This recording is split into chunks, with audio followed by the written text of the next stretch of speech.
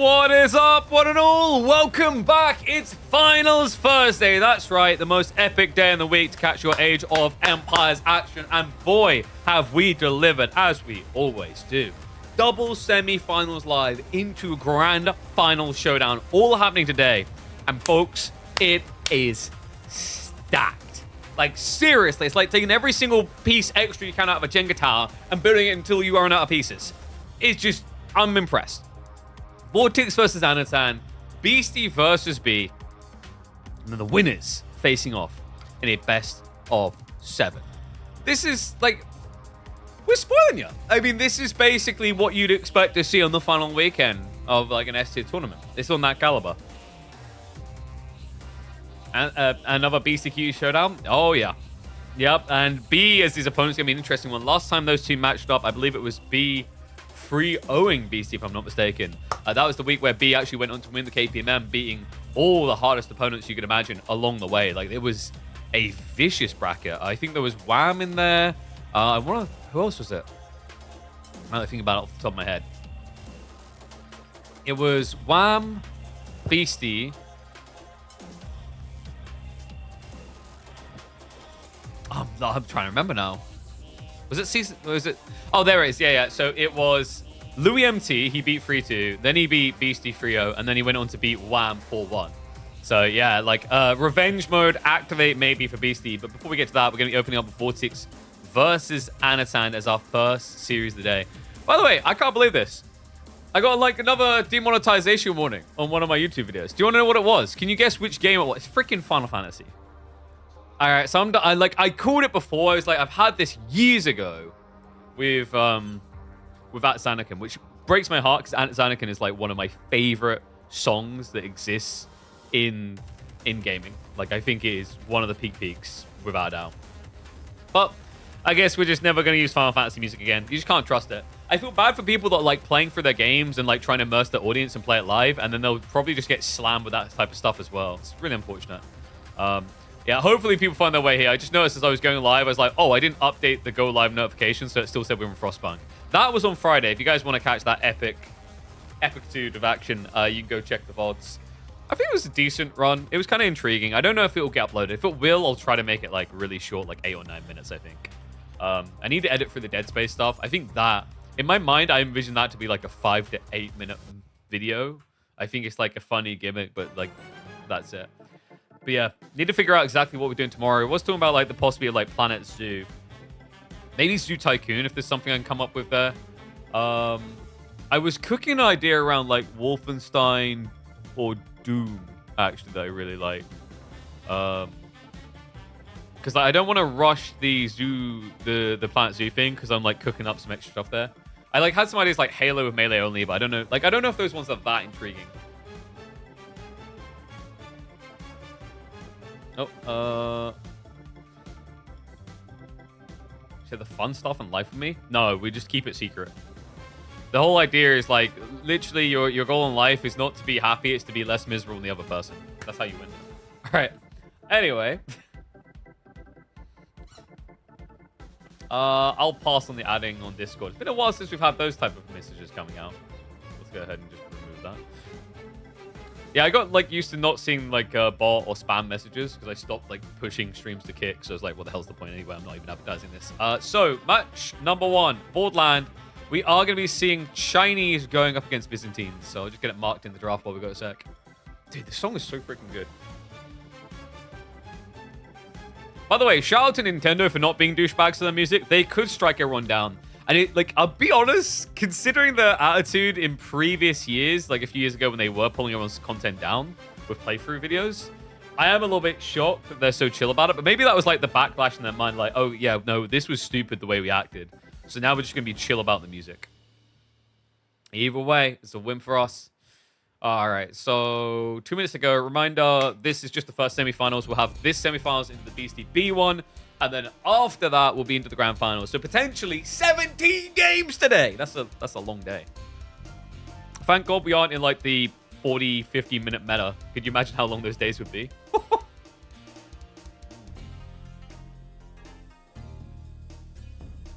Gotta love this Spyro music.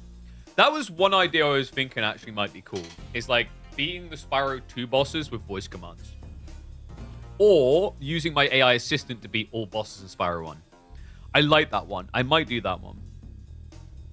We only had like 2 or 3 bosses left to do. But I think that's fine, because like the later bosses are more challenging. Maybe we smush them into one stream as like 2 different challenges done at once. Whoa. And I need to get some like, there's some other like interesting questions I want to answer that I could probably just do offline. I need to get time to do that.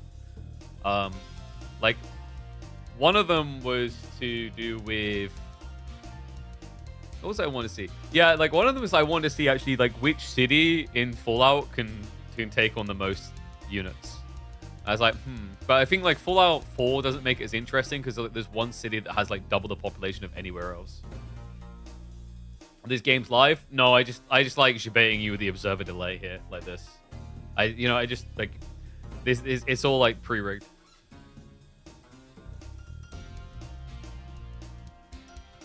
On break from work, we share the feeling. Yeah, like a lot of people seem to like watching these while they're at work. I mean, like dirty little secret. Nice tactic, right? Like that's what I should do. It should be the restream crap. Remember like when they used to have the restream service? That's back when Grubby was still part of the game. And like you would try and be like an aspiring streamer, you come online and you just get crushed by the restream of Grubby. You can still do that. Some people still do that, but like it's not automated, right? So you'd have to manually do it. Some bigger creators have even started doing 24/7 channels, which is a very smart move. All right. Let's get ready to go. Also, shout out to Spyro devs. I'm surprised Activision doesn't try to yoink my money from my videos. All right. Let's hype it up. Semi-finals upon us. Anatan is back in the weeklies. And folks, it is fierce. Look at that bracket. VortiX, Anatan, Beasty B. This is the quality of games that we deliver in the Midweek Masters. And it is my pleasure to see these two clashing. Aggression and unorthodox meet. VortiX on the Chinese up against Anatan on his Byzantines. Byzantines, a speciality for this man, something he knows like the back of his hand and always looks to bring that extra spice, that 5 spice, to keep it zesty. Let's see if he can do so, if he can outpace the aggressive party, the Matador, the unkillable, the reigning champion, and the biggest slayer in the Midweek Muster. VortiX is no slouch, as everyone has learned. But maybe Anatan, fresh into 2026, has something cooking that we simply haven't seen. Game number 1, we take to the Borderlands. Let's get to it. Is it going to be a Pro Scouts play, or is it going to be attack? Knowing the man himself, it seems weird to say Pro Scouts, but at the same time, a map like this can be pretty hard to resist. I am curious to see like how greedy Byzantines are going to go, though. Normally, you are thinking about that 5-system play as quickly as possible, but Chinese, they're not just a greedy civ now, right? They are a civ that offers up a way to be aggressive. The supervision, the pump timing, the taxation to get you into your blacksmith plays. Like, there's definitely ways that China can play this without just being a greedy mother ducker and sitting at home. You rate VortiX here because I mean, like, it's hard not to. This guy, when I say most decorated, I'm not exaggerating even in the slightest. It's very rare to have a week that he doesn't win. Like, often when there's a week he hasn't won, it's because he didn't play, right? Like, it's, I think season 17, or it was season 2, week 17 rather, was the one that he didn't win because he just didn't play at all. And then before that, it was like another 4, and then it was a week off for him, and then he was back on a free streak. I think the only time VortiX has lost, I think you have to go all the way back to week number 6, and we're now in week number 19. Guy is a beast. Although I do really hope at this rate I just get sent like a thank you card, you know, from his family for paying for their bills. At this point, I'm gonna end up just funding him throughout the year. I mean, it's a decent amount on offer, right? $500 prize pool every single week. It's not gonna change your life, but it definitely helps a lot. Yeah, like I need to get actually, I think they should add it to the game by default as a loop in to see the idle time of the TC. Because VortiX does this a lot, right? Where he'll end up being like 20 minutes in, he'll be a villager or 2 down, he hasn't lost any. This early on, he's not going to skip worker production at all. I do wonder to some degree how much of it is his experience in Age of Mythology screwing him over on rapidly producing workers versus almost an element of intent where like, hey, I actually didn't want to produce here because I chose to build an extra unit. Seems unlikely though. I think the scaling doesn't make sense. Like compared to other RTSs where that is a justifiable tactic. In Age of Empires 4, the metrics just don't align to feel that much better. Like sacrificing a villager production to go and build, you know, another spearman.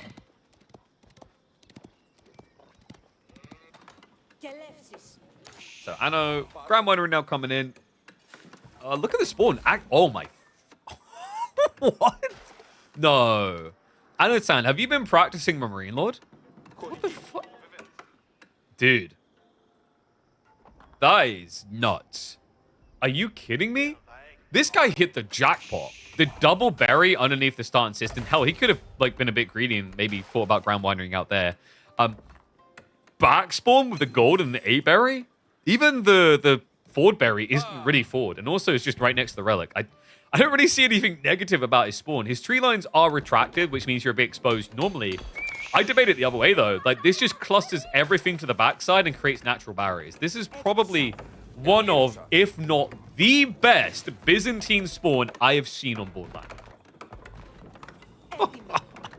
Like, the only negative is your Ford Stone. But unless you're against a Dark Age aggroing Civ, you don't really care about that. And spoiler alert, China doesn't really Dark Age aggro. In fact, they're not even feudal aggroing. It is going to be a pro scout. If Chinese went Dark Age rush, yeah, but then like you basically want to lose the game, right? When did you last see a Chinese player Dark Age rushing? It's just not a thing anymore. It's not worth it to sack your Imperial Academy timing. It's not worth it to build that initial tax, man. It just never seems to make sense. Like the one exception would be in theory if you're playing on water hybrid maps, but even then, you know, Chinese players just don't care for the Dark Age aggro anymore. You can Dark Age aggro? Yeah, but didn't you just say you slipped down a rank a little bit? I hate to rank shame you here, but I don't think I've seen anyone in Conk on land Dark Age rush with China. So Lumitane are going to be coming out. Interestingly enough, he did stop at the level 3 system, didn't rush towards level 4-5. So he's trying to block Pro Scout play. VortiX already going into Horseman, which feels kind of redundant here. But the logic is that your opponent will eventually get the Olive Oil, and then he'll be looking to add in either longbows or javelins. So he's just preempting some value there. Archer follow-up is really going to be the important thing for him. They build Tau way too quick. Yeah, but like it kind of tells you just how good Imperial Academy is, doesn't it? The fact that no one chooses the Dark Age, instead they would rather go for a rush tech into feudal when they could technically rush you so easily in the Dark Age of Towers. Doesn't that say everything it needs to about how good China's timing is with the Imperial Academy? And yet still this landmark exists and doesn't really receive any substantial nerf or alteration. You know, my big feeling on it still is that the perks of this should be split with Barbican. I don't know. I think Barbican is very underwhelming as a landmark on its own, and then Imperial Academy is too good. The exception being if you Barbican drop the enemy base, but that's like situational, very situational. Amatane, whoops. Back we go. Does he have a good option? Nah, no. Chug over there, I was like, maybe he has something good like Sapahi, for example. But yeah, there's a French Knight option down here. I just don't expect him to ever go for it. It is going to be Western contract coming through, so the expected. Interesting that he didn't go Javelins considering he's playing upfield. I'd say if you're trying to intercept Pro Scouts, Javelins can make a little bit more sense, but on this map, it's a bit contradictory. Because by the time you be getting those initial jabs out, the deer packs in the center, like half of it at least, is going to be gone, and then it's wide side. Trying to play Javelin split wide side is very dangerous here. It's like, I don't blame him for just shirking the idea of it entirely. Yeah, I keep forgetting. They did actually change the deer packs. It used to be 7 on the outskirts. It's now 5.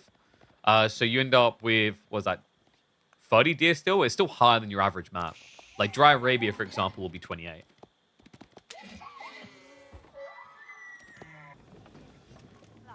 Fourth system not coming in yet, but there we go. I was about to say, he definitely has a stone for it. And he will be shifting to the back gold. So just kind of hiding his true intent. I like this. It's also a good idea, like apes strong together type logic. Is that if a horseman raids in here, if you have 5 workers, he's going to poke it a bit. If there's 10 workers, he's going to die. So this just kind of gives you an extra layer of security while also hiding the intent. Like if Anno secretly wants to go Castle Age, It's going to be much harder for VortiX to find that out. You guys got 50 watch streaks? God damn. All right, I'm going to have to start doing more variety streams to force you guys to tune in. This is the sunken cost fallacy. You can get people to watch anything once they're invested enough. Like, welcome to the paint drying stream, guys. Hope you've been looking forward to some paint drying.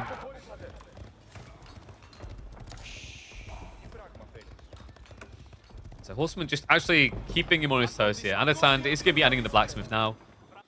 But love this from VortiX. His timing's really good. It's kind of crazy, right? Like, think about what China's done here. They've built 26 military units. Well, let's say like roughly 24, 23 because of the scouts.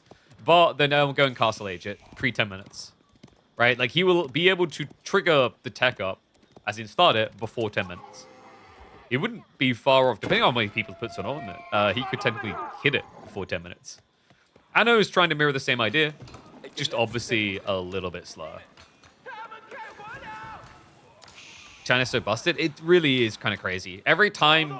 I think the thing is we've just kind of become numb to how incredible the timings are because it's always been this way, really. That doesn't make it okay, though. It's like brushed off like, oh, yeah, that's fine. I mean, they've always been that way. It's like, it's like, oh, man, well, inequality has always been a thing. Why should we try and solve it now? Horseman just being cheeky, but doesn't seem like VortiX's face at all. It's forcing more outpost investments. Yeah, that will be the one attempt at raiding that Anatan had. The rest is locked in, and look at the food gold state. What happened here? He's reinvesting into ponies at the worst possible time. Imperial Palace now on the way for VortiX. 11 on it, so it's only going to take him like 20 seconds.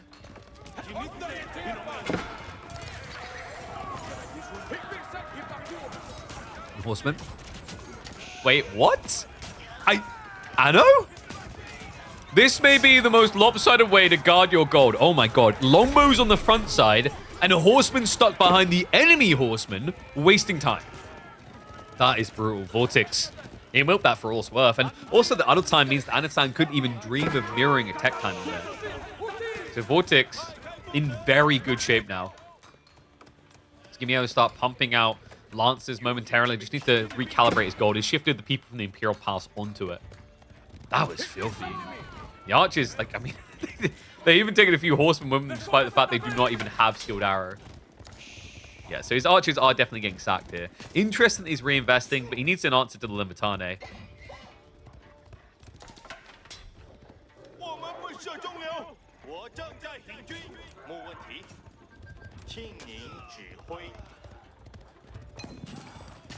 China builds everything all over the world. Yeah, I mean, just because we're using the real life logic there, it doesn't... Like, hey, what's the logic with longbows in English? We stopped using those a long time ago.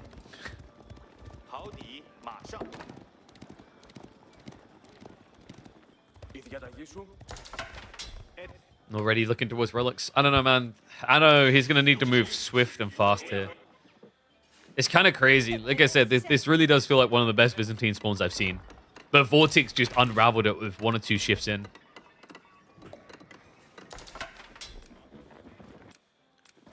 So I know Golden Horn Tower soon to complete, but VortiX, he'll have veterancy for archers. He can supervise that. Currently he isn't, so it's going to take him a minute long, but if he wants to, he can rush it in like 25 seconds. In fact, oh, will you look at that? He already started. Yeah, so this is going to be pretty tough. Anatan, he only has 10 longbows. His Limitane are just going to get melted by this. He does at least have the outpost. But remember, the lance is coming. So VortiX can basically just ram a foot full up the butt here.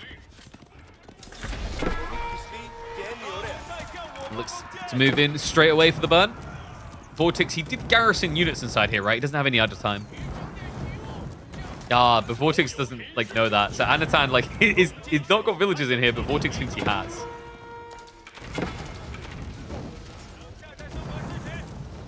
Outpost will reveal the surprise waiting inside. So -3 spearmen, though, is still good for him, right? Like, it just enables the lances. Anatan is now pivoting into cataphracts, as you'd anticipate here. Little horseman raid, not really going to achieve much at the back. Remember, VortiX is kind of happy to contain him in the corner for the time being. Especially now that he actually is able to kind of hunker down around the Golden Horn Tower area if he wants. Because that means you could intercept the mercs. Seems for now, he's shown a lot of respect, though. He shows restraint. He backs the entire army up here. Doesn't stay anywhere near him. There's Lancers. Cheeky wall attempt, but not going to be quick enough. Good micro VortiX sniping the worker there. The wall will come up in time. So nicely played there. Anatan forces him back the other way. This is a good wall to have anyway. It just stops the Benny Hills of going around in circles around your own base.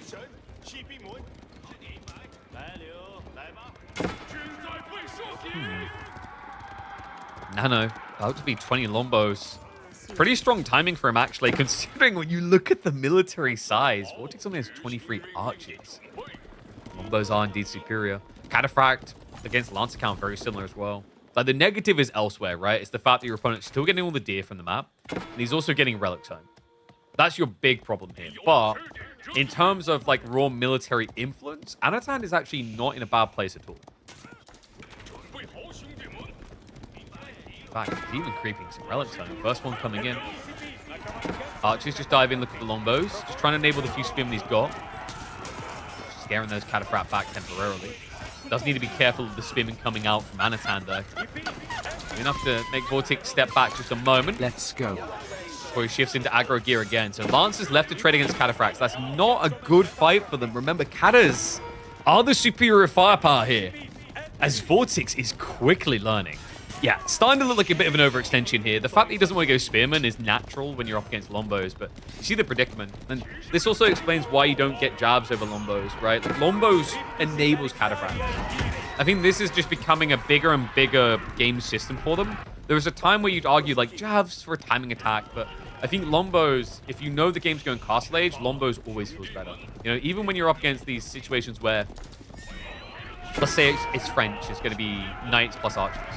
It sometimes justify the camels, but what's surprising is just how effective the Lombos remain there. You know, if you have flood timing and you're able to get Cata advantage, like, I think French is probably the exception to this rule because of the fact they'll have so many Knights. But any other civ, like even Japan technically, right? The idea of just having Lombos isn't actually a terrible thing. It all comes down to food access at the end of the day. And Cataphracts, if you have this type of spawn, viable. Very viable. Hey, what's up, Massel? Appreciate the prime sub, by the way. Always remember, get those subs in, folks. Wouldn't want you to miss a second of this.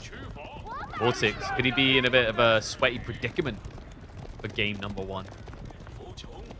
Answer count is up to 11, so all of a sudden, we've gone from even Stevens on the Cav to an advantage, and this is the pro scout deep. All that extra food goes a hell of a long way. Not to mention the production pacing. You just can't easily keep up with that as Byzantines, even with Conscriptio at level 5. Lancers into the workers. I'm going to just scratch off a few here. Textiles was a good read by Anatan. It's going to minimize his losses to some degree. Lombos are now getting intercepted by the Dormy Archers, and also the Lancers get on top of him. There's a counter raid attempt. It's a trade. Cataphracts go into the Chinese base. It's a race to 0 workers for both. The problem, however, is that VortiX has so much left over. Oh, man. The Cataphracts, they're not looking that pretty. Only 6 of them to try and bring Anatan to win. He tried to out-aggro the Beast. The Spanish ball that knows nothing but aggression will not be outdone. The Anatan most definitely looks done in game number 1. I mean, VortiX, he has lost a lot of workers, don't get me wrong, but it's just over time, who's going to lose more? When you look at this, it's pretty obvious, isn't it? Despite the fact Anno built up a 10-worker lead in a matter of 30 seconds, it's all gone. Cool idea with the Akratoy. But the problem is you don't get bonus against Cav on those strikes, so Lancers still stand the ground for a very long time. And that's all Anno had. He's got 3 Catas left. VortiX, his economy remains strong. A valiant effort, though, man. I got to give it to him. It's hard to try and out-aggro that type of time against a player like VortiX. But for a moment, Anatan, he shines some hope there, right? Like, maybe, I think if you had a Mango outpost, very different looking game. You just anchor down this area, and it's very hard for VortiX's archers to chase. And then you just build Spearmen to hold. But without a tower there that's upgraded with a seriously threatening Mangonel emplacement, it just kind of felt like VortiX was going to be able to die forever.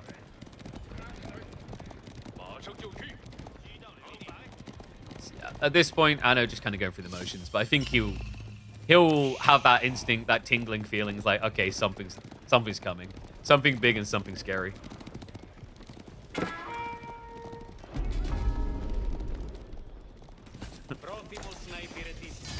Yep, he immediately calls it GG.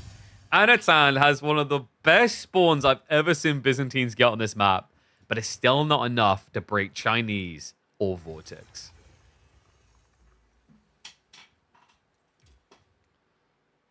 Damn. I think that, like, it's an interesting highlight point. Like, it was one of the best spawns I've seen.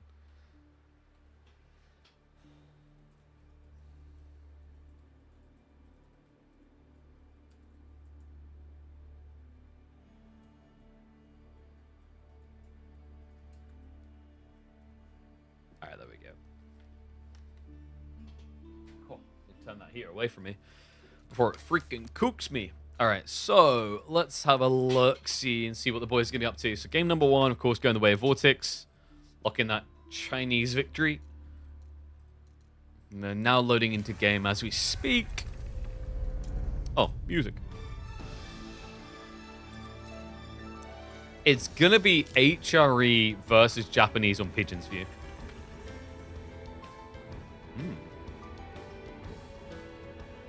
I feel like many people have been yoinking HRE here recently.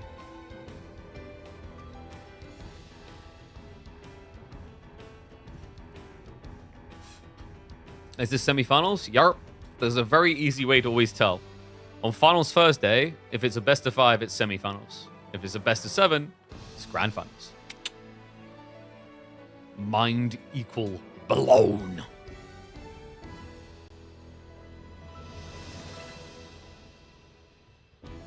HRE is a really bad matchup for Japan. Oh, versus Japan. I think it depends on the spawn. Because, like, you can technically do a Dark Age rush, no? Because HRE economy is really strong and the marching drills. If Anna gets, like, a double Ford gold, I think there's a one in which VortiX just, like, Dark Age rushes him. In the feudal, HRE is really good in the feudal, actually, against Japan. They have a lot of upsides, especially if you play Mind Work. Even without Mind Work, though. It's more about the castle, though, right? Like, if you play Mind Work with the Barded Armor, it's kind of interesting against Samurai, but without it, pretty hard. So, yeah, I think for HRE, you kind of have to do something in Dark/Feudal. And then for Japan, the later the game goes, the better it gets. As long as you haven't, like, thrown something away big time early.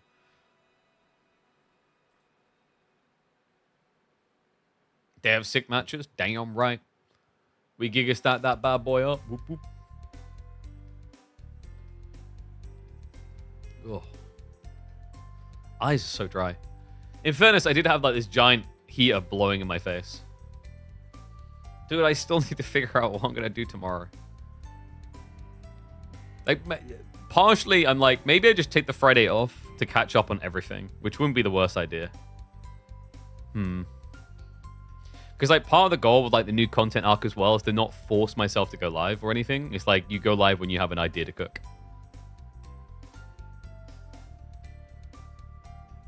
And it's like, I have a very busy weekend because I'm going to be casting both days. So it's kind of non-stop, yeah. When does the new Dawn of War come out?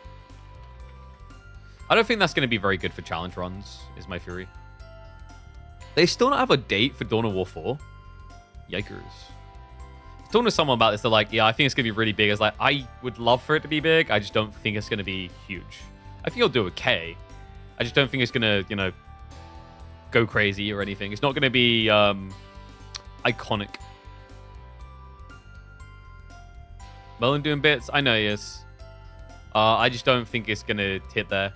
Like, honestly, the best thing, I reckon what would happen for Merlin, if he here, I'll do, like, full content creator advice. The best thing for him would be to, like, try and ride the initial coattails of Dawn of War 4 and then pivot into Total War Warhammer 40k. Because, like, there is no way Dawn of War 4 is going to be the biggest Warhammer 40k thing this year. It's no way. There's no way. Unless Total War Warhammer 40k isn't this year or, like, early next year, But like of the strategy games, if it's more about you love Warhammer and you want a strategy game, Total War will be the bigger hyped one. I think they already hit 1 million wish lists on Steam, they were saying the other day. It's crazy because it hasn't been that long, actually.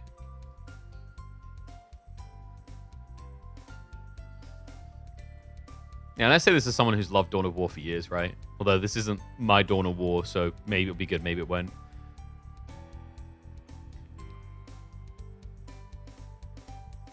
Also, just like looking at the graphical style for Dawn of War, the new one, it's like, it's a bit of a weird bag. Because like, if you have a look at it, the problem you have here with this, I think it's pretty in its own way, but it's not pretty in like a visually easy to indicate like experience.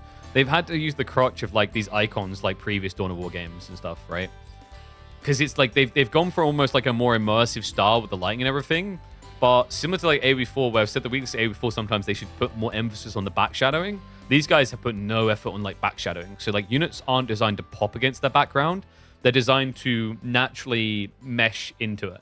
Like this is the thing that like I think a lot of people don't clock with a lot of games they play. Perfect example is with FPSs. FPS is literally intentionally they provide backshadowing on players so they don't blend into the backgrounds.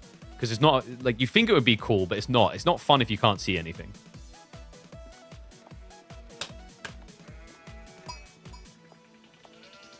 HRE, what a trash sieve. Why would you ever bother? Well, VortiX is going to show you the way to bother. Folks, we are here for game number 2 of our semifinals. VortiX is still a believer in the HRE where many might be losing faith, but he's got a big challenge ahead of him. On the other side of the battlefield, it is going to be none other than Anatan on the Japanese. An S-tier pick. Let's see if VortiX can make HRE great again. He's in a good position to do it, folks. Game number 2, and VortiX already off to an early lead. The question mark now is it going to be Dark Age Aggression? It has to be Dark Age Aggression. I don't think Anno is going to want a piece of this. Now, we were pre-analyzing this, that I felt it would come down to the spawn. Forward gold would be a devastation for Anatan. Back gold might actually be viable, though. Yeah, he just needs to make sure he gathers quick enough to get to the feudal age, because VortiX is going to be looking to twist his arm with this spearman opening. Yeah, already has him queued up on the way. I wonder, he probably could have done that a bit cleaner if he builds the house later, no? Because like then you'd have the surplus wood. Yeah, I'd have to go and double check that, but it felt like the timing could have been slightly tighter. It just doesn't make you feel comfortable because the state of like the pop cap. Wait, no one's gambling on VortiX? wait, hold on a sec. The uncontestable champion of KPMMs, and no one's gambling on it. That, that does surprise me. Wow. We'll have to see if he can bring the doubters around. Double spear. Wouldn't be surprised if he just stops here, especially if there's no aggro coming in from Anatan. Double spear should be good enough to idle the gold or force an overcommitment. Anatan, of course, already has the gold he needs, though. Yeah, so we'll just be looking to drop off momentarily. Is he going to keep going? Interesting. Maybe for, like, the wheelbarrow tech, if he can get away with it. It's not a bad idea. Looks like he'll be able to get away with it as well. Ooh, no, he pulls away early. He's showing respect, though. Like, when the first HRE spearman shows up, you want to think about leaving. Compared to any other civ, you have to be really aware of just how much quicker that second spearman's going to arrive. A, because their economy is so good, and B, because the spearmen move faster. So it's like a double reason to get the hell out of there fast.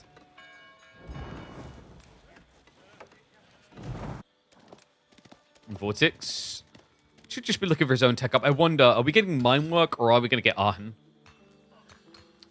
Last year, VortiX and Lucifer were really big believers in Pro Scouts HRE, even when other players stopped doing it as much. So, you know, for that reason, we normally see Arhan out of them a lot more. Arhan on this type of spawn without Pro Scouts would feel a bit rough. He gets golden wood, but there's no food in range. That's not even feasible, right?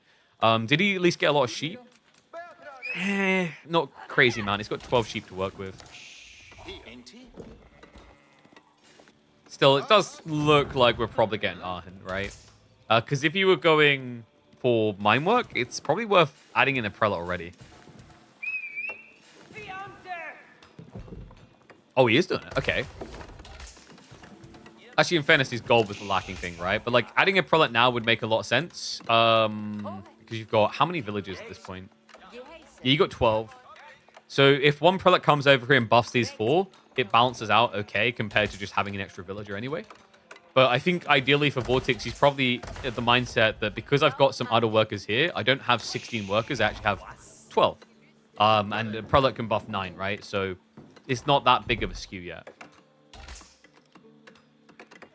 Love that we're getting mine work, though.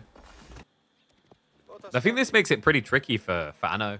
We talked about these timings where, like, in Dark Age, Feudal Age, Age should feel better. It's the Castle Age where Japan really starts to take over. But to get to Castle Age, Japan is going to have to react to this Dark Age aggression finally. Yeah, starts to pull his own spearmen. Villages rushing across. So likely we're going to be seeing an outpost drop momentarily. Anatan does have the wood available. VortiX adding in more spears now.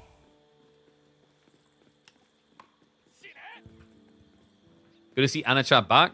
Oh, yeah. I think he's just taking a little bit of rest, a little bit of break. I mean, we've got some people having that, right? Like Louis, I think, is a more extensive break because he's not even going to be playing in the Red Bull World qualifiers. But Anno had to get back to it, right? I mean, we know he's going to be playing in them, so important to get that warm-up, that experience in. I mean, if the people on the road to Red Bull World, how many are not playing in this, I want to know? Let's have a look. Let's see if we can figure this out. So for Londinium, Road to Rebel Wallow. Because the main event... Also, not main event. Londinium already has Puppy Paul, who doesn't really have the time because he has his Jurb. He works like 3 or 4 days a week. Anatan plays in these now. Beasty plays in these. The interesting part is that Dumu's in the main event, but he hasn't been playing KPMM this year. Lucifron returned to the KPMM, of course. Marine Lord is too scared to play the KPMMs. He doesn't want to have to deal with the manliness of VortiX and Corvinus. VortiX is here. Wham, I believe, took this week off. Yeah, he's probably cooking up some strats with his brother, I imagine. But a lot of players just taking it seriously as a good form of practice, really. Spearman. Fishing for that kill. He can get that. He easily can get that. Yep, marching drills. Oh, sick body blocks. Anatan gets in the way and gets a double kill on the spears. Nicely played. Offsets the aggressive timing there. VortiX just a bit greedy, guys, because like he's doing this again. I don't know. I'd have to ask him what the justification is. He's a really big believer in Pro Scout's mind work. One of the few players I see do it. Because they technically are and is better with mind work because it makes sense at that point. Whereas like here, I mean, you can build extra prelates for sure. I think for VortiX, for his playstyle, the mentality makes sense is that it's very much rewarding for him as an aggressive player to have the blacksmith timings with the unique tags. But the trade-off there, of course, is because you chose Pro Scouts, you didn't have all pikes or bloomery, which might have actually helped you get the kills. I think one of those workers only actually has 1 HP, if I'm not mistaken. Oof, 2. But if you remember, like a +1 damage, it's not, oh yeah, you know, he needed 1 to kill. So the +1 for bloomery. He would have hit that villager several times, so it would have been a kill otherwise. Also, it really catches people off guard. Like, the things they can get away with, the scale's kind of different between the 7, 8, 9 damage ratios, right?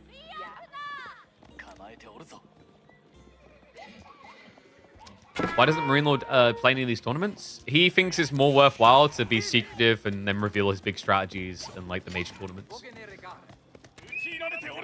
There's also the risk of him losing seeding value, where he's ranked #1 seeding, right? So that gives him the most favorable placement in S-tier tournaments.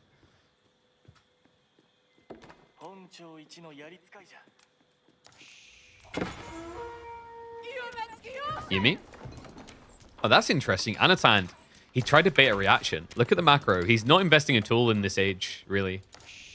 The one archer is, like, it's more expensive than you realize, because unless you plan to build archers in Castle Age, it's just kind of a dead weight building, but down the line, you will eventually want these, right? Like, normally you're going to be opening stables first, but Yumi is the second part of the Japanese composition for Castle Age. Pretty standard. Alright, Flown Gate now on the way for Anachad. And it is going to be a stables drop over here. Stone Gathering has been good enough, so Daimyo Mana is going to be coming in. The idea here is that you can actually queue up a Mounted Samurai before hitting Castle Age. So by the time you tech up, the Uma Bannerman auto upgrades, but he could already be here. And then he just dives into the enemy base and gets some damage done because VortiX is now being forced to mirror the tech play. He only has one spearman in total, meaning that Uma Bannerman is going to be loving life.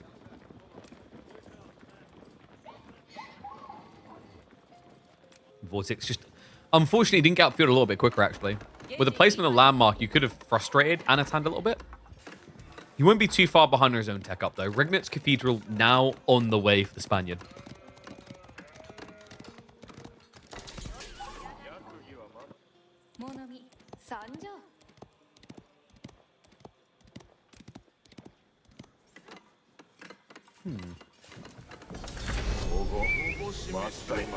I wonder what VortiX's opening was going to be here.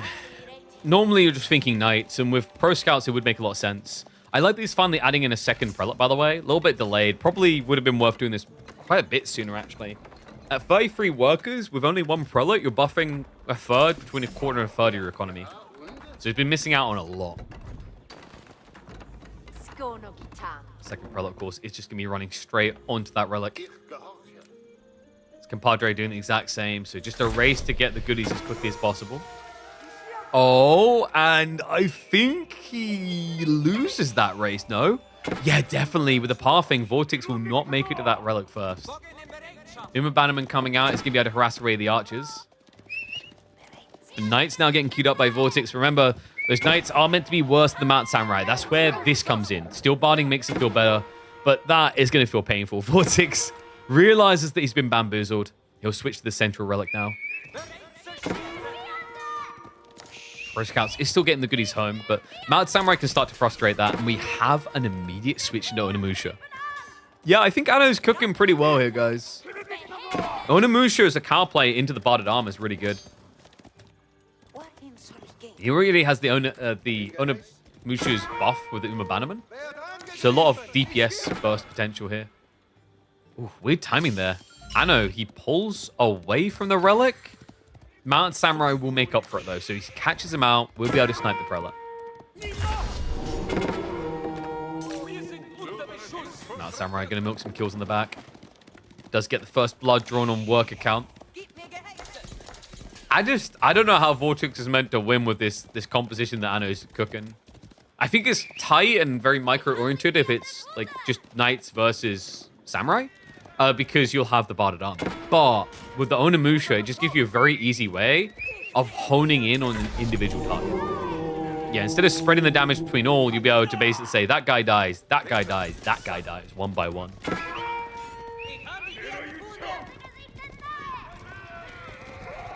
VortiX just still trying to contest this Relic, right? Like, so far, he's failed to get any home? No. What? Guys, he has no relics. This one, like, he forgot about it, I think. That should have been home by now. This is really bad. HRE really bad?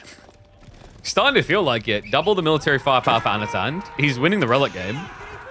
I mean, there is no relic game right now for VortiX. This is disastrous. He's hitting from all sides as well. Just a little bit of poke here or there. Yeah, it's only one spearman, but the pings distract, right? We have got a counter raid, though. VortiX goes into the base. It's about to happen again, isn't it? Both players just diving in simultaneously. Who is going to have the stronger punch, though? Because VortiX, he's already striking workers down, keeping them neck and neck. The Knights now will be chased away by the Onimusha. The second wave from Anatan is the scary one. The one that VortiX doesn't want to have to deal with. He's adding in the archers now to try and deal with the Onimusha. But that's the problem, isn't it? You know, you think about what Japan has here. Everything good against everything here. For VortiX, half of this good against half of this good against half of this. It's not as beneficial or complementary of a combo.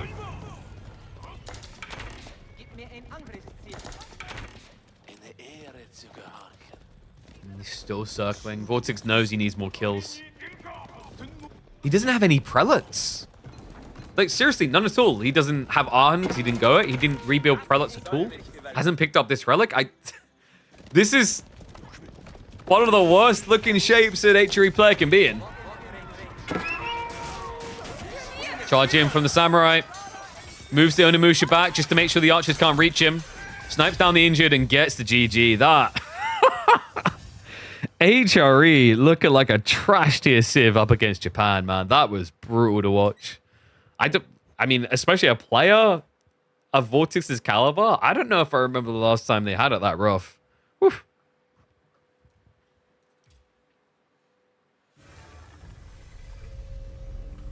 Yeah, I wonder if, like, hindsight, when he reviews that, he'll feel bad about, like, the prelate state. I don't know. I wonder if, like, it could have been a little bit better for him. I don't know if it would have been enough to change the outlook of the game.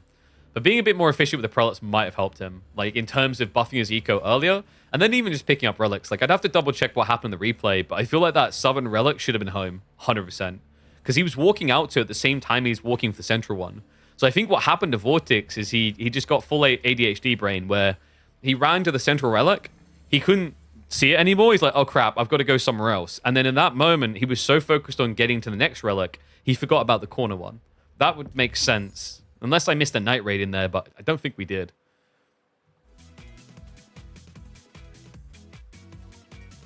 Bring the 40% Inspire back. I think like this is the thing with HRE. This has always been the thing. Economically powerful, but they just don't have much uniqueness to them. That's why people want to go mine work. So they actually feel like a unique Civ for something other than, you know, money. Should have gone all pikes. All pikes doesn't change the outcome of that fight. Earlier on, it might have helped him raid, but that's the thing. You've chosen Pro Scouts, which just kind of enables fast castle.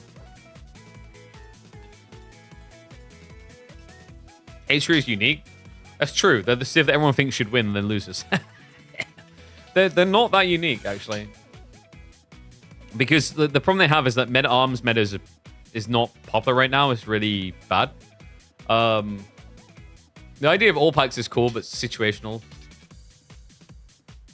Like, basically, the thing is knights. Like, barded armor, right? They tried to make them unique with the riders, which is a really cool idea, but that, like, you don't usually get that late in the game.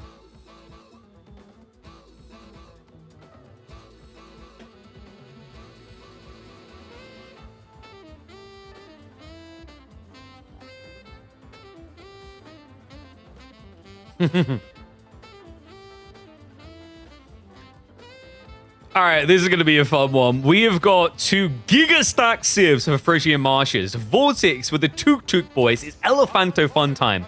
But on the other side, Anatan is looking to clown out and slap down Sengoku. A prime candidate to end your elephant nightmares.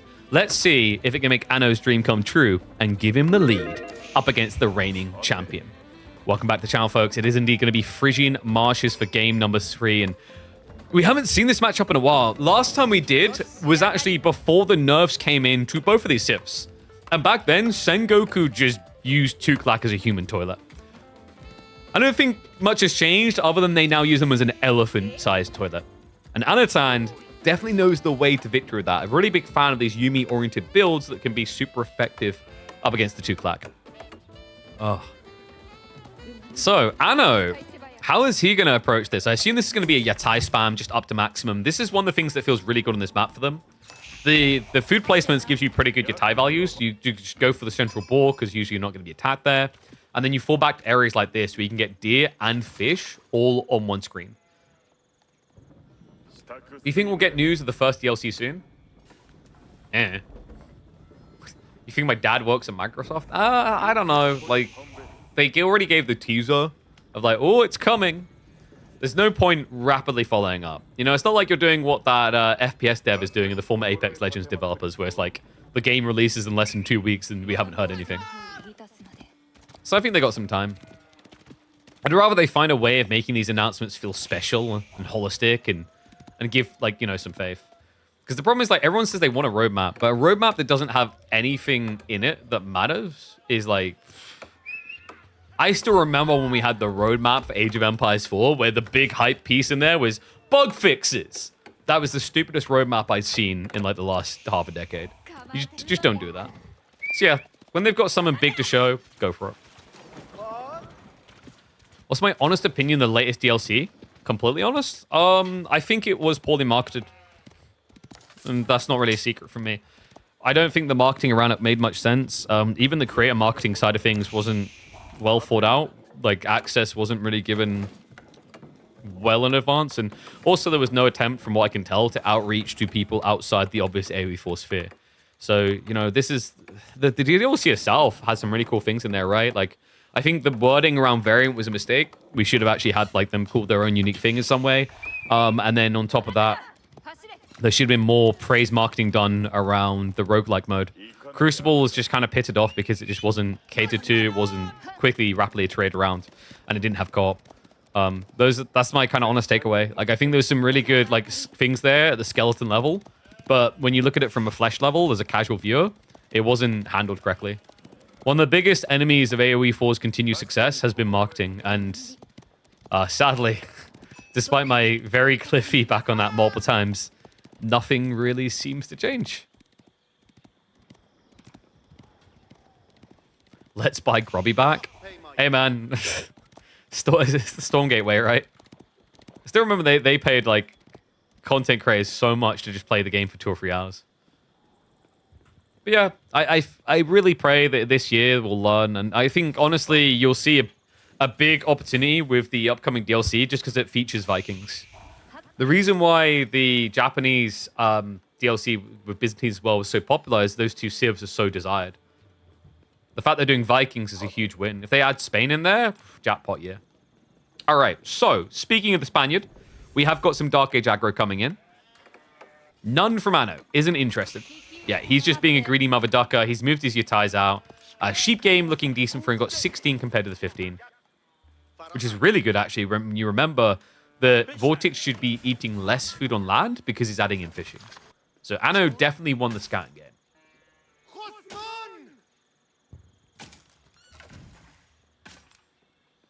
Yeah, like the obvious thing that makes so much sense that I really hope they do it is that they actually have something to announce around AoE 4 at Red Bull World Law.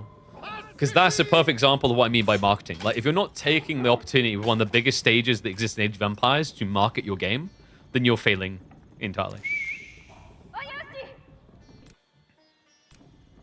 And that's what, 4 months into the year? So there should be at least something small that they could show.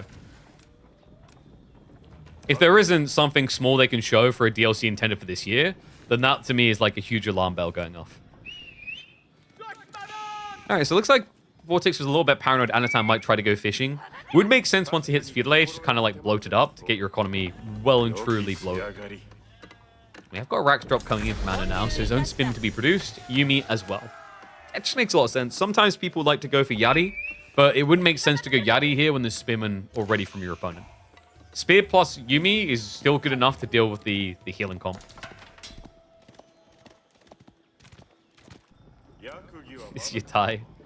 Like, I don't exist, don't mind me. It's just a race from pond to pond between him and the spear. Yeah, he had to pull back from the boar, right? Because you knew the boar were going to get camped. It's the most obvious move. If he can start to just get control of the central area, coming back out into double boar would be a huge advantage for Anatan's economy. Essentially doubling what he'll get out of the Yatais. Dot play now from Anno. And yeah, fishing gives the same amount that deer does. And even if you ever wonder with Yatai, if you hover on the little Yatai gathering, it'll give you indications of what each food type will give you.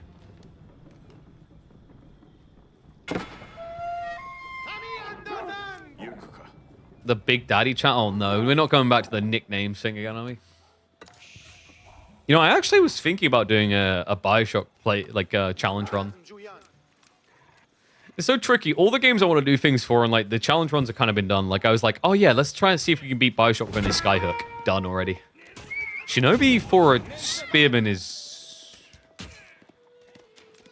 okay. Was that worth it? Because remember, the Shinobi only lasts 45 seconds now. That is some serious spear hate, okay? I think that Spearman may have slept with Anatan's mum. Like, if I had to throw a theory out there. Because I don't think... you didn't even need grenades to kill him. It might just be that he feels like he's not going to do anything in the next, you know, minute and a half that requires Shinobi. So you might as well spring him now, get a little bit of value, and then just, you know, get out. Yeah, this has been an underwhelming use of ninjas. But, like I said, you know, if he doesn't plan to do anything in the next minute, it's not that damning because he'll have it off cooldown now in 70 seconds. So should be fine.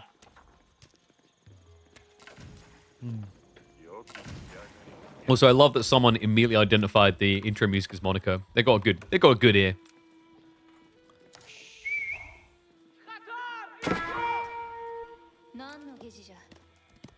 I'm greedy and kind of already want to Claire Obscure too. I mean, who wouldn't? If you actually played through the game and then you think about the real world, you're like, whoa, yes, please.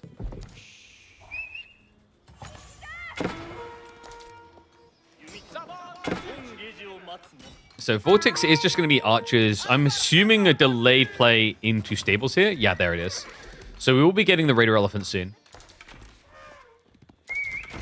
Anatan, I'm assuming we're looking at Oder Estates. So remember, the Estates is going to allow him to get like a +1 damage on his Yuumi, which buffs your bad boys up big time. Like, it's actually kind of crazy because it's to your raw maximum DPS and fuel a 20% increase.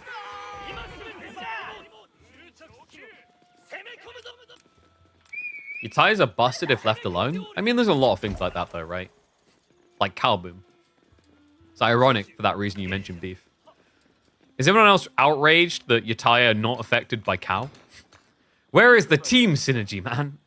Yeah, actually, that's kind of a weird one when you think about it that way.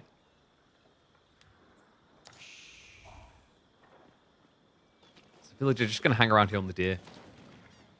Yeah, I think he's content with 4 into attack. Castle's going to be coming in soon. I mean, VortiX, he had an attack point in mind here, but... where is it? He's so small. I actually really like the way that Anatan's played this, because there is an expectation of you just kind of being present. As we've seen, actually, like a bullyish approach with Sengoku is super effective against Tuklak because of the grenades. The grenades were breaking this Civ time and time again on this map. Because you just frag grenade onto the heal elephant. It's already slow. It slows it more. It takes increased damage. It just dies straight away. Instead, Anatan has used that expectation against VortiX. Sake Brewery now on the way in. There is going to be an attack towards the 4 gold, but even if you push him off here, guys, Anno doesn't have to care. This Civ is crazy. They don't actually need the gold vein once they hit castle. The Sake Brewery is good enough. Especially with a little bit of extra buffing there, right? He's already got the 15% from Matsuri. And then he can easily just rush into the specialized picks because that tech does affect Sake Brewery. More of these ponds being secured now by VortiX.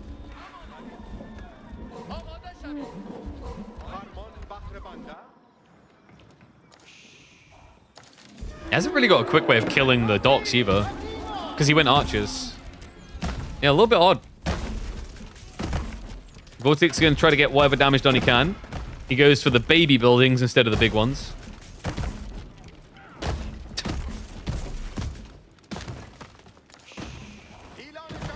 Sorry, elephants just smack so hard it could disconnect and reconnect to my phone. Tech up complete. Mounted Samurai Cute. This is a bit weird now for VortiX. Archer's going to steer onto the fishing. Reaction speed of a fish out of Anatan does end up losing 1. What is... I love the pre-planning by VortiX. He's planning for a Tuklakabad fort. This is really nicely played, man. I love the foresight because a lot of people wouldn't be thinking this far ahead. Their first few houses would have been wasted. Not a single one being wasted by VortiX. It just looks comical if you don't realize what's coming.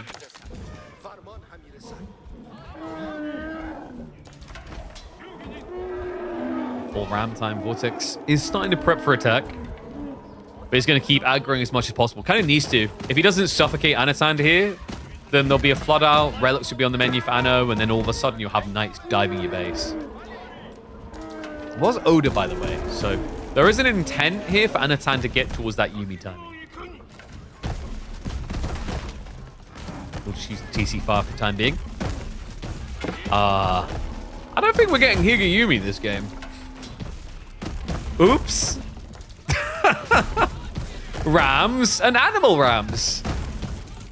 I'm a little bit disappointed that the Tuklak ram doesn't just have like an elephant head.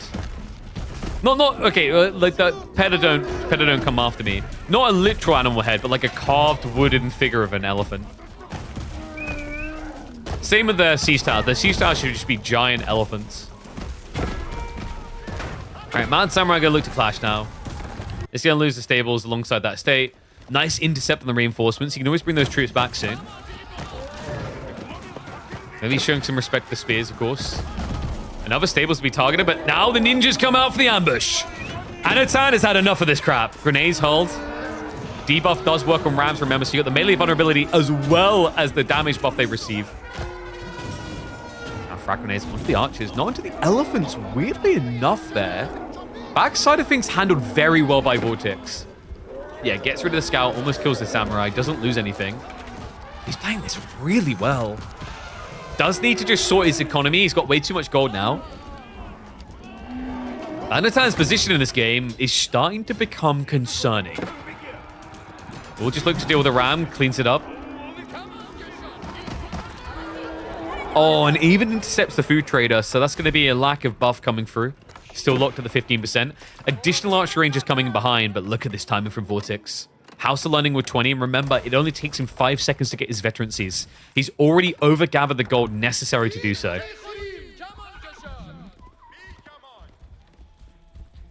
VortiX plays to keep to have so much food. Yep, but you'd have a lot of idle time. Moving, what, the gold workers across to the stone to then only move back to the gold, for example? Like, this is the thing. When people say, oh, man, if you just done the castle, you have to build the castle, which takes a long time. 2 minutes 15.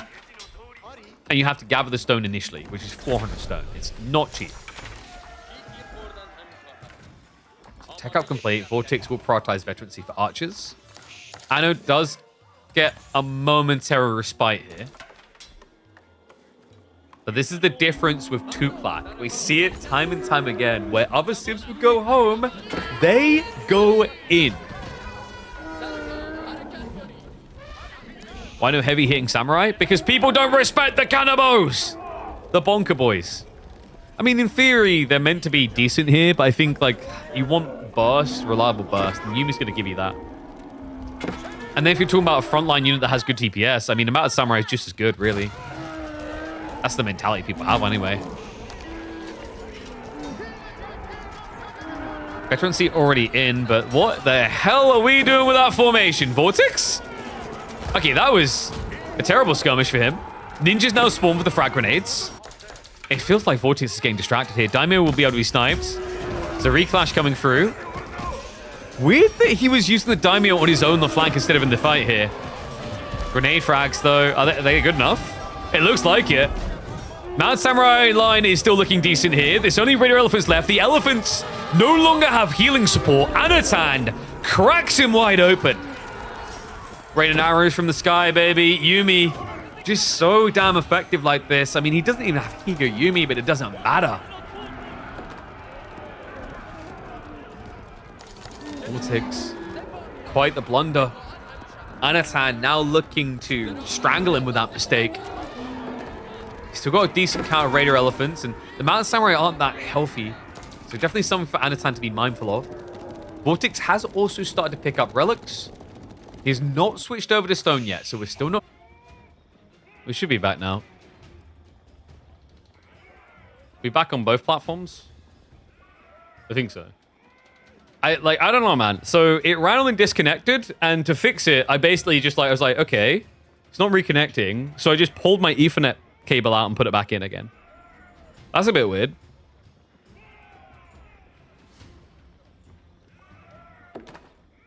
All right, we good? I think we're good.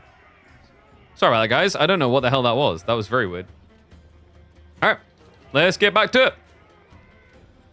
All right, disconnect with disconnects. Resolve back into the fight here. Anatan still with a lot of Yumi, but he really needs to get something else into the equation. The Raider Elephants still pose a significant threat here.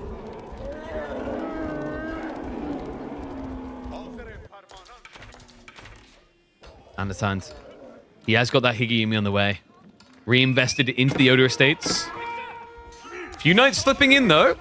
Could prove to be the difference maker here. As VortiX is taking some chip damage on land. Yeah, just not reacting quickly to it, right? He's getting hit from both sides, in fact. Bit weird pathing from Anatan. I think you forgot about that for a second. He's going to start striking into them now. Or not. If you don't move, they can't see you. I don't think that's true. All right, I think we're good now. I seriously don't know what the hell that disconnect was all about. That was a bit weird.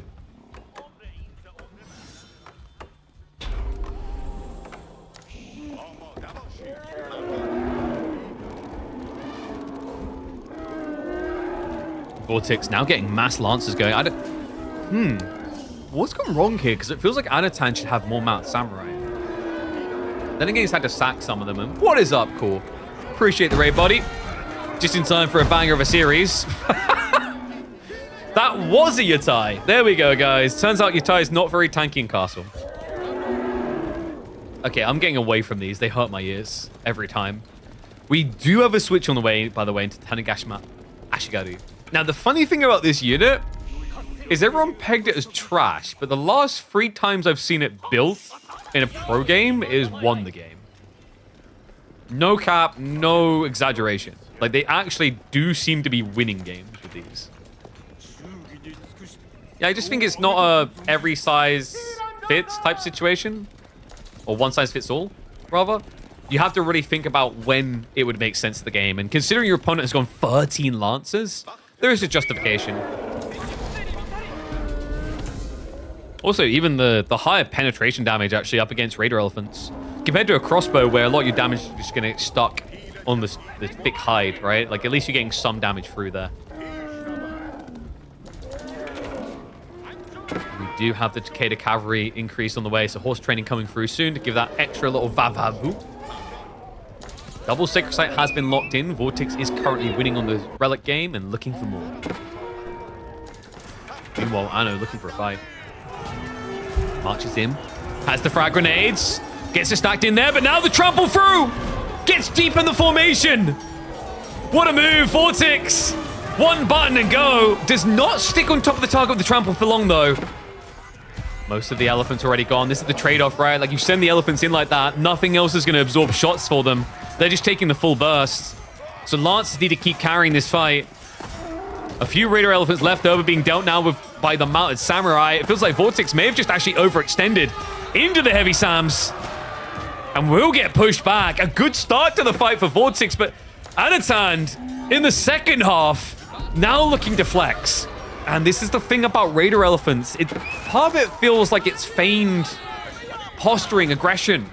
That type of dive there should have been more impactful, but the trample damage doesn't really scale. The Yumi have increased health at this stage, and as long as you don't panic, keep your head about it, you essentially get a quick way of discarding the counter to your archers, especially if you jam your own knights in there. Anna now looking to jam his entire army deep into the elephant base. VortiX with basically only archers left over. Handful amount of samurai for now, but Anatan has more in the way. The Yumi advantage is going to start scaling. And the workers afterwards are not going to be long for this world. That should be game. And a reminder that when the Tuglak comes out here, Sengoku can be the boogeyman. They just don't lose this matchup. Maybe given enough time, someone will figure out a better solution for Tuglak, but we're just not seeing it here. Mount Samurai will just intercept the relic shenanigans. The workers already getting butchered out in the berries. And Anatan now in full control of the game.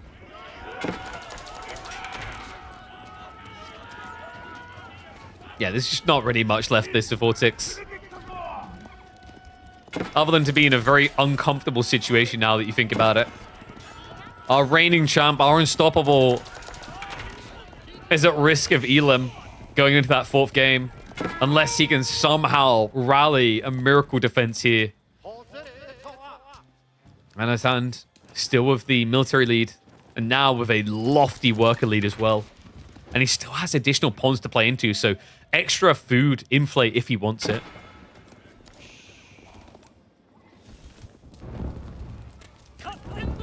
Just even being cheeky with a few Yumi left over here.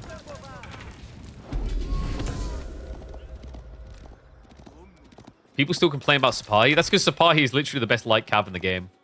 You keep the name out of your mouth.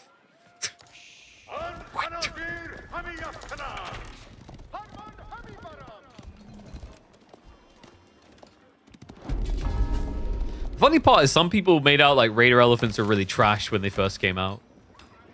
I was never sold on that. Even the trample idea, like, it's not as bad as you think. You just try to avoid pressing the button with everything all the time. Now, what was that? VortiX? There is maybe a way. You know, I was like ready to write this off. Then I remembered this Civ has the other elephant as well. I mean, he's so far behind economy, though. Surely not. I think you see the war elephants and then you just kind of back up, right? Because the thing is, you can go raiding down here, like this area. Oh, man, this is a jackpot. I know. He's going to find him out on the deer. Oh, dearie, dearie. Nice followed up as well. That should be the break point. Surely. Down 30 workers now. No Tuklakabad forts. This feels like the die moment. He has got war elephants coming out, but slow to arrive in the fight. And the Mad Samurai, there's a lot of them. They're going to challenge that. They'll full ego Charlotte. A race to erase. One war elephant now down. We'll pull the Mad Samurai back. Maybe a little bit of an overextension there, especially considering he should have had the ninjas by now. Still, it's only one war elephant. If you can surround them, they're not that threatening. I think just now you double down the Ashigaru, right? Just trying to keep that archer count your opponent down. I like this from VortiX, though, just kind of adding in more Raider elephants as a reaction to the play. Lance is still raiding. Whoops. We'll fix that. Difference between crossbows and Sengoku hand cannoneers. Hand cannoneers are statistically worse, is the idea.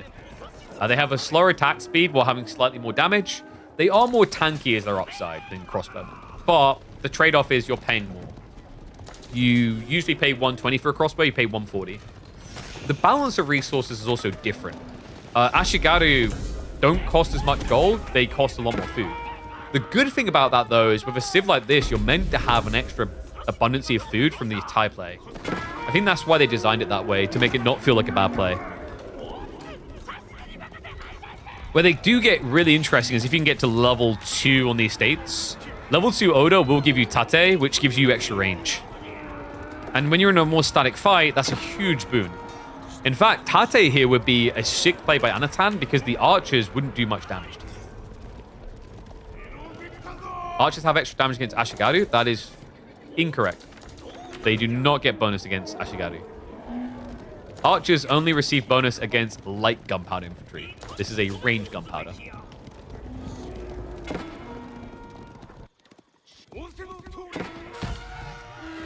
Another creep in with a knight.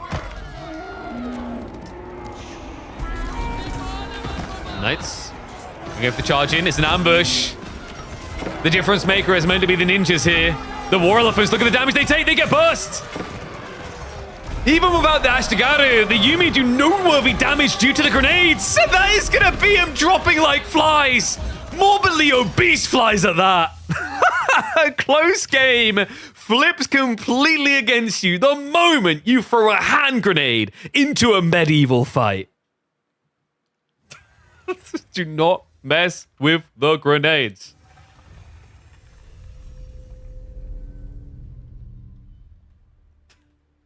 I mean, it's got to be someone with the grenades there.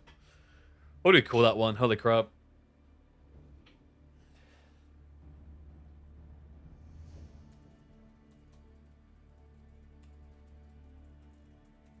Always bring a grenade to an elephant fight.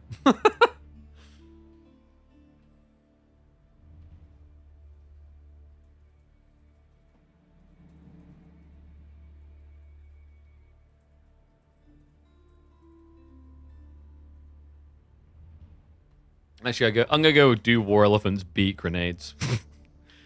Yeah, I don't know what happened with the internet. Sorry about that. I think we're good on all platforms now. That's very, very weird, actually. It just completely clocked out. And the moment I just reconnect the Ethernet, it's fine. So maybe my Ethernet cable is screwed somewhere.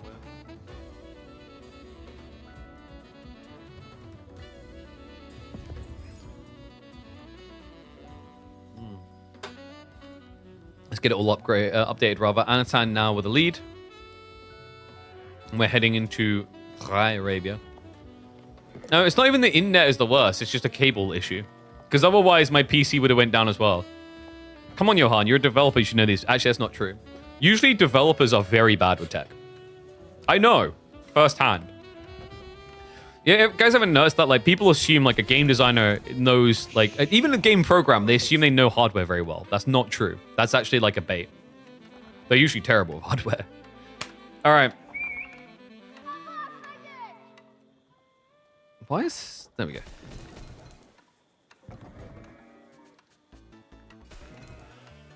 It could all end here. Our reigning champion's life is on the line. If he drops this game, he will be out in semifinals, leading Anatan on to be the rising star of 2026. We head into Dry Arabia, a Rus versus Delhi showdown to see who is truly the champion amongst mere men.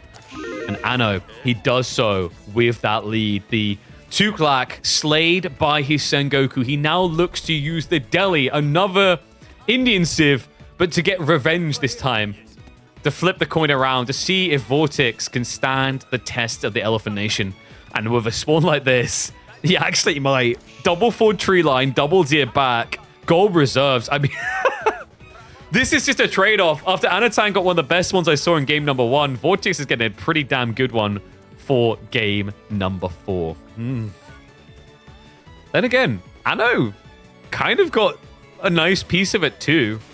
When you look at this, there's a lot of good things for him, right? Like, he's got the double deer on the left side, berries gold retract in the corner. He's got insulation via lines of trees back there. Obviously a little bit of exposed ground in the open here, but you take that to keep the deer close because that means that you could deny pro scouts. Yeah, you can just camp spearmen here. Very easily, actually. You could even bring spears out and build small walls afterwards.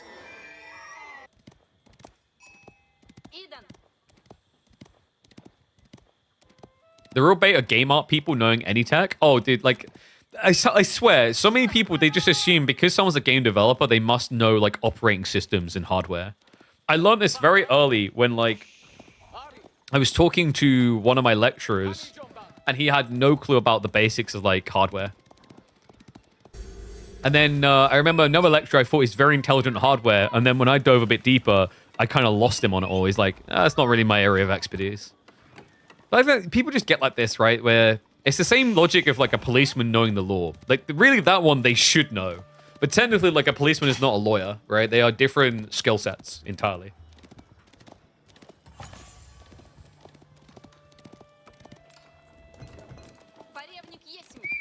VortiX. If there's something he knows very well, it's aggression. So I'm wondering if instead of getting just like a greedy fast castle strat, we'll see some aggro play here. Just maybe like kind of all in with knights and feudal age. Knight spears could make a lot of sense here. Not the worst idea in the world, actually.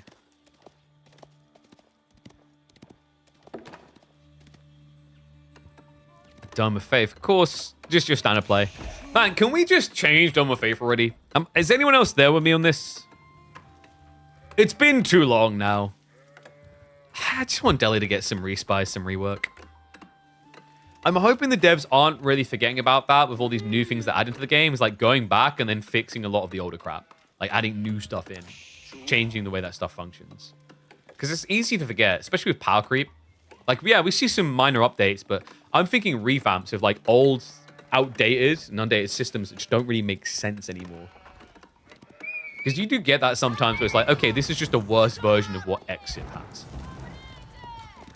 Change Tower Victory so the Cav gets some attack speed. I think the problem with that is like Ghazi are already such a good unit in conjunction with healing.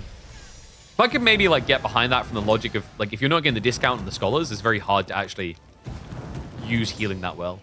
Nice burn here, by the way. VortiX is just going to try to get rid of the mining camp. Anatan, very last second of the repair. We'll have to pull extras. Wait, what? Okay, he just lets it go down. VortiX very happy with that outcome. Tech up complete. Gold already gathered. Pro Scouts now to kick in for him. And Anatan now has to waste an extra 50 wood after wasting a little bit trying to repair. Guys, it's like, this is a little tip. Like, when you're up against these type of poke pressures on your mining camp, if you want the mining camp, you want to find a way of repairing it before it hits burn point. Because once it hits burn point, you're actually being very inefficient. Because now you have to combat not only the continued damage being done, but also the damage over time. that means you're going to burn more resources just trying to keep it alive. It's like a self-fulfilling prophecy.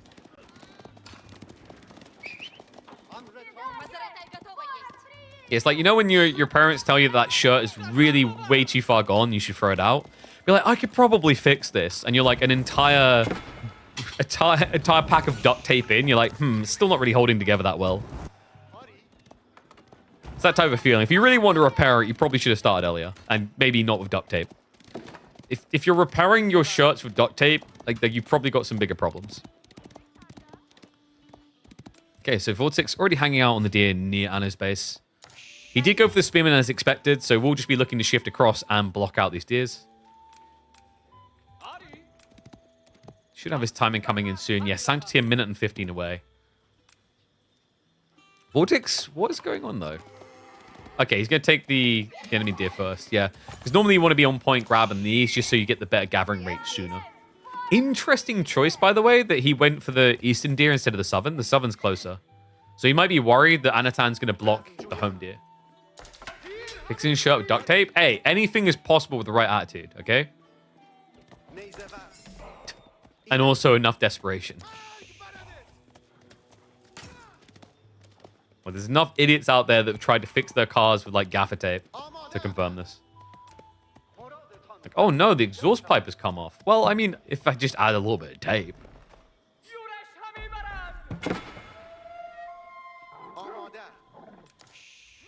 Spearman now just going to be building up around those sacred sites.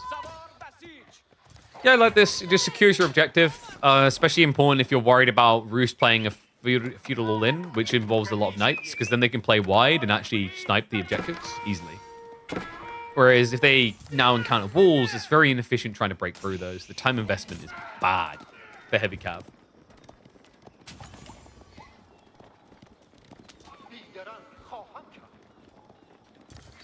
B&Q are looking for me? I mean, sponsor me. I'll show you what you can fix with gaffer tape.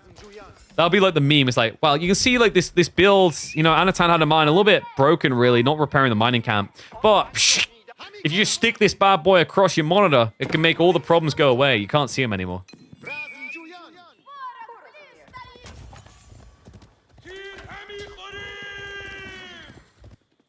Imagine all the adverts we could do advertising duct tape and gaffer tape. Like, oh, what's that? Went on a blind date and they're not very attractive? Gaffer tape can fix that. I'm not going to say they're going to look sexy, but they won't look not sexy. And also, if you're into mummies, it just looks like you've got yourself a bling bling mummy. VortiX just being a little bit annoying here. I like that. He's obviously not going to win that fight, so he's just trying to buy time. We'll get sniped in the end. Central Sacred Site is also being contested. Yeah, VortiX is playing the spears. It's pretty crafty here. Mirrors out against the Delhi Spearman, but then beats the Ghazi. It's just a one-unit comp that beats everything. And should force archers now. Yeah, because if you don't go archers... Yeah, look at what VortiX is going to do. He's still going to slow this timing down and just go for tech. It is smart as well when you consider the pro scout detail. Like, the food income is so good that you should just be able to ego chow out onto the map. Still, credit to him. Anatan will be locking in the goods now. Triple Sacred Site on lock for the Delhi. High trade house coming through, and it is going to be a fresh tree line. Oh, that looks good. You know, like, I could go for one of them right now. How much are we getting out of this bad boy? How much wood are we cramming into that house? I reckon that's like... He'll have tier 2. That's got to be like 148. Maybe 158?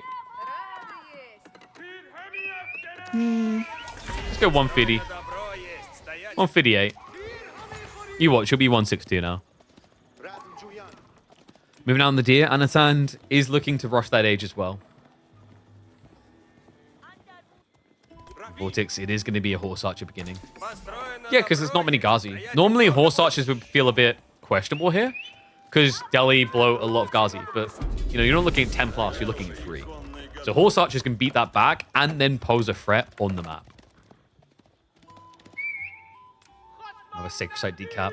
House of Learning coming through. We know what Anna is going to do, right? is going to be a little elephant abuser. So VortiX will want to be mindful of that threat factor because it's the most expected switch to come. Show us? Look, if I show you too quickly and no number shows, all right, you're teasing yourself. You have to wait. Like, oh my God, show me. It's almost like, oh my God, I might have won the lottery. Let's show me the numbers. And like, you just like show them the start of the show and then none of the numbers have been revealed and none of them are going to be revealed for another 10 minutes. Like, calm your tits. 140. Oh, a little bit weaker than I was expecting then. I thought I'd hit the 150. That does, though, mean that I'm closest, which means I get the prize. And I don't have to tell you what the prize is. All right, so Spear's now trying to breach the palisades. He should be able to achieve that decap because, I mean, Anno doesn't have anything to truly contest that.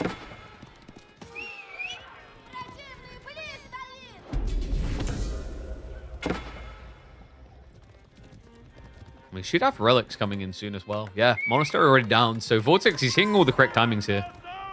Triple relic has been picked up by Anatan as you'd expect out of Deligun Castle. So what, 3-2 split? Might be. He's actually staying really close to this relic closest to Anatan's base.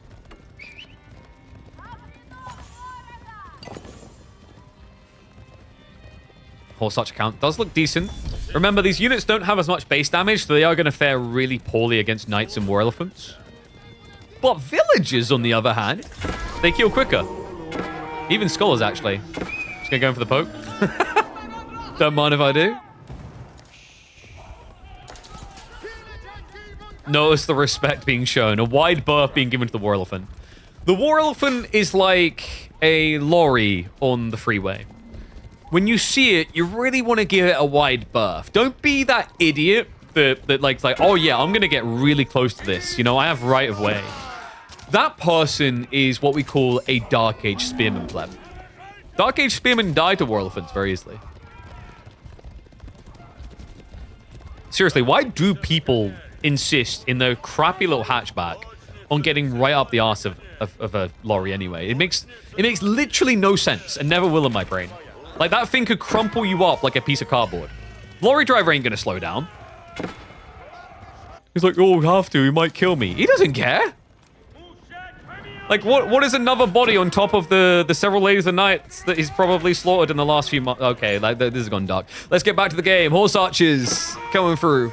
But seriously, screw those idiots on the freeway. Don't question mark it. I do question the fact that we don't have knights, by the way, from VortiX. Or spearmen. Like, anything, actually. Just anything else. So there you go. First knight gets queued up. He just needs 50 more of these to kill a War Elephant.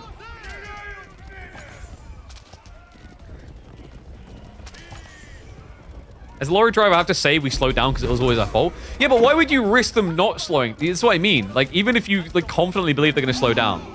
It's a giant-ass 18 wheel. It doesn't just... You don't just press a button and it stops straight away, you know? That's the stupidity of, like, drivers, I find. Oh, hold on a sec. Horse archers. He baits out the scholars. That's actually really good.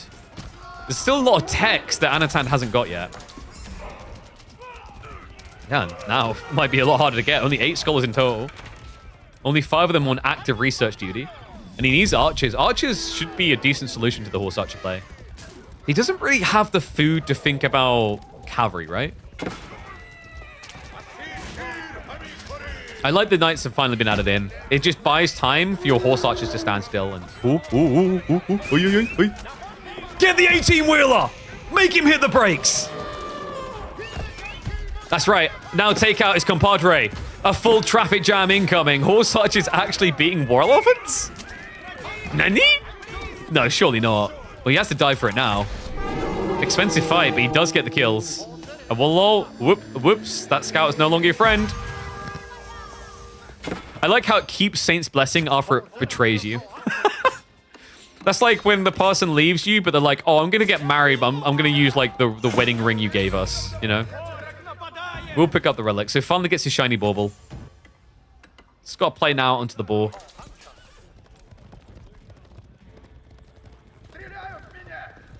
Yeah, seriously, ever since I started to learn to drive, the amount of idiocy I see on the road is... Guys, it's depressing. You also, like, I feel bad for people learning to drive where they essentially follow what other people do on the road. Because a lot of people who actually have licenses don't actually know how to drive.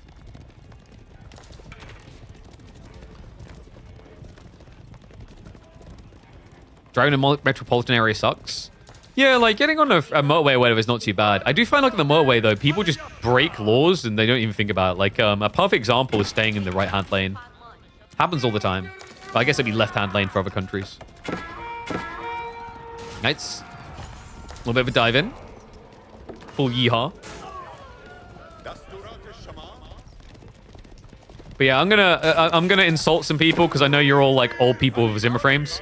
I can't stand old people on the road. I really can't. Holy shit! Like me and my family, the amount of incidents that we've encountered in like the last 3 years is always old people. Nice winning this fight. I gotta say, VortiX. Things looked really clear for Anatan, but that loss of 2 War Elephants and the Scholars has really set things back for him. He couldn't really afford that as well. Like the thing that makes Delhi so good at this point is they can afford these chunky War Elephants despite a lack of food as it dries up on the map because they just don't die. Maybe it's you. No, trust me, the old people. We can all get on board with blaming the old people, guys. I'm confident in saying this because I'm pretty sure I don't have many 60-year-olds watching my stream.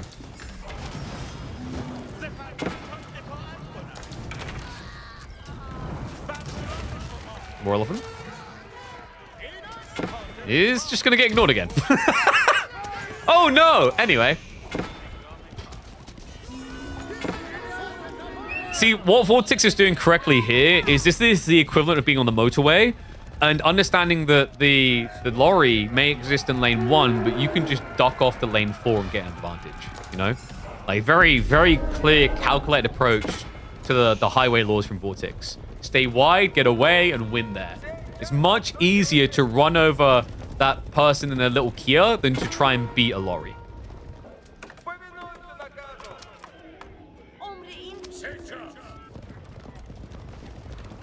Jeez, the amount of people like bringing out their stories about old people in cars. 7-year-old guy hit your mum and said he mistook throttle for a brake. Dude, like, I can't. It's just... It is, quite frankly, baffling. Like, my sister, like, got hit up by, like, a hit-and-run driver. Like, 30 miles an hour, he drove into the side of her car. And he drove off like he'd done nothing. Like, what the fuck? If you can't even, like... Wait, hold on a sec. Did Anno do that with, like, 1 or 2 nights the whole time? I think he did. He's just been trickle-trading. Okay, we still have a game. Sacred Sites are now being traded out the other way. So that's going to be extra gold boon for VortiX to make up for the losses. And remember, he does have ball, which is something that Anno doesn't. So Anno's making a farm transition. This is really good. Holy crap. I wasn't expecting World 2 Knights to slip in like that. I mean, he didn't have much firepower left to maneuver with, but VortiX wasn't in position to deal with it. Because classic VortiX, he always wants to be up in your face looking to end you.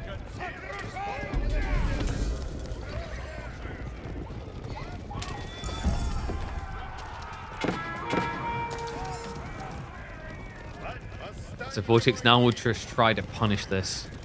The fact that he's not going farms does give him an advantage. He needs to push it, though. The army value difference isn't insane. Until you realize a lot of that is scholars. 4 elephants. Got to be careful not to get surrounded here. The knights are chowing down on them, though. The scholar pull is going to be a little bit too late there. Horse archers now diving in. Trading out up against the archers and the scholars. Hit me! Hit me! I mean, like, please, hit me! No! Gets ignored throughout at all. But that does mean that VortiX needed to target fire down. Second War Elephant respawning in there will manage to push VortiX out of the base, though. And this is the point where you have to start thinking about a farm transition. Because food is going to run out soon for you. Yes, you've still got berries, but when your opponent has farms, it becomes a dangerous game.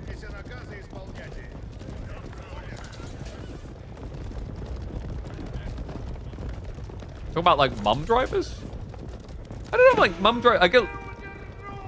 It's not an excuse for it, but I can at least understand if you've got 3 kids in the car, how, like, crap can go wrong with distractions. What's the old person's like? Is the distraction their own body not working with them?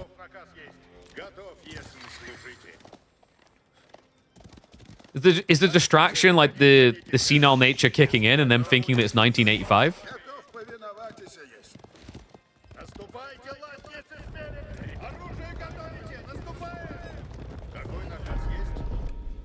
Man, I know. How many farms are we up to now? He's got the 4th. Wait, what? Where? How? What? Why has he got the 4th relic? He yoinked it! And he's got speedy scholars, so he's actually running it all the way home now. VortiX looking to intercept it. Anna once again just slipping out onto the berries and yoinking.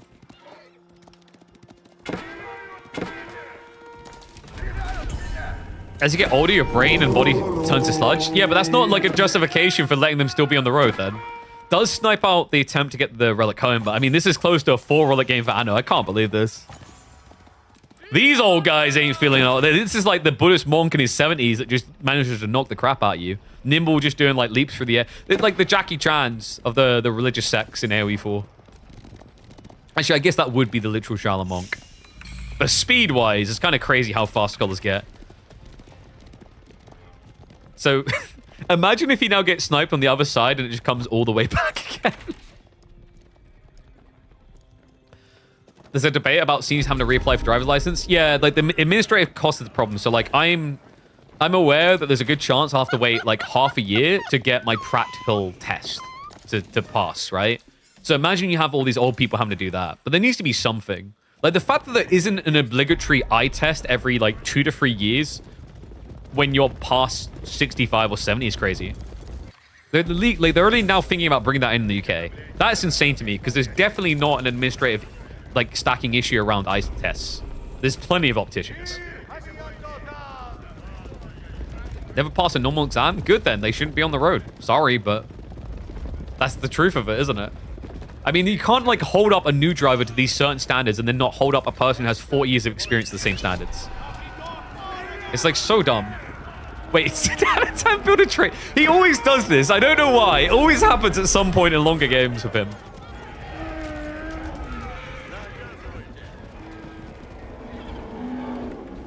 No. He's getting ready for Imperial, but so's VortiX. Now, VortiX still has the food problem, though, guys. He's got no farms. 0 farm gaming from Roos. Please tell me he's going to drop a Spiskar. Nah, it's okay. It's not that high up. I thought he was going to be dropping it in the enemy base. Here's our academy in the corner. Anatan a big fan of this, and I'm a big fan of it too. I just don't think the gunpowder elephants are worth as much when you're pinned like this. The food income is crazy.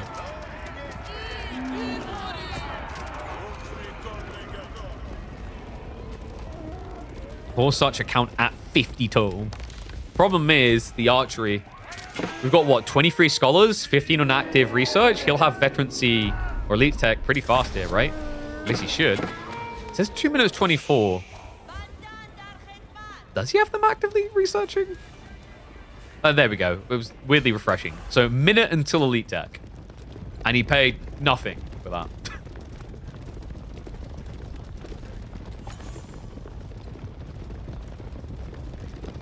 Don't place any demands on drivers. It's disgusting. Yeah, it's crazy to me because, like, I mean, in some ways, I see, like, driving a different way because of my video game experience. Like, my instructor said this. Like, it almost gives me an advantage to understand the process.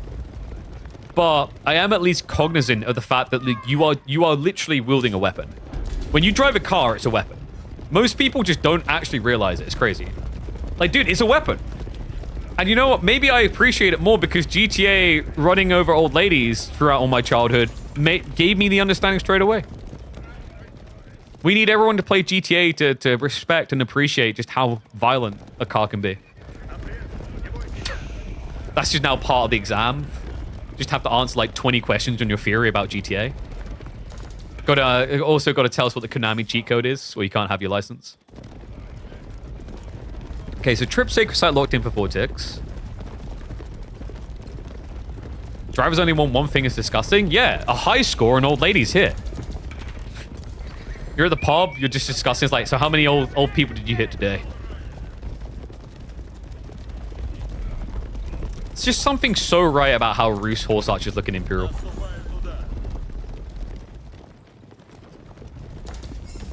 Elite techs come through Typhons. I mean, VortiX, he knows he needs to get some damage done here. War Elephant, that one does not have friends. Saint's Blessing is a big boon here. Really smart move there. Still just has those monks giving the buff, but what is that elephant doing? Hey boys, just don't mind me. Slipping in. I see you've just shown up on your little Kias. Well, I am a slightly cocaine adult 18-wheeler driver. Let me just hit the accelerator on that one.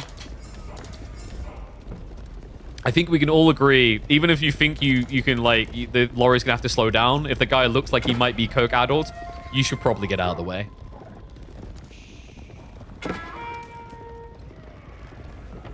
Extra walls coming up. Ah, so we're gonna get the keep drops now from Anno. I mean, he could do this, but he needs to come out. So it needs to be a keep drop to secure a sacred site, because that timer is now ticking, and I love this detail from VortiX. He's going into the pole axes. It just has this French knight magnitude about it. Remember, this tech gives you +4 damage on your knights. Then you have Boy's Fortitude as well. Like, you're surprisingly effective. And VortiX has finally been forced to add in farms. He was going to have to at this pacing. 11 deep. He's also snuck the enemy boar.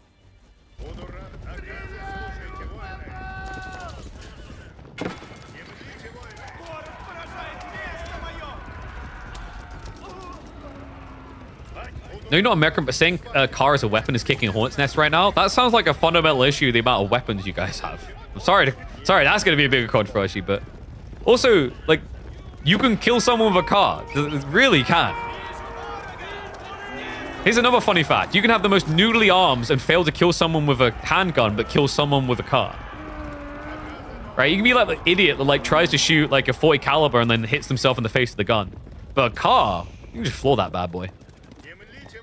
There's, like, some psychopath that's planning a murder spree right now, taking notes. He's like, wow, I could actually take out more people with a car.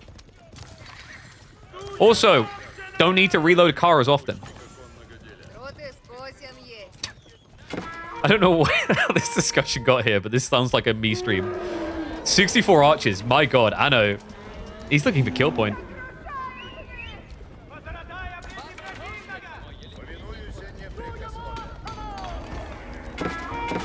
Dive in the base. VortiX. He goes after the economy again.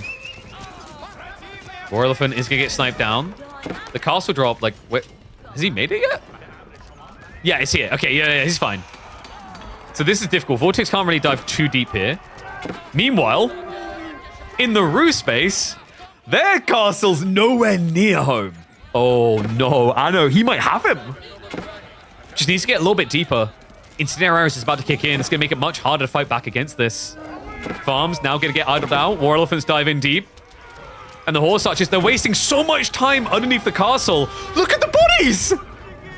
He's finding workers. But it's not going to be enough. G gets called. It actually finally happened. VortiX has been stopped short of a grand final appearance. He will lose. For the first time since week number 6, someone has been able to stop this madman. Anatan is on the rise. Holy crap. Like an 18-wheeler. Dude, Anatan's a beast. You know, that's gonna change my timeline for a bit, because like usually on like my Twitter, each like Thursday there's just a post from VortiX about how it's another 1-1. Can't happen today. Anatan's gonna have to start posting himself. Oh man, phenomenal. And what's up, Teach J? Appreciate the resub, buddy. Thank you very much. Also, I'm gonna call Gully out on that bullcrap. I can kill someone with a spoon if I want to. It doesn't make it a weapon. You bring a spoon, I'll bring the car.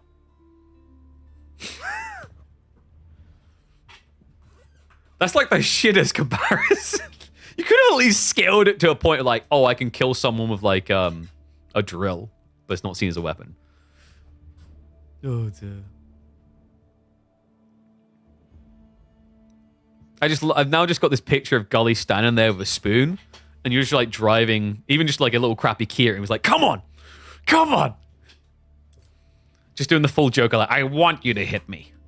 So, that means we are going to have Anatan in Grand Finals, by the way, but our second set of the day needs to decide an opponent. So, Beasty and B should be coming up in a few moments. I think they were scheduled to start in like 15 minutes, but maybe the boys are ready to go sooner.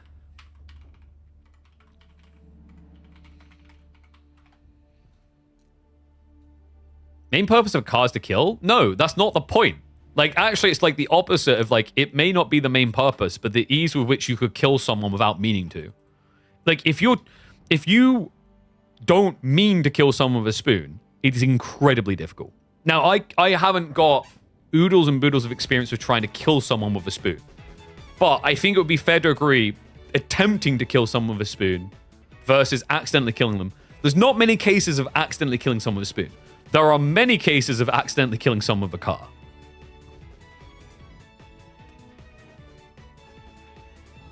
What about a fork? I mean, like a fork, there's like a 40%, like 70% more aggressive level there. But that's because the level of the spoon is so low.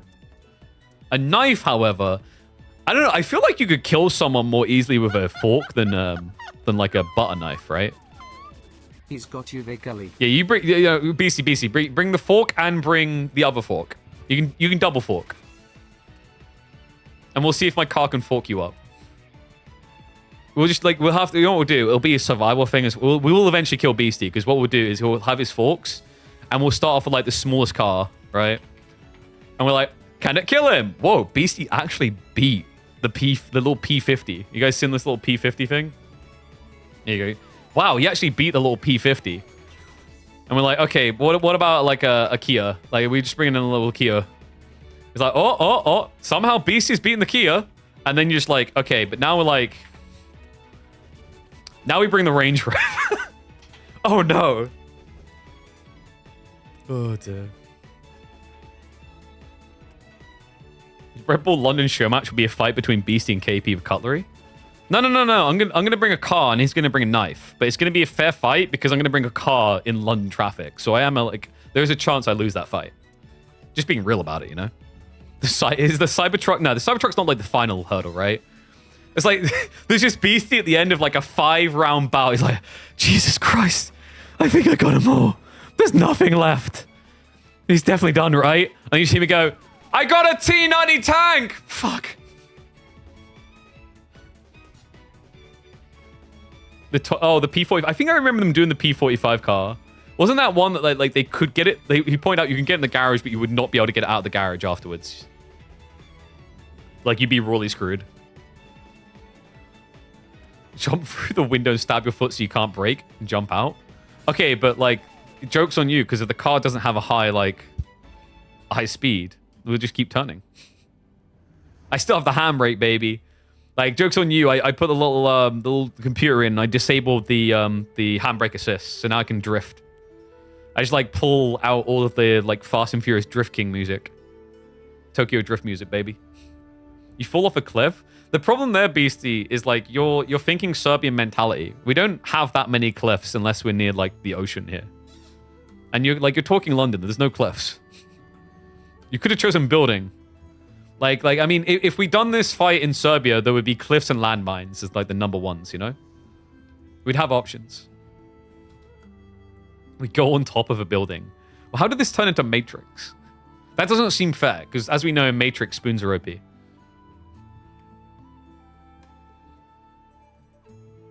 Like, so now I need a car that's strong enough to drive up the side of a building. Access to the ocean should be the least problem in Britain. Yeah, but that's my point is that, like, we're not near, like, cliffs. Don't want to admit fork is better than car? I mean, it depends on the car, really. You know? Like, if you're going for one of those crappy smart cars, the fork's going to win. You know, if you're going for, like, you know, you're going for, like, some sort of mid-pristine level car, I think you can just about pull off that fight. It also depends on what your fork is made of.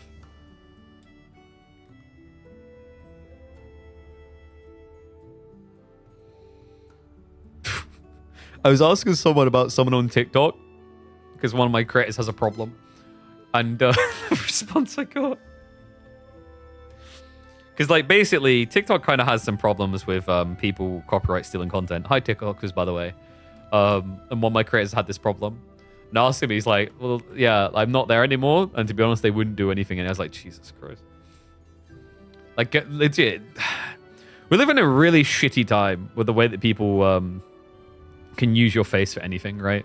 So, like, basically what's happened is one of my creators, there's this random stupid scam medicine channel that is, like, created a video that makes it look like he's endorsing it. Like, how these assholes aren't getting sued in the ground yet, I don't know. I hope they do, though. I'm very pro fudge that crap up. I'm also, like, a big believer that, shit, these people that use cheats in games, like, the entire rig should be, like, blocked off. And then anyone who created the cheat should definitely be sued. I think that's the only time in many years I've been on Activision's side when they were actually suing the Chinese cheat creators. Did you guys see that one? I think it's China and EA teamed up to go sue them. KP chooses a car for Beasty, and KP can use any fork he wants. Wait, no, I'm in the car, remember. He has the fork. Now you're just twisting things. After being like so dominantly convinced that the spoon is stronger than the car, you're now just giving Beasty the non-utensil. You backpedaling piece of shit. You think I wouldn't notice that? I'm a caster. We backpedal all the time. I saw that coming a mile off.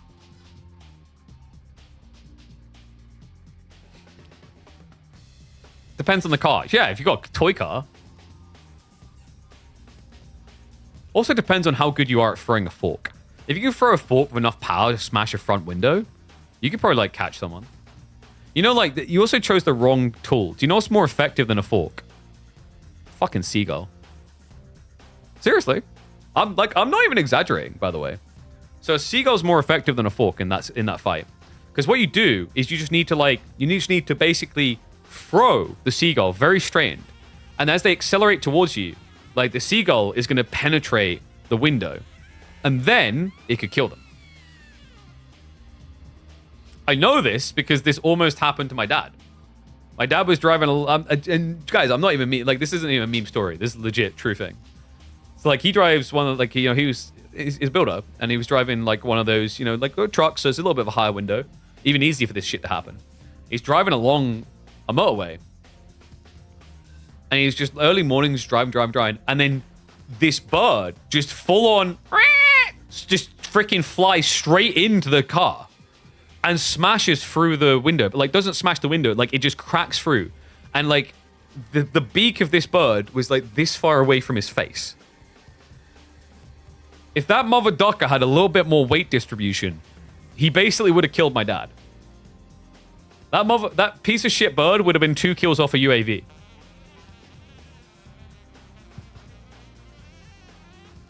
You'd think a seagull would have more brain cells than that, but...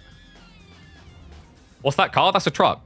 That doesn't even matter what the car is at that point, Gully. Like, actually being in a faster car is, like, counterproductive at that point.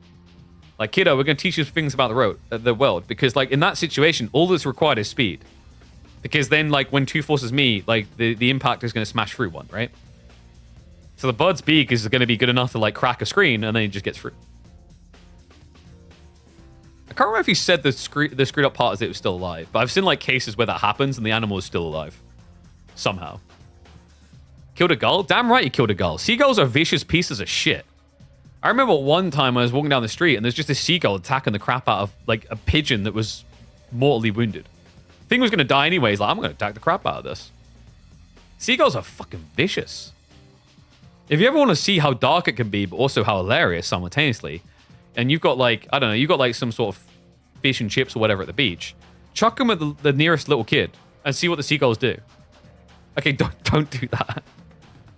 But, like, we all just got, like, a visual indicator in our brain of what the seagull probably would do. Like, you wouldn't be surprised. Like, you chuck ice cream on a kid, you wouldn't be surprised to see seagulls carrying that kid off. We're waiting for B to turn up, by the way. Beasty's ready to go. Okay, B just got here, so we're good to set up the draft. Beasty, I think you've got to set up, right? Your higher seed. Right? Yeah, you should be. Would I rather live in Blackpool or Milton Keynes? Neither. I have, like, no opinion on either. Never even been to either of them. And we got semifinals next. Does Deep Talk about Fork be uploaded? No, because I don't have an editor. So need an editor for that Omega lol.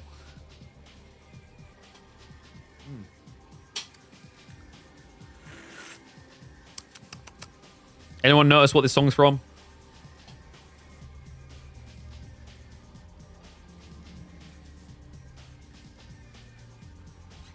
Living in Galicia / Spain, you gotta love them. Like, you use gotta very strongly there.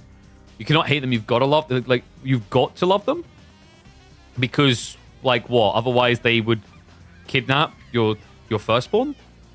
Like, you talk some shit about, like, you know, seagulls online, and the next morning you wake up to, like, the silhouettes in the distance and them flying off with your child going, "Papa, help!"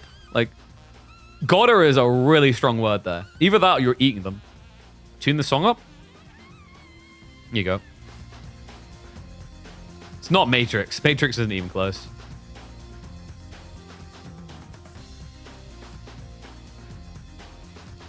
People will struggle with this one, yeah, actually. They usually can't get it.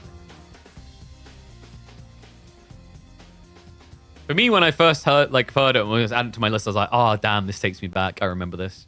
But I don't know if I would have got it if I didn't have the indicator. I would have been like, oh, what is this from? I know this is from somewhere. Okay, so Beasty, B, now get the draft up. So let's add the deets in. I mean, this one's, like, very obvious. So that was SimCity 4. The previous one was SimCity 4.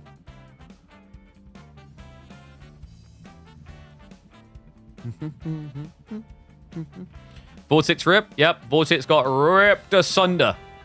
Anatan, like, basically just tore his body in two while going, "Argh!" And that was the end of him, really.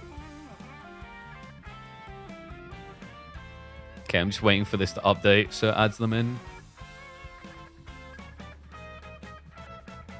Sit near the sea and enjoy watching every creature. You're a simple man.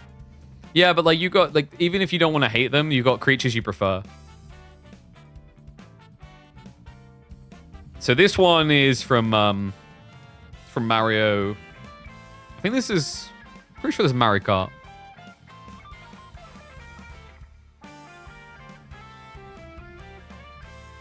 Had to bet guy with fork versus guy with Alfa Romeo. I bet on guy with fork because other guy has to be in a workshop fixing the gear case. Oh, so like you're arguing place and time, right? You know, it's like, you know that dude, you're like being Andy up against Dwight in The Office, where like he just like creeps up on him with his car and pins him. Ironically in reverse, you're like trying to catch him when he's not in the combat moment. Hello from Greece. Hello. Where's my gyros? Anna ran VortiX over a car? Exactly. He proved... Wait, no. Technically what happened, remember, Anatan was the 18-wheeler, so he proved what we said. Don't be an idiot. Don't challenge the 18-wheeler. You will die. Facts.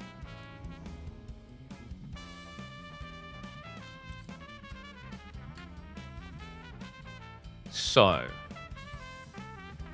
me double check. Everything's correct. Yeah.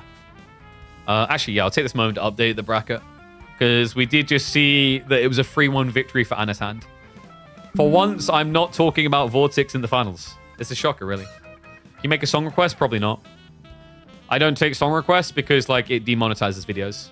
So I have a very select list of songs that I use. And even then, I'm like, I just had to remove 2 Final Fantasy songs this morning because of that. Because you get demonetized. That's the thing. Like, with Twitch, they don't really demonetize you or whatever. There's ways around it. But with YouTube, they'll instantly just, like, flag your video and take all your money away. And I like money. I kind of need it. I hate to sound like a pole-grinding stripper about this, but I kind of need the cash. Capcom is bad? I don't know. It would depend on the Capcom song, I guess. Let me have a look. Because, like, it might not be theirs, is the other thing. Yeah, I don't know if, like, Resident Evil ending theme would be, like...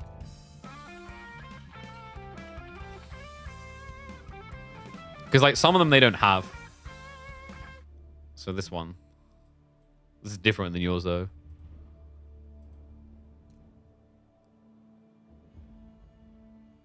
Why is the audio not playing?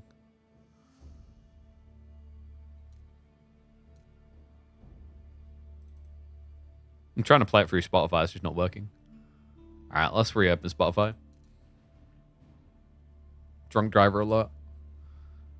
I think Spotify just dropped an update literally that second. Where's BC playing? Now. Wow.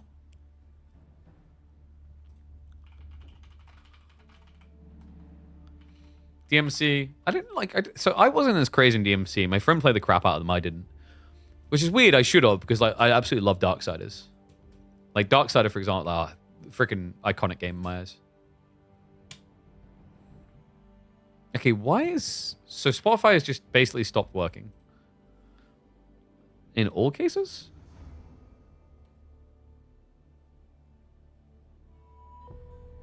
Nope. Okay, it's working now. Is this the one you were going for? Aphrodite's Child the Four Horsemen. That sounds like someone I probably will not be able to play. Whoa, what was that? Yeah, no, that's not happening. That'll get demonetized. Peace. Draft is so weird. Not really. Delhi, BC likes a lot. Malian is his first prior, and he also just snatches away from B. Then B defaults to Japanese. I don't think the draft's that weird at all. Is this the one you were envisioning? I don't know. Yeah, really. Like, dude, like Malians in Japan at the start, like, there's nothing weird about that. BC last pick Sengoku? Yeah, because he bans it out. So they split Lancaster and they split Sengoku. Why is Golden Horde mid tier? Probably because Beasty like got slapped by VortiX with last time. He's like, holy crap, maybe there's someone here. VortiX has been pretty convincing of like Golden Horde not being absolute trash. People just trying to catch up on that. Like, it makes sense to try and make it work, because if you can figure it out and other people haven't, it's a huge advantage. Huge advantage. All right, screw it. I'll give you guys the good music. You want the good Capcom music? We got the best Capcom music. Oh, doesn't get better than this, right?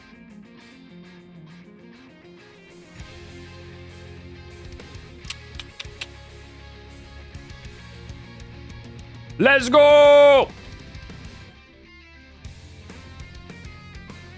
Shout out to Capcom, by the way. Fudge Mortal Kombat, because Mortal Kombat demonetized me as well for using that one. It's just like, the reason I get iffy about these things is like, dude, if the music is in-game, the fact that you're going to demonetize people gets weird. Because I guarantee they're not checking if you're playing the game. Some might, but most don't.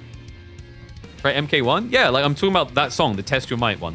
The oh yo yo yo, that one will legit get you demonetized. What time final will be approximately? No. It could be in an hour and a half, it could be in 3 hours, it could be in 4 hours. There's no way to know for sure.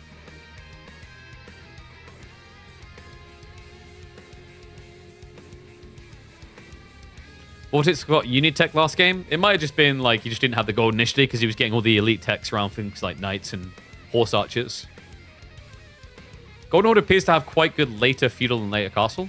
They actually have good early feudal as well. And what's up, Smoothie? Sorry about that. I see you with the sub. Thank you, buddy. Appreciate you. But like the Tortugud are very, very tanky. They feel very hard to kill for a lot of players. So it's a bit of a polarizing unit for that reason. I like your game insights. Did you used to play as a pro? Yes, I was like the best Jenga player in my village. Kappa. No, I've never played to be a pro in RTSs at all. You know, it's just there is like this misunderstanding sometimes that like to be a top tier commentator you have to have like been a former pro or whatever. It's not. You just have to have that commitment to like learning the game, understanding the game, you know, researching stats, making sure that you understand storylines, etc. It's like a different skill set. Like there's plenty of people that are very knowledgeable of the game that would make absolutely terrible casters. Not just in AoE4, but in many games. Like I remember I was getting told a story like with a guy in like World of Warcraft. He's like incredibly knowledgeable. But they had him like commentate. And he was like, and they're going in, oh, looks like they're fighting. They're going to go and fight. And they're dead. Which, it was comical in the moment, because it was just like so stupidly out of tune. with what should have been happening. But like, obviously, if that was a grand finals or whatever, you would not want to have that. Was I a pro Seagull beater? Every day of my life. I beat the Seagull. Wait a second, that sounds like something else. But yeah, it's just like, you know, it's the same logic as like there are people that make phenomenal coaches that have never touched top rank. I know a few of them in different games. Their insights and the way they think about the game is useful because they aren't a pro, actually. Do you have any cast that I looked up to? I think like before I started, like I was a big Toby 1 fan. But then there's like, for multiple reasons, don't meet your heroes. You discover in life that there are a lot of people that are kind of Uzi type people. And also, it turned out with the Me Too movement, some very bad things got discovered about him as well. But like in the early days, yeah, he was like, to me, he was the caster, right? And then like over the years, I've had a deep appreciation for people like OD Pixel. Maven's another phenomenal one to me. I think in like Apex, I think Vicky Kitty does a great job. You need to pair her right with someone who's not overexcited because she's very excitable, but like she has her place and great use there. Red Eye was also very inspiring.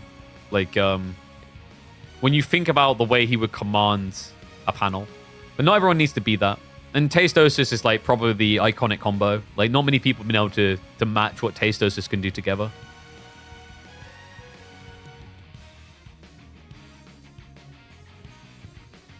Casters need a special kind of autism to hyperfixate on stats and parasocial relationships with pro players. Dude, I'm beyond caring about that. Like, I get to the point where, like, if a player loves me or likes me, I like him back, great. But I don't, like, feel this need, this deep, dark need to, like, obsess and chase their approval or whatever. All right, game starting now. It didn't actually show up correctly, so I think we've got, like, a fast forward for the first minute. All right, let's get predictions online. It's time! Rematch between Beasty and B, and this has to be a story of vengeance in Beasty's mind. Last time these two clashed, B stomped him out 3-0. Didn't even make it look close. Let's see if it's going to be vengeance or a recurring theme as we head into the semi-finals between B and Beasty, kicking off on Boldland. And folks, this is going to be a fun one. We have got the Malians coming out again. The Malians that have been snatched away from B. Known to always first pick them. But he brings out his first pick too. Japanese. Can they solve the Malian puzzle? Because so far, Beasty has faced off against this Civ on this map 3 times this week. This is the third. First 2 did not go well for those that picked Japan.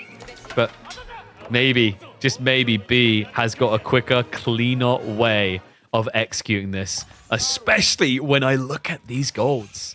Look at that. Double gold, south side, very close together. So the spin and rush should be impactful here.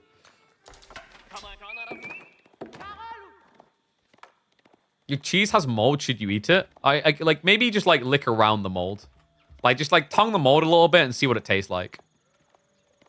Does it taste like better cheese or not? I mean, if it tastes like even better cheese, maybe it's worth the risk.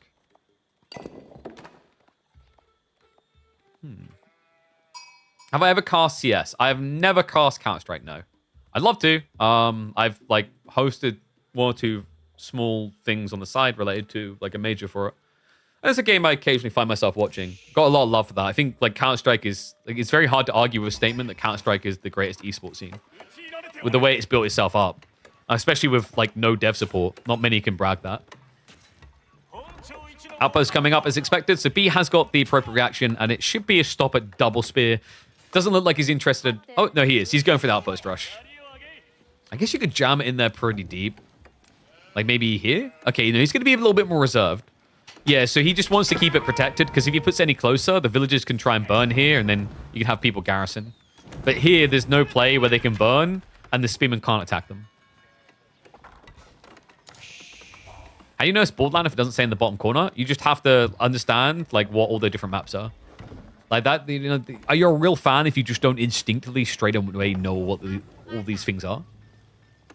It's a question you got to ask yourself.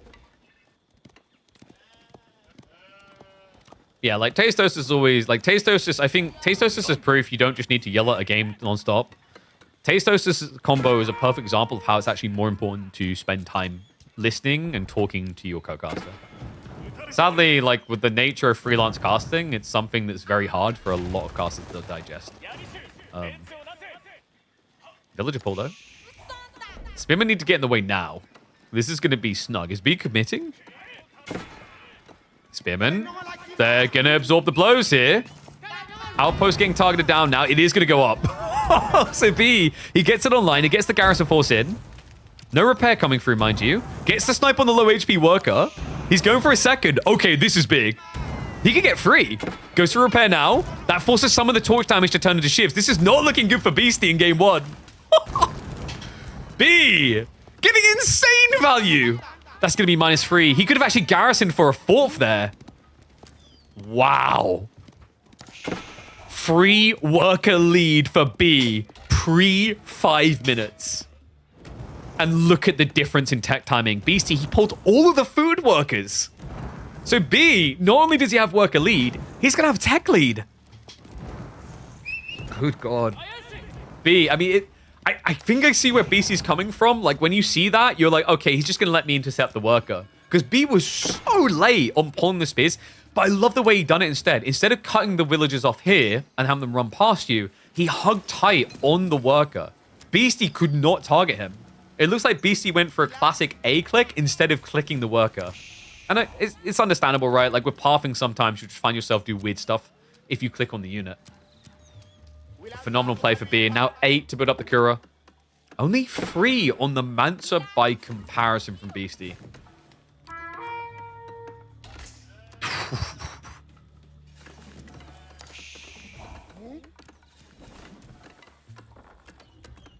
Incredible.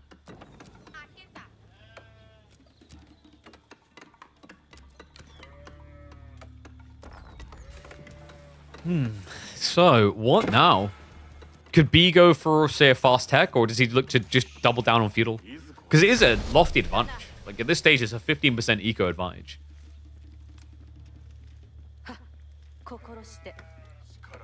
Why wait for the 8% tower? Because the logic there is, like, if Beasty pulls too early, then B will just cancel the tower because he hasn't overinvested in the build time, and you're now idling workers. So I think Beasty was trying to catch B at an overcommitment point where he couldn't walk away. And he just misread it on the timing. But like I said, more than that, it's just B's placement. It was just perfect. He didn't expose himself. He hugged the villager at the perfect moment to get the elimination.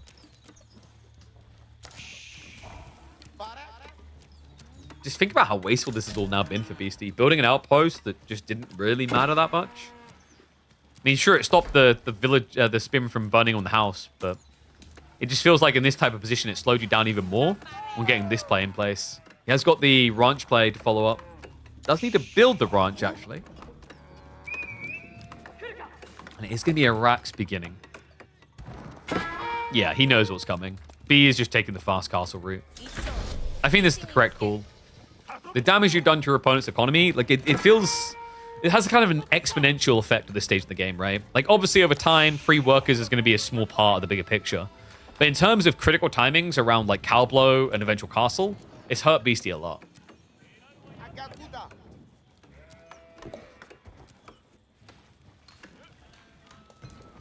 I think what was a bit interesting to me now in hindsight is the fact that B chose to put 8 on the tech up.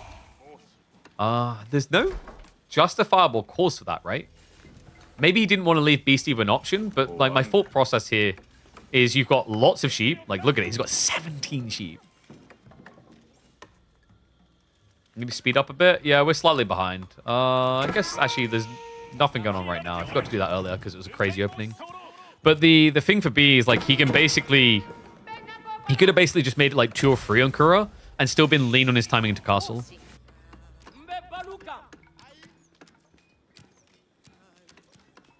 Sofa coming through. Like, this is what PC, I think, originally envisioned, but the timings are just kind of warped now. He could actually force a Yuumi investment on the side from B. Backspawn tree lines, the gold. Like, most of it feels quite secure here. And the berries have already been cleared. Really well played by B. Musafadi as well. Yeah, pretty lean, cheap, efficient unit. Especially if you know you're going to be up against knights. Funnily enough, B is adding in Onubu Geisha. Okay, he did cancel it. Yeah, I was about to say, that didn't really make much sense. Geisha doesn't really do anything for you here against Sofa and Donzo's. Like, Donzo's as well, they have like a little bit of melee armor, so it's a less impactful unit choice. You could theoretically have went like 1 or 2 Samurai if your opponent didn't have Musafadi.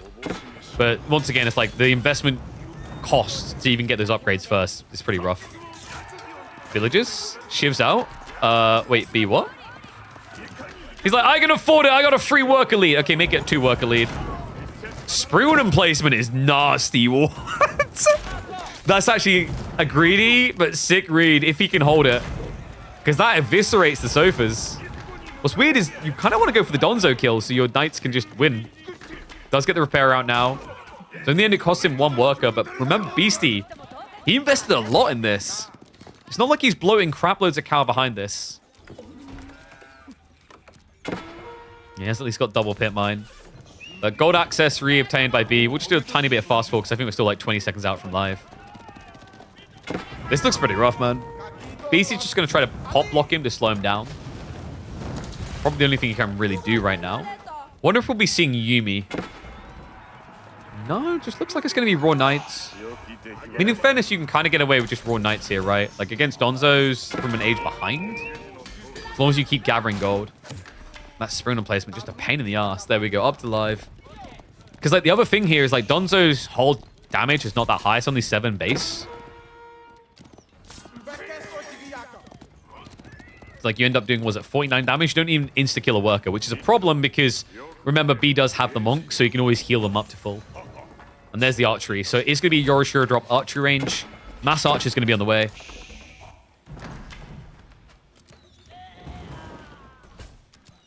He had Anatan and TC? Yeah. A little bit surprised he actually didn't go for textiles. That would have explained it. He can make this up, though. You just Yorishiro it.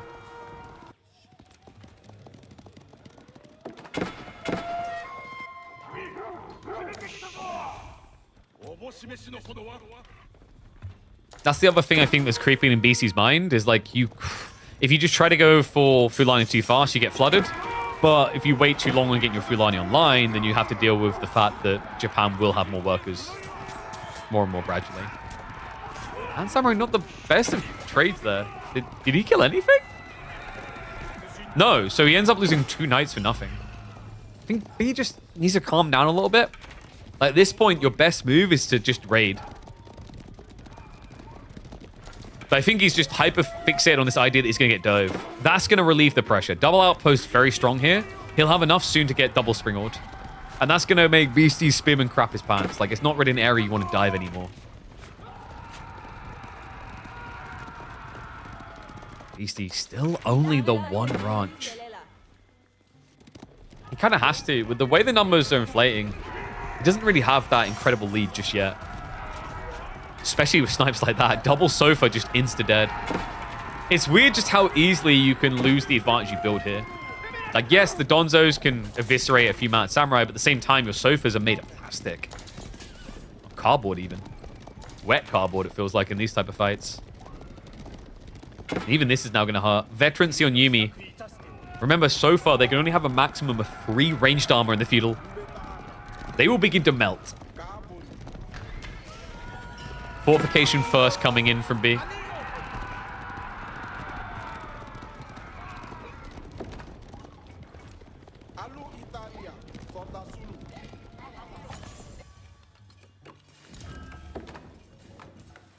Double relic already home, man.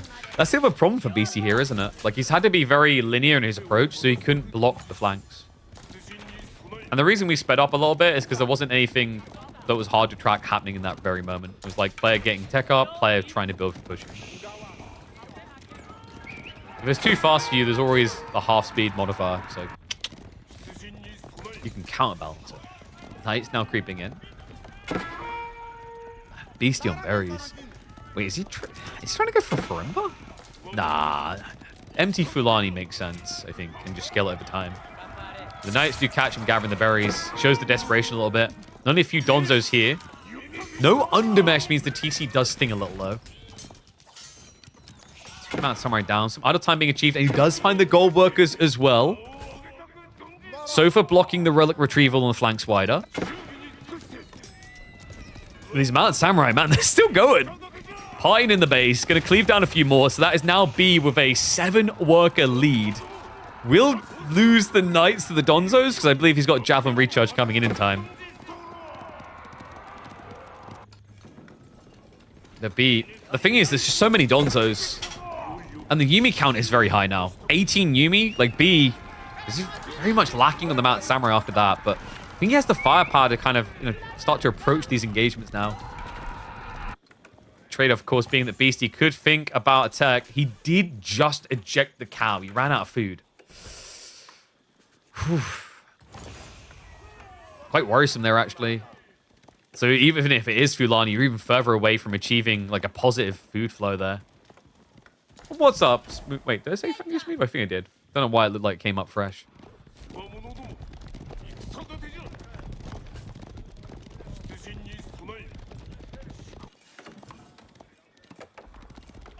Beasty. Nice idea, raiding on the back. Yuumi were held back in reserve. It feels like B's not feeling an urgency here to rush. I kind of can't blame him. He dove the base. He saw no elephants. There's not a sheer requirement to go in the next 2 minutes. Especially considering his Yorishiro dropped his town center. And he's about to have 4 relics home. He's also still slipping in. That Samurai creeps in. Looked like he got eyeballs on, but I guess not. It might have been auto aggro. And now it's pretty obvious. Like, you're seeing your opponent run back constantly like this. It has to mean a tech up, right? The B will be marching across the field here. Needs to be a bit respectful of the Sofa because, remember, once they get Castle Age, they are actually a real unit in this trade-off. Like, right now, if they start fighting, over half the damage goes through the armor. Once the veterancy is in, the Sofa pose a significant threat to you.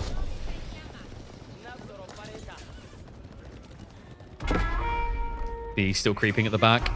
Another worker kill. He's smothering with a pillow time. You can see him on approach here. B dives in under the gold. That's a full idol out there. Beasty, he's got no active gold gathering right now. He's got enough for the veterancies, but won't be able to afford the Sofas. And wait, the Steak Shelter, the back to work? Whichever one it was, the workers get caught sleeping. More going down. B just locking on the front side here now. Double Sacred Sight is there. He could even think about going for the 5th relic. I mean, this looks like a 5 relic game, right? And on top of that, remember, it's not quite an empty Lani, but it's not far off. Only 5 cow garrison for Beasty. His food income kind of abysmal compared to Japan. Yuumi starting to trade out for those Donzo kills. We'll start a step back. Needs to wait for the next Mount Samurai wave before a full engage because the Sofas are looking to force it sooner. Mount Samurai with the body blocks, but allows some time for the Donzo to catch up. B has to keep retreating. He needs to get the full army together. Does send 1 or 2 knights in, but there was a Donzo wing for him there. There's a worrisome detail around Flood Point here. Beasty still has momentum pushing, and he's cutting down that Yuumi wave. Barely anything of it left. Beasty, this is a good position to try and push from, and he's going to feel a necessity to after the damage he took.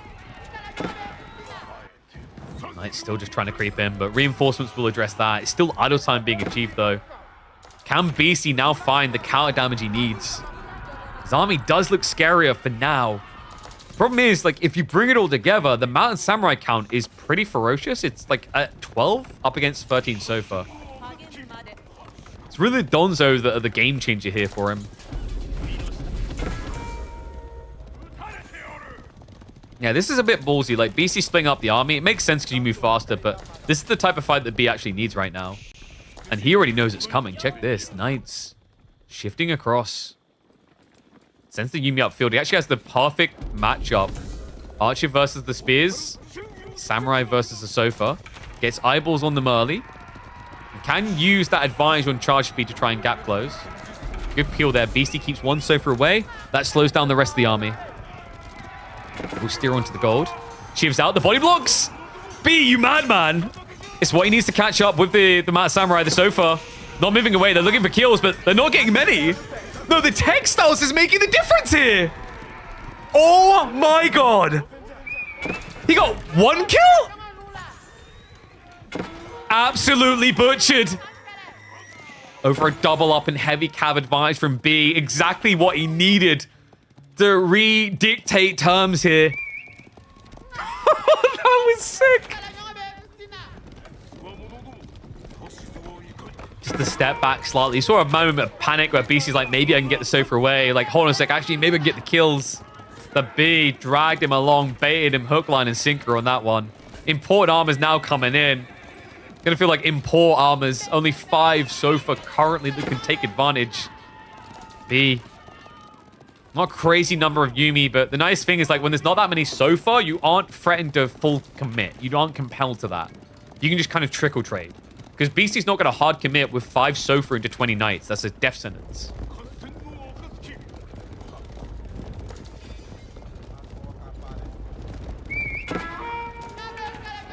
Once more into the breach. B. Yuumi step up. That baits the Sofa forward, and that's the fight you want with your Mad Samurai. Backs away now. Just trying to chokehold Beasty a little here. We have got 1 or 2 Knights slipping in, and the 5th relic has now been obtained. An important detail considering that the safe gold are going to be running out soon for B. He's still got good food sources, by the way. This spawn is really nice. The deer and the berries on top of each other to the south side. More cows just getting eaten before they get garrisoned. We are up to 10 garrison in total. Actually, 11, sorry. So, decent there. Gold getting harassed, though. He finds him on the vein. And that is a crazy switch. B, I swear this guy is just looking for any reason to bring some ladies to the field. Ono Bugeisha are being queued up by B.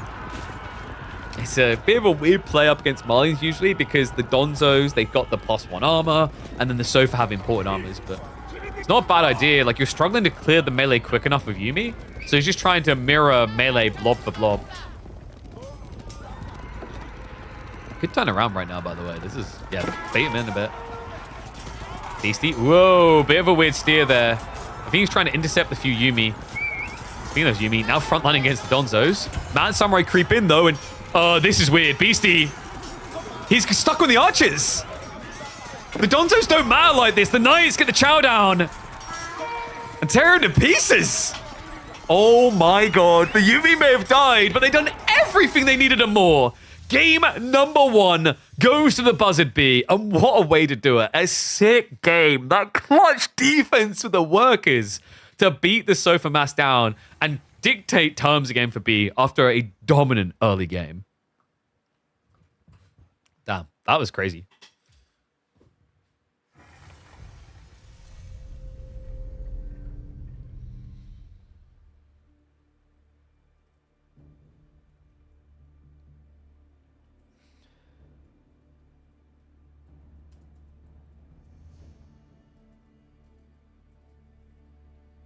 Trying to think what I call it. It's going to like riot police comment.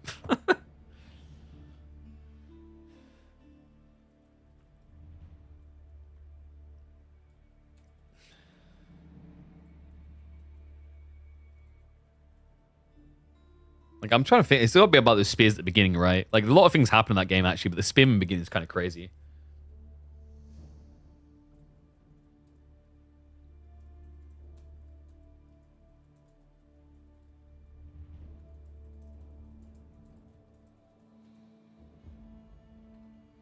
Don't pull it too late. That's what she said. That's not how YouTube works.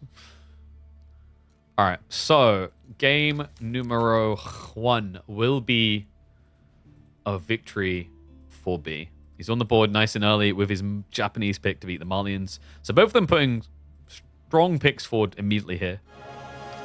Oopsie. Oh, that's good. 2 StarCraft players fight. Perfect song for it.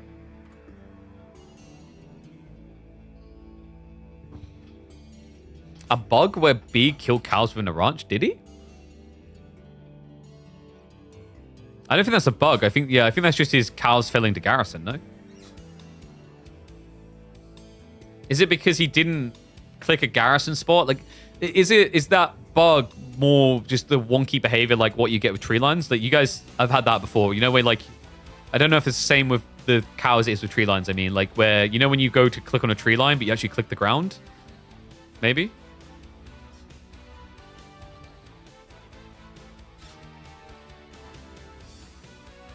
Yeah, this is literally the best song StarCraft has. It's an absolute banger.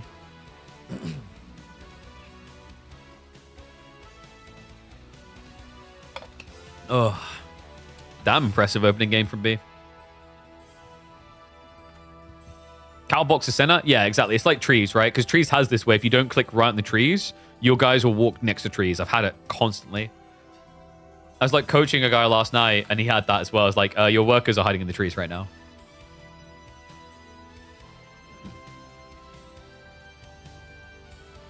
Missed the first match. Shameful display.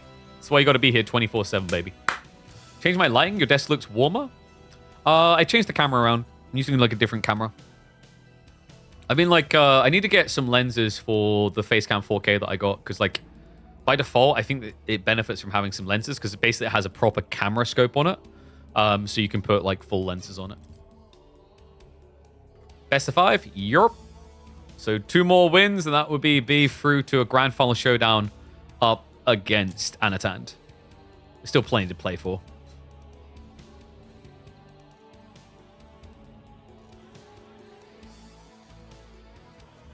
Okay, boys, are they ready to go?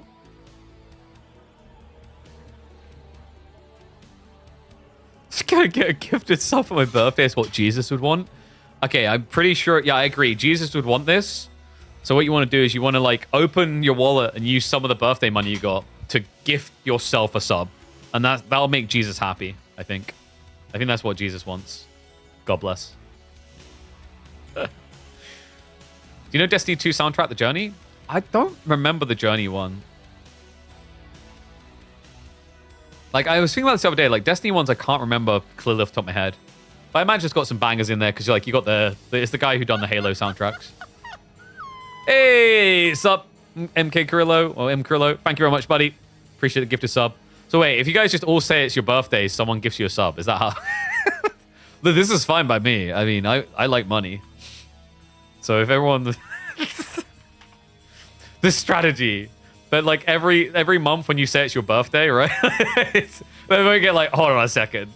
So game 2 is going to be Golden Horde versus French. Oopsie. Didn't mean to close that. It really is my birthday. That's exactly what the people will say as well.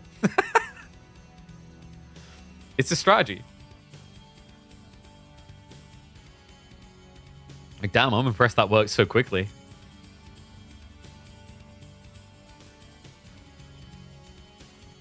You wish the agency would invite Marine Lord to cast. The problem is, like, he has got quite a heavy accent. And also, he typically casts in French, not in English, right? And also, he's usually playing in EGC tournaments. Is the very big asterisk at the end. So it's, like, possible, but you need him to get eliminated early. That guy just doesn't like losing. Oh, my God. Like, we get it. You win a lot. Jeez.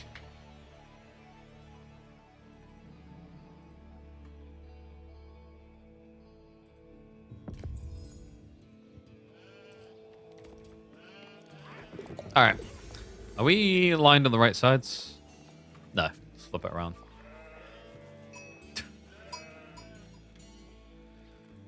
Beasty thinks that Golden Horde is worth the pick. He actually picked it nice and early. Let's see what he has got to educate us. Because this is a civ that for a lot of people does not get seen in pro play. And they can't figure out why you'd want to pick it.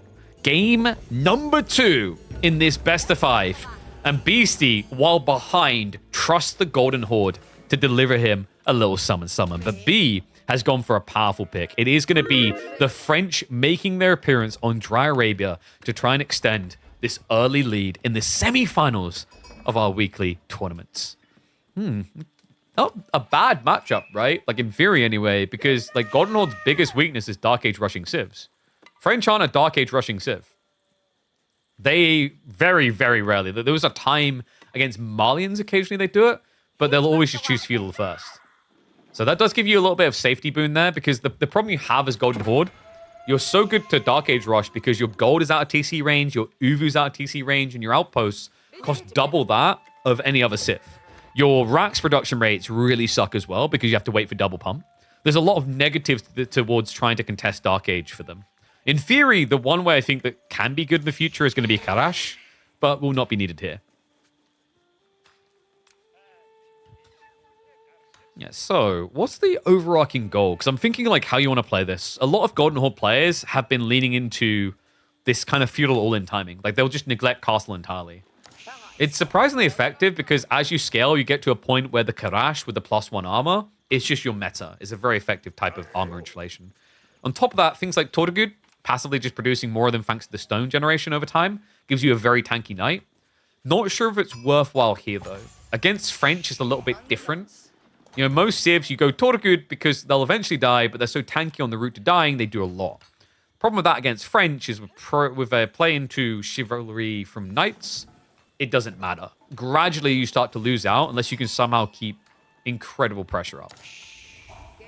Love the beginning. B, just straight out, onto the deer play. Has got Wheelbarrow now primed. This always plays very nicely because, you know, Golden Horde, we mentioned they don't like Dark Age. They're not going to Dark aggro you. So you know this play is free. And then if you have to run away, you've only spent 25 wood on a mill. And you need that mill to get Wheelbarrow anyway. So the way it plays out is when raiding can finally happen, you'll have the movement speed to run away entirely. And just a really good spawn. One that probably will make Beasty feel like he needs to do something about it. Double deer close by. I don't know what it is with the EGC Dry Arabias recently, but I swear we're seeing this double deer stack a lot right now. Like, has anyone else noticed that? It used to feel maybe like 20, 30% of the time. I feel like it's making up 60 or 70% of the games we're seeing now. It's kind of crazy. So Khan and Tortugud coming through. Yeah, because the alternative, it doesn't feel good. I don't know. Building carts just kind of needs to be rethought. I've seen a few people that have got some intriguing builds of it, but ultimately it doesn't feel that rewarding. I think it just needs a slight tweak. Like, my issue with them is you can have the building carts move slowly, but I think they need to build quicker. They should build in 15 seconds, not 30. Been doing the Crash build where you just spam Crash all game. They still have 20 torch damage. If you're in the latest phase of the game, yeah. But earlier on, it's like half that damage, right? But the idea is, like, Karash isn't a bad idea to defend against Dark Age rushing civs if you're in that type of game. Because Karash only costs, what is it, 50 food each? But their stats are, like, damage-wise, they're practically identical almost to Spearman, right? So the idea is for cost, per cost, Karash should outperform Spearman mass.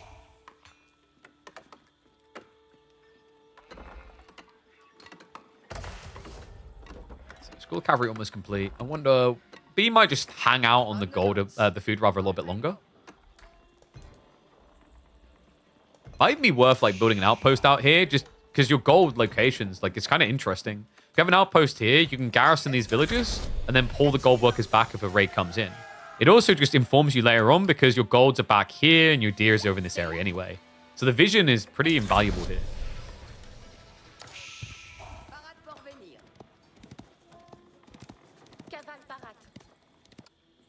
Second Uva coming online. Bro's map hacking. Oh my god, you're right. Look, what we see it firsthand, guys. B can see the trade post through the fog. Oh, that's right. That's like French get that by default. Oops. I think it's quite nice, actually. The thing you got to realize about French, the reason this is handy, he's only scouted half the map, but he knows exactly where Beasty is. Because he knows where his trade post is, then it should be mirrored. So, like, even if it was over here, you can gauge that if the trade post is here, your opponent should be here. And we do already have the outpost coming up from Beasty. I like this. Keshix plus Tortugud. I wonder if B is going to go Spears. It's such an underrated play with French, but would make a lot of sense, actually. He might just choose to mass Knights, because the fair logic there is if your opponent goes Tortugud and Keshix, you can still win that. You just poke and then heal, and poke and heal. So, you know, Spearman would be a more emphatic victory. The trade-off is if you go Spears, then they have an obvious counterplay. Archers.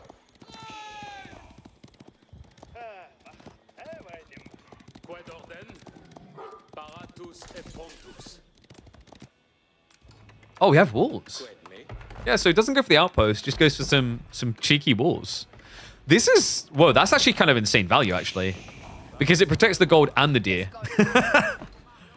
Oh, and the timing on that. That's going to be jarring for Beastie. Is he he might be able to be quick enough here. B. Uh-oh. Unless he reacts right now. Oh, wait. They go the wrong way. No, the other way. Okay, the gap's still here. He can get in. That could have been tragic, actually. If B had realized and tapped over here, this wall would have been too far away. It's going to be shivs out. Doesn't feel great. Up against Tortugud, though. New knights arriving. But B's idea does come crumbling down for a moment. However, with the knights rallying home, he should be able to reestablish control here. It's just not a fight you want to take with Tortugud. Tortugud may have a lot of health, but their damage is terrible in the trades.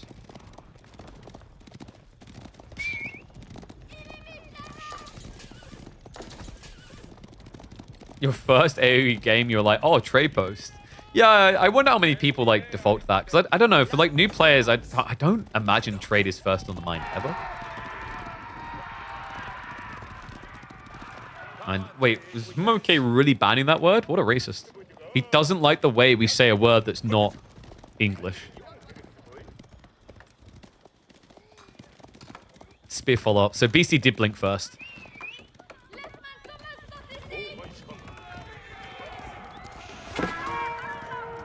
Knights are still going to dive, though. This is always the obnoxious thing with these fortified outposts. Only 5 garrison slots. Nice slipping with the Keshiks, however. Oh, this is perfect. Yeah, you leave your chunky Keshiks at home to guard, and your DPS Keshiks go after the workers. This is like that person that builds a Fallout character with 10 strength and 1 endurance. Like, well, I can't take a hit, but damn do I slap. Knights will be just creeping in now. Stop that again. It's just kind of annoying for B, the amount of times he has to keep coming back. And he's buying time for the next step for Beasty. We're getting into those spears now.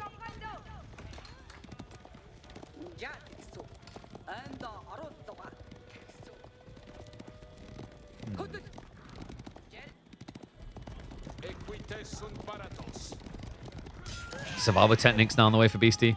Oh yeah, he crept out. This is what I mean, though. This feels so expensive. This outpost is 200 resources for 5 workers.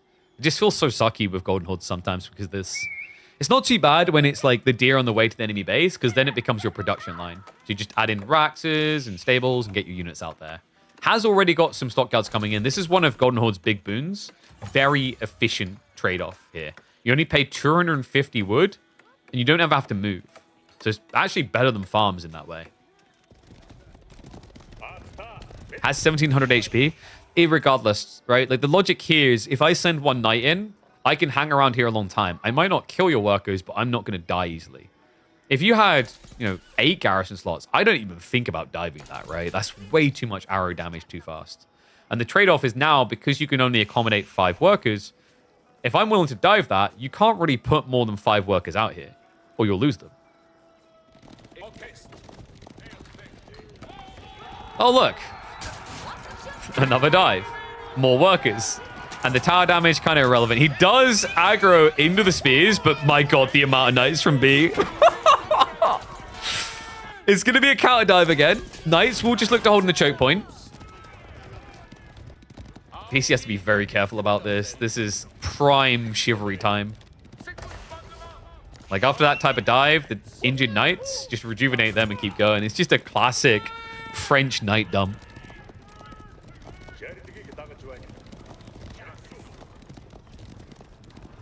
You can do batches of 2 production, but only garrison 5, right? I mean, or just add in, I don't know, like a garrison slot upgrade for 50 wood. 50 wood to get 3 garrison slots. I think a lot of people would actually take that. Versus having to spend 200 to get 5 more garrison slots.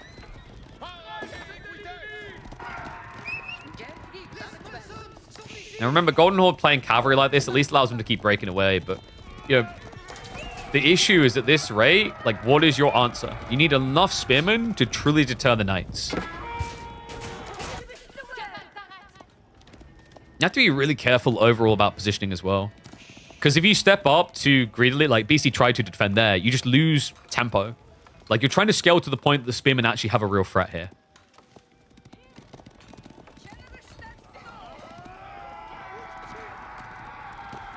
Does BC prefer yellow because of the Viper? I think I might start enforcing, like, colors, though, in our tournaments. I've been thinking about it for a while. Like, sure, players like to feel unique, but when the two players have similar ideas, it's terrible for the viewers. This is even enforced within tournaments like Red Bull, always has been, where if player X chooses this color, you have to choose that color.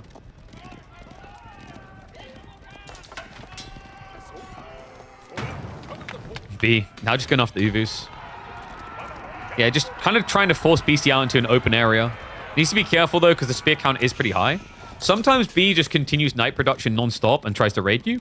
Other times, I've seen him just wait until you're like 20 spim and deep to go archers. This is starting to look like a non-stop raid game.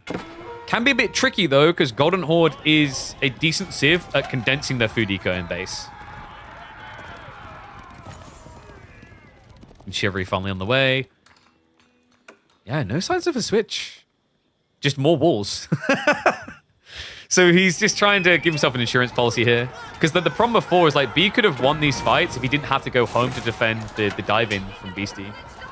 So if Beasty gets stuck on walls, he can just dive. And ooh, that was a bit of a cheeky idea. He's using Beasty's own choke point against him. Cool idea there. It's getting my slightly favorable trade there, but nothing too crazy. Still up those costs. Slips in for a worker kill. Happily slips out. Second deer pack now for B. His boar is... Is it... Where is it? Am I blind? Did he already kill the pig? I think he pulled it somewhere down here. Did you guys see it? I've lost track of it. Because Beasty is on the ball. But I still don't see bees. 1, 2, 3, 4, 5. It's not here. Presumably it's over here somewhere and he killed it, but... Because that's going to be important at this rate. With this strategy, you used a lot of food, so you need to just keep accessing these hunts. I think this is the type of moment where you could consider trying to just dive full south.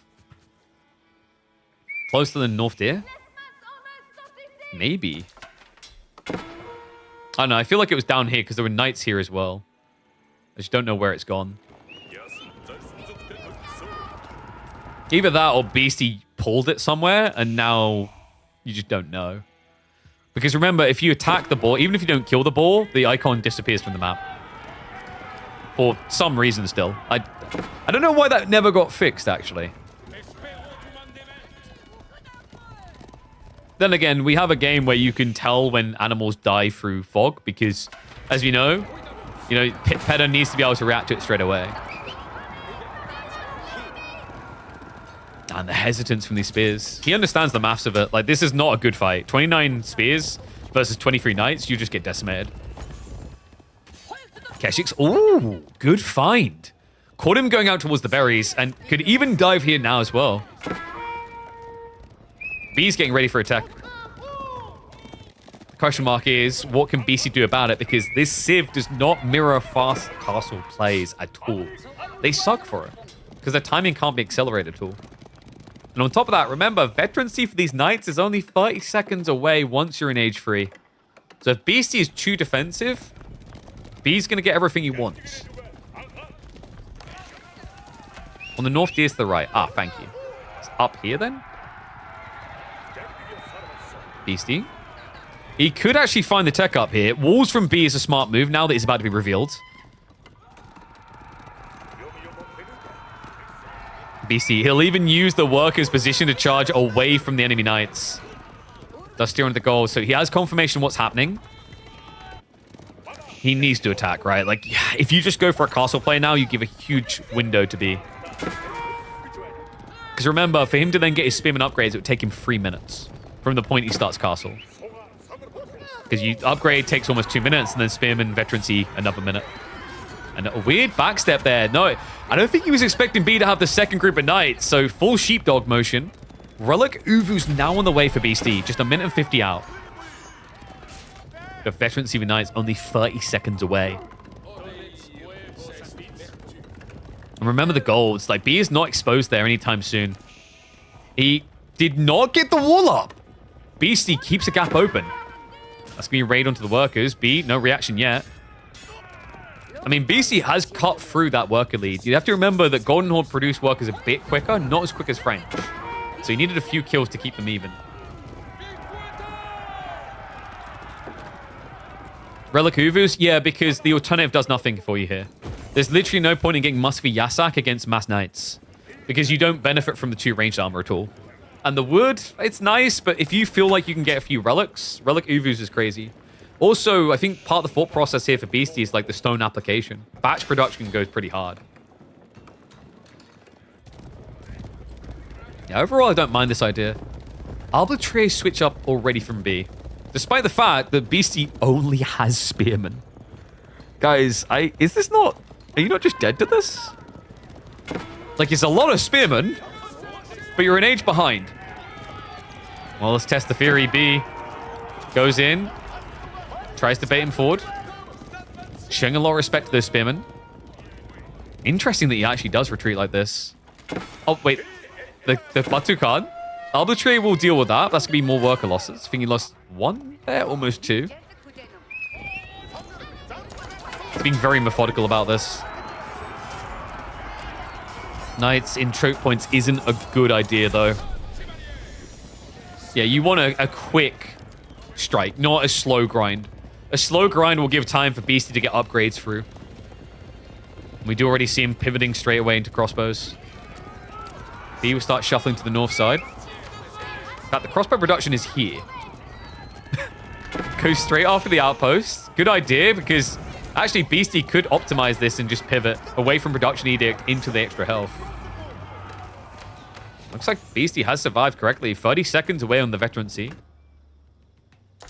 Ball has got some life left to it still, right? He only put 5 on this, so it's not being drained too fast. Remember, he has got the stockyards, whereas B doesn't have farms. This is, weirdly enough, a really good Springle game. I don't know if B's going to go for it, but there's 52 Spearmen. If you get 4 or 5 Springles, you can just slowly push in fully.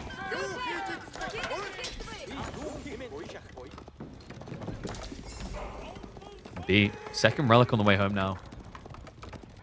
Beasty has now targeted that, so we've got Prayer 10 down. He should be able to get 1, maybe 2 relics at this pacing. Because the remaining relics are quite split, so it seems unlikely he should be getting both here. Yeah, B already snatching the southern one. Okay, he's going to want to guard these fast, otherwise it's going to be a 4-1. I think if Beasty gets crossbow batch production, there's a way here, by the way. Castle drop coming in, though, is going to make it harder. B not reacting to that right now. Pushing the center. Denial of the relic on the south side. Keshik did find him.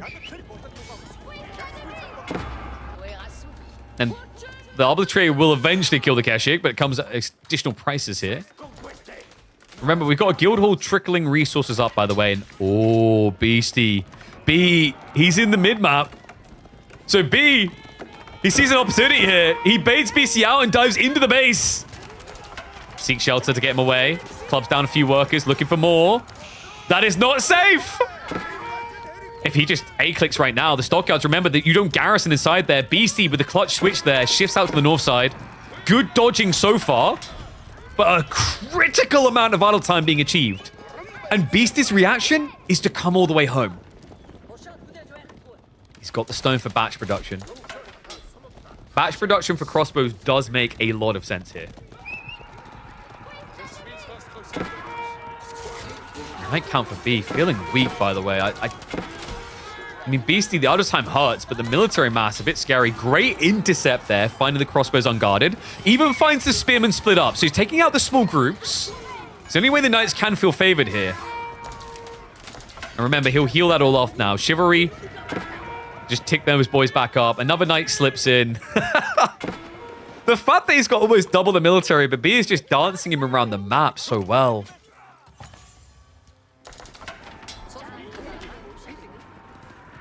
Beasty, what did he do with the stone?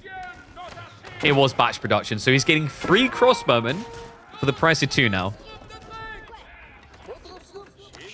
But it is happening. B, we talked about the Springles. He's going for them now. This is a smart reaction.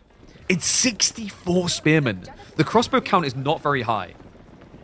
This is the exact type of play you need to get control. Also, the spearmen can struggle against Arbitrary, courtesy of the Gambeson's tech. It's a lot of melee armor. 7 melee resistance against a unit that only does 10 damage currently. Just a matter of buying the time now for B. 5 Springles should be good enough. Doesn't take him long either, remember. 20 seconds to pump them out. And Guildhall, I'm assuming 1,300. Okay, 1,100. It's got some ways to go still. We'll have to shift off the berries. Springles are starting to show up. Beasty, bad fight. Real bad fight, and he knows that the Arbitrary mass is bigger than his crossbow count, so he has to run away. Yeah, good thing he didn't get a little bit deeper there. Could have been a lot worse. Knights are going to try to force him to re-engage, though. Does get the turnaround. Springles are slow to react, however. There's a backstab attempt. The Spearmen out of position now. Springles kind of split on what they want to target, however. The Arbitrary are going to stand their ground. They get the Pavis drops out. The front line is the back line for French. The Springles, uh-oh. There is going to be a slip in there. Beasty able to try and snipe them down. However, a lot of melee resistance there. You don't hit very hard. The Arbitrary, they're taking so long to kill.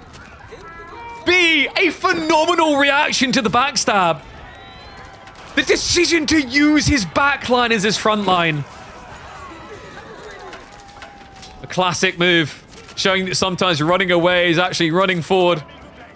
And all of a sudden, Beastie's military presence, his domination on the count is completely gone. B, this is kill point. He's still got 13 knights, now 9 Springles. A keep drop to secure the 8K, and a divide death push to come. Beastie, he has at least still got the batch production. You see, it does allow him to inflate crossbows again very quickly. Which is probably the only thing he can do now against 9 Springles. Crossbows has to answer everything, though. Springs, a little bit far forward, but if he shoots here right now, that's huge. A little bit surprised he didn't go for the shot, actually. Just backs up, and Arbitrary again! The armor here, 8 melee armor, 6 ranged armor. They just don't die. Red Palace drop also behind it all. He's teching while attacking. And Beastie's cheeks about to be thoroughly clapped. Only crossbows left alive as his final boon. He has got a lot of stone gen with the Relic Uvu's play. The B, happy with his trade out, considering he's about to get an entire age ahead. He does still have to worry about food. The game definitely not completely over. The B, with a cozy advantage now. If he can get the Red Palace up. Springles have to be reacted to, so I think Beastie, even though he sees the landmark, if he doesn't kill these, he dies to them.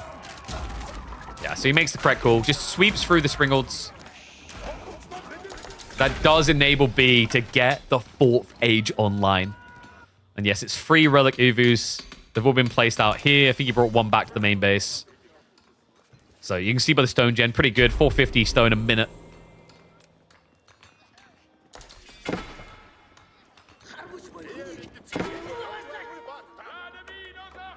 B, still not a single farm. You know, we see this from him a lot, just trying to resist it. First one's finally coming through. So 4 farms online, soon to be 5. Don't think B wants farms, he just wants Springles. I think you kind of need them. He's going archers, which is interesting, but it can work against crossbows, and like you're very food lean now, you don't have much.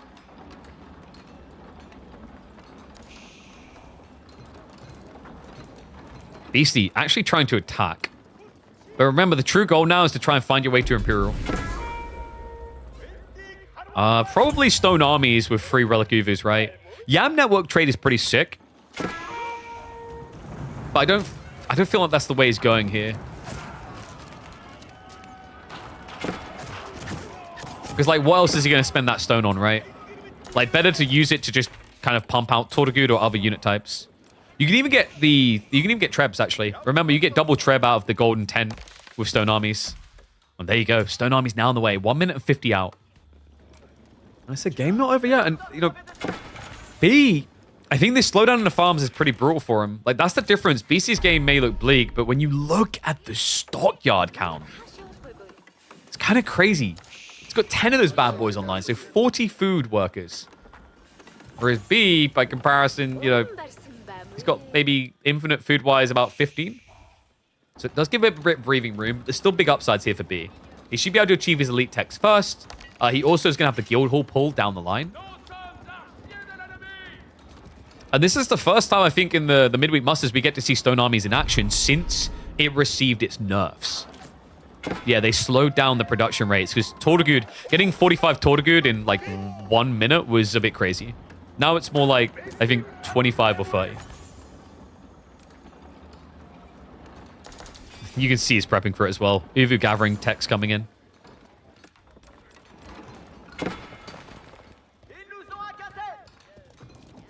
Horseman from Beasty?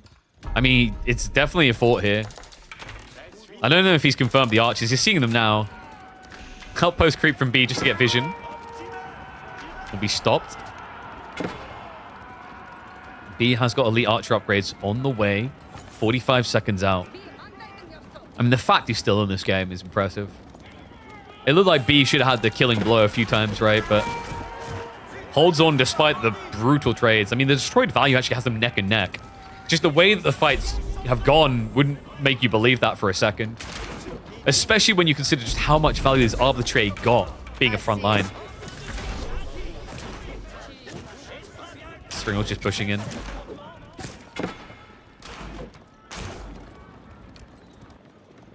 Beasty, one problem for him will be gold. He's got the 4k in the corner, down to 3k already, and then it's out onto the map or nothing. And remember, currently his relics are stone generators, not gold generators.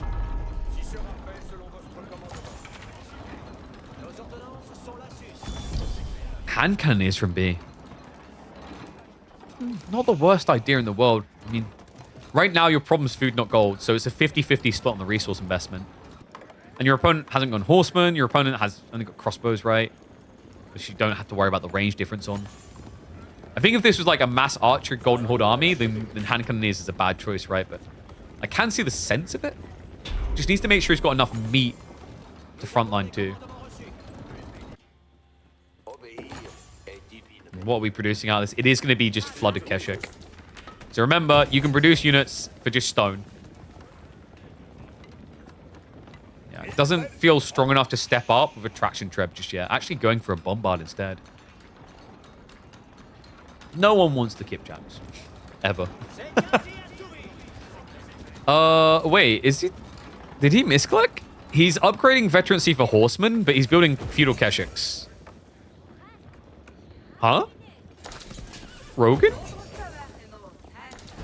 I hope he notices, because that could be a critical blunder.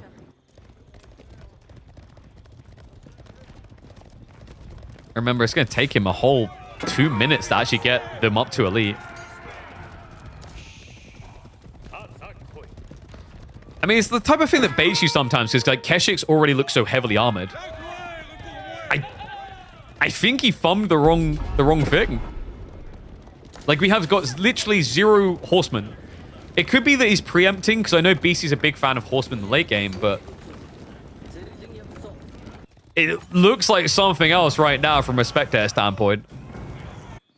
Reboldequins as well, Jesus. I mean, it is 27 Karash. I assume he went for the Edict. Yeah, he's Karash Edict. That's the other weird thing about Beasty's army. A lot of it is actually flimsy. It's the body shields, remember. Sacred Side's also now locked in. Beasty flowing a lot of food, so like it could still be a horseman switch, but I mean, I haven't seen him queuing up any of them. I haven't seen him taking the final elite tech either. This is getting a little bit weird. He's producing Tortugud now. Tortugud also upgrades. The Keshik status doesn't matter there. Bombard is going to be knocking at the door. Cannon emplacement needs to be cleared.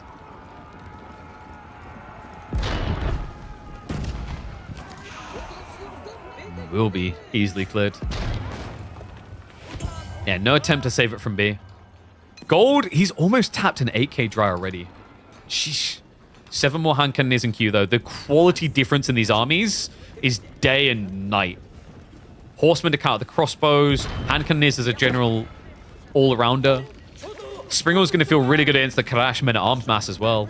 Like, the only advantage that Beasty clearly has there is, like, Bombard to try and snipe them out. It's only 1. And no, we're fine. Like, dude, this zoom out is terrible. This is fine for the size of the fights.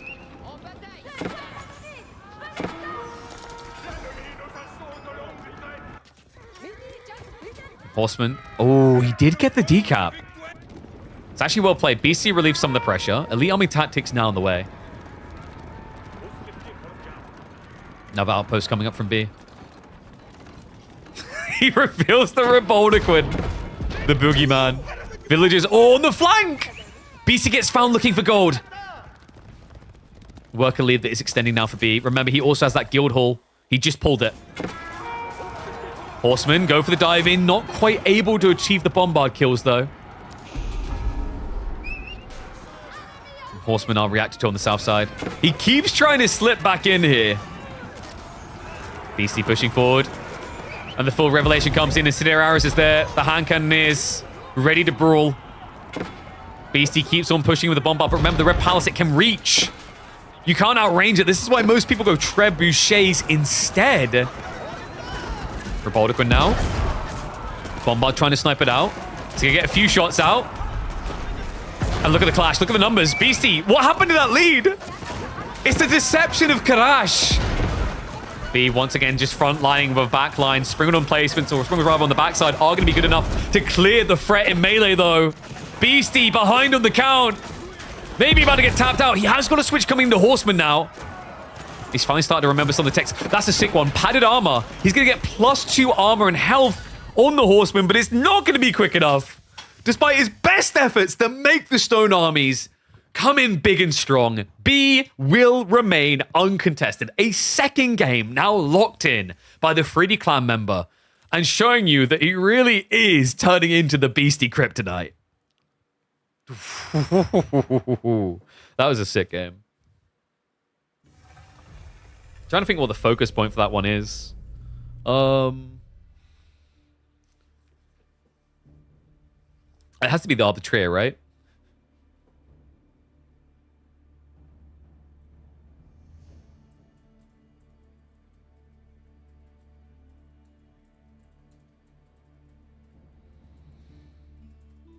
I'm just going to call that one, like, French Crossbows, the multi-tool of Age of Empires.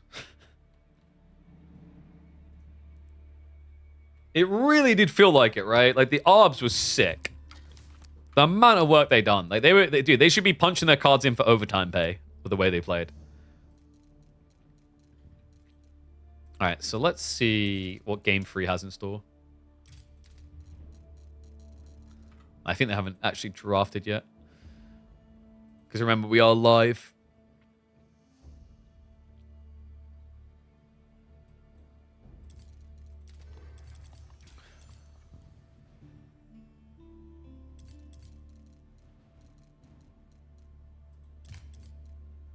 Also, I need to figure out why one of these maps keeps not showing up. Like, for some reason, his Borderland keeps showing up as unidentified. I must have a different version locally, but then it wouldn't load, so I don't know. All right, let's see what the boys have got ready for us. Oh, hold on a sec.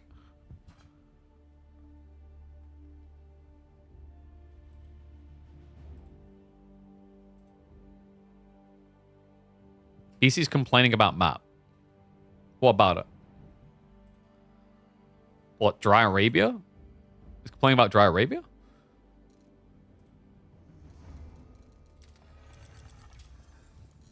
It's the agency Dry Arabia that, like, all the tournaments use.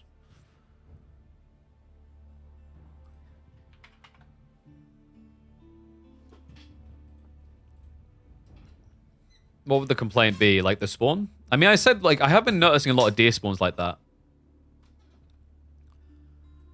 Like, it's something to probably be flagged with Caillou, because I think I said at the start, like, we've had a few like that where it keeps happening. What about deer ball spawn? I mean, like, it's the luck of the draw, right? But I do think there's something going on with Dry Arabia at the moment. Like, it's, I need to actually flag it to Caillou, because we saw it in early series this week.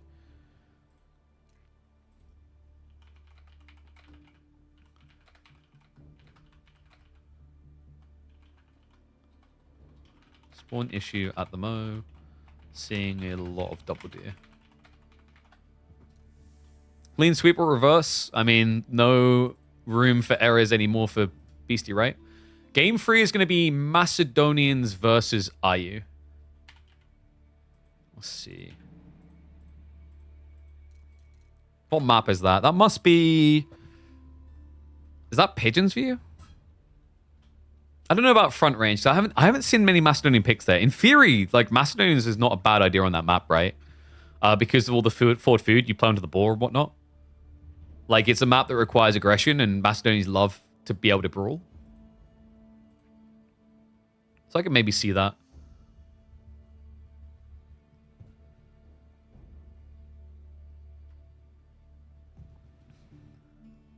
I'm potentially the most naturally gifted player in RTS. I just don't have enough. Exactly. It's like, you just need more practice time. God, if I had like double the hours in the day that everyone else does, I'd be the best at the game.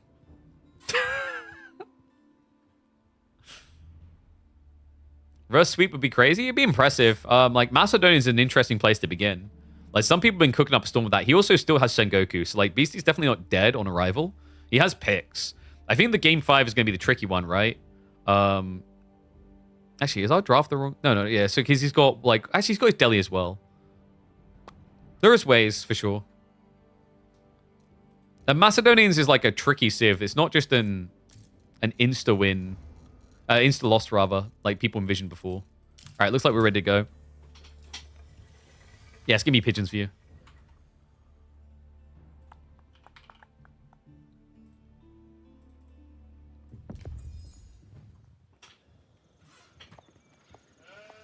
All right.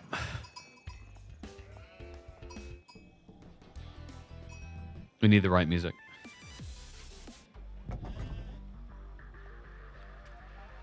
Your back's up against the wall. Everything looks doomed, but you can always trust the Vikings to deliver you the L. Well, actually, Beasty's going to need them to deliver him sheer victory here, because anything less will spell defeat. Game number 3, and B is already 2-0 up, looking to end it now. Could this be the beginning of a miracle comeback, or are we destined to just see B rise high, while Beasty once again experiences that 3D clan kryptonite? Welcome back, folks. I'm going to quickly reset the terrible UI. What the hell? It keeps doing this. Seriously, they need to update it. It's an issue with Macedonians. If Macedonians are picked, there's like a 50-50 chance the UI breaks. But it comes down to this, folks. B Iabids up against BC's Macedonians to see who is going to book themselves a day up against Anatan. A tough opponent weighing either one of these. But right now, B just making a clear, emphatic statement. One game away from securing it. Beasty, we've got to be thinking Macedonians rushing castle here, which sounds cursed, but the funny thing actually is that Macedonians Ridari can actually be our Iabids with a camel strat. What's going to matter more than that is the early presence. I think that's also often what gives Macedonians an edge, is their ability to harass you quite easily with their champion units out of the Hippodrome. I think it's better to switch to correct side even if text is messed up. It confuses the crap out of people. Like, look, ready? That confuses the crap out of people. People hate that. I think I'm right in, like, they'd rather just have it on the wrong side and have to tolerate that.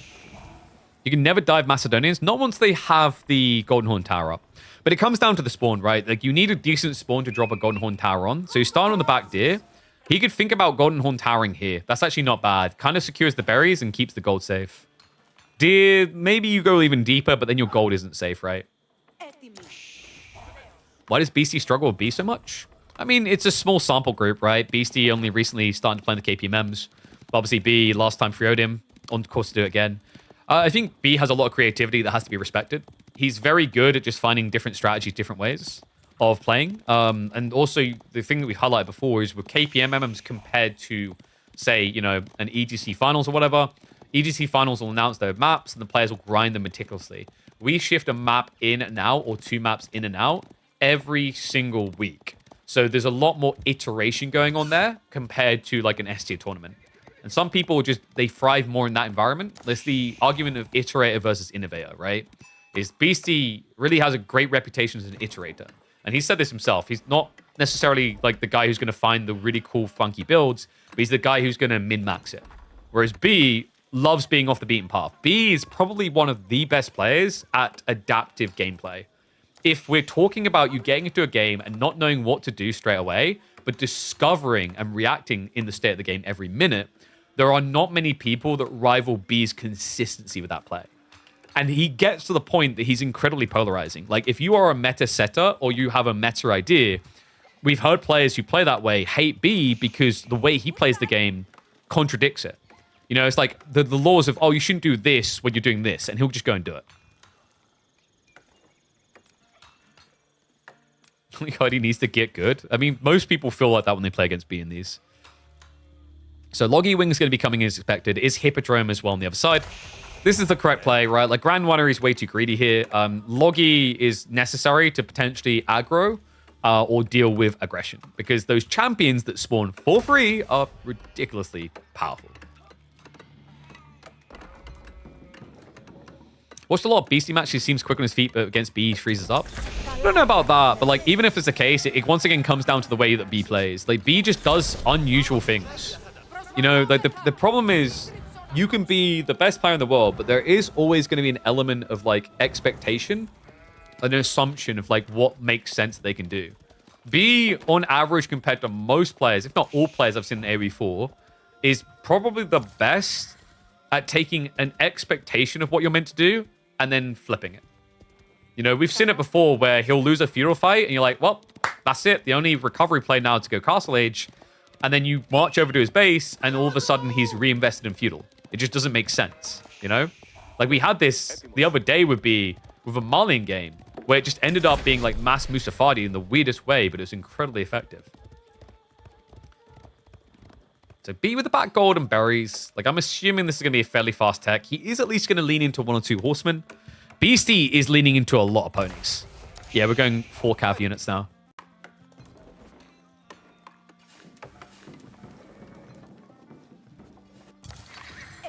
And the berries will be on the menu soon, right, for Beasty. Did he do well on the sheep? Okay, no, they're hidden in there. He's got 11 plus 2 more, so he's got 13 total. B, obviously, at 16 because he wants to be on the berries first.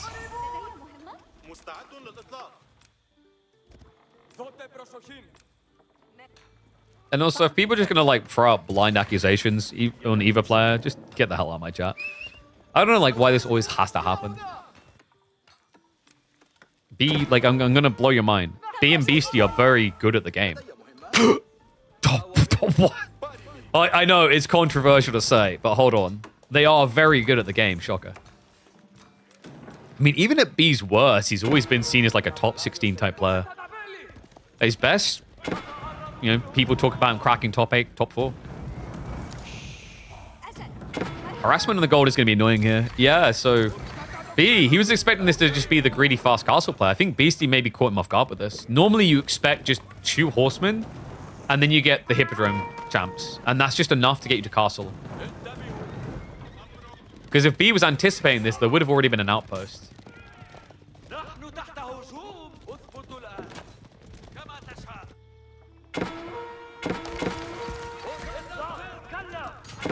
Horseman, whoa, B.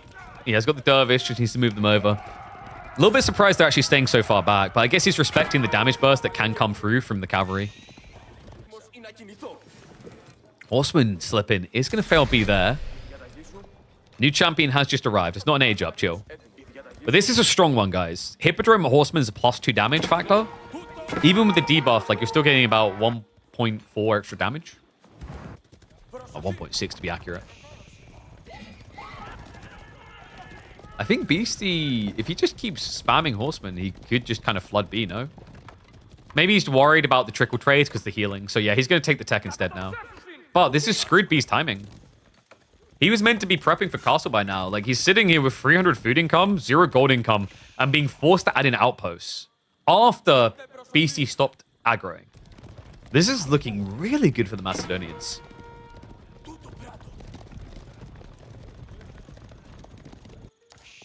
And remember, the likely landmark we're looking at here is usually Golden Horn Tower, which means you can't dive. B loves punishing people for going castle. But Golden Horn Tower is like the perfect answer to that conundrum. And here's going to be the Golden Horn Tower, securing the deer and the berries. 14 building it up. B not even in position to try and contest it. So this is looking like an easy breezy 2-1 squeezy? Sure, we'll go with that.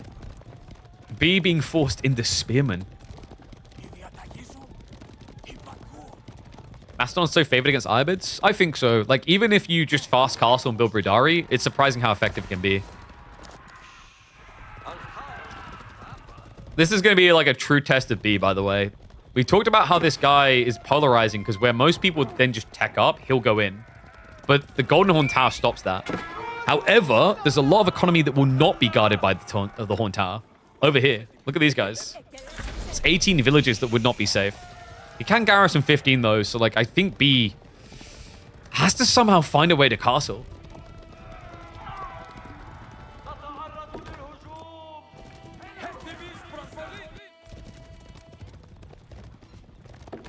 B instead. Like, if he pulls this off, he's walling up, so he will try to attack, but it's not going to be fast. The Spearman is the correct call, right? Like, you're expecting Ridari, you're going to need Spearman for sure. Horseman? Ooh, good slip in. Gets 4. That was sick. 4 horsemen. It's the type of damage he needs. Beasty, of course, now just queuing up the first of the Ridari, but you can see how slow it's been. Because remember, most of his food gathering, the 17, he used 14 to build this landmark over here. So most of his food income went idle, and now the horsemen are just going to dive in. Yes, on the edge. Like, this is the problem. You can just kind of poke and annoy. Let's decide to just pull back. He's still not prepping that tech yet. Just more spears coming. How long can one man play from an age behind, huh? This is the thing, to the philosophy that B believes in of staying the age. Like, Ibids is a little bit of a weird outlier, isn't it? Like, the idea of just sticking in the previous age with this civ is very different. He invests so much in horsemen's insane, right? Like, it's because he's playing Spearman, though, right? His thought process here is that naturally Macedonians will try Ridari into Bogmafr. But if you have this many horsemen, would Beasty ever want to add in archers? It's still not going to be easy. If Beasty can get the scale, Ridari are insane. They are the best Castle Age Knight in the game, without a doubt. But you need the scale, which means he needs to be able to get food and gold unfettered.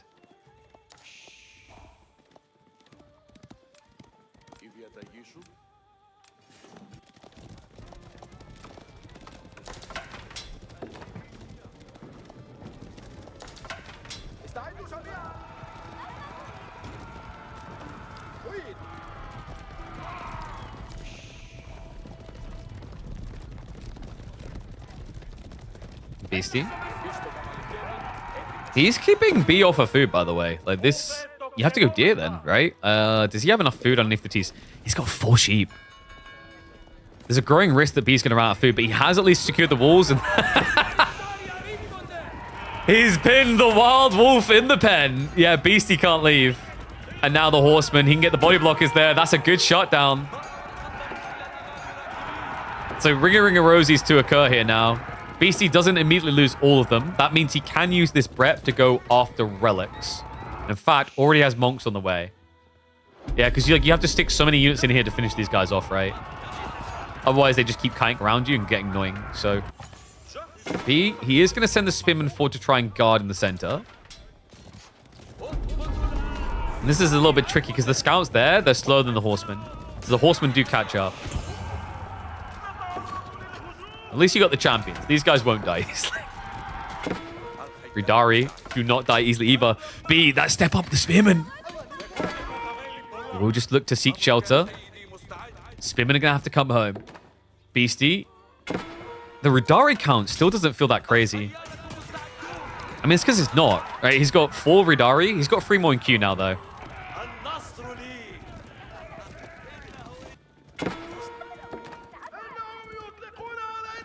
Dilla just catches him going out towards the deer. Textiles will at least make it a bit harder to get kills. And uses the sheet shelter correctly, so minimizes it to 1 loss. Beasty has got a second relic now on the way home. The food is the challenge. Like, where are you going to get it? Because you're going to have to think about the boars soon, and they're very upfield.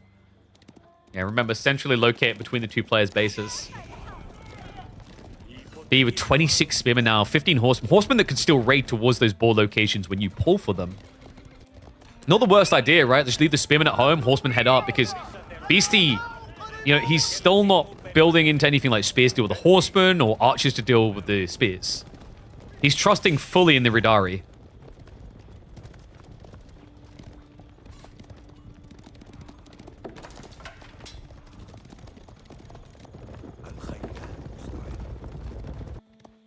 Even just checking the back resources. I like the instincts to be here.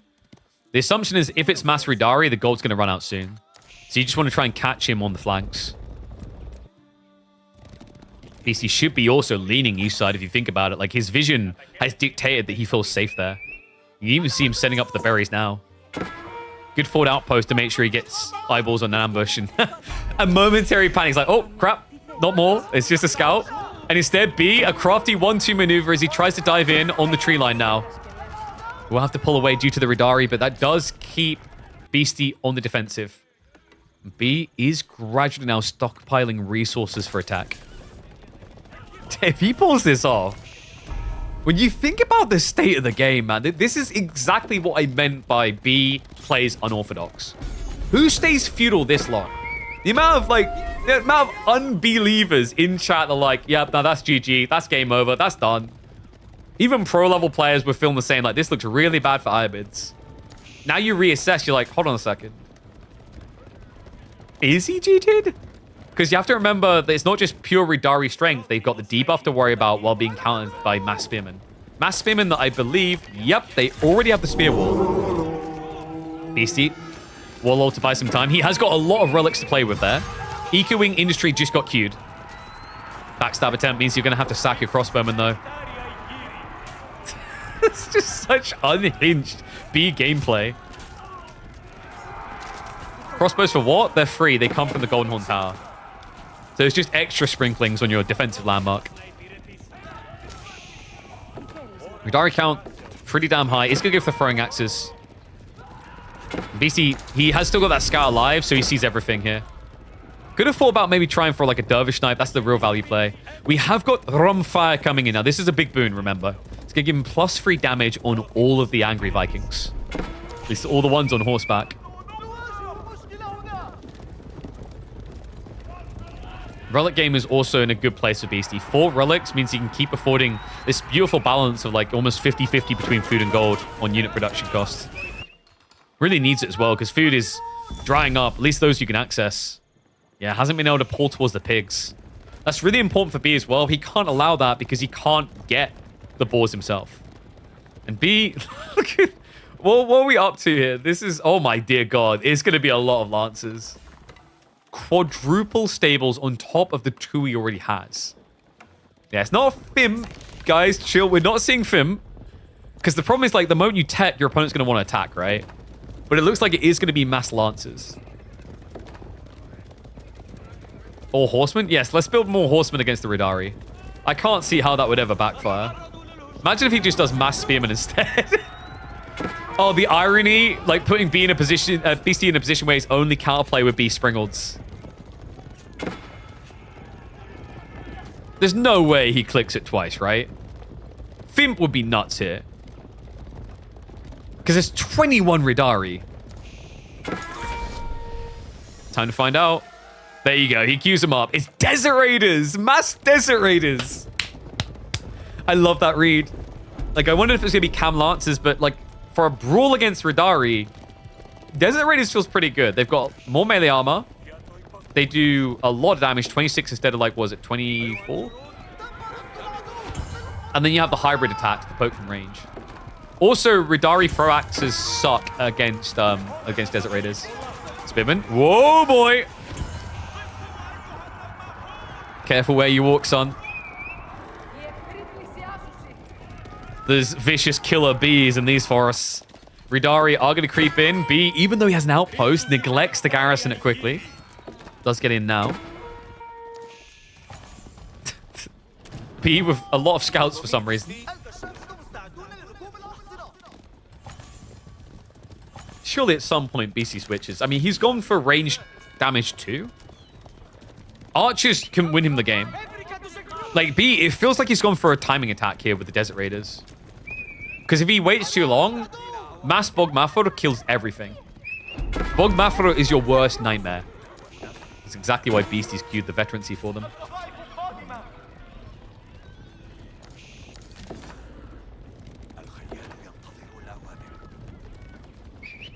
B.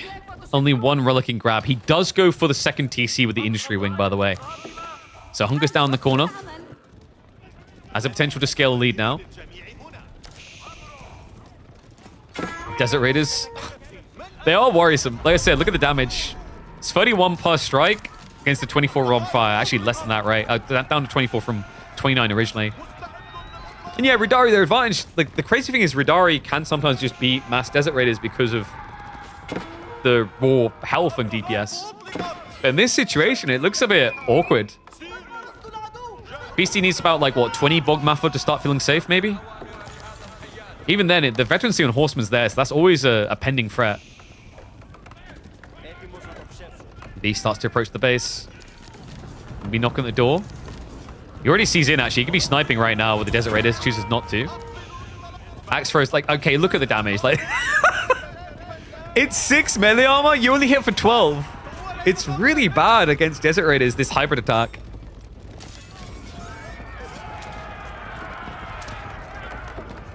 Has Beasty been buying food? He's got a lot of resources right now. It would be a logical switch. He's going for additional archer upgrades. Ridari still being a little bit annoying on the flank. And B, he's running for the corner berries. This man is desperate for food. He doesn't want to have to farm transition. We talked about the timing assault. This is the time. 26 Desert Raiders now. Beasty, just a Hodor in his own base.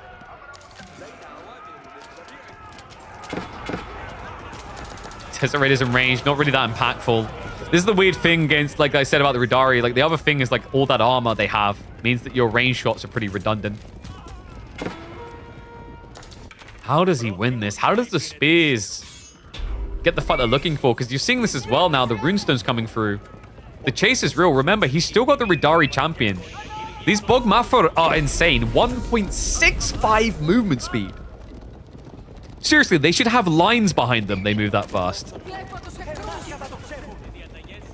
I mean, B, he could try and play into Manjaniques.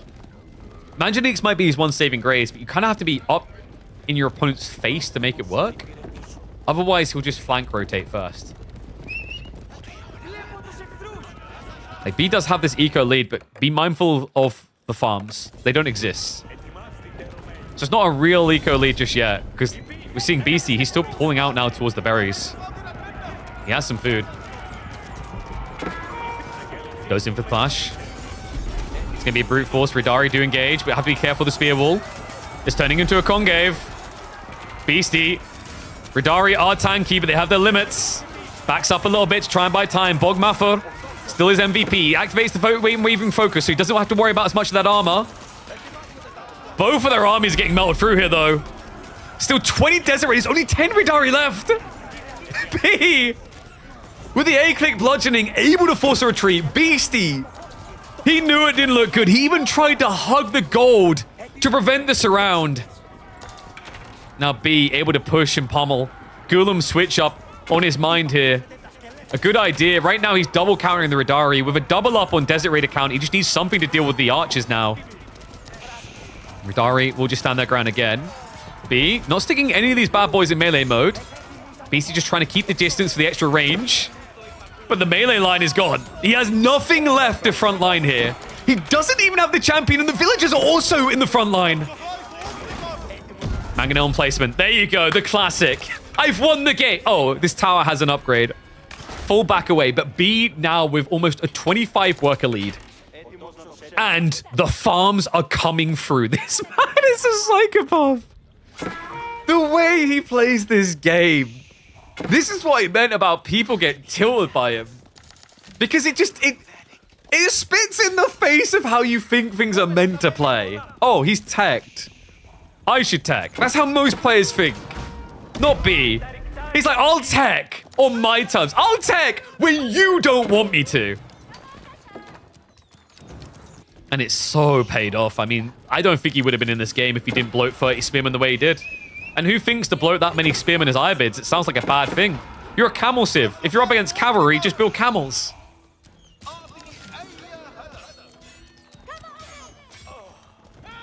Dari's still trying to be a little bit of a nuisance. I mean, he has to assume there's 2 TC by now. And yeah, Beasty's going to look to try and make sure the lead doesn't build bigger. The problem is he just went 2 TC and he's also out of food now. Yeah, he's got 4 farms. He needs a lot more than that. The berry... What? Okay, nobody gets this food. Some stone gathering in the corner because nothing else you can do there. Like, what's happening here? Imagine there's like 5,000 food on the map that you feel like you should be able to access as Macedonians, but you can't. Because of the way that B's playing. Double ball being blocked. The berries being blocked. Actually, more than that. There's like 7,500, 8,000 food here you just can't access. Bogmafra coming in again. B... Wait, he stopped building golems. Wait, what? I guess the Desert Raiders were kind of fighting decently into the Bogmafra, weirdly enough.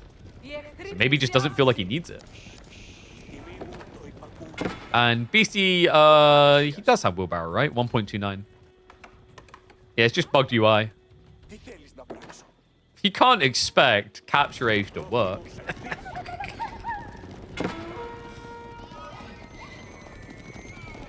Guess because Gulems just tickle Ridari? Sure, but you want like something in there to protect your spearmen, right? Maybe Cam Lancers would have made more sense. Like littering Cam Lancers with Desert Raiders gives you full mobility as well. Alright, here we go, Beastie. This really does feel like do or die. 280 food income. Meanwhile, B almost has 10 times that income. It's like, what, 7 times that income right now? God damn.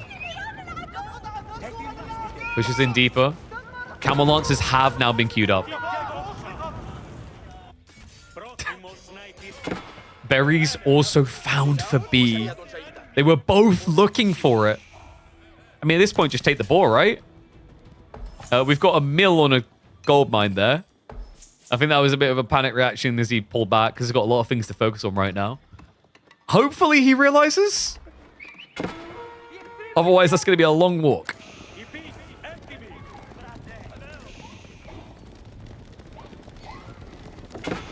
I love the Cam Lancer detail, though. Horseman's interesting. Because there's still Ridari, but like you have 31 Desert Rays. You basically just want something in there that has ranged armor.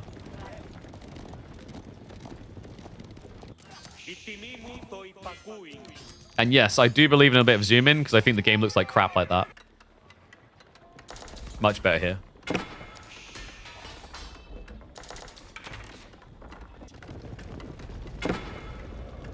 Like, dude, people are like, oh, it needs to be maximum zoomed out. It's like, I guess you'd be happy if I just made the mini-map the size of the screen, right? And we couldn't see anything else. Still no gathering over here. Like, he'll eventually get it because mango emplacements kick the crap out of Shruna placements.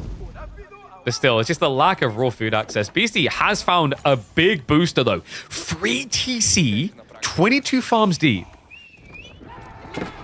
Is B thinking about Imperial instead?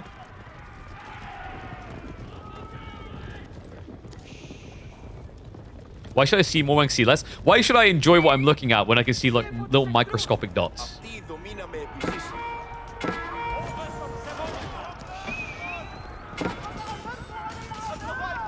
B, he has to be sniffing it out a bit here, right? Beastie's army quite one-dimensional. The Camel Lancer plus Horseman capable of dealing with this many Bogmafur. And also, when it's mass cavalry you're up against, you don't feel confident using Unwavering Focus. Like, the way Beastie has to fight, you kind of want to start step. You can't.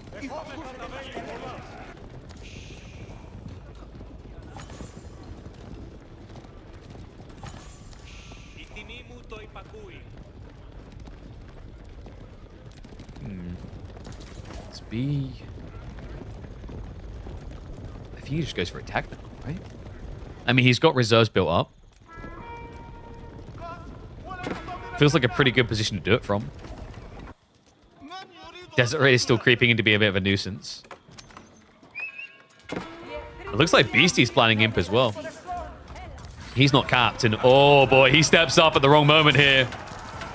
B looks for that push in. The front line of Beastie, it's not going to last long against this. Bogmafra need to get out.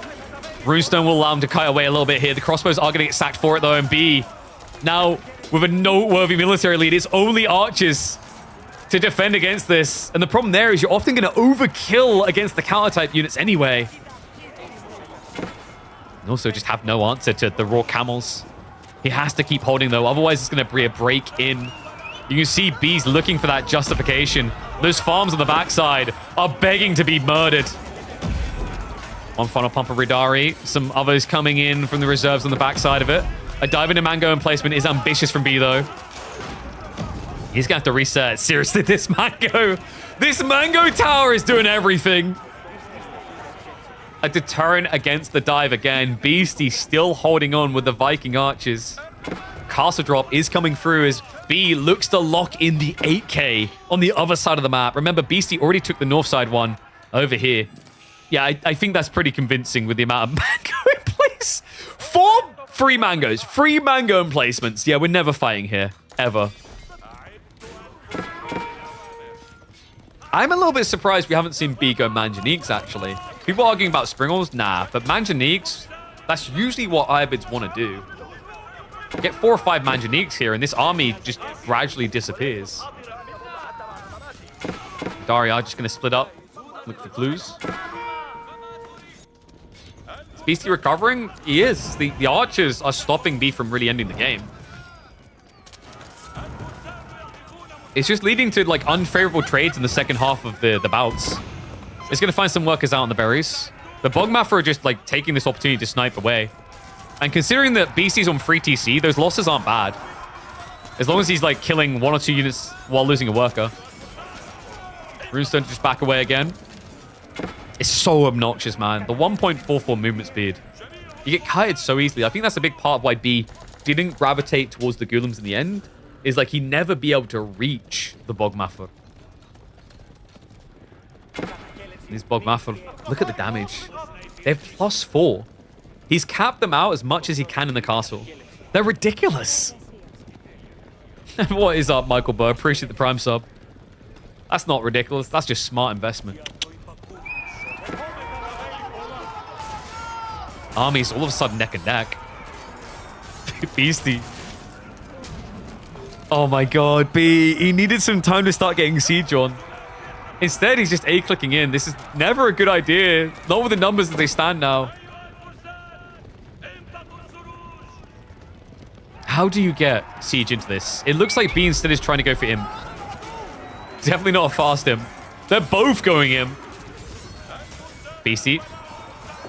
Gets him trying to trade out with his archers. His front line is always going to get sacked.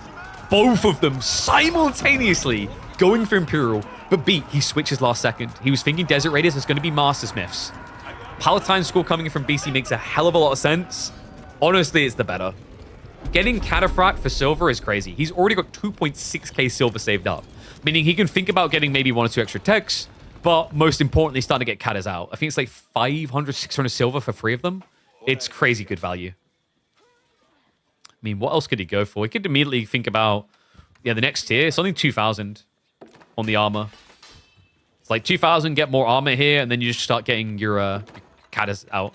Which is really good, because Cataphracts are already elited. Yeah, Master Smiths in Imperial, not that impressive, by the way. Because at this stage, he already has got the Military Academy, so he's only getting the final techs here. So it's some savings. It's only 2k savings, though. Whereas Desert Raiders, that's going to give you 680 resources a minute, I believe it was. Hey, what's up, Scarecrow? Appreciate the sub as well. So you will instantly get all the +1s. I think the thought process for him is because it's Bogmaffer. He sees value. Like getting extra undermesh there. Getting a little bit of extra range damage on your Desert Raiders. Then again, it's not even about them anymore. It's more about the Camel Lancers. Beasty with immediate Q upper bombards. 3 on the way. We do not have Cataphracts. Interesting. Yeah, he just chooses the extra upgrades. This is what I was talking about over here. So you pay 750 silver to get 3 Cataphracts. It's a pretty good deal. The Bogmaffer have been the reason he's been surviving. So in Bogmaffer, we trust. Raid in. Look at that. Seriously, this is so toxic, man. I don't know how Byzantines and now Macedonians are allowed to still have these things. Mangonel outposts. Lego Cadders, so you can raid. It's not about the direct fight, it's about just raiding with a few of them. Beasty's gonna go a different way though. It's mass horsemen now. B finally completing the tech up. Q's his upgrades.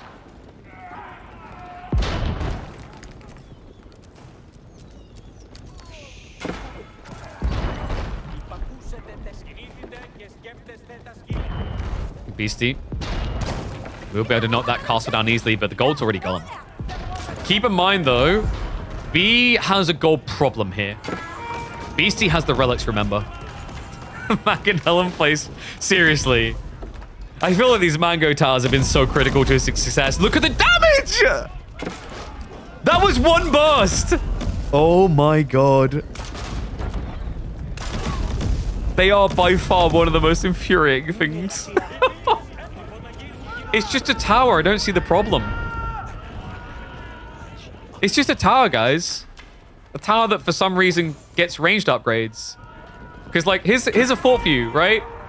+3 in Imp's pretty good, right? What about +6? They can get +6 on these things. They have double the range tax. Why does that work? Oh my god. And Beasty, he's now going to Springles. B with the villager pull to try and get rid of the bombards. B does have number advantage, but he needs to keep pushing it. Breaks in, the villagers coming clutch there to draw some attention. They're still alive as well. Beasty still heavily relying on his archers to deliver him. But those workers, it kind of muddies things. You don't want to really be shooting them. It's overkill. He keeps on pushing. Castle drop now coming through. He needs the gold. Hey, you gonna eat this? No? Okay. Don't mind me. I'll just take it then. Backstab a few horsemen trying to wrap in.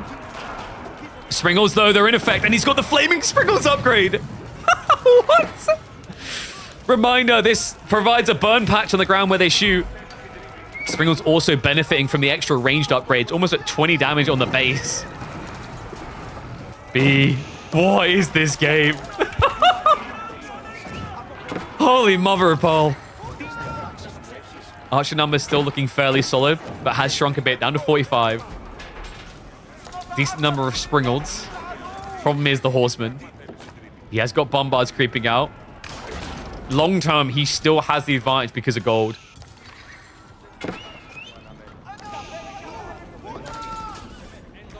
I feel like B needs some siege, man. Like, okay, so he's gonna... We've solved the mango outpost problem. Just fight around them.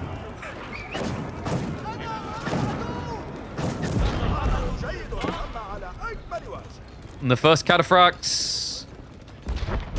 No? Someone baited me. We aren't getting catas at all. Beasty doesn't care for them. More mango in play. Why?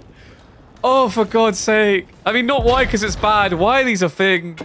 Reminder, he's got range tier 6 on the way. Meaning that these outposts are going to do 13 damage times 3. They're basically Imperial Mangoes. And oh my God, the damage! The Sprinkle shots! The question mark is, can he burst him quick enough? It's looking a bit bleak. The concave begins. Beasty down to 30. Bogmafa, the weakest count he's had in over 10 minutes. B just floods the ponies for the win. Flaming Sprinkles may look fabulous, but it is actually flaccid. Against Horsemen, what were they ever meant to do? B, he's breaking Beasty's core army. He's still holding on for now with the Bogmafa, but the quantity losses here is kind of crazy. The question mark now is, can B actually find a way of ending this game before he runs out of gold? Because that's the future for him, right? Either be very lean on your gold usage or end the game soon. Beasty may have ran out of gold as well, but remember, he doesn't have much gold cost here. He's got 4 relics, and on top of that, he's generating 1,200 silver a minute. Meaning he can go cataphracts, he can also go additional upgrades in the arsenal. And B, you're seeing the slump and the regrow here. Is he not sure what to build, or is it wood?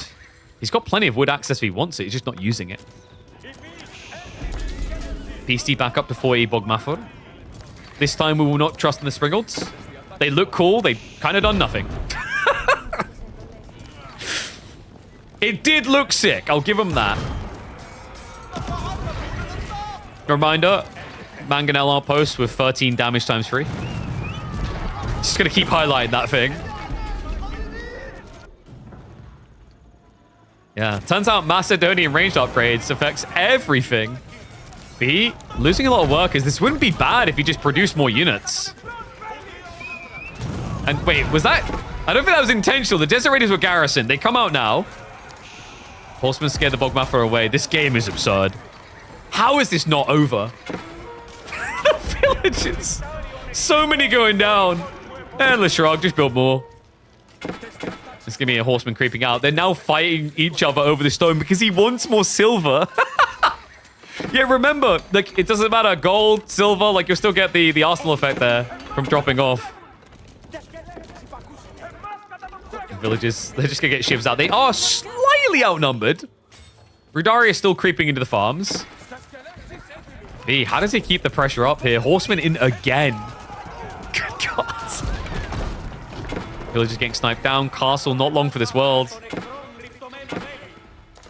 B, he just can't stop this. The outposts are definitely going up.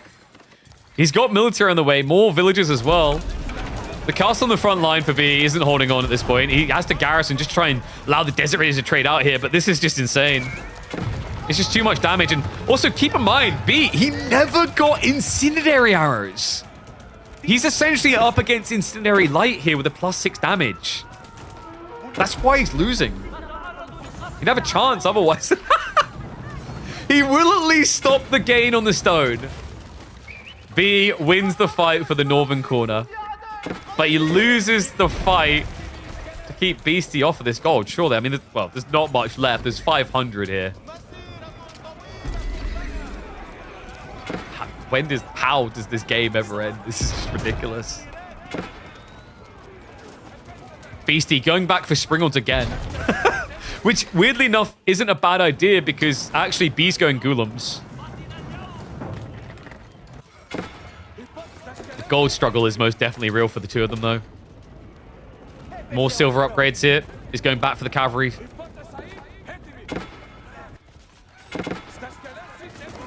Ghoulam do get revealed on the flank, so Beasty can be confident the Springle choice is a good one. Reminder, these Springles now do 20 base damage. Yeah, they're not too bad. They're pretty good. And then, you know, a splashing of Roman fire on the ground. Why not? And no, Macedonians do not have Explorator's tech. They've got Pulvarts, which is really good if you burn down a TC, but you'd have to reach it. In fact, I don't think he's even gone for that technology, if I'm not mistaken. Yeah. Pulutzvarth has not been taken.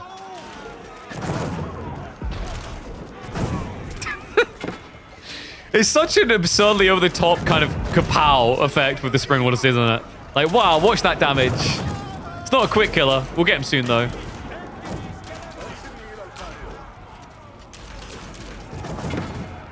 Beasty continues to push, though. Wait, well, that's a bit weird. Hold on a second. There's a few horsemen holding the army back. That's not a good look for Beasty on the approach here. Yeah, he loses the ponies. The Ghoulam, they weren't counted there. The Springles weren't in place. No. No. B, he could take this. This is actually a scary fight now for Beasty. He doesn't have a front line. And B, he's got 23 horsemen. Beasty needs to get some reinforcements in. More cavalry on the way now. A little bit surprised B actually isn't committing here. What's he waiting for? Man, a lot of respect being shown. And no Tithe Bonds, because, yeah, we haven't got stone income. Splits over to the side now. Desert Raiders. Not going to like that, but the horse plot can be good. The Ghoulems, however, the Ghoulems getting scudded here. Needs to brew his way through. I like this from Beasty. Just stand your ground with the Bogmaffer. Buy time for the Springles to win the fight. Explosive effectiveness. Oh, my God. B, he waited a bit long there. The horseman buys some time, and now he has the concave. He has the munch down. Springles are gone. Frontline archers have to back off. B says not done yet. Raids into the back of the base can be a little bit annoying, but should be able to shut that down. The big problem here is B. I don't even know how long to his Imperial Age. Still no techs. No silk bowstrings, no biology, no incendiary. B has gone for none of them. He doesn't have the gold. It's all going to Gulam. That might prove effective considering Beasty's reliance on mass archers still. Archers, horsemen both lose to Gulam. It's just a shame he can't afford those extra upgrades. Does have the Mamluk's bravery. He's also providing extra armor. Right now, these Desert Raiders have 6 ranged armor and 13 melee. How is he playing this game this long without anything from him? Anything real? The age 5 techs, if you will. It hasn't been a step too far because B has exhausted himself. Beasty now with a double up on military lead. I don't know, man. I think B, if there's a world in which another gold vein exists where he can get some Unitechs here. Very different game we're talking about. A back and forth, but despite the best of efforts, some sick fights from B, we are gradually getting deeper and deeper into his base. Not Beastie's. Still no signs of trade. Okay, nope, scratch that. B. He says I'm definitely not dead yet. 8 traders just came out. Beastie looks for the dive in. He should have noticed that. There's traders coming through here.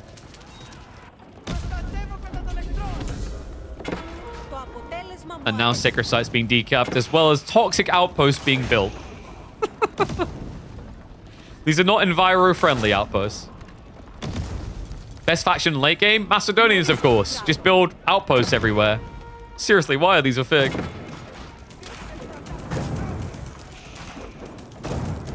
I think we could just call this one Macedonian range tech affects everything.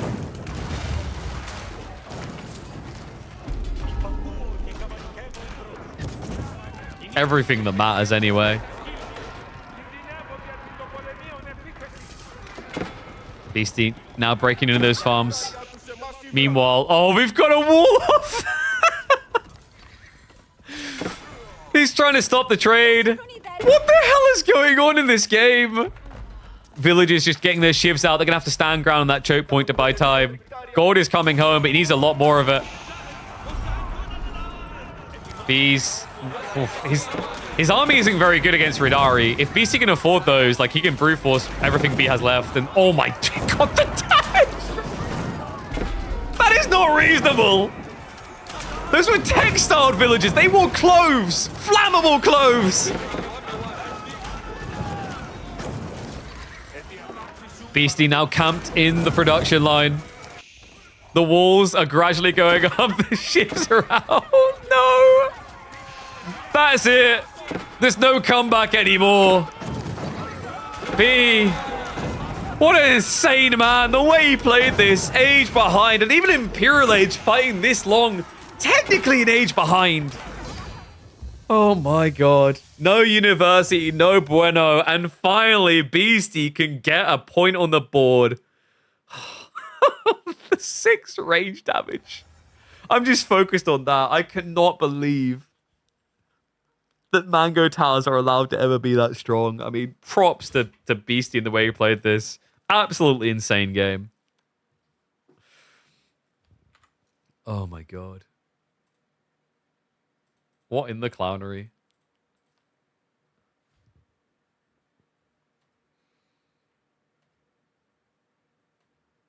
Let's have a look.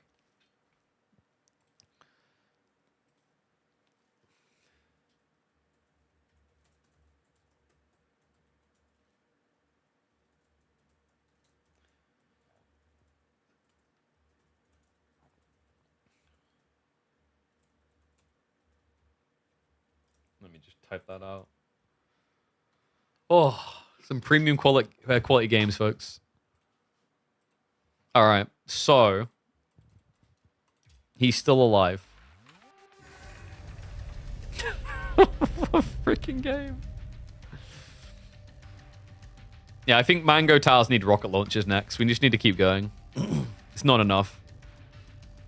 Jesus, what an interaction.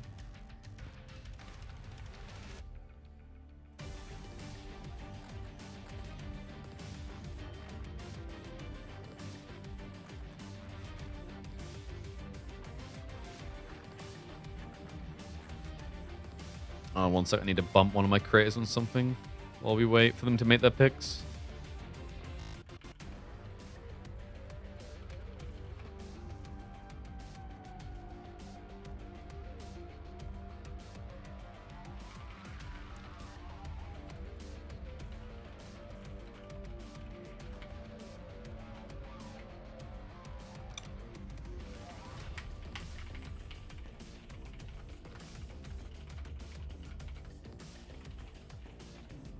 All right, so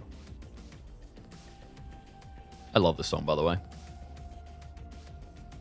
What we got coming up next for the boys? Springs of Fire, literally, figuratively, all in between, blah blah blah. Yeah, pretty much. All right.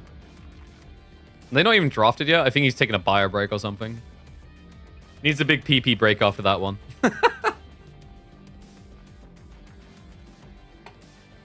You can crack to deliver good content. Thank you, man. Just doing my part. Laptop with second monitor? No, that is the streaming configuration. So like the streams that go out to YouTube, TikTok, Twitch, they all come from that. The local recording that gets done in 1440p, all from that. I actually might upgrade it to 4K recording. I could. So yeah, that's what that laptop does. It does all of that. I've got a second monitor, like up from here. Special edition elephant towers just for you. I'm confused. Are you calling me fat? Did you just call me fat, bro? Why would I be an elephant tower? What the fuck? We need mango elephants, and then the mango elephant tower should just be a little elephant standing on top of a tower. Put in a mango. I like how the devs went to the effort of making mango towers that ridiculously broken, but like at the same time, they couldn't be asked to have a little mango install on the top of the tower and animate, you know? Can't play games, keeps crashing for you on console. Oof. Sounds like it's time to go PC and spend like $2,000 just getting RAM. Oh man, I can tell I'm going to be very hungry by the end of this day. We're definitely getting the length out of this one, aren't we, actually? 4 hours in already, probably looking at like, what, 7-8 hour broadcast a day? Subscribe if you haven't. God, now, how am I going to have time to prep stuff for Friday? I'll wait up. I'll ping on Discord later on whether like we'll do Friday's variety stream or we'll skip this week. Because it's a busy weekend and I'm like playing catch up and also trying to look after my fam a little bit where I can because they're all ill. It's like a weird balance. You want to help them and look after them, but you also don't want to get their diseases. Elephant seal tower. I would 100% buy a tower that catapults seals at people. That would seal the deal on that purchase for me.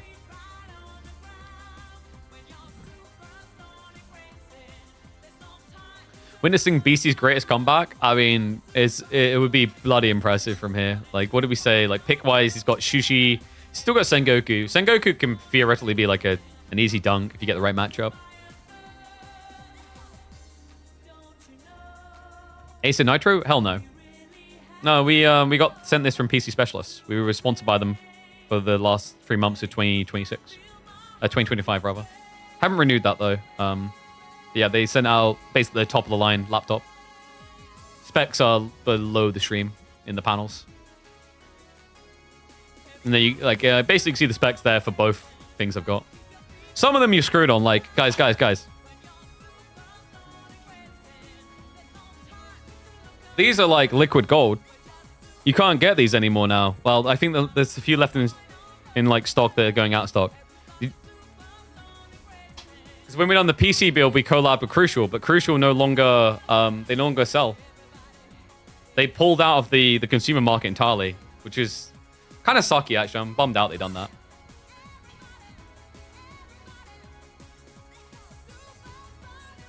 Like, basically, they said they were going to put all their resources into data centers. I was like, what the fuck? Bro. It's a really tough time to be in gaming in general. Not just PC, but, like, mobile, all the rest. Change my weeb background. That is not weeb. What the fuck? What's wrong with you? You uncultured savage. That is 100% not weeb.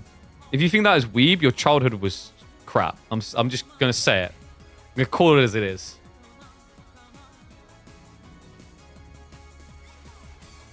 Hearing Eurobeats? You are hearing Supersonic Racers. Dude, if they're gonna take any longer, I might like get a snack to munch on. Holy crap. They back? I think they're back. I'm gonna have to like wolf down a snack between. Oh wait, wait. I fought ahead.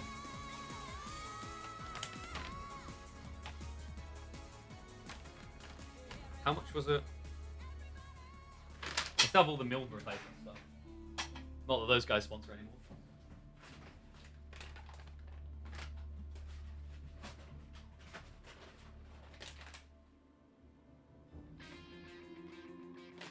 Yeah, let's go with this.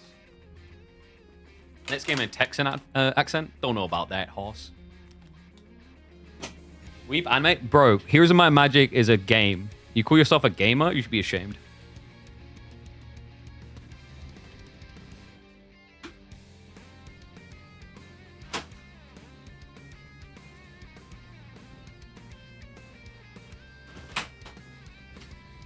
Nice, nailed it. Pulled out to 350 mil perfectly.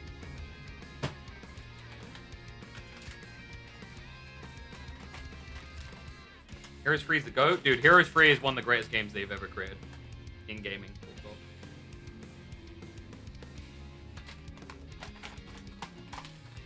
Nice jumper? It's a banging jumper.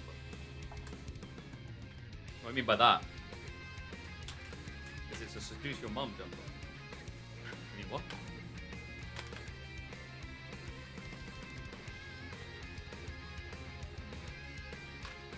Got myself some caramel, boys.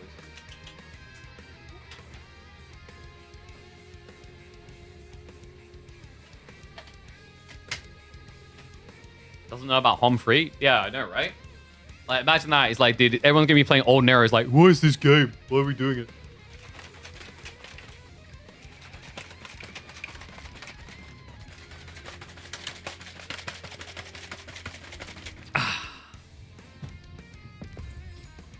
Alright, Epic 2 time. You guys ready? I'll up that a bit. The battle continues. The epic semi-final showdown between Beasty and B. Could it go the full distance? We head into Tundra. Beasty fighting for his tournament life, but he has got the ace up his sleeve. The S tier. It is none other than the Sengoku Daimyo to try and pave the way to a deciding Game 5. B on home territory, though. A roost pick to try and end it here and book him a date against his compadre Anatan.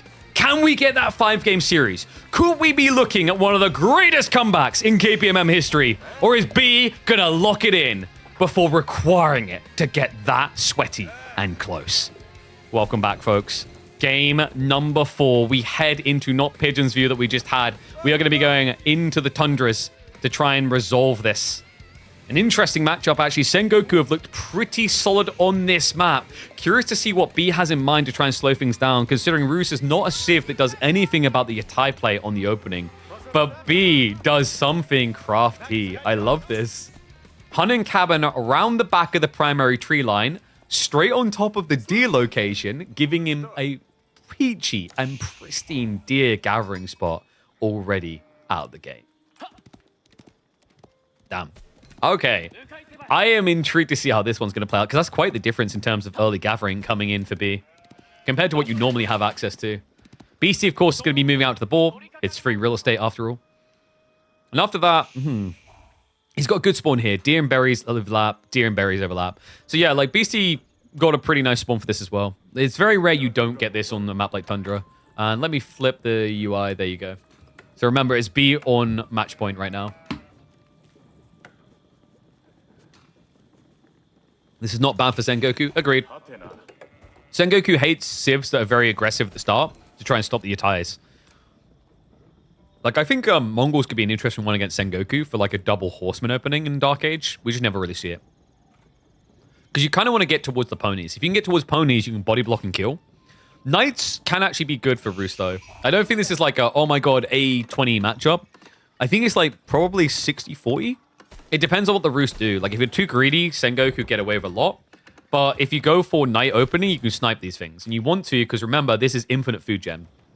The way the hot dog stands work, They're going to generate food by being near these limited food sources on the map, like the boar, the deer, the berries. They can generate up to 60 total. They'll get 20 base.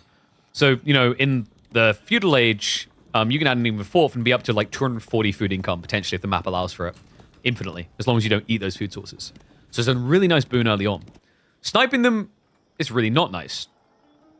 I'm not saying that because I mean it's rude. I mean it's really hard to do. They have got 370 HP. That's why knights are technically very good against them, but, you know, spear openings can feel really rough. You have to micro so much to get a kill, because you have to keep moving and body blocking the entire time. How's the Atai work if you gather food? It will eventually expire. So if you cleared the boar, you'd miss out on the food. I do wonder if we're eventually going to see people min-maxing, because, like, in theory, something cool you could do here, and I think we will get to that stage, same as we got with the berries for Ibids. If you gather this down to 1 food and leave it, you're still going to be generating an extra 40 food a minute with your Atai. We're not there yet, but we will get there. It's like the peak optimization. Like, when Ibids first came out and you went Growth Wing, the idea of leaving the berries at 1 food was really petty. People didn't do it. Eventually, they took it on. Before that, it was HRE with placing sheep on the correct side of your TC for Anatan. These are all things that will come with time. It's all about realizing that no one is going to be perfect out of the gate with these civs, because there's already so many things on a macro level, or like a wide scope level, you have to do right. Oh, and I forgot to say before, thank you, Scarecrow, for the sub. Appreciate you, bud. Yeah, like, technically, you know, you could take it to bigger extremes and be like 1 food on the deers and the berries. That, a little bit less critical because it's so much extra work. But the boar alone makes sense to get that stage where you just leave 1 food. Because you're not, like, even if you try and do a reasonably fast farm transition, you're not going to have that many farms to max out your ties on. B. Wait, is this a Kremlin? Oh, wait, sorry, no, my brain. He's already done. I wasn't paying attention to the... I was like, where? Nah, it's just going to be the outpost secure in the boar. That makes more... Oh, that's a sick outpost, actually. Yeah, look at it. Now, this isn't uncommon, by the way. These type of spawns can happen a lot here. Beasties was a little bit wider, but, like, technically, you can kind of get similar-ish. It's just your gold is here instead. Yeah, pretty solid one. Oh, wait, you're right, Freak. Wait, does it scale down the boar with the Yatai income? Did it always do that, or did I imagine something different? Because I'm pretty sure I remember a version of Sengoku on release that it didn't work that way. Have I done, like, what's that thing where you imagine something that never was? Because I remember this. I remember seeing the boar deplete down to, like, 54, 50. I think there was a time where it was always maximum, no? Or am I Mandela affecting?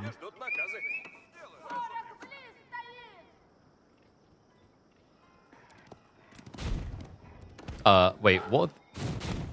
We really hate walls around here. Man, I need to double check that now. I am wondering if it's like Mandela effect or if it was that way. It was that way at least. Gotcha, yeah. Okay, so good thing they changed that, because it would have been giga broken over time, I think. Yeah, I didn't notice the patch note they changed that, so thank you, chat. Let's get a heads up. Because, like, the min-max implications of that is pretty ridiculous if you think about it.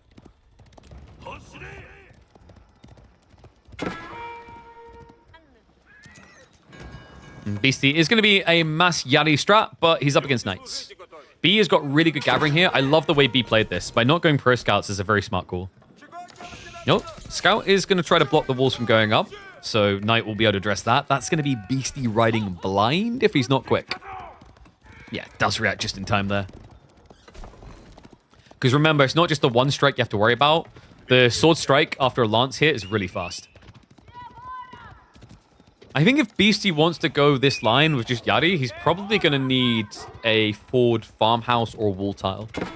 Because you're going to need the ninjas. So what Beasty could think about doing is like just walking up here and building a farmhouse. Like actually here even would be good enough. Because the boar is a big boon for you, but it's risky against the knights. But the idea is if you have a farmhouse here, your ninjas spawn here instead of all the way back here. You only have 45 seconds to leverage them, so you need them to act fast.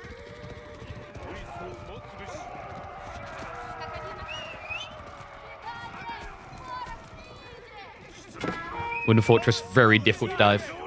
And love this, dude. B understands it. Some people glaze over this. Castle turrets is invaluable in these type of spawns.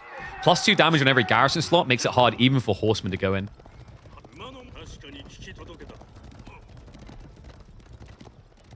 Knights not looking great on the count, but that's because B is floating a lot of food, actually. Yeah, his gold placements are kind of awkward, right? He has got Golden Gate to trade, but he's not choosing to. This is a bit unusual. Maybe just an immediate rack switch could make a lot of sense here, though. And there you go. Rack's coming in now. Beasty could genuinely just tech off this. Because B's reaction is going to keep him very defensive and slow.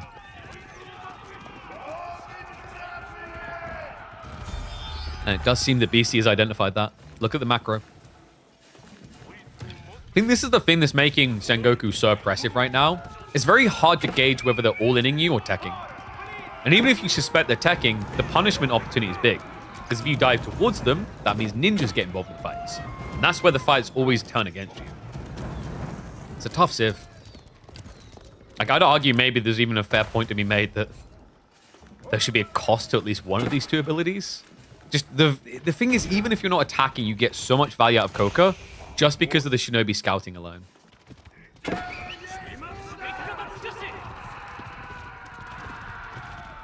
Like, actually, at this point, I would recommend just removing the scouting from this and making it maybe a castle unlock ability. I think it's still good that way.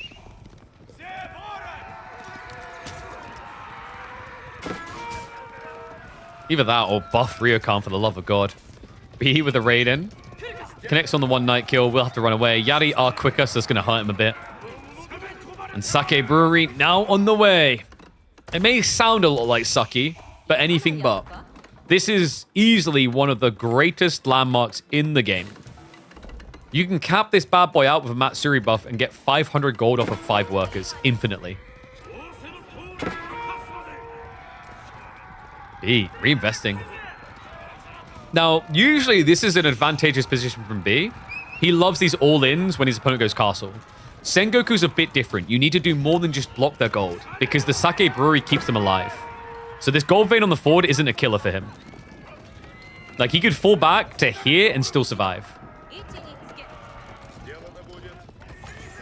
B, I wonder... No undermesh, no blacksmiths. I mean, siege would be pretty handy here. But the outpost hasn't been upgraded yet, so just going to dive on in. Ninjas are going to be coming out to play. Yari are going to turn around, but the grenades are split in the wrong way. They didn't actually clip on the ones that are being attacked by the cavalry. Spinman follow-up now coming through. The Daimyo did just get auto upgraded, however. And the ninjas will scare him off for now. B has got a second wave coming, though.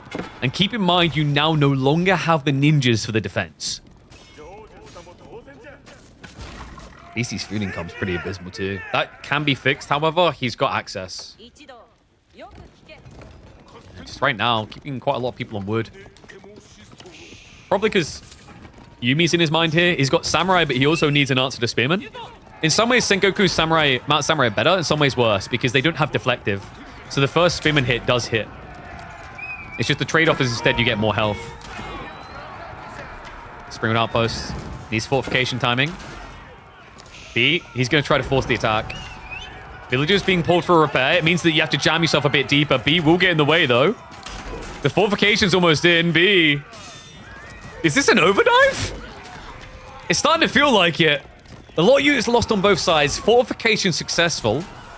He still tosses the torches. This guy is a psychopath. There's no way. With the fire armor, this doesn't feel like a sufficient trade, right? Beasty's going to bait him in again. Mount Samurai start to arrive, but they're not looking great on health. And B is just keeping the vomit of troops going.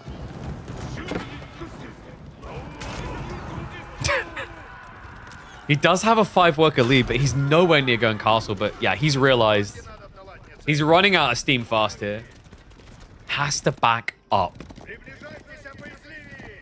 Beasty, even if he didn't need the gold, it was worth it because of that spring on placement, man. So wait. So we have like game 3 where the Mangonel Towers played a critical role in stripping options. Game 4, we have a spring on placement that just ruin B's all-in timing. Freaking tower defense simulators right now. God damn. Deer now being played onto. B thinking about the next ball.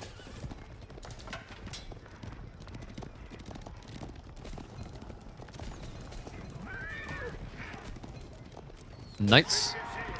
No immediate reaction out of B. I think he wasn't expecting a ham-fisted dive there. So we'll lose a worker for it.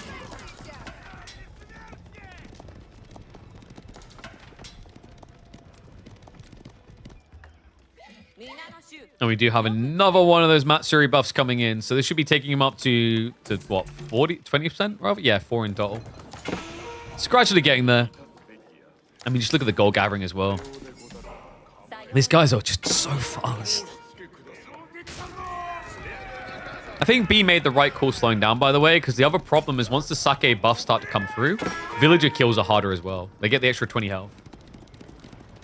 Beasty has made 5 yatais. Yeah, he went for the maximum. I don't know. Is that too many? I don't think there's enough food for them to share. See? Seriously, like this. He does not want to build a ramp. He's resilient to the idea. He's all in. A pricey attempt to break here. Shinobi ambush again. Does clip the full formation. It's the recharge with the knights. I like the way he pulled back just so the spears were the exposed thing. Something you don't want to engage with. We also got an Ikko Ikki Monkin. Maybe back that boy up though. So a little bit of healing there. Outpost down to half HP. Dude, this is such a B maneuver. Who else does this? Beasty's probably saying some of the lines of, like, this should have stopped by now. Why is he not attacking? He probably assumed Castle was coming this whole time. That's why he went Ikko Ikkis. He's actually inflating the count now. Another clash. This is starting to look a bit weird from B. Wallow's going to be there. Has to run away. Just take the tech. What? Even compared to game 3, this feels like an extreme. But he can't access gold. Yes, he can. This is the gold. It's infinite.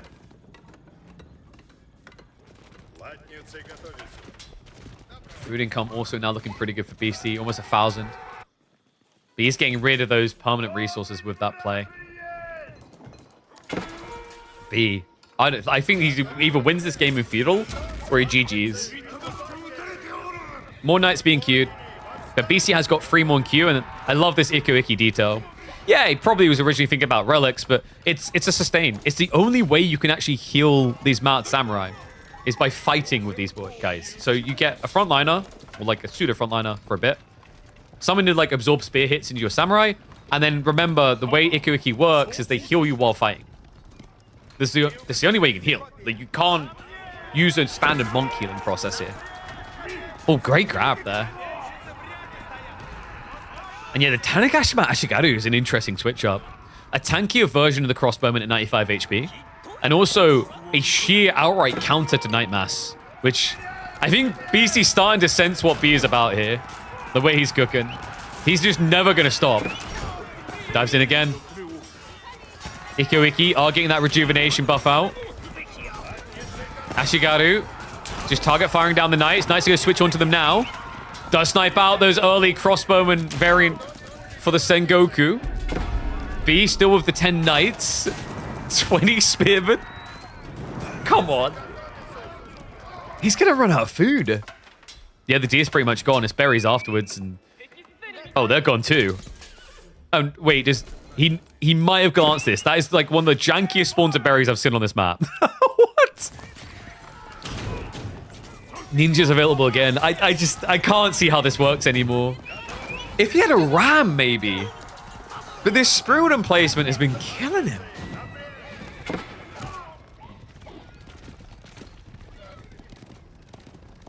Beasty, 2 more relics on the way home. Now playing out into the deer. I mean, you know, he does in theory have food issues as well, right? Like, it's going to run out for him.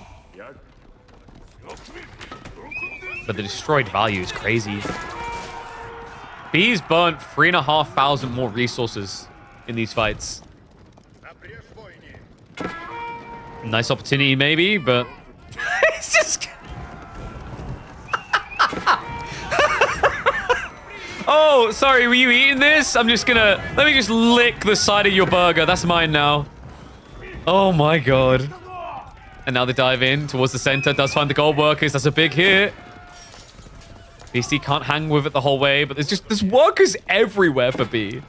But the way he's like drafted it, there's workers all the way along a straight line between the two bases.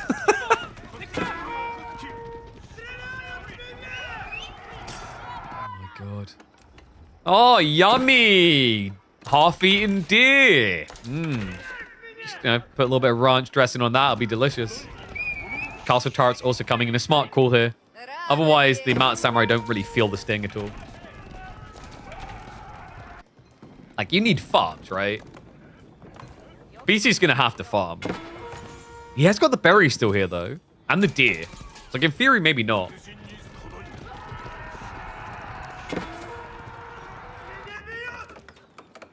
But he's still just poking now on multiple fronts.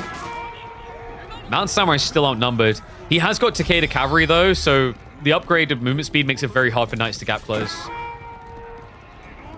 Oh, look. You can't touch this food. Farms now? It has to be, right? He's running out of options fast here. Beasty is down to 120 food income. B doesn't quite have double the night count, but it's not that far away when you think about the food incomes on both sides. This is just crazy. Unhinged B gameplay. Yuumi have been switched into by Beasty. Needs to. He doesn't have the food. But now the farms are coming through. A Thai farm gatherer is going to be tempting as well, considering his gold income.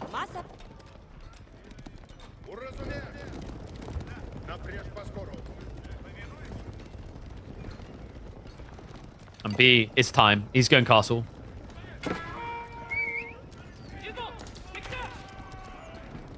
What an unhinged game.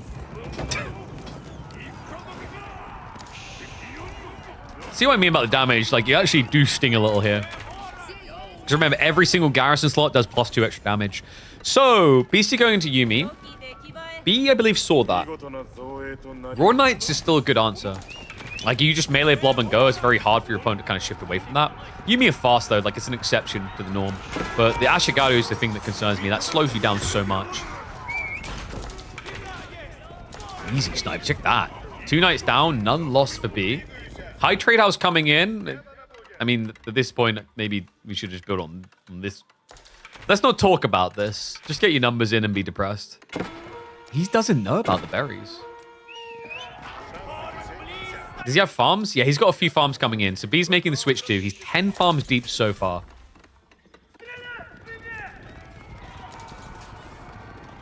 Beastie finally taps the gold dry. But that's good news, guys. That's room for more farms. He's still trying to burn down the temples over here. Yuumi can chase that, so it's a bit rough. B wants to get back towards the outpost there. B just going to back up. He's waiting for the veterancies. It's actually crazy that this game still looks winnable for B when you consider how much he burned. Look at the difference here. The destroyed value is crazy. Spears. Get a nice poke at it. Knights are coming through now. Veterancy for Spears still some time away, but the Knights are upgraded. They're going for the headbutt. They get in the way. Yuumi trying to target fire down the Spearman. But the cavalry count for Beastie's low here.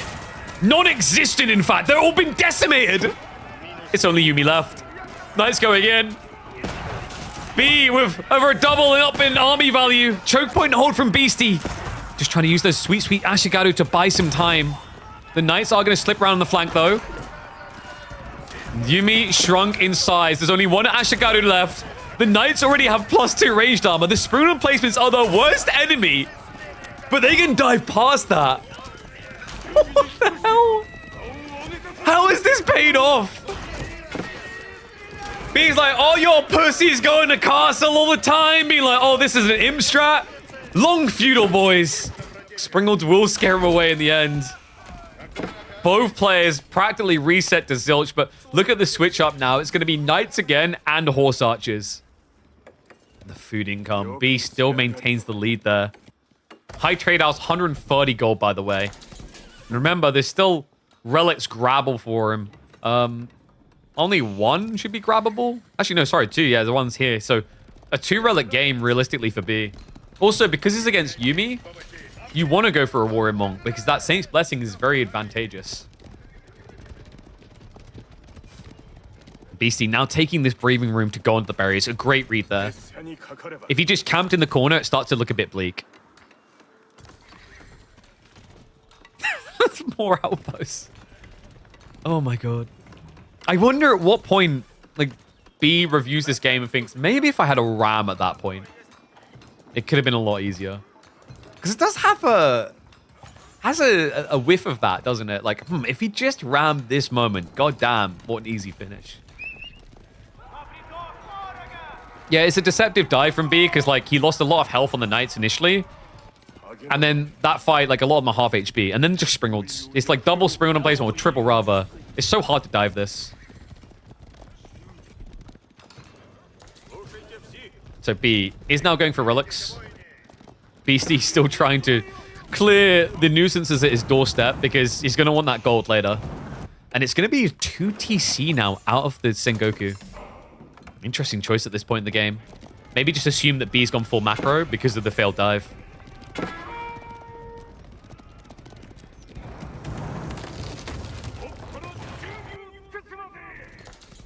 And remember, he can just buff across this Matsuri now, so he should have rallied these guys into that. Because he's already capped out this one. So that can just turn into basically like double granary type feeling.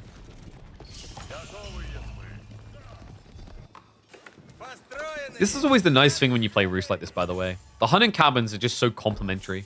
Because you want to hug near tree lines, generate some gold, and then you fill it out with farms later.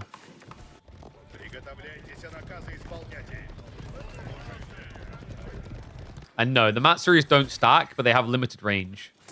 So the idea is like you build another one out here, and then you can just surround this area with farms too. Even if you have overlap like this, it makes sense, because do you really want to be like 3 tiles off? I mean, you could add a farmhouse afterwards, sure. But like it's... Let's put it this way, it's a lot less micromanagement of how you set up your farms this way. We talked about that Saint's Blessing. B's a believer. He's increasing duration. Military Academy coming. Mass Archer strat. I think he's going imp. He's going imp, right? Japanese... Oh, Sengoku rather imp. A little bit of a rarer sight, really. Games usually end in the castle quite convincingly for them.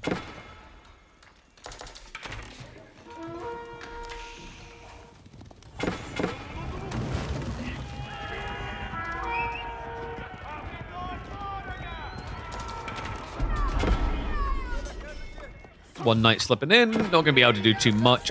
Does B know about the 2 TC?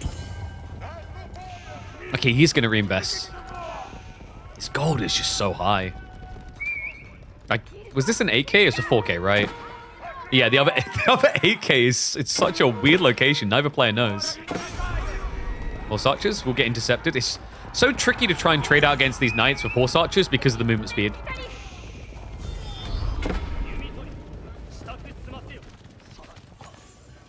Why isn't villager per resource a pump thing casting? Because it doesn't tell you crap. Like, he could have a bunch of passive gold gen versus, like, you know, he could, like, a perfect example, you get games where someone can have 1,000 gold a minute and then have 1 worker on gold. It's deceptive, actually. Income tells you more, because, like, you can look at this and say, okay, he can build this many knights per minute based on that income.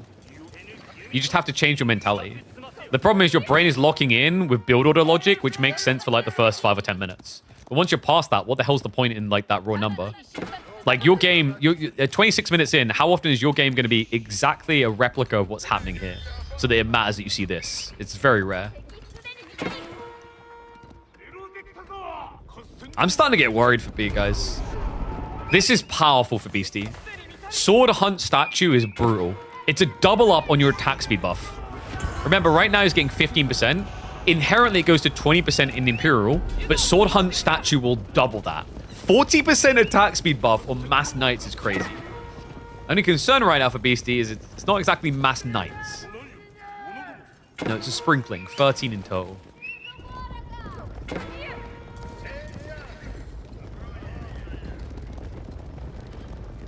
The observer setup for Red Bull Wallow, that's like some janky, like mushed together multi production setup. Janky is an unfair word. Basically, it's like you have multiple people managing that. Like when you're making this comparison to Red Bull, Wallow qualifies E2C, you're talking about like a 5-person team versus a 1-person team. Flash in. Shinobi, this could be big. Just needs to get the frags out on the front line. The Mad Samurai, can they actually hold long enough? The Yuumi go for that trade out up against the Horse Archers. Yuumi that haven't been vetted yet. Nothing has received its veterancy. It's why B is attacking in this very moment. He's cleared that front line. He's actually healing with the Warrior Monks. I don't know if that's fully intentional, though. Same's Bless buffing keeps coming through. That's kind of crazy, actually. One of them is doing the DPS buff. The other is giving the heal. The armor going a long way against these Yuumi. But he still has the Springald problem. These Springald emplacements are inherently going to keep forcing him to go back.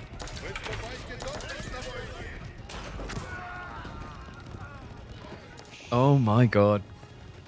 B, there's no way he's thinking Imp. Oh, sorry, not Imp, but Sacred Site Victory, right? Imp makes sense, but Sacred Site Victory seems unattainable.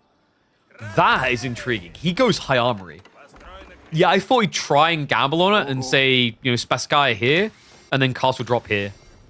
But no, he is going to go for the greedier choice. I wonder where Beasty's brain is at in this one. Playing against B is such an exhausting experience for even the best of the game. He just doesn't make sense to what you're used to expecting or seeing. Like at this point, Marine Lord would probably say something to do with apes to describe it and explain it. Springald time? Oh yeah, baby. Banded arms. God, remember when that was all we done? Yeah, you probably aren't doing the cannon strat. There's actually a really good one with Roos around fine-tuned guns, but because you're not against infantry, it's not that great. Or at least you're not against tanky infantry where it matters. We do have Beasty thinking about the Yari, though. He goes back for the +2 damage tech from the estates. He has gone for tier 3 Takeda estates. That means he's getting these conscriptions, these levies of units for free every minute.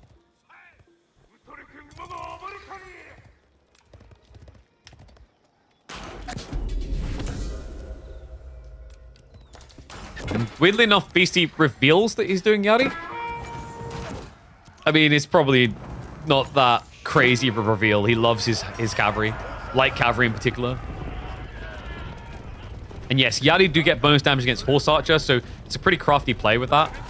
So he gets the +4 from that, and then obviously he's doubling his damage by default via the bonus against range. So in total, he's going to be doing 32 damage before reductions against a Horse Archer.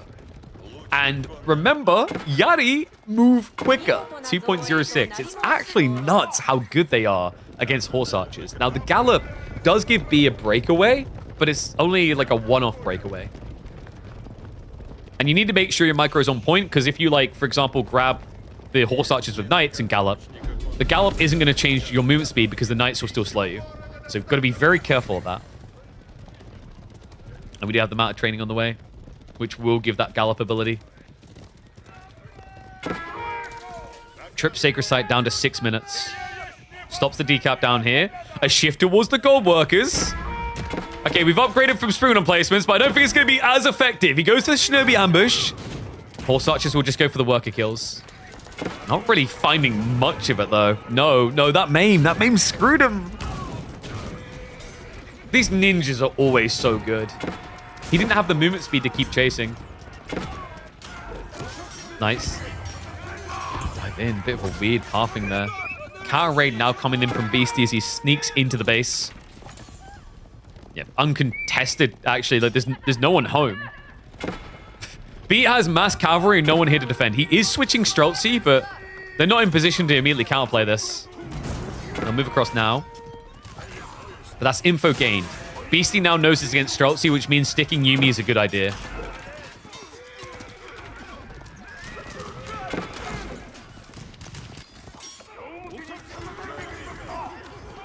Knights still just slipping by. Remember, B is just 1 TC, so this does sting a little. While Beasty could afford these losses this whole time due to the fact that he went to town center quite some time ago. And don't talk to me about the farms. Jeez. 35 farms deep. Remember, he's also got the Yatais just getting most of the food income. I think there's some farms he could be hitting up here that he's missing out on.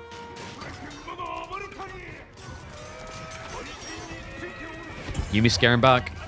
Guys, this isn't even their final form. Remember, he's still got Incinerary to look forward to.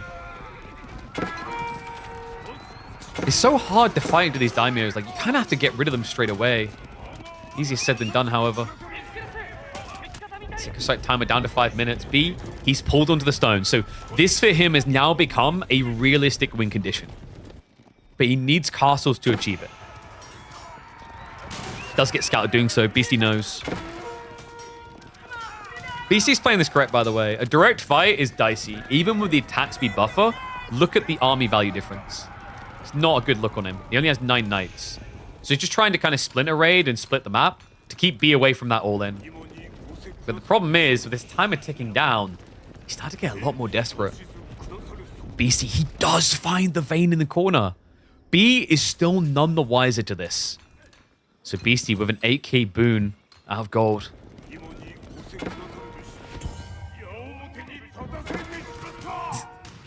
The lack of walls, right? But I think this is props to Avalon on the design of the map. It's very hard to successfully wall yourself in. Especially if night raids keep coming.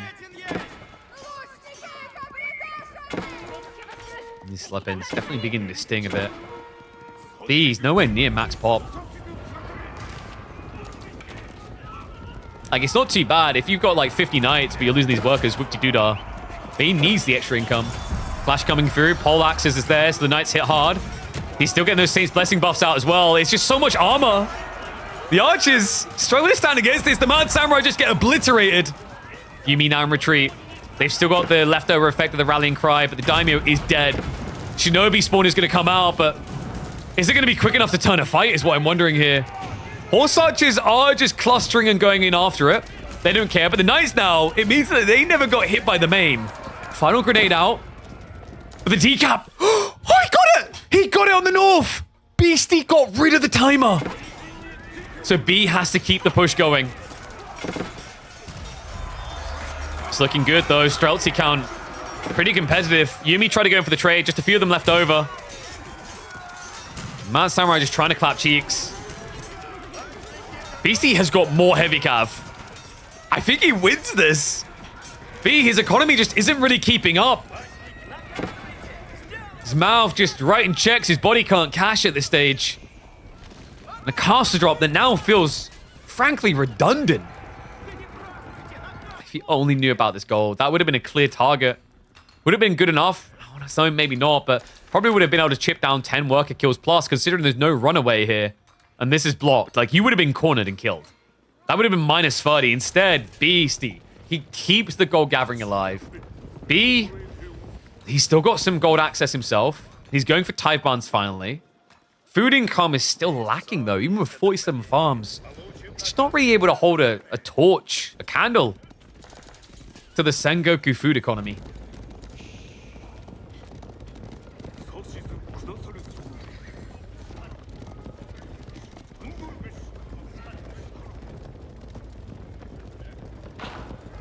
And always remember, guys, like the Daimyo Estates effect with the plus 10% HP scales with biology. Like, if you're wondering, why are these Mountain Samurai winning so often like that? It's 371 HP compared to 295. Then the attack speed buffer, like your pole axis doesn't give you edge. We don't have Incendiary, right? We don't have biology. Why does he... What's going on with university techs with these today? Remember, that was a critical element of the IBIT game. He just seems to hate the idea of rush techs. Whether it's age up all the actual technologies. Streltsy need to pull away fast here. Yumi are diving in to try and kill them off. The Nightline is feared. No, no, no, no, no. The Mountain Samurai. Is this the breakpoint?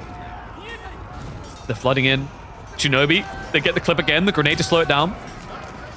It's just too much. Beasty. 17 knights on the front line. B, only 12, and he's the defender. He has to retreat all the way back. Knights are also starting to creep in onto the gold. Beasty, fast on the approach. I mean, it's just such a dynamic combo. Everyone in this army wears Nikes. The Yumi, The horsemen, the knights, the horses are all wearing sneakers to run with. And they are going to run B out of town. The dream of the comeback sweep for Beasty remains alive. B's got nothing in the chamber. He pointed that gun at the base. He kept that aggression going constantly. But Beasty weathers the storm and comes out in full Dragon Ball Z form because this was a true Sengoku performance. Holy crap.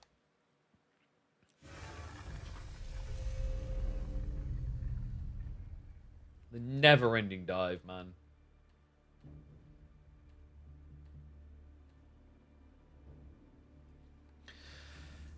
So, game number 5 guaranteed there.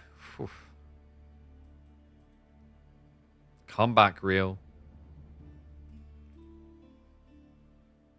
What do we even call that one?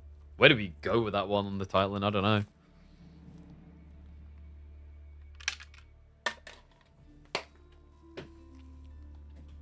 It's like the never-ending dive, right?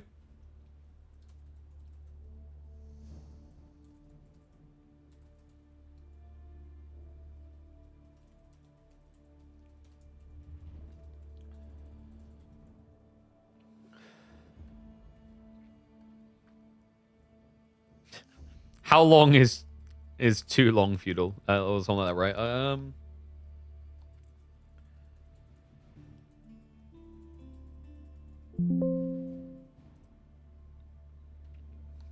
All right. So, let's see what the boys are going to be doing for our final map of the series, because that means we are going to be deciding this on front range. BC's probably going for his Delhi. His other option, Shushi, which I think the only person I've seen do that and make it work is Anatan. Meanwhile, for B, he's left with Byzantines or HRE. HRE is really good on this map.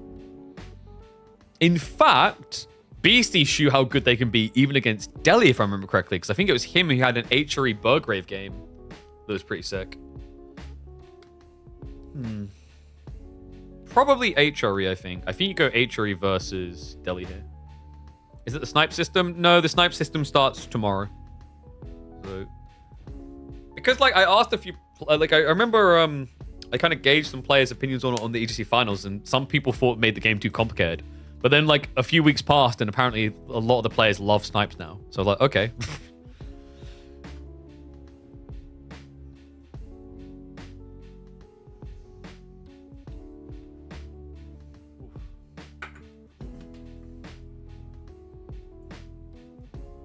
No, we don't have sniping for this draft. So final game, it's going to be Delhi Byzantines. Yeah, he doesn't trust that HRE pick. I mean, it could have been Delhi or Shushi, right? Does HRE like playing against Shushi? I think there's like an element of like which one feels safer maybe.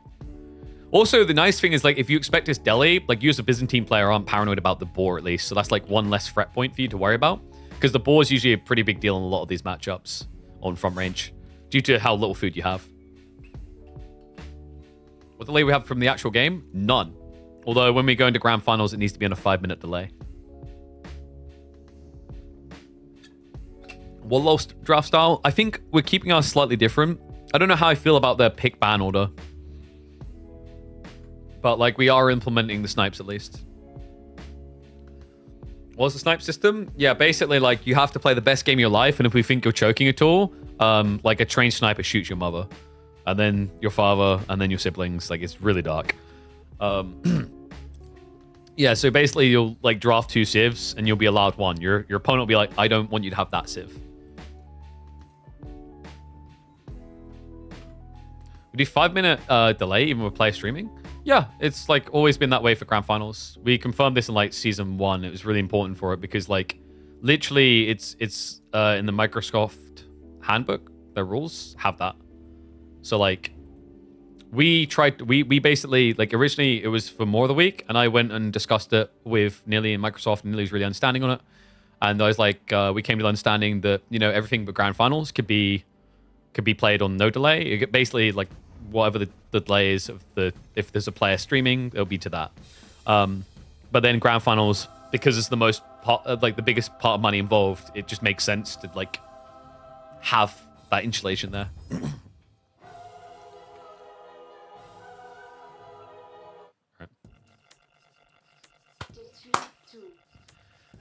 We're going all the way, baby. Welcome back to the channel for our caster game and an epic series at that. A game number 5 to differentiate bees from beasts. The most important question that matters. Who is going to be booking a date into that grand finals? And who is going to be left feeling battered, broken, exhausted after an insanely long best of 5?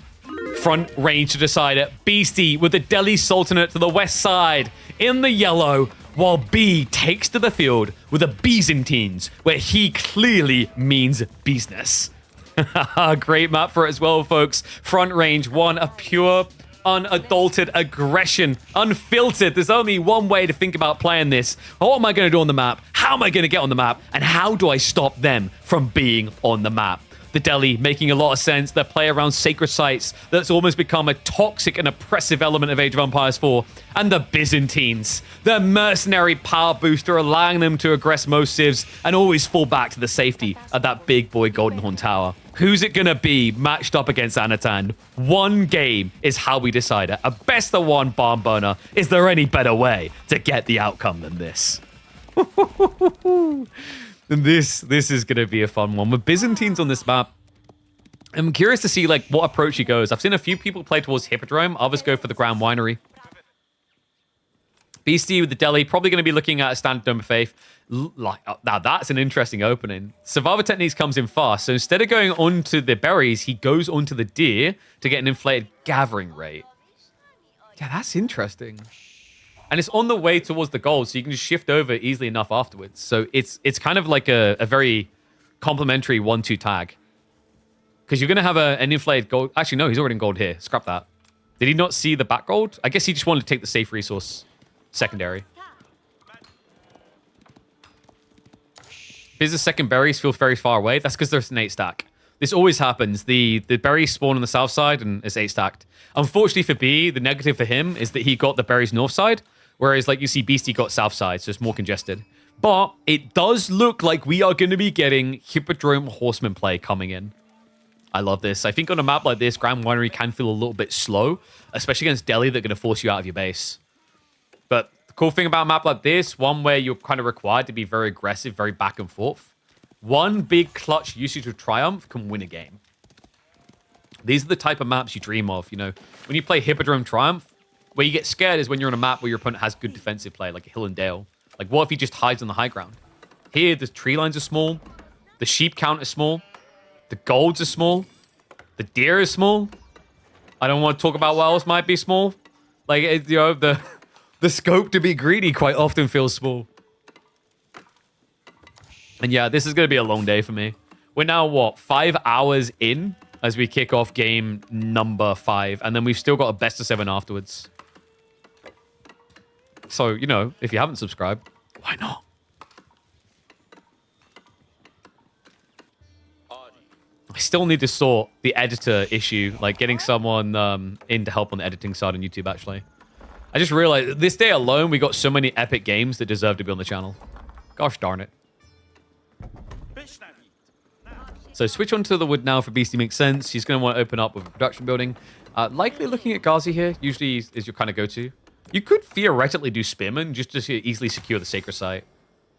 Like, in theory, one of the ideas that's cool in this map is, like, walling it with Delhi. What kind of seasoning did he put on that deer? I think he went with the peri-peri salt. It's like the lazy man solution. It doesn't feel like it belongs on most things, but it kind of just works out on everything in general.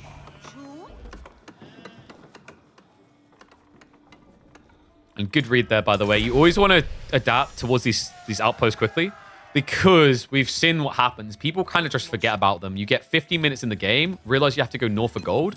And we've had games where your opponent has this outpost. He sees you, you die. You lose the game straight away. So critical objective, really. You just don't think about it that way. It's better to get it now. It's like wheelbarrow, right? You know when you're like, oh, I don't need wheelbarrow right now. But then you get 20 minutes in and go, I forgot wheelbarrow. Oh, no. Got 1K viewers. Good job, Twitch and YouTube. You guys go. Gotta keep on pumping, keep on building it.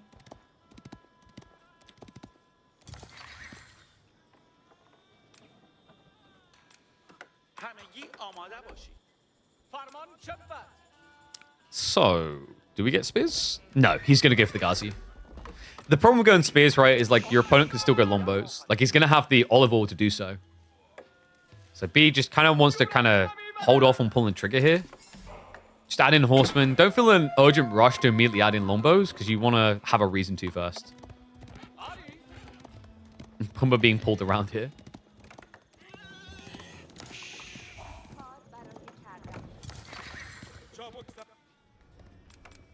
Yeah, I wonder if there's a world in which B comes out for the boars. Because you miss out on the oil is the sad part. But it is a huge boost to the food income. And also, it's a big upside over Delhi. Delhi can't touch the boar. So that's 4,800 more food that you can have than they can have.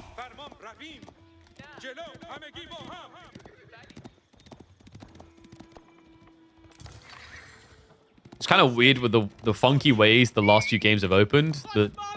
This one's almost like a chill pill start. And double outpost? Okay, that's kind of crazy. He doesn't cancel either, so he's pretty committed. His horsemen are coming over, but he'll probably need to repair a little. Okay, BC shows respect. Yeah, double outpost is a pretty cool placement as well, because he can pull the boar in to make it worthwhile, and then he's got the backup berries and deer behind. So it's a very informative outpost setup, actually. Ghazi or Triumph Horseman, who wins? If it's just those pure details on their own, Horseman Triumph should win. But like, you have to consider micro. You have to consider scale point. You have to consider the fact that there's going to be scholars involved. So scholars provide a supplement healing just like you get from the Triumph. But on like raw DPS, the Horsemen win there because you only have 10 more health as Ghazi, but you're going to be behind on damage by 1.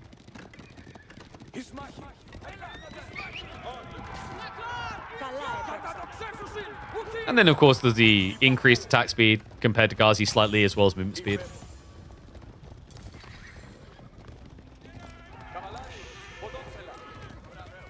He learned Mango Towers. Okay, yeah, he can learn them in Castle. You don't have them in Feudal. Chill. Could you imagine if the comeback that began with Mango Towers ends because of Mango Towers? That would be brutal, man.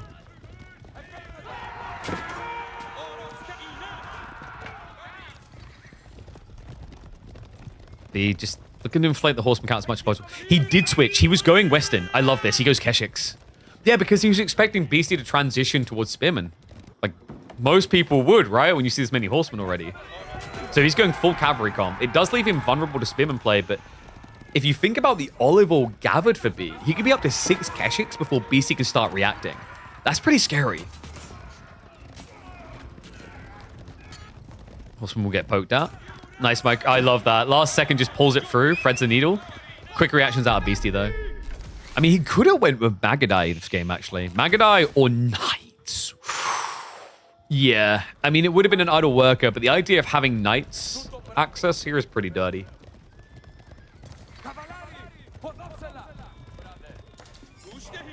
Beastie just going to go for the top off. Hippodrome charge. We're at 19 right now. So that's 40 health rejuvenated almost across the fight. Oh, 38 to be specific.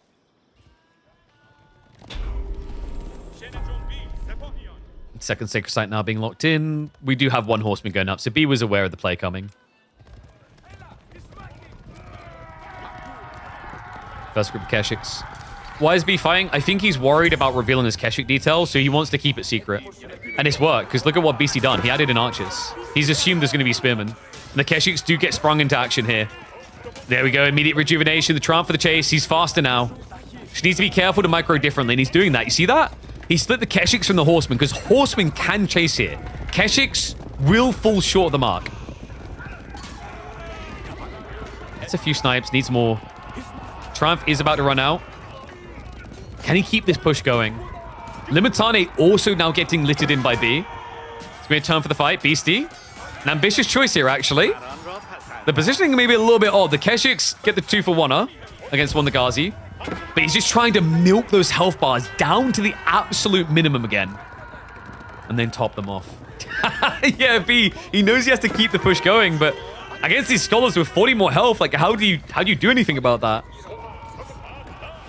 I don't know, man. That triumph, I don't think it got enough done there. He sniped what, 2, maybe 3 Ghazi.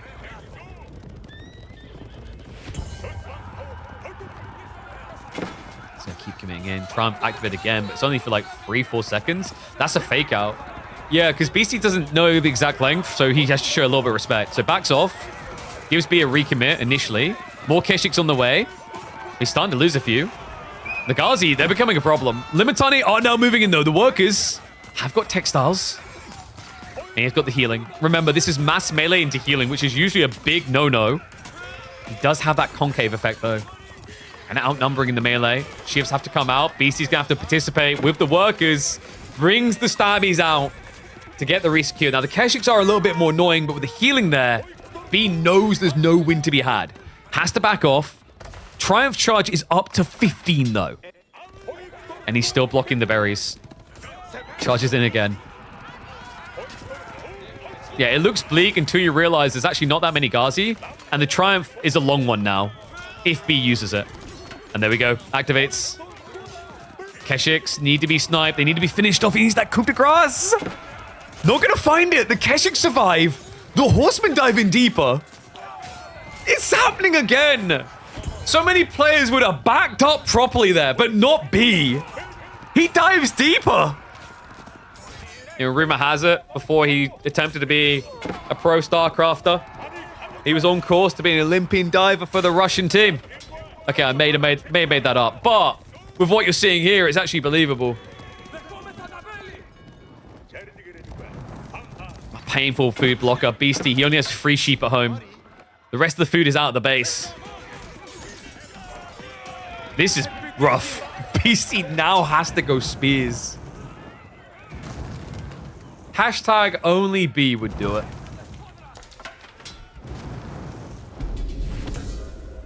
And the walls just... Okay, I was about to say, why would you wall? You're just aggroing anyway. Assistance. Reminder, he's only started to extend assistance at almost 12 minutes into the game, but man, is it coming in fast.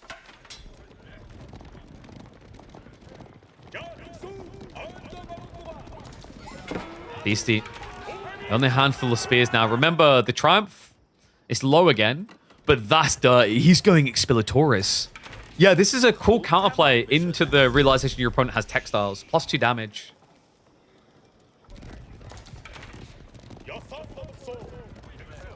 Sacred Size also not unlocked for Beasty, right? So no inflated eco there. And this is where the Byzantines get scary. It's level 4 Sistine. It's a huge buff. 22% extra worker force, essentially. And he has access to a lot of food in this area. I wonder if he just castles. No. If he wanted to, he needs more people on gold. I think he's just going to double down on like Blob. Because, you know, the thing is, another player might have went castle. You know, there's people who would have been like, oh, this is a castle timing. Then you remember you're watching B. And if there's anything you guys should have learned from the last few hours of B gameplay, it's that he doesn't go castle in these situations. He sees it as an opportunity instead to invest an extra 1,800 resources into killing things.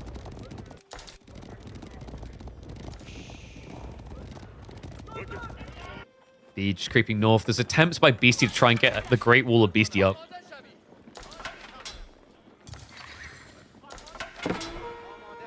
Dive in. Ooh, gets on the worker line. Remember, Expilatoris gives him the gold, so he actually might find the economy for a castle timing if he kills a few workers here. Weirdly enough. Dives even deeper. Newly spawned. Oh, look at that. You spent 50 food? Great. I'm going to turn that into 20 gold. Cha-ching. You see it in the gold count all of a sudden. And it looks like maybe castle now. Yeah, he pivots more people into the gold vein. Needs to be careful, those spears. Edging towards them. Will pull away. He's got a big Triumph available. 15 seconds is actually a lot. That's 30 health back. And there's a lot of injured participants waiting. Archers, good snipe there. Beasty at least takes out one of the Keshiks. And B, he's actually going to keep fighting. For God's sake, this man. I was like, yeah, this much gold. Of course, it's going to be like a tech play now. Nope. Nope. get all the eco techs with that extra gold, and go back for archers. Dive in. Oof. Attempt to get the wall up. BC4 is going to be left alone.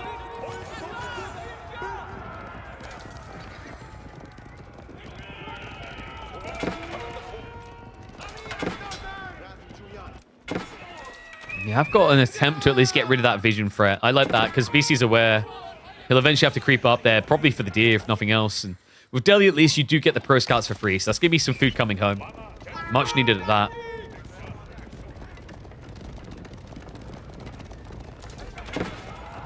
Post to now secure the center for B. That's going to be his level 5 system as well. But Beasty has something to say about it. No cancel by B. Yeah, does realize that's definitely not happening. But remember the triumph. We're up to 22 seconds now. It's 23 horsemen. It's a lot of spearmen, however.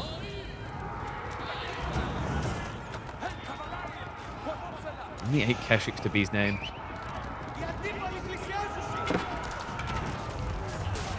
Flash comes in. Triumph gets activated. Beasty needs to let the spearman through. Archer's just trying to tug fire this down. It's just a brute forcer. 30 spearmen, and he just sends the horseman in like it's nothing. Triumph to come out triumphant. To break the beast. The spearmen are gone already. B, he still has 13 horsemen alive. He's cracked his teeth. He's opening wide open for the win. GG. Beasty will secure it. He denies the miracle recovery arc. Beasty will have to settle for semi-finals again. B, once again, remains the blocker. But this time, my God, was it uncomfortably close.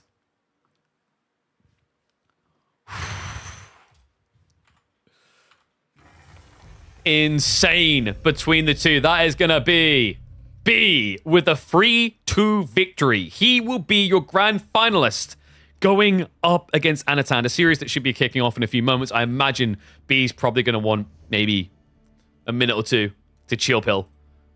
But an epic grand finals, I think we can agree, ahead of us, because B and Anatan, I mean, honestly, when I watch these two fight, it just looks like two guys having fun constantly. So I'm looking forward to this one. So I imagine... Oh, let's put our music back on. I reckon B is going to want like 5 minutes, then good to go. I'll keep an eye on the chat to see when that comes through. But commiserations to Beasty. A valiant effort. In the end, though, just short of the marker. Will not be able to make it through to grand finals. It would have been a great week for him as well, because the VortiX threat had been removed. VortiX is basically the boogeyman waiting at the end of the rainbow for everyone, but not this week. This week, it's going to be Anatan waiting to receive eagerly after his 3-1 victory at the start of the day up against VortiX. I have to remind people that because it's such a bloody long day already. What, 5 hours in? We've still got grand finals ahead of us. Best of 7 as well. Whew. It's going to be a good one. So let's get the bracket update first of all.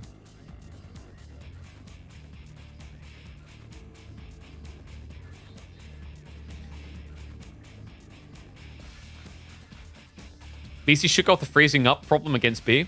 Sure, I do wonder if like B will revise what he was doing in some of those games, because I feel like his approach was familiar but different in game number 5.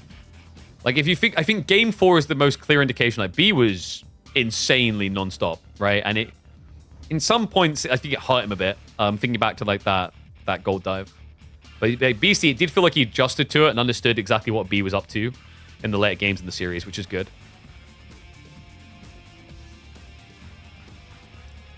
Finals are today. They should be. So...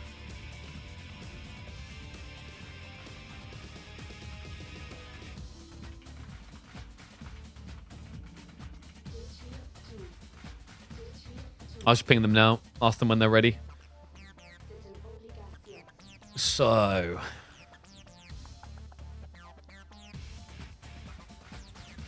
Well, you have a number 2 next to your name? Because you're just a giant poo. I'm sorry. Number 2. Have you got number 2? You haven't got number 2 for me.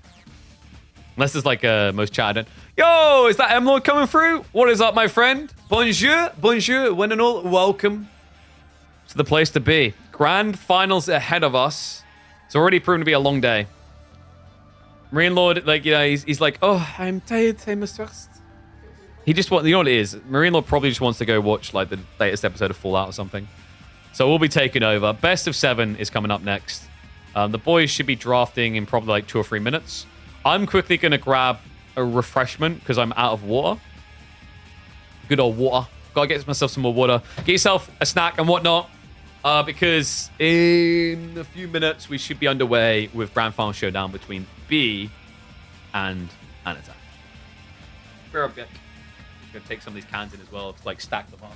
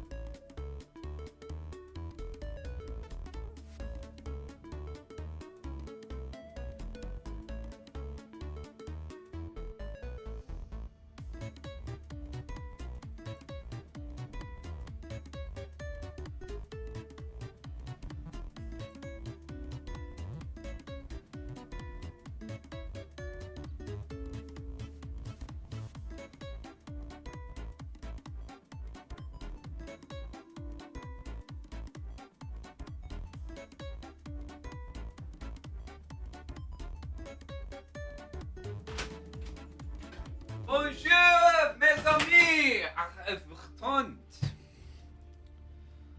With liquids to liquidate myself.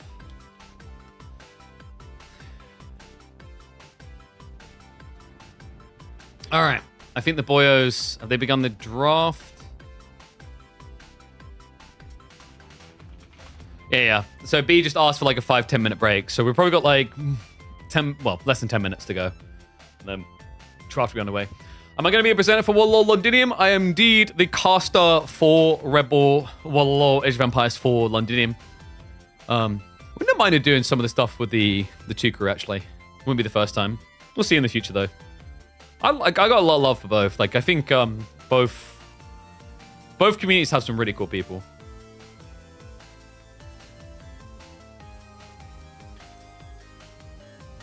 See the drama on the AO2 ladder? What, the RAM thing, maybe? Is it the RAM thing you're referring to? Oh, not RAM, Siege Tower, right? They had to ban Siege Towers. Yeah. Well, I'm co-hosting? No. It'll be me and Winston. My boy is back in the casting booth. Needs to spend less time making games, more time making kills. Come on. It's almost like esports is a very hard career as a competent host to do full time. My mods are toxic. I highly doubt that. We're actually very selective about mod choices.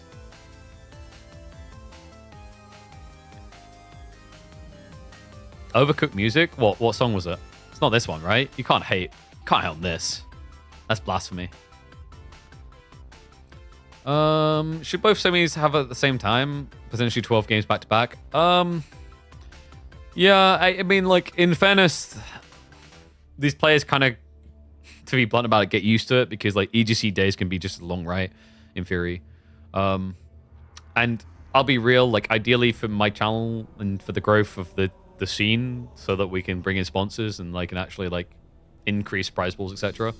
It's, like, one of those things where if it's a longer day, the average viewership is better, it attracts more sponsors. It's just a reality. That's part of why, like, EGC will choose to make their days very long, right? Is, like, in theory, viewership can peak higher. Because if viewership is weak, it needs more time at the other end to pad out. Nature of metrics and crap like that behind the scenes.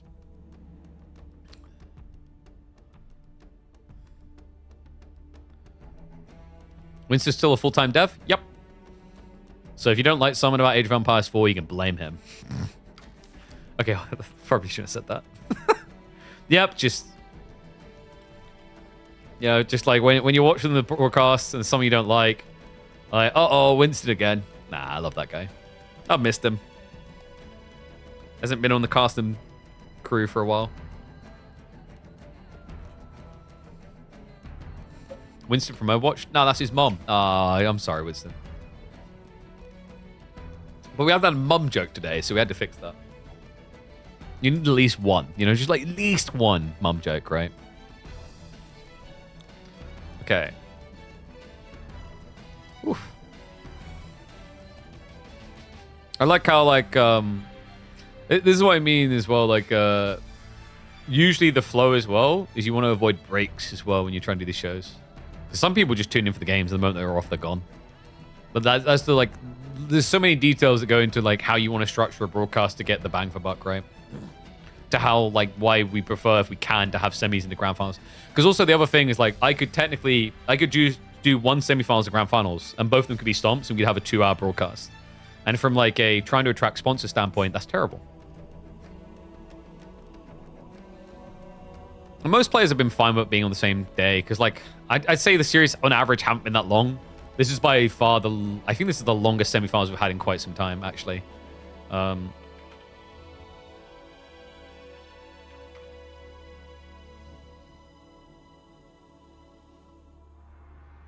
AOE2 going to be at EWC? Have they not announced the final game yet? I would have thought they would.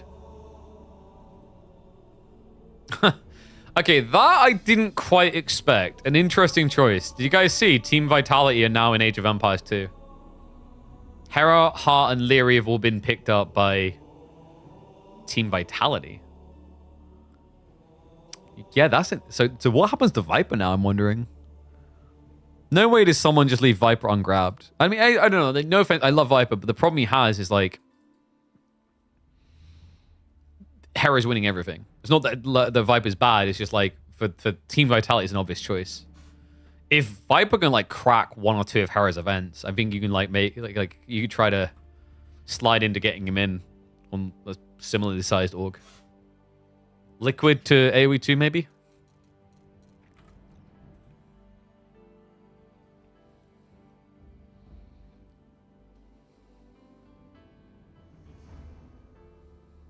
EWC 2026 will replace SC2 of AO2. According to who? That's like a rumor's been going around for ages. It's meant to be that way last year.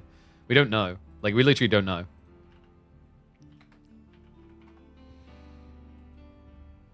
Like, these same discussions were had last year as well. Did GL dissolve? They dissolved their Age of Empires 2 representation. They're basically just like a Counter-Strike team now. I mean, they try to split their focus. It's kind of unfortunate, but I feel like I saw this coming after they cancelled the AoE 2 LAN. I was like, yeah. Because it was just kind of casually discarded as well. Because I was like, okay, so the pass away from that seems a bit...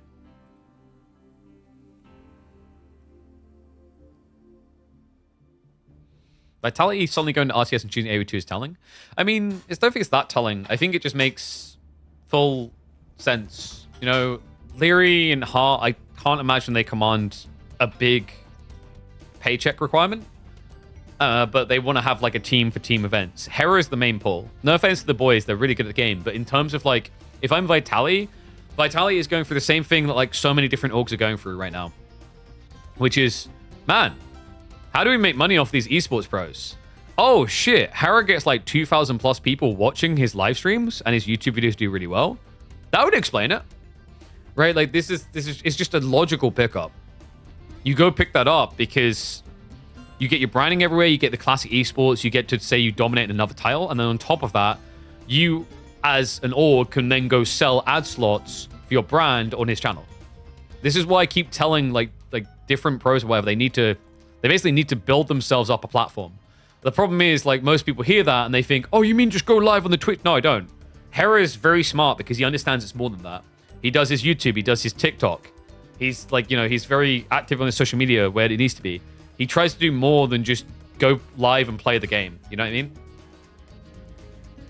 And he could have just done that anyway. Mic's kind of crap. Is it? My mic sounds fine to me. I can literally hear feedback. I'm pretty sure it's just you. Like, you're the only person who's been saying it, Dutro. Or is someone else saying it too? Yeah. But like in this day and age, the whole idea that you can just be good at the game and play the game and that's how you'll make money for the esports org is naive. It doesn't work. It also just gives you no security. If tomorrow, like, you know, X org says, oh, you suck, I don't want you anymore, and drops you, you're fudged. You've got nothing, right?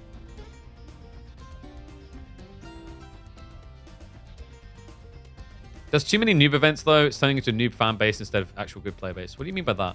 Huh? What? Rogan?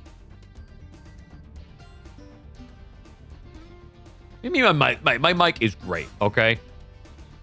I paid nothing for this microphone. It's fantastic.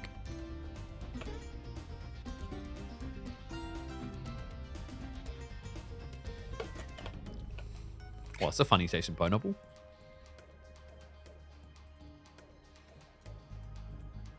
All right, B's ready, so we should be getting the draft kicking off in a sec. Gamers are like NBA athletes. So you need to learn about everything since they fix all time and study. Yeah?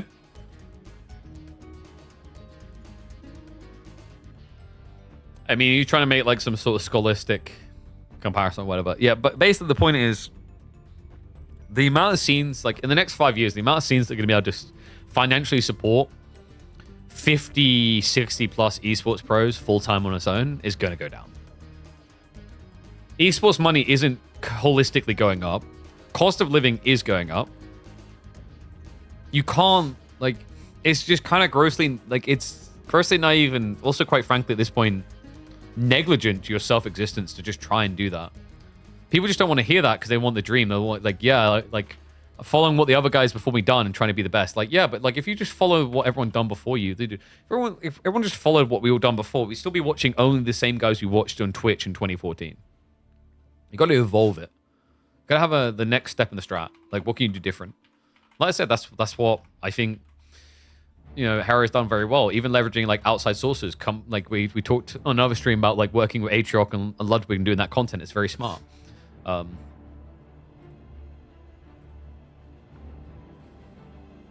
It's the same reason why this year we've said, okay, I want to start doing this variety content. I want to start doing games played in incredibly challenging ways. Like, you know, let's play Doom with our feet, whatever, right?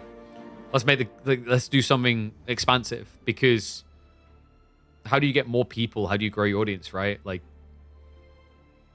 and there's different ways. You could be like, I think my original envisionment like a year ago, like it was very much too esports focused, where I'm like, yeah, what I'm going to do is start like hosting. I'm going to start hosting like a Warcraft event, and then I'm going to do like a Horrors of Might and Magic event and a Europa event, and then like an AoE 4 event. And I was like, actually, I don't think that works. So I think esports fans are quite rigid in what they love. So I'm like, okay, change the approach. But like, there are ways you can kind of do that depending on your content. Like Shroud proved this with his FPS approach. Just be very good at all these FPSs, but keep doing the different FPSs, you know? Cow is quite diversified? What do you mean Cow is diversified? I don't understand what that means. Cow basically does like, done a little bit League. I don't know if he still does League. And he done AV4, right?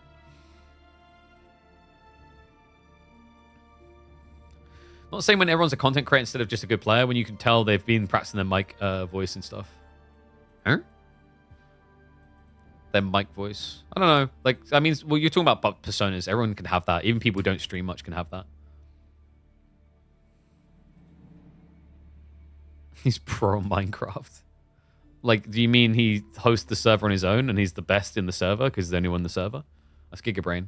I should do that. You said that earlier. Someone was like, have you been pro? I was like, I was the best Jenga player in my primary school. See, guys, like, if you tweak it, you can set your standards. You just got to tweak the statement the way you say it. How many subs to me stream me playing a Crackty Tournament Friday? I can't be asked for that. Dude, like, you realize I spend so many hours casting the game. I don't play the game. So, like, okay, so let me explain to you my day off, which is Wednesday. My day off Wednesday was a combo of helping out, looking after my partner and my kids a little bit, followed by coming out and doing some coding for an AI integration system for us to use in future streams, into answering inbox emails, etc., into taking like some other business calls. So like, I don't know what you feel. I'm getting the time to stay warmed up mechanically playing the game.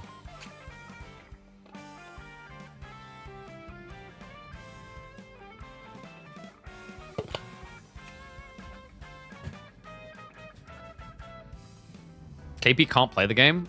That's big words from a man who can't, like, win a KPMM. Look, Philly, all I'm saying is I'm present in more grand finals of KPMMs than you've ever been. Do with that info what you will, but technically it is 100% true. Like, Philly, I don't know, man. For a guy who, like, tries to say I can't play, like, chat, can we agree on this? We're going to do a count here. Phil's Bow.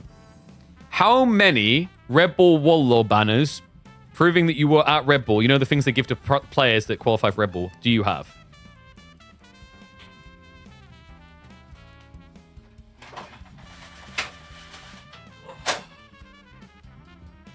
Because I got one right there, and I got another one sitting in storage.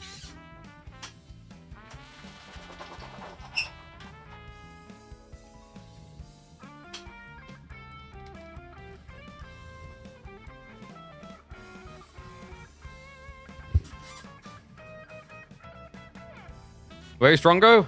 In Australia. All right, draft's complete from the boyos.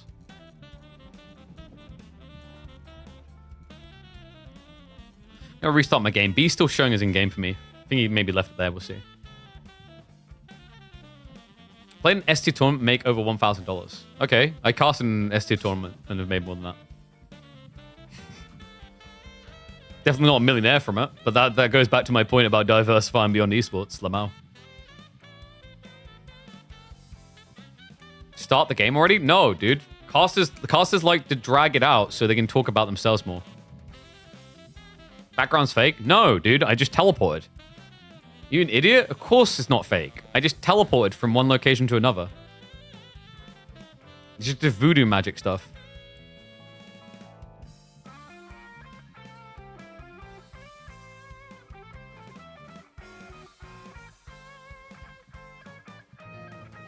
China's last pick? Yeah, because it was banned by one player. The other played Delhi.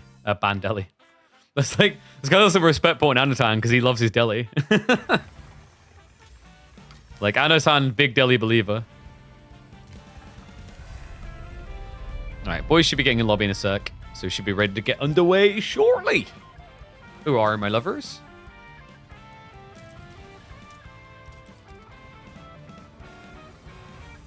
Let me see. What's the pick going to be for game one? Okay, we got Mali and Byzantines for Borderland opening.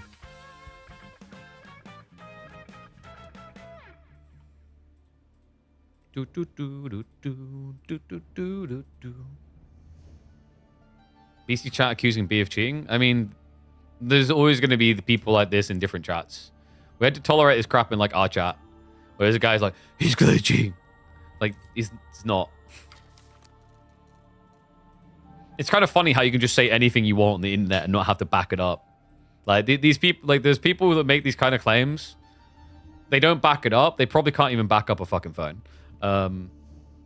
It kind of peeves me off. Like, I literally had to deal with this today. I'm, like, trying to go through TikTok support because one of my creators has been, like, scammered onto a stupid video about some stupid, like, drug, basically, where they've acted like they've done this sort of thing where it's like how I stay in peak form, and they just had his camera and they've just like typed in going and looking at the site, right, and buying this stupid fucking fake remedy dog shit.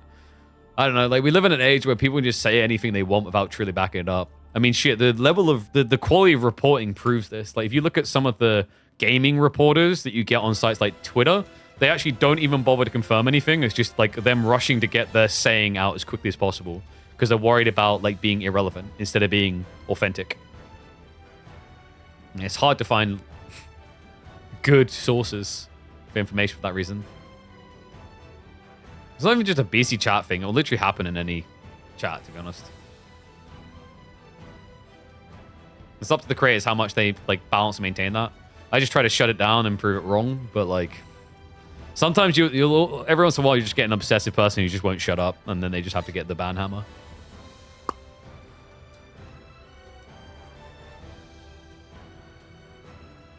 It wasn't going to be fact checkers. I know, right? Like paying for fact checkers. We just said there's no money in esports.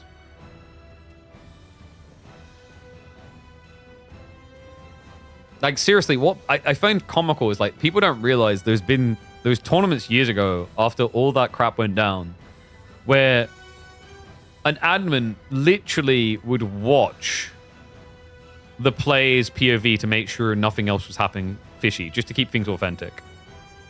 Like they had their curfew, they had their naughty time in jail, and they proved that they weren't doing it.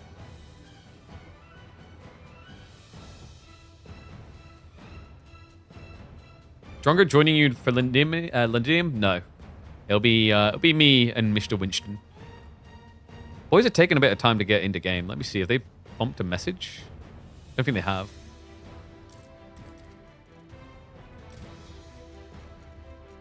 Probably just having a buy break or something.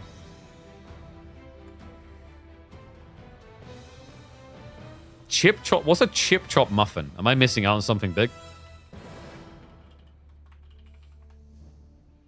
Oh, choc chip. Yeah, yeah. I didn't even think to like just autocorrect it. It's like, oh, chip chop. What the fuck?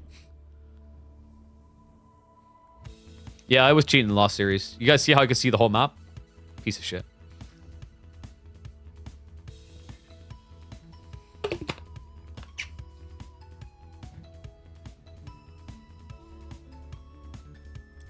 All right, we're in the game.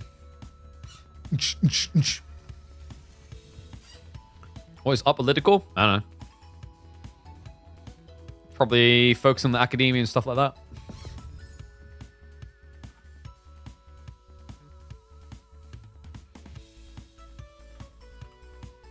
Where are we at? We need to... Yeah, we marked in Borderlands already. We're good to go. No balls? I'm sorry to hear that, Scarecrow. You could always just like... You'd always just get like one of those executive toys and then just like, I don't know, weld them onto your like where your testicles were.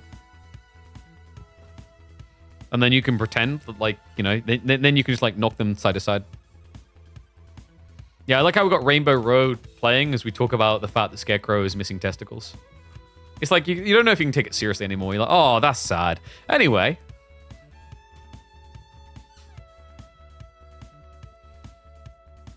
Yo, you know what? That's like it's also like you then are wielding a weapon if you've got like the Chinese massaging balls. Like you just thump round real quick. We call that one the ball slap.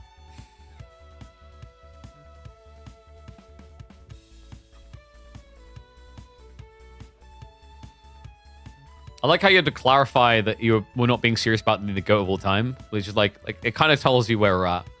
Just to clarify. Like we had that, there was that Marlene thread the other day where people like KP said that like Marlene's new Lancaster. I was like, yeah, in the passive income department they are, because Lancaster's passive income now sucks. So Marlene's is like #1 for passive income. But you know, if you just like you just got to crop it down there and crop it down there, and that's the title. And you think about it, like we're not even reinventing the wheel. This is just the old shit that like newspapers used to do, where they just like take part of the paragraph statement and then just put that on the front page. Clickbait ain't a new thing. YouTube didn't start it.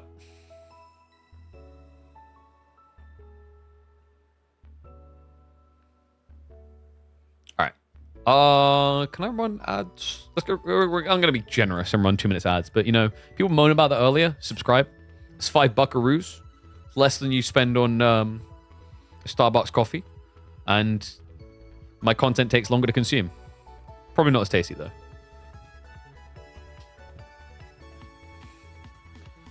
You tell why Drongo stopped casting on EGC? I think it was partially time zones and looking after his kids. It's also just like time investment logic. You guys don't realize how long those days are. It's not like we're making shitloads of money that we wipe our ass with $50 bills. Drongo probably thought there was like an opportunity cost that was more advantageous elsewhere. Over burning, you know, 6, 7, 8 hours of time there. And then also having like his whole sleep schedule warped for the next week.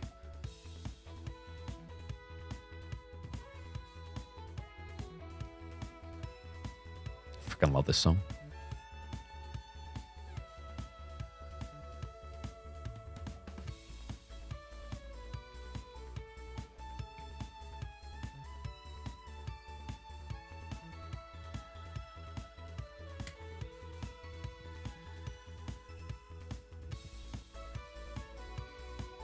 Schedule's rough for +1 GMT. Yeah, but it's like never gonna change, right? Because like the problem is the majority of like content consumption is based around European and American time zones. Sorry, like Australians and everything else, but like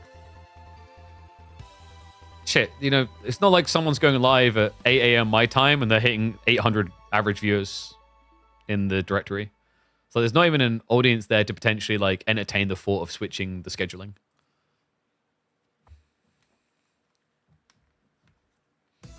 All right, 7-game series incoming, guys. I'm never getting off this PC. Seriously, it's gonna be a long day. I got a driving lesson tomorrow as well. Oh shit! I might have to cancel Friday's stream. I just like this. I haven't had enough time to like fine tune the bugs on some of them I'm fixing for it. Oh, we'll see. I'll let you guys know later. The funnest show matchup you can ask for in Age of Empires 4, but it's in the grand finals of a weekly official Microsoft tournament. B versus Anatan. These two look like two friends having fun in a video game, yet they play to a standard that many can only aspire to. Game number 1, Anatan rising up with the Byzantines after slaying the unslayable, beating VortiX in this weekly. Can he now do it? Can he get the dub nice and early in 2026? Or is it time for B to lock in another belt in the midweek musters? Marlins to kick off for B. Definitely a cozy position to find himself in. This is the Civ that he dreams of every time. It's the first pick priority coming out of every single draft. And it is a polarizing pick that you think you understand and then always end up falling flat on your ass when you go up against this man's version of it. Borderland will be our map for game number 1. Look at the spawn. Last time we saw Anatan on this map, he got the jackpot spawn. This is a pretty damn good one. The berries all congested on the backside. Really good sign for Byzantines. 4 tree lines to kind of insulate himself. He can wall himself in here over time with the sofa threat being there. It's a good feeling to have. Sheep game. Also looking pretty good for B. Yeah, he's already got 17 sheep. Does skip on a few there. Didn't quite see him through the stealth forest, but he can dial down to the south side. There should be some sheep down here up for grabs. So seems viable that B's going to get an advantage on sheep count. Do you think AoE 2 is going to be maintained development forever? I was thinking AoE 4 takes over, but it was 5 years ago. As long as what they do is profitable, they'll still invest in Age of Empires 2. It's just a case of how much. It's the same with AoE 4. When everyone's like, oh, I don't want variant civs. I want like this new civ, and I want like all this brand fancy new systems. You have to be able to justify that on a financial like element. If you're not seeing enough money to justify the investment, then of course they're not going to invest. It's stupid to do so. And what's up, Rai Shirante? Appreciate the prime sub, bud. Appreciate everyone who brings in those subs. Reminder, it's worth it. You don't have to worry about ads on all the content coming on Mondays, Tuesdays, Thursdays, and Fridays. And what a bloody long Thursday it's been. We're almost 6 hours in the broadcast, and we're only at the beginning of this best of 7 series. Between 2 players have been known to take it that deep before 7. Recent results, I believe, have been usually kind of Frio's evil way, though. So we'll see how 2026 plays differently. Manticore coming through now from B, as expected. Ground wiring on the other side. Just everything normal as you'd expect. Neutral camp mercs, you'd be looking at Magadai. I don't think it's that tempting here. Yeah, Mustafadi as well. There's nothing crazy. I think, like, here it would have been nice to maybe had Knight or Sipahi. Sipahi would be the most obvious one because you can just kind of hide them behind your front line. Very good at countering out archer play, very good at raiding. Faces Magadai with Triumph is broken. Yeah, but she's not winning S-tier tournament. She's got to turn up with her. She keeps refusing.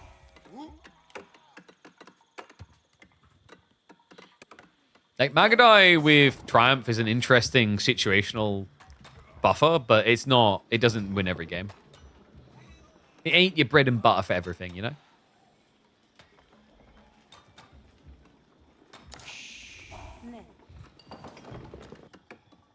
So Mansa soon to complete for B. I'm assuming we're going to be looking at just an immediate stables opening. Just upgrade the scout and then go into Sofas, because normally with this choice by Anatan to go into the stone, like, you're not inflating militarily very fast. He's going 2-2-C.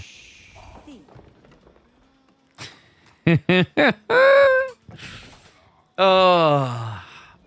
I mean, these two in the arena, it's not the first time I've seen this, actually. Like, normally it's like B with the Byzantines playing into 2TC. But obviously, these days, B just always prizes Malians first. Play that can make a lot of sense. I wonder where he's going to drop it, though. I like the idea of here. Just deer, berries, extra tree lines in the gold. Really nice placement. There's maybe a temptation to drop it in the back corner, but you should be able to eventually secure that. A TC on the forward is pretty damn strong here. Wonder if he actually keeps the stoneworkers and just moves the wood. Would make sense because you want to get the assistance as well, but sometimes it can feel greedy to do both of those things simultaneously. Oh, he goes really tight. Wow. Okay, I wasn't expecting that. TC drop right next to the Grand Winery. I guess the idea is that you can kind of inflate your eco in this area quickly, and it'll always feel secure. So if you have to add in groves early, you don't feel like you're going to immediately get punished for it. Because diving double TC is pretty painful.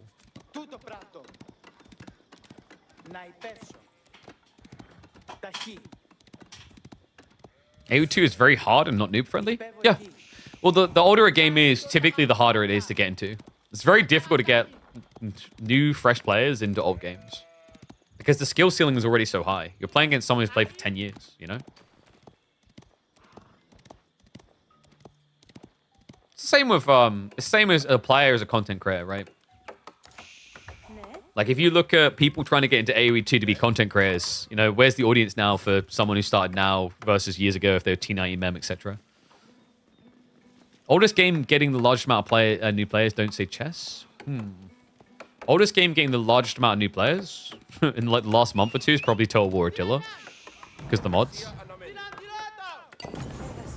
WoW should in theory be capable of it, but it needs content creators that make good ambassadors to enable that.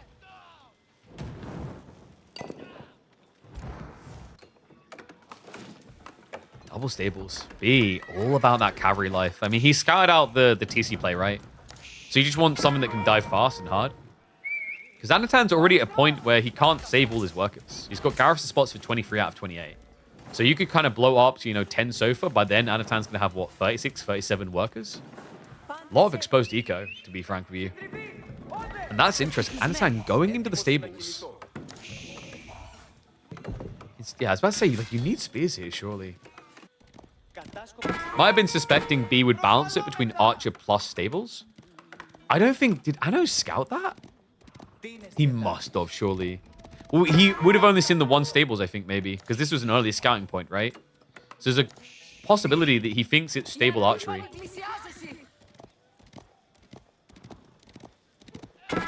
Counter-Strike getting the most new most new players? Yeah, but that's not, like... It's an old game, but it's not. In that they remade it, etc., right? I guess you could argue WoW was kind of remade, but also it wasn't. Like, they didn't rebrand it to be WoW 2.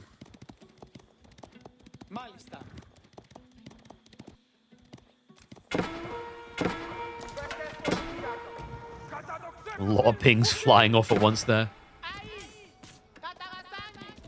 Anatan, a lot of olive oil, by the way. He's holding on pulling the trigger. He wants to know what he's going to be up against fully. Because if your opponent never adds in archers, like, do you ever want to go javelins? Not really, because your opponent could go jabs and be better. Is there ever a world in which he does Keshiks? Probably not, considering he doesn't have Hippodrome. It would make it feel a little bit weird. Barry's so low for Counter-Strike? That's not true, actually. You think it's low, and then you play like 2 hours and realize actually how high it is. The thing you have to realize is these games that seem very complicated at the high level become complicated at the low level. Because it's a filter-down approach. Is things that are done, like, think about the things that people do in Age of Empires 4 gold rank now that they did not do in 2021. You pick up things off of pros. Stacking in Dota 2, a perfect example. Like, you know, you could be super low rank and see someone do stacking in Dota 2. Early years of the game, they didn't know what the hell stacking was. Same with AoE 2. You can go up against, like, someone who's very, very low rank elo. But they'll be doing things that will seem advanced until you get to grips with the game. And Counter-Strike is the same way. Like, the whole idea of, you know, buy rounds, of saves, smoke locations, flashes.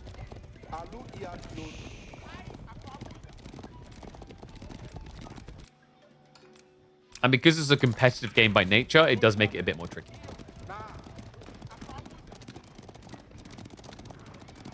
So, Anno, I've got Wheelbarrow finally coming through. He's hunkering down in the corner, unfortunately for him. Well, he does see it. There are Sofa moving across. He's got a few horsemen. He can try to hold a choke point. And he also has got the Akratoy. I think that's maybe the idea here. Yeah, gets the spears out. He invites him into the choke point. Lets the horseman take over to absorb the hits. And then tries to go for the stab down. Beautifully done. I know, buying enough time for the spearman to catch up. B is prepping gradually towards a tech play, by the way. We've got 6 cows in the ranch so far. And this was Textiles, right? Yeah, Textiles Akratoy, man. Just so annoying to deal with.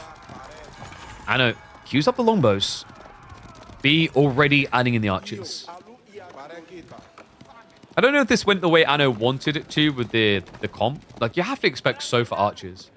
That can make longbows feel a bit tricky. Defensively, they're pretty nice.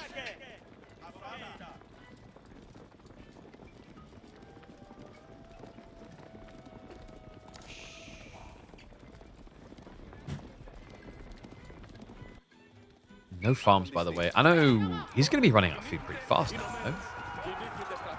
Second worker kill. A bit overly aggressive? No, he's fine. He breaks in. Akratoy's on cooldown, so B understands he wants to go before it comes back up again. So snipes down the Limitane one by one. Sofa going to slip across. We'll have to slip out. Doesn't actually get any additional worker kills off the back of that. But look at the archers! B just swiftly cruises into the base. Anno about to experience some big idle time here. Looks to intercept the longbows. Limitane can be counterplayed easily. I don't know if Anatan was expecting the archer timing at all. It just seems to have caught him off guard entirely. He doesn't have an answer. Because if you were expecting archers, you would have built horsemen. He's so good at just twisting the narrative early game like this. So if we're just going to hang around for the burn through, I want to keep the archers in range so you can actually snipe the repair crew. I know we'll desperately try to get it on the threshold above it, but not able to do so. So outpost goes down. -5 workers here. And minus Mordecai. He's hiding another 10 in the corner. He calls the GG. B and his Marlians. I mean, is there anyone that you put more synonymous with Marlians than this guy? Just sick reads always with this lad on that Sif.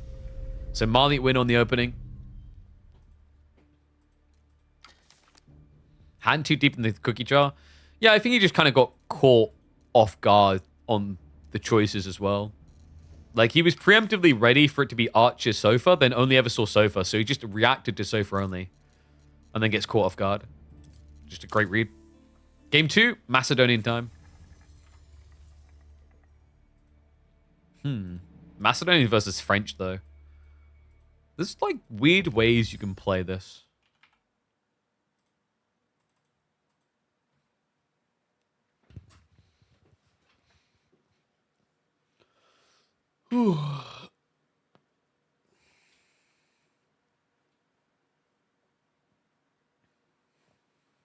Here's my tie. I don't want a tie. I haven't got the right attire for a tie. I've got to pull a green screen down to get to my ties. God damn it.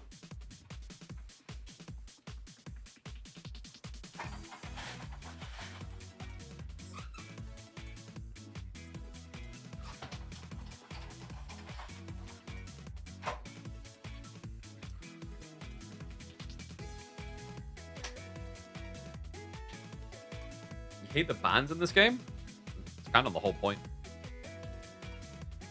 If you just play the same Civ over and over again, it would be like the most dog crap. Nice camo pants? They're actually not camo, they're anime. There you go.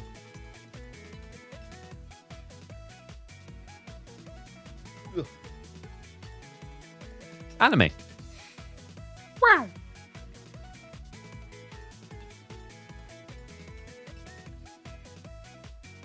I mean, sure, it's like camouflage if you're trying to blend in with a comic book. Perfectly camoed. And yes, that is Castle in the home background. Oh, wait, no, sorry. Rampart. A PP camera? For push-ups. Because I ain't no pussy. All right. Let's get ready to go.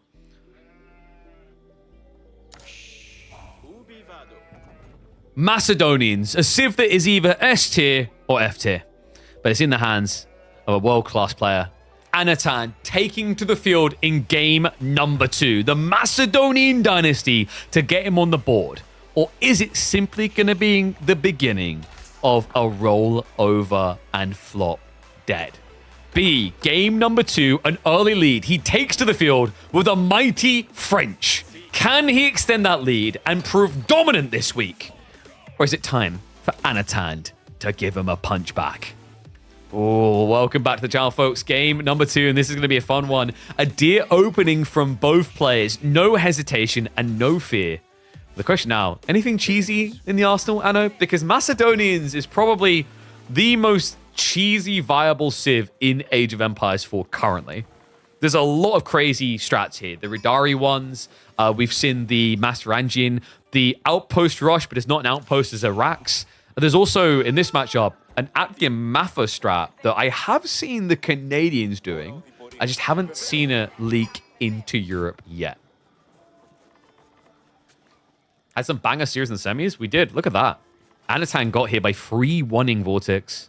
Beasty barely slipping out in the end. B, it almost looked like Beasty was going to get the perfect recovery arc, but was denied it in the end. I mean, it's been a long day as well. Anno playing the first series, B playing the second, and him game number 2, we're already 6 hours into the day. The boys have got to show some stamina here. Anyone to French with spears with French, it would be B. I could like see that in the right environment, but that's like far, far down the road, right? You're more than happy just opening knights into a hippodrome, which is presumably what we're going to see here. You know, you could try and Grand Winery wide. I think there's matchups where Grand Winery could work if you went wide, but this is not one of them because presumably you're going to lose map control in feudal. Because, you know, French, they've got that teensy tiny thing that's super effective. You know, the knights that kind of kill everything? Yeah. They tend to get in the way.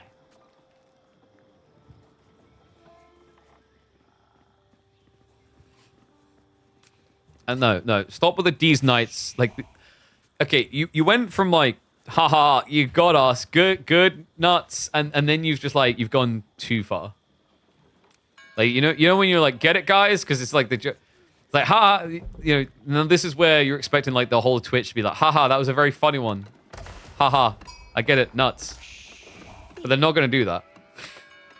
Oh, you guys made the charity goal? For the donos? Yo, good work, guys. They have breached it now. £502 raised for the local charity award. Local cancer award. Thank you very much, guys. You're incredible. No, don't start hard. Don't laugh at his jokes. We're harshly realistic here. As you can tell by us calling Macedonians S tier.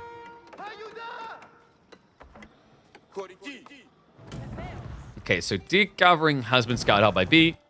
Still got some way to go until he gets his knights out. One thing I'm curious about is whether Anatan is going to go for an early timing into Wheelbarrow. Because French can do it very easily. It's discounted and they have more workers. Macedonians don't have a very good economy. It's not cheaper for them.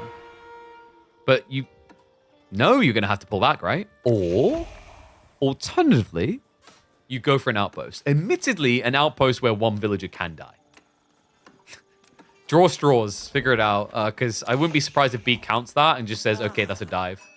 Because one tower is not going to do much damage to a knight on the dive.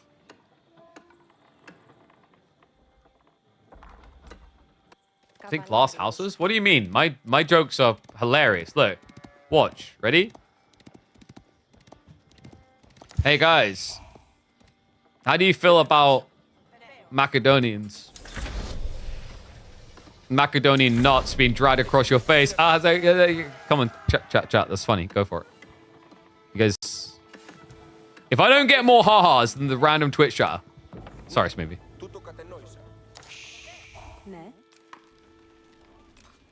Oh, that's okay. I'm good at this. I understand how you do it as a streamer.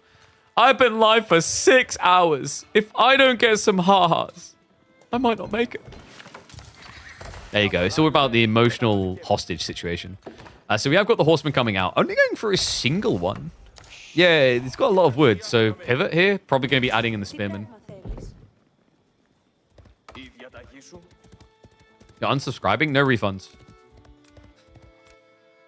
Your assumption is that I haven't already spent the money. Double outpost reaction by B. Yeah, he didn't go for the dive in the end? Okay, yeah, Anatan pulled one worker back, so good read there. Sheep haul 16 to 12. Let's be a little bit behind in that department. Elsewhere, though, pretty good spawn. The deer and the berries in this kind of choke point. And did he get the boar? Where's the boar? Is he eating it now? I think that's pig. Yeah, dude, he got the boar and the deer.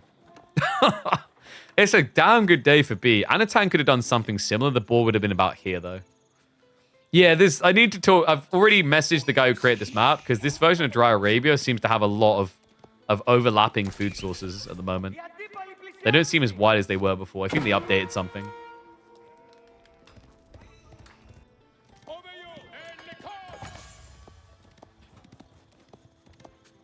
Knight just going to slip wide. And we do finally have the Akira Mafa. So he got forced to add in the branching stronghold. The cool thing here is he already went for the arrow slits tech. So when he builds a second stronghold, like you have a lot of DPS to defend against knights.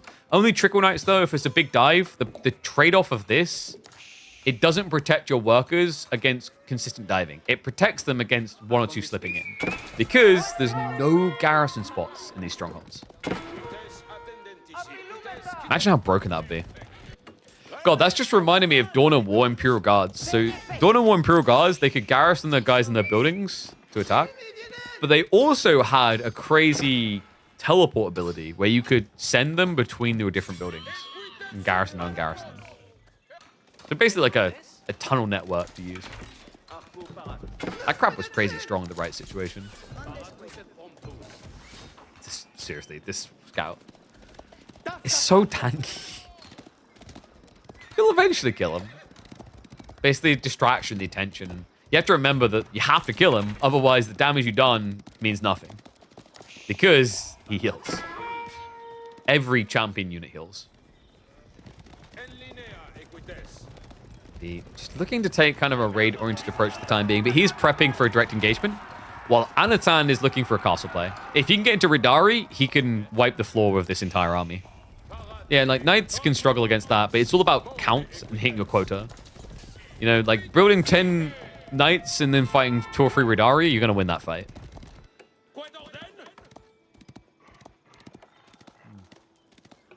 And that's the thing with B. Understands it better than most players that quantity can beat quality.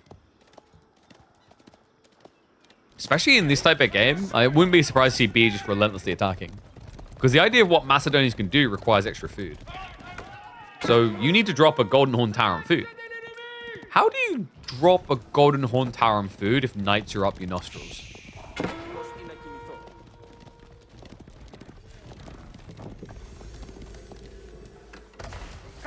You don't? Ooh, okay. I'm on board. We've got System the First Hill. I wonder how much of this is like understanding you just can't do Golden Horn Tower versus it was always the plan. Nice raid with the horseman on the backside. Keep B a little bit on the defensive. We'll just deny him the deer on the front.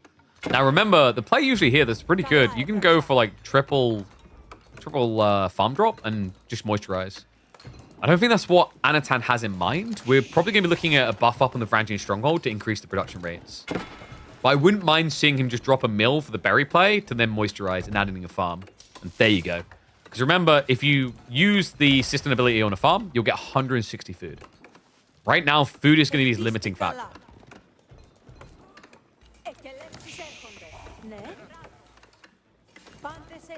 Okay, like I'm concerned that when my mods are saying moisturize me, there's like an abuse of power going on here. We're gonna have to launch an investigation. Obviously, it's only reasonable that we have our mods investigate themselves, though.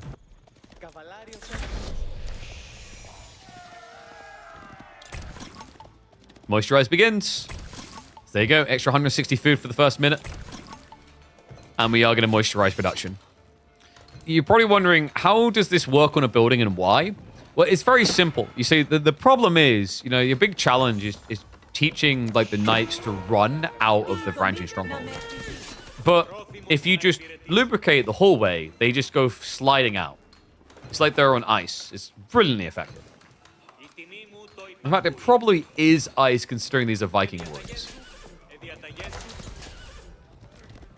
And yes, it's temporary. The easiest way to think of floating of system the first heal is like a faster floating gate that gets worse over time.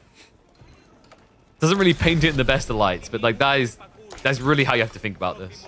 I think the big problem for me with system and first heal, there needs to be some investment opportunity to get more charges faster.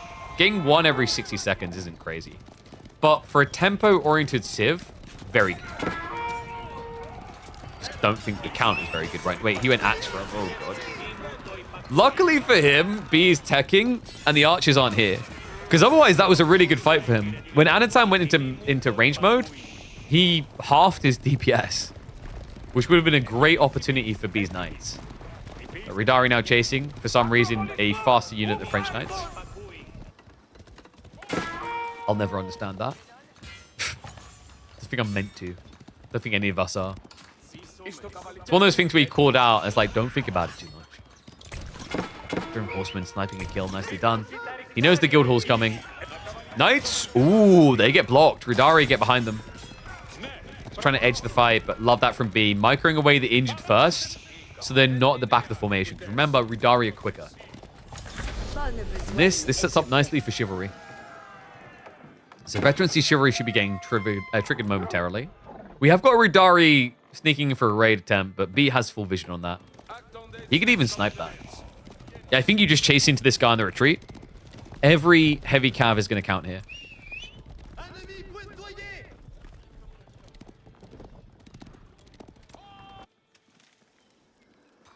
What are we looking at next? I think Anno is just on the Ridari only track.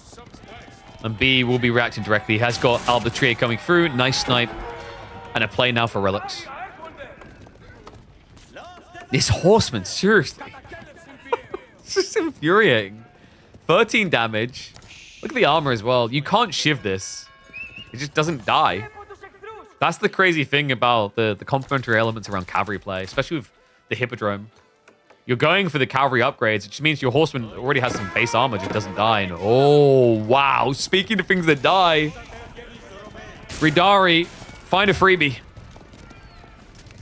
Workers not being pulled back quick enough. B lacking the vision in the area. Arbitrary now being revealed. The wall's going up. That horseman will finally leave. Is KPMM just B's full-time job? Yeah, I should probably like get his employee details or something at this point, right? If he starts winning them regularly, it'll feel like it. I know. Now going for relics also. B will be the one to blink first. And I think that was a reactionary. Anatan would have dove this area, so he probably saw the monastery. He was like, okay, I see the name of the game now. Nice strike down there. Double knight for a single Ridari. But look at the health bars remaining. Got to be very careful, especially if you let that first charge happen.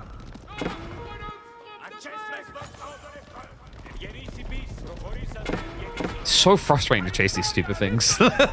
Why are they quicker than knights? I never understand this. Good denial on the horseman. Oh, that's annoying. First monk gets slapped down and goes to the wrong relic in the first place. That was nice micro there. Unfortunately for Anno, there are more knights. Yeah, he was trying to just catch B not looking, so he just take the auto aggro the wrong way with full HP.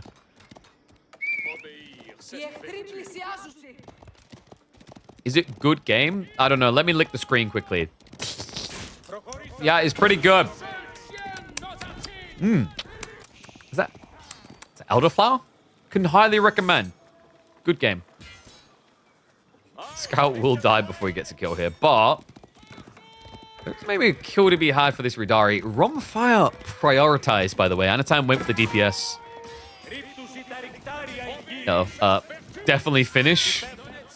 Ridari barely getting away. But because he's faster, he will.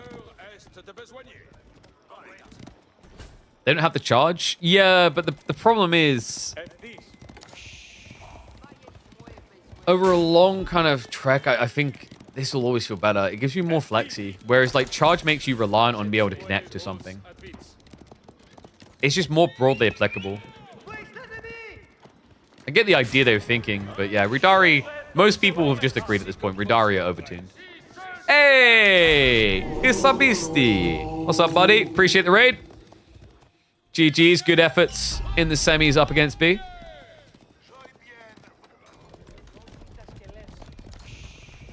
All right, we're going full Akimafa now. So Spearmen are really interesting, actually, for Macedonians. As you scale them, they get increased DPS.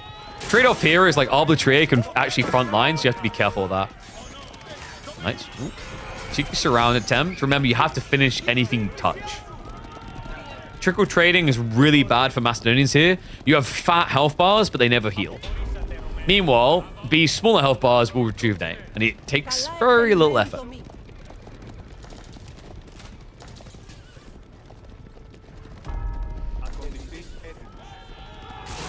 Nice. We'll just headbutt into it. Okay. The archers and Arbitraire didn't get the memo there. Spearman a little bit overextended in positioning. Ridari now to follow it up. Pavistrop for reasons. Just press the buttons, I guess. He's going full hunker mode with them. They don't have Gambesons, however. The Knights, they're winning the left side of the fight. Right side of it, a little bit ugly here. We have got one or two Knights creeping around the back in the meantime. Main fight, Anatan is practically just Spearman now. If we get Gambesons, it's coming in. This is really important. It makes you stupidly tanky. Although you do need units still alive to feel tanky. And man, he's just going to brute him down. The vet spears. He didn't want to try and run away from them. Not with that charge speed. Just mops them up instead. But Anno still has a fat stack in reserve. 16 Adgamafa. Seems like he's clicking individual units though, so a lot of the time the Spearmen aren't continuing. Indeed. No shield. Bro, like, slow down. Little raid hit coming in. Ridari will find their way into the economy again as Anatan reestablishes the worker lead.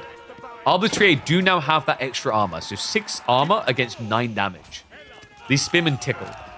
This is exactly what B was looking for, but the difference is like the kill threshold point. He's not there yet, and there's a lot of Spearmen. So we'll just back up a bit. I can't imagine Anatan just sticks to spears. In fact, he's getting ready for horsemen. Okay, what would be pretty dirty here is if B starts doing Spearman Arbitraire. Spear Arbitraire is just kind of vile. Ridari. Oh, we'll cut down a few. Whoa. Doesn't get it, but we'll get the kill at least. What a scrappy game, man.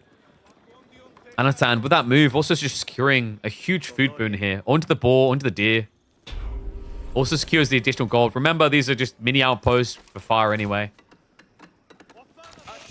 It's not like B has mass knights to dive in with, right? So he's actually not threatening like he would have been earlier. Like, if he had 10 knights, he's diving for branching strongholds, you're going to die. If he has 2 knights diving for branching strongholds, haha, that tickles.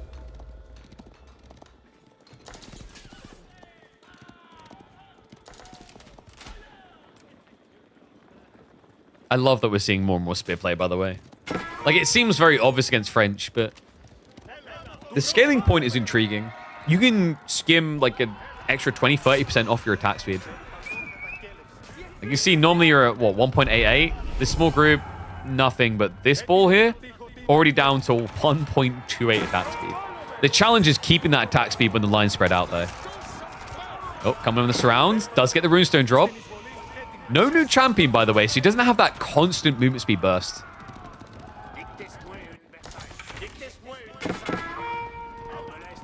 Stone gathering from B. Has he? He has. Yeah, he's already at the castle. Okay, that's a really good sign.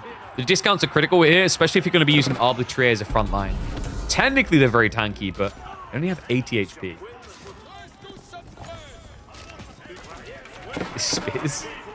Speed on these. Horsemen also revealed. Wait, B was going archers as well. Oh, boy. He has at least still got knight production, so it's not the end of the world there, but kind of a grim positioning here. Tries to get back towards the base. Now, remember, the castle will protect him on the main. This area, not so much, though. Uh-oh. I know. He might have a kill point here. Baits the dive, gets the brace. Snipes out the knights with ease. The horsemen, they slip into the berries, so he does see the workers.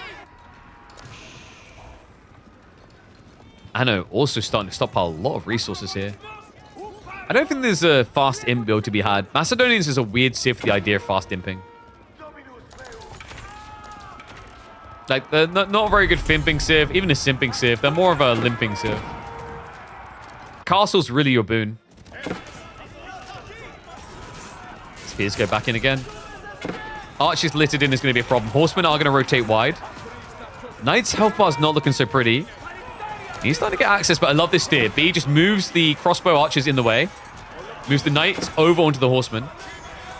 Difficult position considering the army sizes. More horsemen are coming over. The village is starting to be a little bit ignored, but still already damage being done there. 6 worker lead for Anatan. And what is happening in the macro? Was B planning Imperial? Or has he just been too distracted? Because the numbers, it kind of looks like he got distracted here. Just non-stop brute forcing and oh my god, the gold! He's hugging the vein as well, so Shiv's out only works so much. This looks done. B looks cooked and flambéed.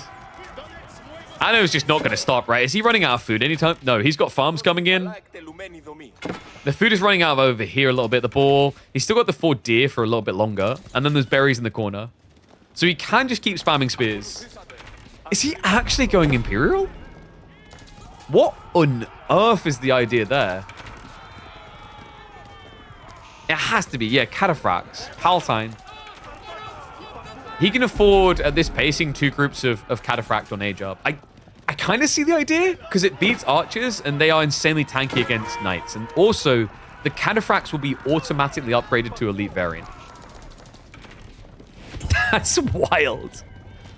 I mean, it's not Fim, but he's definitely simping it. Simp for Cataphracts from Anatan. Guildhall. Nowhere near ready, it would seem. Only 480 food in there.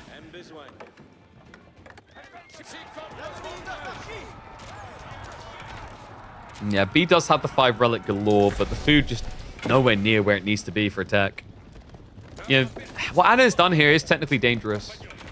B, you know what happens? Anytime he hears his opponent age up, it's like monkey noises intensify. It's the full Ooga Booga send. 40 archers, 20 knights. And an opportunity to dive in here. B will look to just scare those workers back. Archers also see the rest of them. Problem is there's Arbitrary in there. Literally one Arbitrary slowed down his raid timing. Boar has been harassed off of, but there's only 150 food left there. Sano's not really missing out much. He does have a critical food problem, though. Berries in the corner is like all he's got left at this rate. Gathering stone. Wait, is he going... Is he mango towering? No. Sacred Site Wincon has been removed. I mean, Mango Towers are disgusting, guys, but he hasn't been going for the ranged upgrades, so they're kind of redundant. They're okay, but they haven't got that insane damage. We had the Beasty game earlier where he had 6 extra damage on the Mango Towers, which is where it gets insane.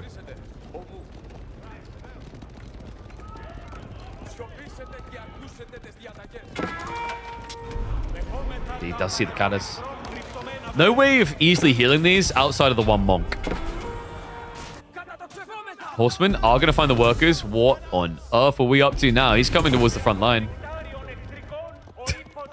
I mean, he knows walking home with health bars like that, you're going to lose just as much. The army's closer. We'll return to work now. Yeah, I'm not really impressed by these cataphracts so far. And yes, that would be +6 per rock. So you do, compared to any other, like compared to Byzantines, your mangonel towers will do an extra 9 damage.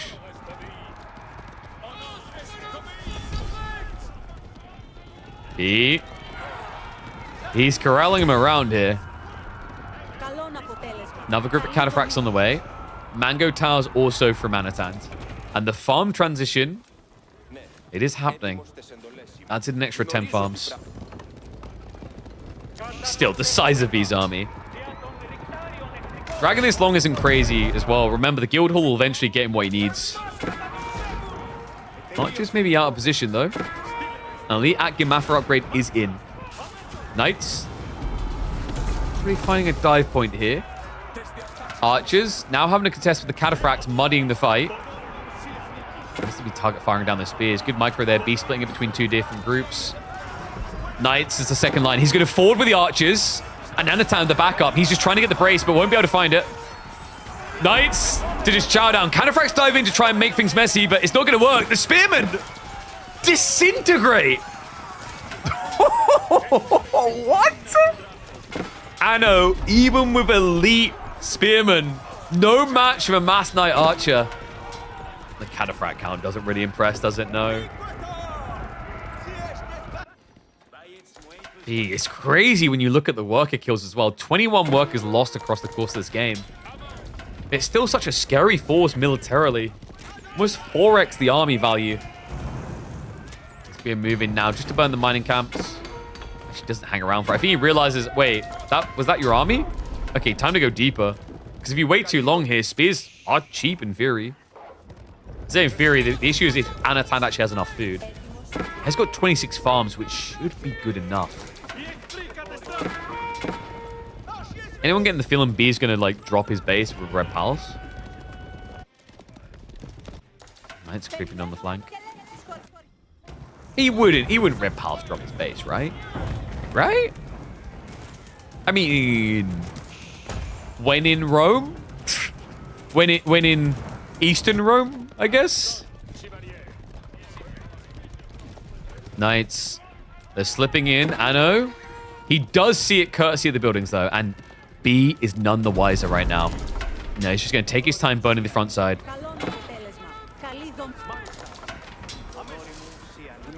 Spears. They're going to be spread wide. The amount of farms that Anno's got set up. Not just that, the Knights did creep in. And Red Palace is on the way. He'll play it safe in the center. 8k gold vein to be secured. I don't know, man. So much for that worker lead. Anno, only 5 ahead. Mass spearmen, but mass archers there to mirror the play now. The Knights, they're going to make sure these villagers go smush. Most get garrison inside. The rest, not so lucky, but the spears do at least scare B off. Good reason. I mean, he can just get elite techs now. What's the rush? Why would you give Anatan a good fight when you can give him a terrible one?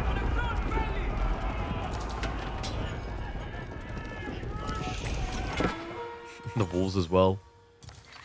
Just stripping options away. Runestone's being dropped. We'll give him the movement speed buffer. Never went back for the Radari champion. Yeah, which is quite surprising here. I mean, your spearmen aren't that good at gap closing without it. Especially considering the runestones do not last for long range-wise. Reminder, B is taking this fight without any elite upgrades. Because kiting them out, and Red Palace will stop Anno's chase. I think it's time to call the spade a spade. And probably use that spade to start digging a grave for the Macedonians here. It's 37 knights. There's more knights than there are spearmen, and the knight upgrade is just 30 seconds out.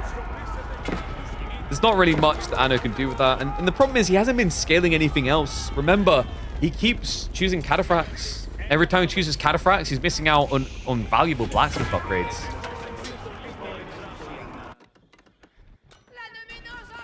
More stone walls coming. Nice raid there with the catters. The bee can always just send reinforcements to deal with that, and the rest of the army into the base. What I know, it's like despite the extra efforts, you just can't build a real worker lead. Archers, elite tech just came in. Horsemen are going to charge past it.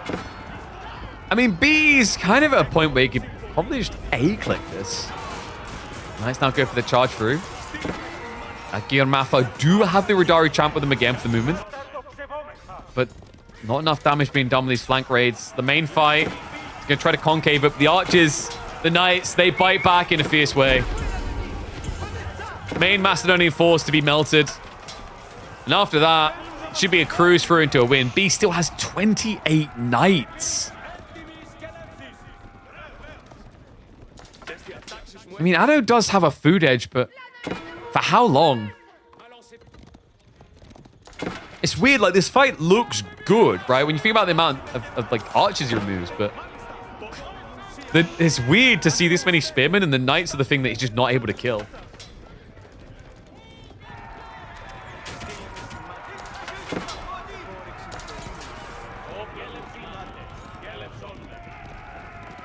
I know, just trying to get the armor up on his cavalry. I mean, a little bit interesting that he doesn't go for additional upgrades on the Akimafur, but I think he just can't afford it.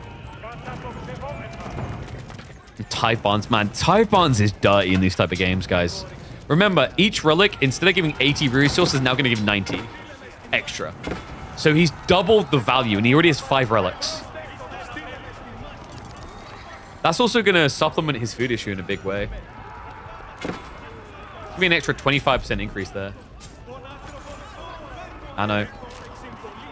The wall is up, so difficult to keep chasing. I love the fact he just sticks the arbitraire in the way. Like, yep, you guys have got this. Imagine having all your spear bros and walking away from 3 arbors. He didn't even kill them. Like, it's just debate, a continuous fight here. Anno has double the food income. Double.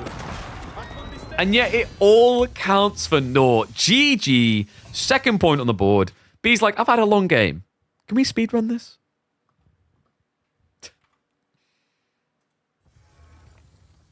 He's definitely bloody trying.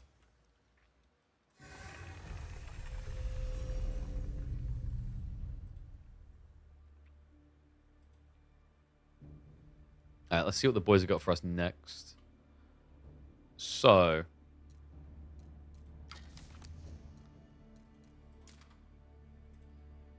Game 3.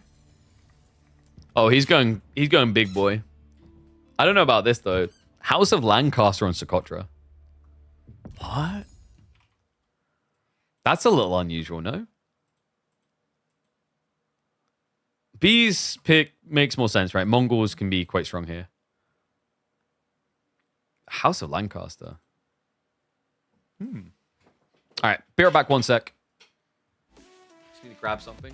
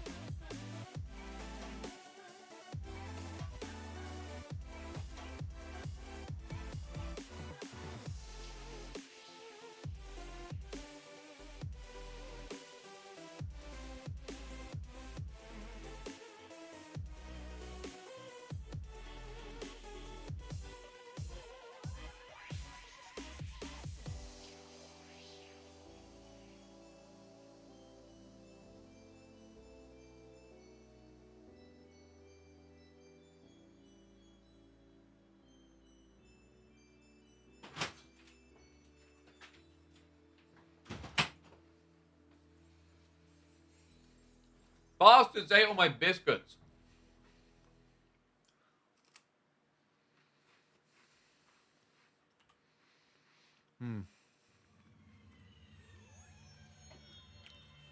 I had like some biscuits to snack with. Between them, they cleared all of them. Goddamn kids.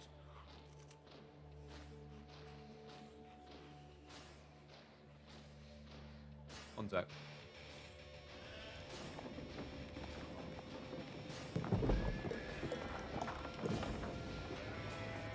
Nah. Heroes campaign's done.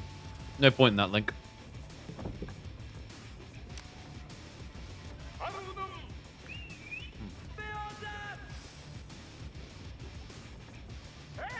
All right.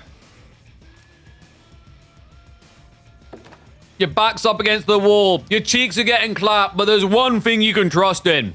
Lancaster. If anything's going to get you there, anything to get you on the board against B, this has to be it. Anatan looking to strike back in a big way. Game number 3. But B says there is something mightier than the short bow. It's the TC. Oh, no. B's not going to let Anno have any of this. Hey, don't mind me. I just figured our bases should be more intertwined, more intermingled. And he cancels the outpost. All right, turns out like Mongol TC Rush is back. No way. Oh, what a way to kick off game number 3. Socotra is going to be the map. A teensy-incy island being shared between two. And B reminds you why Mongols can be an S tier pick. He did lose out on a lot of workers for this, though. -3 is freaking insane. He has to outpost rush now, no? But it's basically English. There's no point. And the ball, oh my god, Anno's still gonna block it. What? Okay, I wonder how B feels at this very moment. Because it looks Giga Brain until you just look up at the work account and go, ah, that's a third of my economy. This can't feel great. There's no Dark Age aggro follow-up either, unless he's going Stables. Stables is like your only move, no? You can't really go Spears. Short bows just kite and kill. And then you encourage longbow. So you're either teching or going Stables. He's only gathering food right now. Okay, send some people over to gold. It's going to take a while. He has got the deer afterwards, so he can rebalance his eco. But Anno has a very clear punchline here. Just go for the tech, go for the lords. I guess the trade-off is you can't really dive the ball with lords.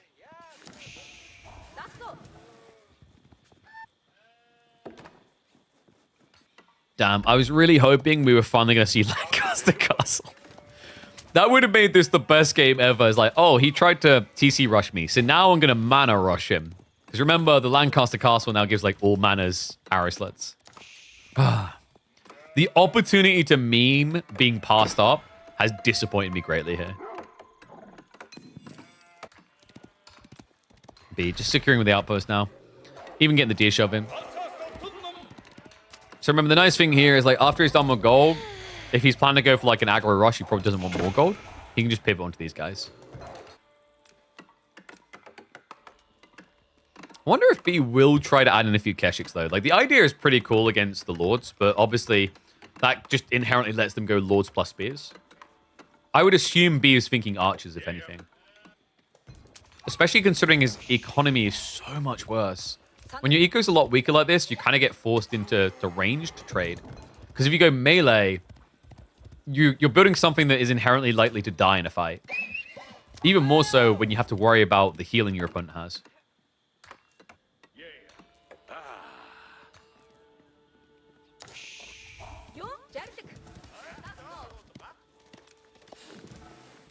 I don't know, man. This is... I mean, obviously you're going to do Deerstone because there's literally no trade post. But I'm really intrigued now as to what B sees as his upside. I mean, technically it should be food. That's the thing that I know should run out of first. But at the same time, he'll have military advantage to push out for more food. Maybe if we just bring the TC a bit closer. I mean, what's a minus 2 more workers between friends, you know? Cheap haul-wise, be just a little bit behind there as well. Remember, the boar is there, he's just not eating it. He can't because of the outpost. I know, it should be a mana drop coming in, probably on the tree line here. Because you buff the gold as well. Like, if you actually wedge it here, gets you the tree line drop-off location, buffs everything. Okay, he actually goes on the front side. Interesting. Guess he doesn't want to be on gold for long, maybe. Speaking of the gold, Lord turns up. Lord might need to turn away.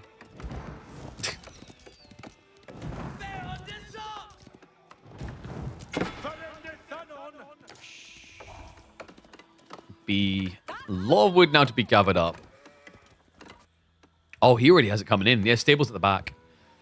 I guess that makes sense. Your stone is so far away, you wouldn't really want to go archer double production, but should eventually come into the picture.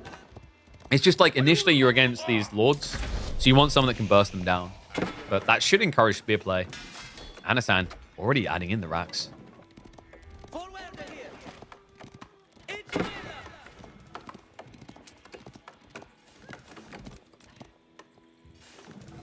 Beat. So much stone, man.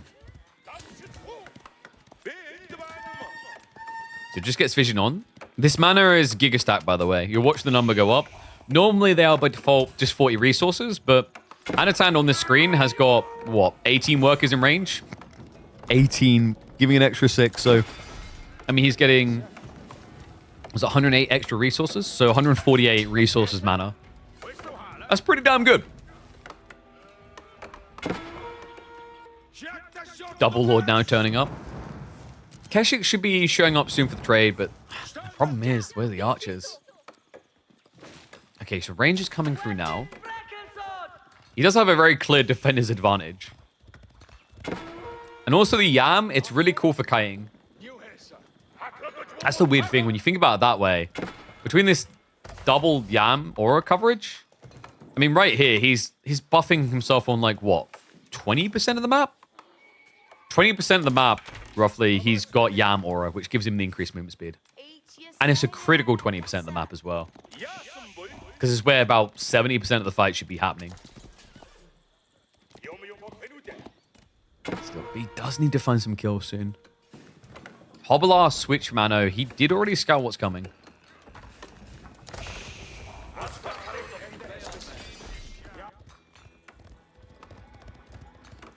still a lot of gold. Yeah, he's only begun to go archers now. He may actually... Would he ever steer away from it? You kind of need archers to deal with spears. I know his read is on point here. Like, you can't really just go raw Keshiks into Lord's Lancaster Spearmen. You know, even French Knights start to kind of double-check the numbers on that one. And Keshiks are definitely no French Knights. Going for the outpost. If he wants to run away, it needs to be now. Keshiks are going off the clash, goes to repair instead. The Lords are on top of him. Loses one worker already, but the outpost is now safe. Anatan's got the brute force factor, though. With 4 Lords, you're just so insanely tanky. Gets another repair snuck in. This looks to be over. Villagers just trying to be cheeky with it. He leaves the Hobbler behind for the burn. Lord's front against the Keshiks. Turns around now to the workers. The bars are so low. Next time, 2 are going to die. Clubbed him down. That's 1 dead. Spearman. There's, what, 2 left alive? None in the fight? Keshiks? Could they actually do this? The outpost's going to go down. The workers will get snipes. That's all 5 dead there. A 7 eco leaf Anatan. The Lords are still alive. Oh, no. That walk away is game, right? Like, the moment you see that as B, there's a sinking feeling. Because these guys will get fully rejuvenated. You get grinded to pace in the meantime. Like, that has to be his kill point. I think for Anno, the goal is simple now. Just mass units. Mass Spearmen, mass Hobbler, and continuously dive. He, of course, is going to have to creep back out. This time, double outpost. He outplayed himself, the free fill start. It did feel a bit funky, right? At first, like, oh my god, what a sick play. And then you realize, oh, he got nothing for it. except idle time. And Nano didn't overreact to it, right? He didn't panic like it was the end of the world. He just locked it out. I mean, game could be very different for B if he's able to access that ball. It's a big injection in food income. That outpost just guarantees that's never the case. P now with 4 military units up against 18. If he could slip Keshik in and start raiding, maybe. But yeah, there it is. GG gets called. B, he doesn't see a way back into this party. But Anatan has found a way to get on the board.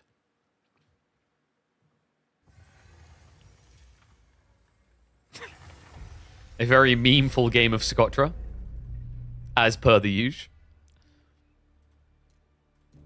Means a longer series. God damn it. I'ma be hungry. Nah, that's good. It's gonna be a long stream, isn't it? We're almost at 7 hours now. Woo. Like what, 8.5, maybe 9.5 Finny? Towers and prayer. Yeah, I thought he was gonna like follow up with more Dark Age aggression, to be honest. Tundra time! HRE Lamau up against Roos. I guess you can punish him for going for the greedy cabins at least. Keep us an amazing red hue. Check again, son. That's an amazing pink hue. Hell yeah. Look at that. Oh, that is a sexy power pink. Oh. Oh. Got a Logitech panel below you can click to go find it. Or exclamation mark Logitech, I believe, should work. You call it salmon? Shit, that crap again.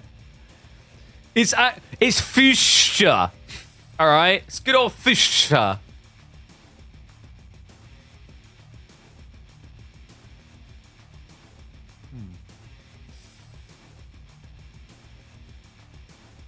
Dusty pink? No, that did that. Dusty pink is that. That's the dusty pink. Or pastel. Is it called pastel? Is that what people call it? Pastel pink? I think that's the name they usually give it.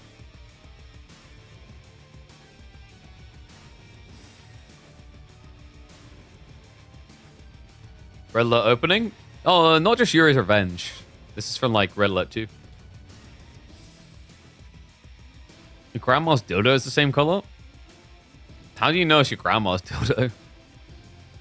That's the clarity we're gonna need right now, mate. You open this door. If you say anything like the smell of it, we're instant timing you out. All right. Anyway, it's a shared resource. Jesus Christ. All right. No, your gift got outdone by him. The shared resource is a win. I don't even know who to ban anymore. All right. Here we go. Game number 3. B starts the lead, but Anatan has woken up. Will he be the Sleeping Dragon Rising, or is it another B special? Game number 3, folks. It is going to be a Roos pick on the new map, Tundra. We know he loves this pick, and he already respects what's coming. We've seen B steer around the back here to drop hunting cabins, but it's HRE on the other side for Anatan. He's expecting a Dark Age rush, hence why he condenses the hunting cabins like this. Yeah, it's not going to be as pretty on the gold income, like just 12 here in the 19, but considering the risk, it does make sense. Unfortunately, the call is wrong for B. Anatan uses this as the bait scenario. He goes straight on the gold. He will not be looking to Dark Age aggro. Yeah, start off by scanning his corner, so never confirmed it. So yeah, remember, when you've got hunting cabins like this, if they have shared trees, you can't calculate those trees to the other hunting cabin. But like, this is pretty much what people have always done when they're up against Dark Age rushing civs with Roos. Technically, he could have been maybe a little bit more greedy on the width there, putting them out slightly further, but it has a risk to it. Love that from Anatan. Straight out to the deer. And by the way, the fun thing about watching these two is no matter which person gets HRE, you know that they're probably going mine work. And by probably, I mean like 95% probability of mine work. Those guys love it. Yeah, it should be a fun one as well. Mine work, these two, like they love taking these aggressive lines. But the interesting part is going to be that I wouldn't be surprised to see Anatan go castle before B, even with mine work. B is insane. You guys remember what happened in the semifinals up against Beasty on this map? That guy did not stop pushing. Like, seriously, it was pushing so constantly. It was like a 12-hour labor, non-stop, until the baby comes out. In that case, did not work out for him. But the crazy part is how competitive he made it look throughout the entire course of it.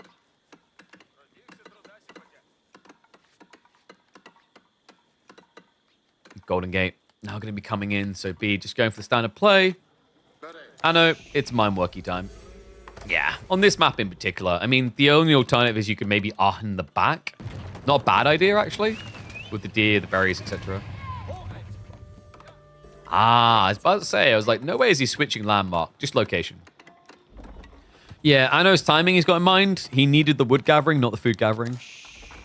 Which does suggest... Would he go archery opening?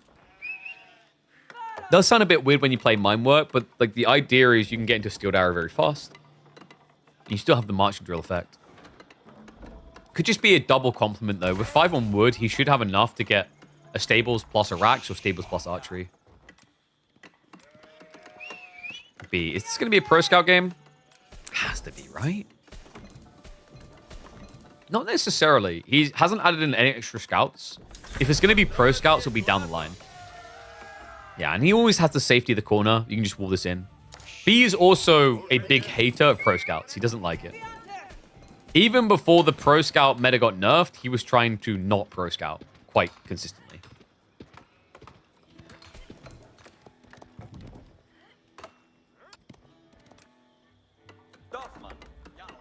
I know. Rax follow up. So Rax stable seems probable. Unless he gets the archery reaction. B is going back for additional scouts now, interestingly enough. Yeah, so it is going to be pro scouting. I thought the pacing he was going for... Actually, like he hit that perfect. It's just the timing on not getting the scouts earlier, right? Seems a bit weird, but I think for him, he didn't want to reveal to Anatan what he was doing. Ano should realize quite quickly, though, seeing the scout here. Because he just saw the scout around the back of his base as well. Roos is better than HRE. I think mine work is an interesting factor in this matchup, though. Especially even more so nowadays because of mass knights into horse archers. Like, horse archers do nothing because of the barding. So you get undermesh +2, then you get barding. You have 8 ranged armor against a 10 base damage unit. Maximum damage they can do is 4 with horse archers. So there's definitely ways. And obviously with the barded armor, it means you're better than Roost Knights as well. Tricky part is going to be the food equation, but that's why Ano's positioning is really good. He already pulled out onto the deer with a prelate. So he's getting that buff gathering rate to compete.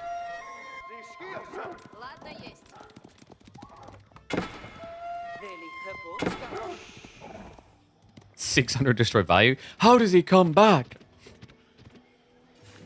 I do find it funny how after all these years with the capture age, we still just haven't done something about the cancel. Basically, folks, when you see destroyed value, if someone cancels buildings and stuff, it assumes that you've lost in terms of the way it calculates. So the 600 loss value there is the fact he placed the mine work elsewhere.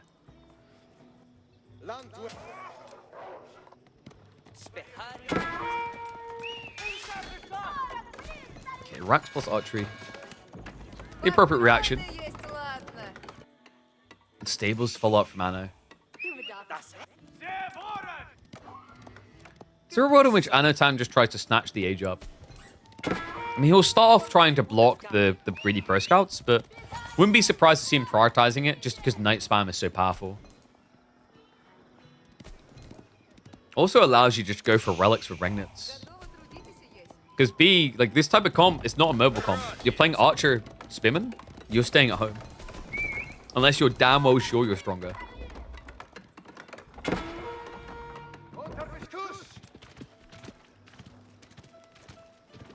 It's not a it's not a bug, it's a feature. All right, you've been hanging around the Dota 2 crowd too much though. That's like a classic saying in that world. And oh, well, actually, it was ruined a few years ago. Like, fun fact, the people who don't play Dota didn't realize for years the folder structure for that game was like housed under beta. So you'd be like, oh yeah, the game's not released yet. And then people realize, oh, you don't need to do that meaningfully. You can just have an early access program. Yeah. Then it's not that my game sucks. It's just I haven't finished developing it yet.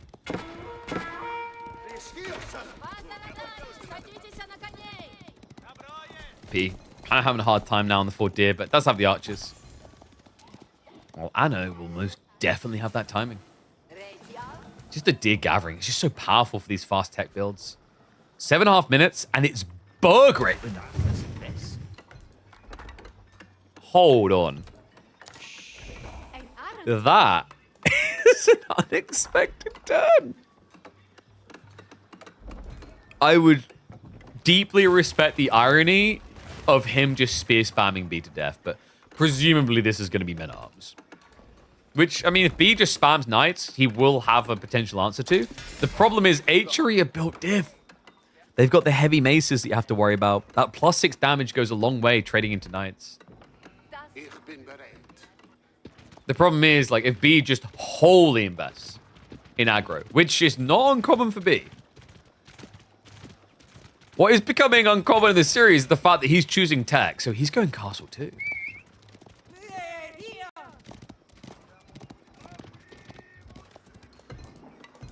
Did you know about the Burgrave? I think he scouted it out. Are we looking to yoink some extra deer because it's already cleared up his side? Realistically, the best opportunity is to go all the way around the back. First relic now being picked up by Anno. Remember, he has 3 prelates in total, but no Regnitz effect. So will not be getting double the value out of anything he picks up. What? Abbey of Trinity from B. All right, we're going blast from the past, it would seem. That's actually pretty cheeky against men-at-arms. Like, the extra armor does help a lot. It's not crazy against specifically men-at-arms, but it can give you a bit more sustain. Especially in conjunction with the damage buff. Did he actually confirm it? He must have confirmed the Burgrave. He's seeing men-at-arms now. Like, this is where you get really suspicious about it. Archer's doing practically no damage. They can't at least clear the spears. Even using the scouts now just to front line, which is great. The knight's not taking any damage. The age up. Switch his crossbow straight away. No hesitation. Is there a bait and switch opportunity for Anno where he like just goes back towards cavalry here? It would have to be horsemen, and that's the type of play you wouldn't make unless you have really good reason to. Because it's so gambly. Like, if you go horsemen, your opponent's going knights, you're dead. Heavy mace is now locking in. All right, no brakes on the Burgrave train. This is a commitment. Is he going for castle turrets? Usually B's a fan of castle turrets in defensive positions. Has not opted for it here. Would be good against the men-at-arms dive. And we already do have the +2 armor. These boys are bulky. First crossbow coming out. Anno, not willing to dive with just the 4, so he's going to slow things down here. Is there a creep out yet? B not opting to try and get out with that monk. Oh, he hasn't rallied him. Oh, no. He's a bit too hyperfixated. He didn't rally them out with a waypoint initially from the building, so no relics to come in. Anatan already returning the second. He's easily able to move for a third and fourth here.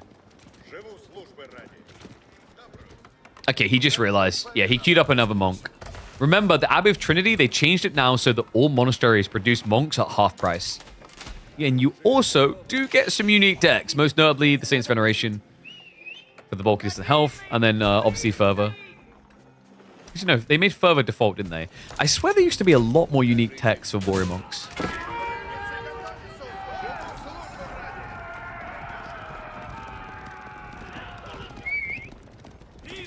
Thousand people watching between Twitch and YouTube. Hell yeah. Best way to spend a Thursday and a Monday and a Tuesday and a Friday. Just gotta make it the viewing habit, folks. Place to be. Bathe in the glory that is the Midweek Musters. Series that could potentially still have so much to deliver. The crossbow stepping up so aggressively from B. I know he's going back for Spearman, which makes a lot of sense. Spearman actually can beat all this, weirdly enough. Question mark is going to be, does he have the food? He's being pushed off the forward resources. He's got practically no sheep left, and then it's back resources he hasn't established on yet. Yeah, remember, the reason why Spears beats this is obviously against Knights, but the crossbows get no bonus value there and tend to get swarmed, especially with marching drills, because your spearmen are so stupidly fast.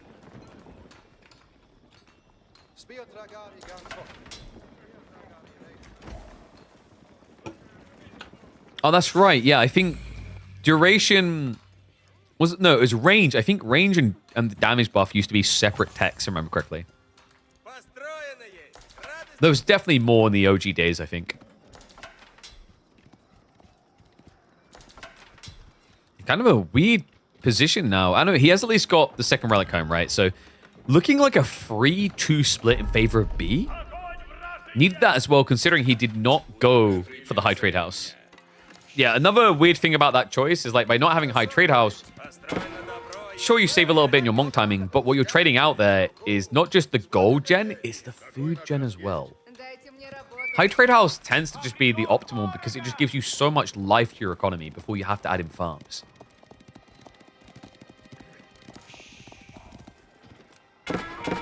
B.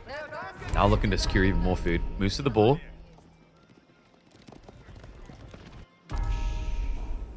Outpost lock-in. Anatan has done the same. Crossbows do encounter the spearman. A little bit awkward, actually. Anno has got bloat here. Warrior Monk. He's thinking about going for a poke. The villagers do get clubbed. Oops. B. It's difficult against Atria infantry so far, so he's going to go for the buff there. That gives him the extra armor and damage. Just counting this back. Spearman count on the front side. Only 7. The B not willing to commit the Knights, not willing to risk it. It does punish him on the retreat. Wounded Fortress to be resecured. So B, he does take a tiny bit of damage there. I know. We're fast seeing him run out of men-at-arms here. It's mainly just Spearman now. B could just go back towards archers is the concern. That's actually desirable. Remember, you got the 20% extra gathering from Roos, and it's also just a cheaper unit. A little bit surprised he hasn't yet, actually. Outpost is at least up. That'll be extra firepower. And arms count, practically non-existent. Remember, though, you're now diving emplacements with just squishy units. And emplacements already on the way. Springle's coming through. I like the way B's just trying to include the warrior monks at all times. Because, you know, sometimes they feel like people just don't like them. I'm sorry, I had to. The plus damage is a big changer. You know, plus 2 damage, plus 1 armor. It's 3 damage differential into spear trades. And he's going to make it better further on the way. More damage required. How about a plus 4 damage differential? Anno is only spears. B loves these situations because he could actually think about a siege workshop. He's got 3 relics. We already highlighted that you get more wood as this civ. You know, what's 2 or 3 springles between friends? I'm actually really curious now if he'll go for it.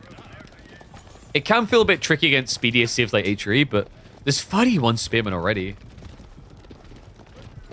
And you start to get that feeling that Anatan's just kind of stuck. Like, what the duck else do you do here? You've got mind work, but you're not going to go knights against archer, against crossbow knights. That's a death sentence. He does go all pikes. I like that. I thought he just had it by now.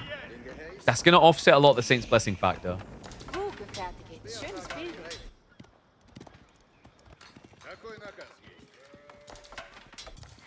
I think the hesitance from B to go into Springles is the fact that he doesn't control where they fight entirely. If you can confidently stand here, Springles are good because if you're confident and your opponent has to react to your play, you'll always get the fight near the springs. I think Anatan wants to get rid of this Springald emplacement. 42 Spearmen, very capable of burning down.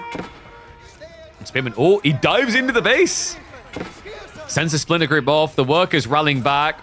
Gonna rally a weird way. And they're all pikes. Riding insane value there. Ends up getting, what was that, 5 work kills? I think he already had 1 off of a Spearman raid. B now switching to spears himself. Archers as well. So discount attempt. Just pivot into the cheaper variety. I feel like H3 sucks on imp. It's a timing imp. They're not, in theory, very good for long imp. Unless you somehow get to the point that black riders make sense. Your uniqueness is a bit weird in terms of like quality units. We'll just skirt around. Spearman's still being a nuisance in the back here, though. You see what B's goal is. He wants to send it in. 7 warrior monks now. Remember, these are only 120 resources each. Not a bad deal for a unit that has the health of a feudal knight.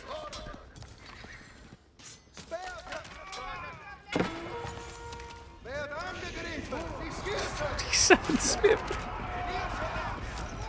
He's going for it. Outpost. He's going to grab it. B didn't even try to run away. He wouldn't be able to. The villagers aren't fast enough. 3 of them just go down straight away. B being forced to fight now. Does get the Saint's Blessing buff out. Has to peel back, though, so it's going to be minus on the worker count again. That's a lofty lead now building for Anatan. B, I mean, the switch up has been so slow. The idle time on the tree line. He hasn't been able to gather for archers this whole time. Every time he thinks about it, more spearmen arrive. I know, looking for that flood point. Still 42 spearmen. B's income looking abysmal. Only good thing for him right now is gold.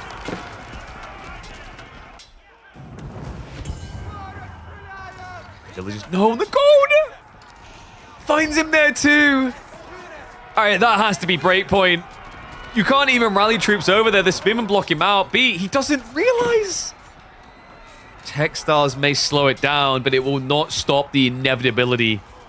A 50% eco advantage now for Anatan, and it's only growing from here. The main battle, a complete wash. Anatan seeing B's plays and just outdoing him on the aggressive patterns here. Feels like a different player entirely compared to the Beasty set, where he always felt like he had tempo aggression. The layer of respect being shown that he doesn't feel like he can assault Anatan the same way. Instead, Anna will be the one to run him out of town. 2-2 and a long series ahead of us, folks.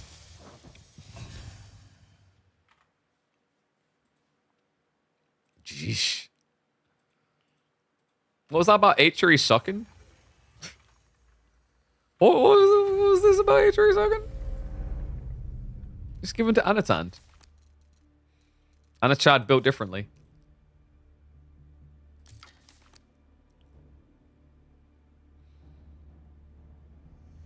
You share drafts? No! They're my drafts. You can't have them.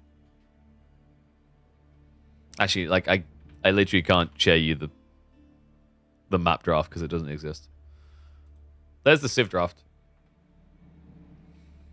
Super. That's all I have. Because I use a UI that only pulls the end of the draft. You should just add it to the AO2 draft URL. It'll get you there. There is no map draft because they can potentially play every map.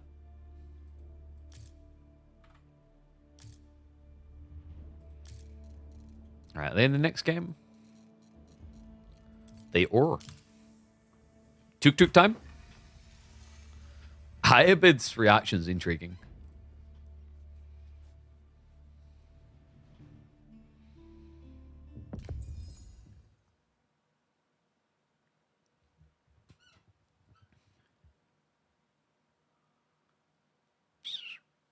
If I don't know what to do, I just build spears. Yeah, that's why he loves H3 so much. You just imagine, like, I don't know. You just need a follow-up interview where he's like, I don't know why, it just worked.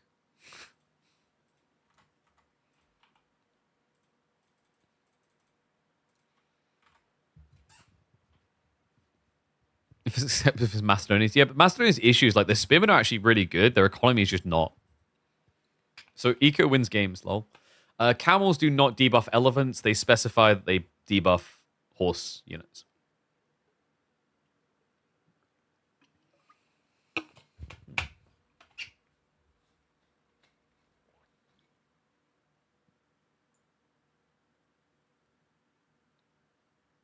I thought I heard a rattling in there. Well, not a rattling, but like, you know when you shake something, you can kind of feel like there's something in it, other than the water. Nothing in there though. The hell? Weird bootle. What laptop was that I have? You can see it down in the panels. The panels has a description that explains all of the spec. Oof. It's literally like PC specialist best laptop you can get. I assume the code Pigeon 40 still works if you want one.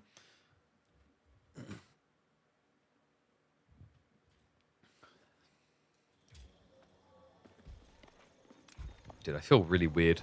Probably because I haven't eaten dinner. Huh. Cover your ears! Hide your wives! I don't know why you're hiding your wives.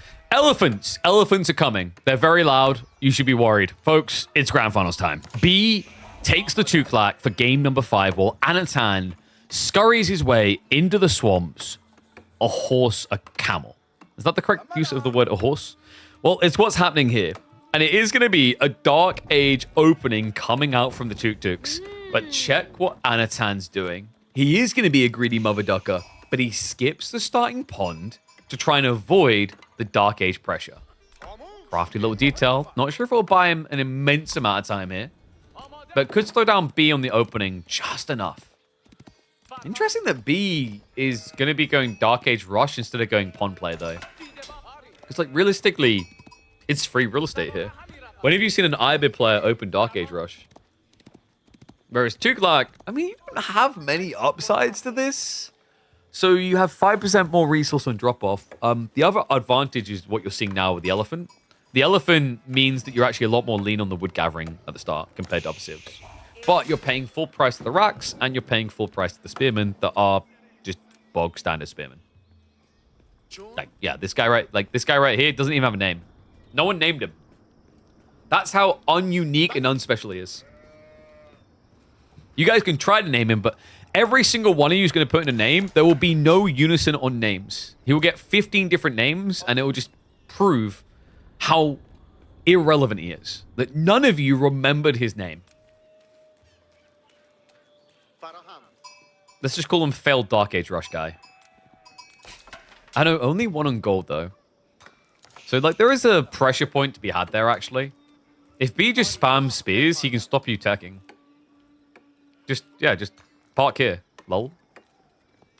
I don't know, like, I wonder what Anno's thought process was with this. He'll get food and build more spears, presumably. Yeah, so shoved off the gold. Still has to gather 60. But you're not moving for it straight away. So, yeah, B can just kind of camp there. And it's not going to stop. It's an outpost rush. Oh, boy. 4 spears and outposts. I mean, you have to here, right? Because of what we said about Anatan's ability to delay spear production. Because the idea is, 2 minutes from now, he's going to have fishing to back him up for the play. Oh, he goes advancement. Wait, what? I almost forgot this existed because of the map we're on. This is very different for Frisian. I mean, it still presents some issues with teching later. I am curious to see what Anatan's game strat is for this, though. Allow him to get archers to clear the spears. But his tech speed's not great. No, it's a minute 5. So B can just rush an outpost before that. It's spimming. Alright then, I guess this is the state of our existence. You idle 1 spearman, but also idle with 1 worker. Be a little bit off on the macro. Yeah, if he just starts building the outpost now, it's fine. The big problem I do see is he split his spearman up. And he's a bit blind. Because like, there's a world in which Anatan could have pulled all the workers and burnt this. Instead, though, it's going to be archery into a ram. So he will be able to clear the outpost condition. I don't know, man. Did B expect advancement? He has got docks coming up himself. That's going to slow his tech even further. Like, remember, guys, this is different than other civs. Other civs would be screwed at this point because they just don't have gold. So they can't go for siege engineering. They can't get ram. Anno can. He can build an archer range, build one archer, and then build a ram straight away.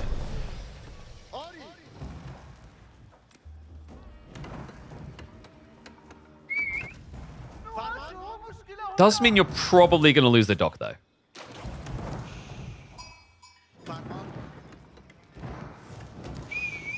You can't get rams. See, this is where you seem to be confused. You've looked at this from the point of view that the year is 2026.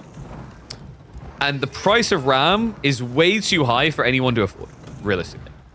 But you have to remember, this is the feudal age.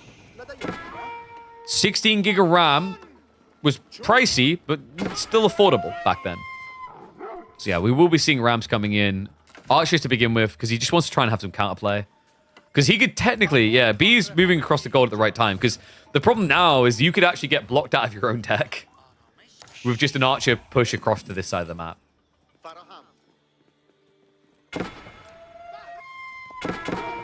Archers are going to come over to defend. Dogs is getting fairly low. I don't think he's... Is he going to get it on fire? He actually might get it on fire. If he stops attacking scouts... that was greedy.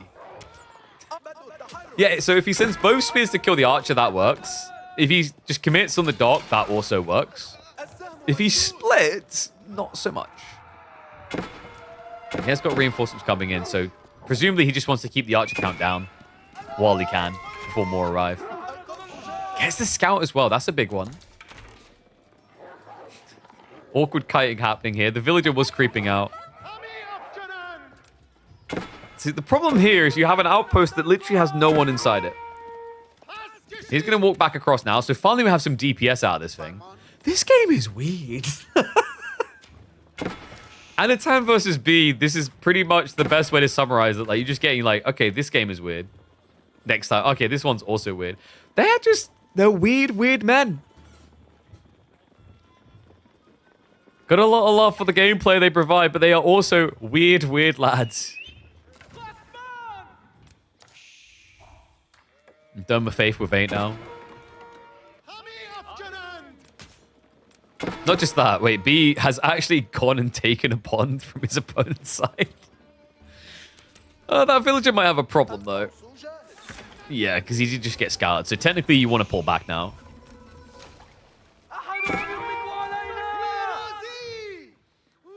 They play on the moment. That's what RTS is supposed to look like. Yeah, strategy games don't often play that way. Not 1v1 anyway. If you're doing like free-for-all situations, maybe. But 1v1s to a certain degree start to get gamed out. It's been the way for RTSs for years. Like, you might have to react to plays, but you still like preordain what you think is right or wrong. That's the thing. Like, RTSs, sometimes you lose the playful element of it as the meta develops, right? And that can also be a problem with like attracting new people because of that. Okay, so this outpost is still here. B has got heal elephants coming, but Anatan is addressing the threat. Rams on the way. Keep in mind there's negatives for Anatan here. Like, he doesn't have heals for feudal fights like Tuklak do. Yeah, normally you'd be thinking someone like Dervish. The majority of IBA games is about Dervish, but that's not here. It's not an option.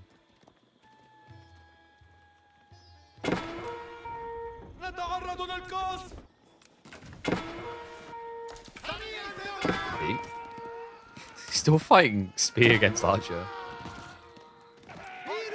For being expensive as it should, but he's still getting trades at least. And remember, Raider Elephants is kind of your end goal here when you play Tuklak. The be-all end-all. The first one did just hit the field. I love the way he's just trying to frustrate. So usually in this situation, you want to A-click, you want to move A-click and move A-click. But because B keeps jamming the scout in his face, he'd end up hitting the scout instead of the counter unit. Oh, how did you guys gamble on this one? 72% for Anatan? I do think that's a little bit of an overextension on predictions. Some respect need to be put on the Chuklak name here. Chuklak are actually pretty damn effective on this map. It's probably by far the best performing map. Definitely majority wins. I want to say like 80% of the time we see Chuklak here, they win. He's starting to save up some resources here. Oh. No, I was about to say, no way he's just fast teching here. Those Raider Elephants are going to spring into action. Shows up on double dock. Archer force steering in. It's Horseman Archer, though, so no spin and counterplay for the Raiders.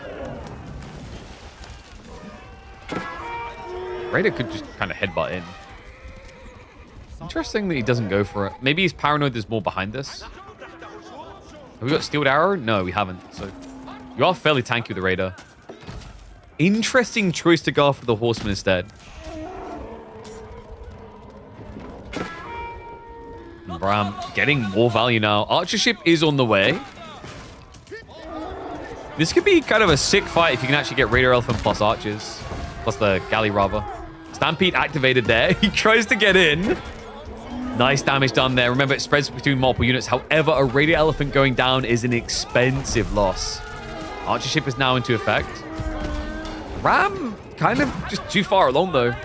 Yeah, double Raider's not going to do it. If he had the third, it's a kill, but this should be set far too. So, will eventually be going down. Does at least still get some life out of it. That food injection is going to be important considering the 4 fishing boat investment.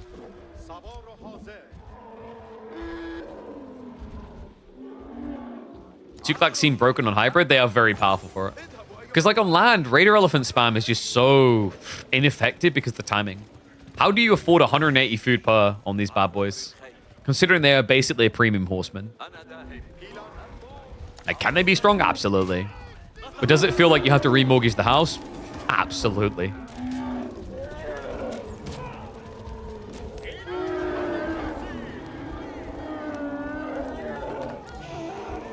Okay, I'm remembering why we always zoom out on this. So loud. Villager. He's gonna get sniped. Nicely played. That means Doc's going down and you just end up losing a worker for nothing. How are we doing on fishing overall? So Anatan is at 12. 13 already for B. But remember, 4 of those are now useless. But he is rushing up the additional docks. And the other thing to consider here is Raider Elephants can destroy docks given enough time. Problem is, Ano's not going to give you much time. Look at what he's doing. It's almost tech time. Industry seeming likely here. Maybe growth? I'd assume industry. Oh, he goes reinforcement. Interesting choice. So he's going to go for the camels to try and counteract the cavalry. Fishing boats seemingly not reacting to the death. Wait, what? We're prioritizing a worker elephant kill over protecting our fishing right now. A reminder, worker elephants are not that expensive. At the price of 1 fishing boat. What is going on there? A little bit surprised that B hangs around for the dock kill instead of just trying to go on an additional one. But he actually has idled that up as well. Still, Ano's going to have decent reserves to work with. Does need to think about additional infrastructure. Okay, we have it back here, right? Got stables, racks, everything we need. Can't play. Tries to raid onto the other side. B, of course, has got a few Raider Elephants to react, and fishing boats can also fight back. Could he clean up all the fishing? With the way Ano's playing this, yeah. It's very defensive as you expect while teching. So he goes for another dock. This one's going to be set on fire at this rate. Horseman's still trying to be a nuisance, but does garrison the fishing in time. He catches him trying to greed. Ano. This is another fishing boat.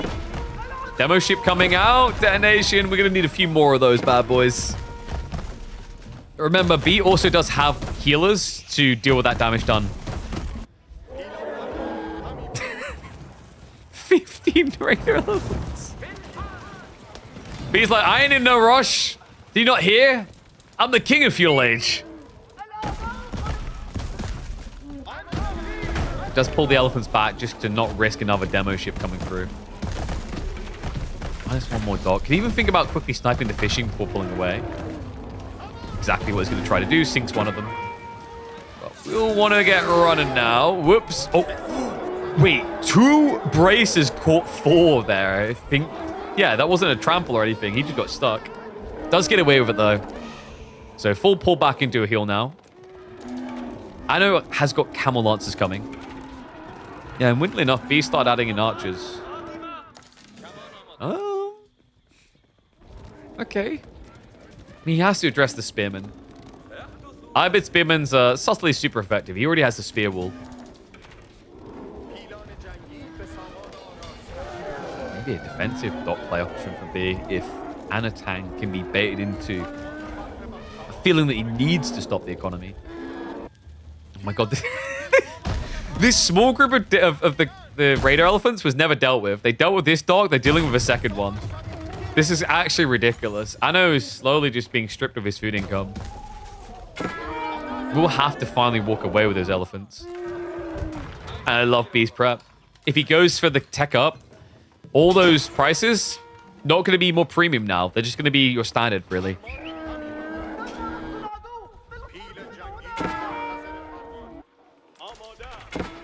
Oh, that's what he was doing. I forgot. B loves this type of play. Yeah, he was trying to move the worker elephant across for drop-off, but apparently it doesn't work. Remember, you can build a mill and fishing boats can drop off, but Tuklak can't do that. Yeah, this looks so stupid. He's trying, bless him. Just missing out on a chill 160 food extra there. Interesting that it works with mills, etc., but does not work with worker elephants. Raider elephants, though. Oh my god! Elephants are in the fight as well, so he's got that sustain. Bursting through the front line. I know, he's like, but those spears! Yeah, but they're not vetted! Squishy mother duckers, and now the trample for the boogaloo through.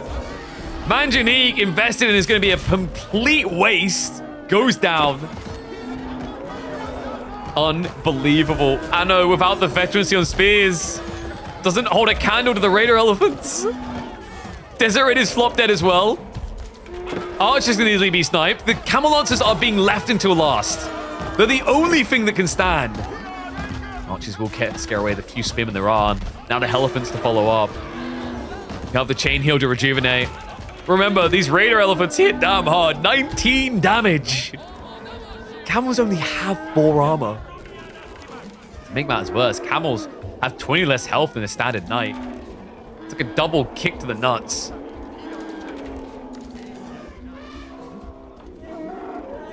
Now Shy Walls. So B's just going to prep himself for attack timing, where he'll have even bigger upgrade discounts coming through. Also, just make sure he can't be raided against camel lancers here. Allows him to go more all in on the other side of the map.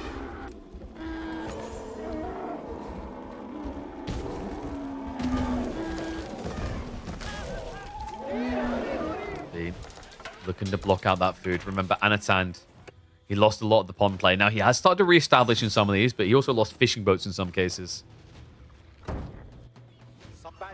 Oh, he found a way. It works now. He found a spot. It does work. So worker elephants can be dropped off at with the fishing. I think he just had them on some like weird behavior. Maybe he just actually hadn't tried to drop them off because he'd left them patrolling so he didn't get distracted by the idle worker indication.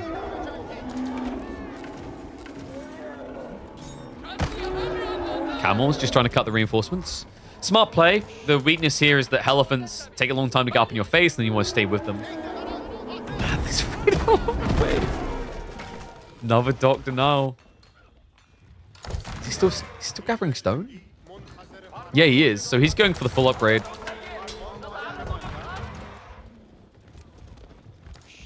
Why is B getting so much wood? For the second keep. Yeah, I was looking for it on the map. This one's going to be for the food generation. Because remember, this one you've surrounded it with farms or houses, and then you just get extra food drop-off.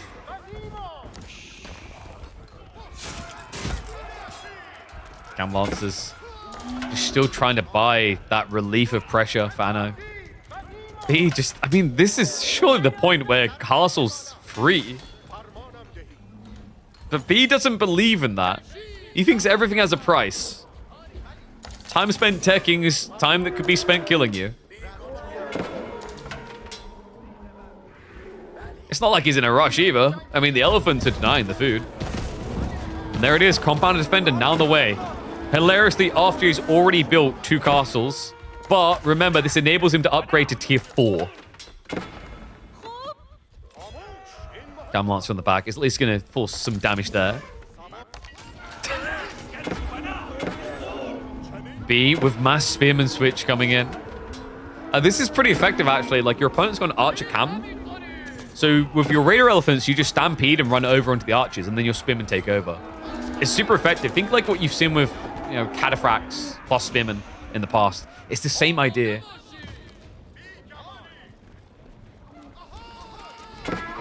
The other thing is, remember, it only takes a few seconds to get veterancies. He's already got the gold stacked up, and on top of that, due to Ook, he gets it discounted down. Yep, only about, what, 330 resources per veterancy. Look at that. An archer and spear force upgraded already. Raider elephants are left until last for interesting reasons. There we go. They're coming through now. And this is basically when you're ready to fight. He can wait a little bit longer if he wants to prioritize Steeled Arrow. He already got the Undermesh level 2. Sultan's Mamelukes is coming for Anatan, but it's going to take some time. These Raiders on the side.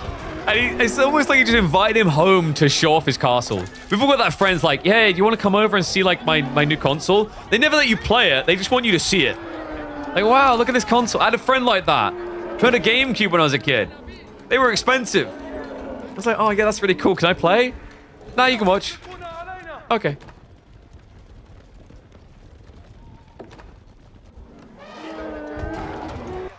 Is he going to take it all the way? So he's already got what? Is he a tier 3? No, it's a tier 2. Tier 3 can come in soon, though. More archery ranges getting added in. And a crossbow switch underway, as well as the Giga Busted Elephant. Whoop, whoop. War elephants already. Come on. It's almost like you can't win a game unless you build this thing. It's really critical that you just rub it in at the end, you know? Make sure they have that, like, stinging feeling, like, ah, yeah, you built that thing against me. Ouch.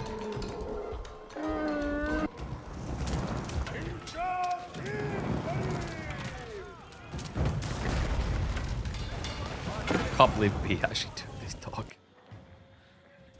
Yeah, he's just snatched all the food away. Alright, let's get an Ooga Booga move on into game number 6, shall we? Because this looks fairly conclusive, unless Anatan micros the best he ever has in his life. And B may also need to have a heart attack. B's going to go Imperial. Oh my god. Guys, look at it. He could just go in. He's pop locked. And remember, imp upgrades only take you 5 seconds.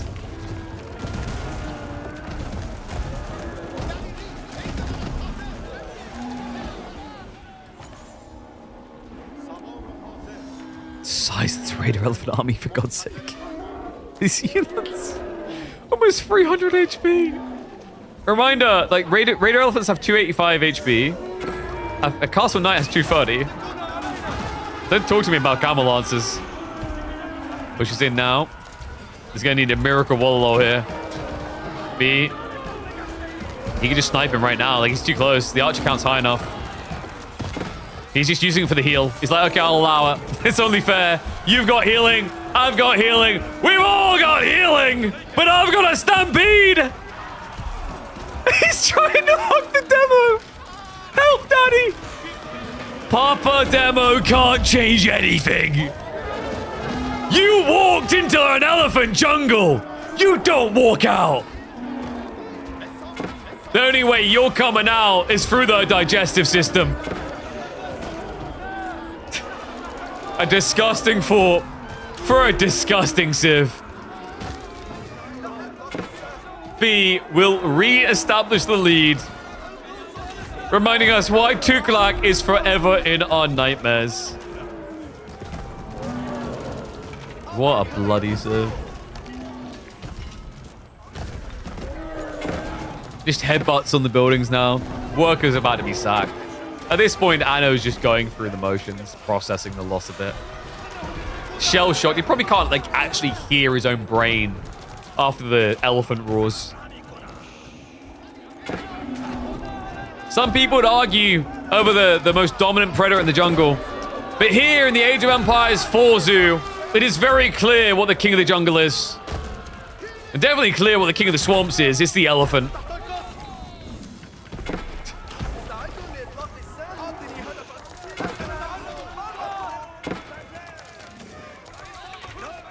I don't know if the military wing choice is like the big damning factor for him. I think like Anno already had problems when he was teching. It's kind of crazy though when you think about how redundant to a certain degree B's Dark Age Rush looked, how it just came out okay in the end. There was a point where it looked like Anatan was in perfect position, but nope. Looks can be deceiving. Jeez. Elephanto fun time. Whoop, whoop. They strike again. All right, so B up to match point now. He wins the next one. He wins all the marbles.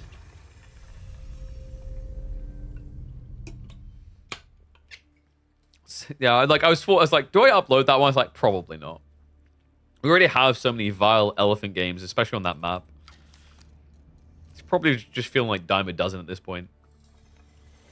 Okay. Ooh, what? China? Okay, China is very unexpected on this map. This is front range. Delhi, more expected. I'm seeing more and more Delhi picks. Interesting that he didn't go for... I mean, Sengoku wouldn't make that much sense here, I guess, against Dark Age rushing civs. He's already used Mongols. It was either... He either had Delhi... What was the other one he had?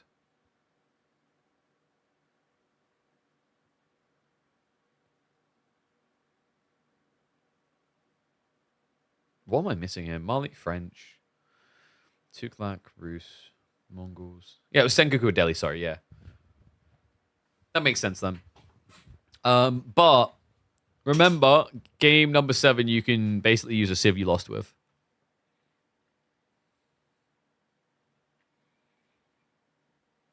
So, you know, he can always go back for the Delhi afterwards, is the point. But there's a lot of things Anno can go for if he gets to game 7, right? Because he already lost with Macedonians, Byzantines, and now Ibids. And then final map, what haven't they played? They haven't played Pigeon View, right? It'll be Pigeon View. Oh, music. Oh, this is how you get warmed up for a battle.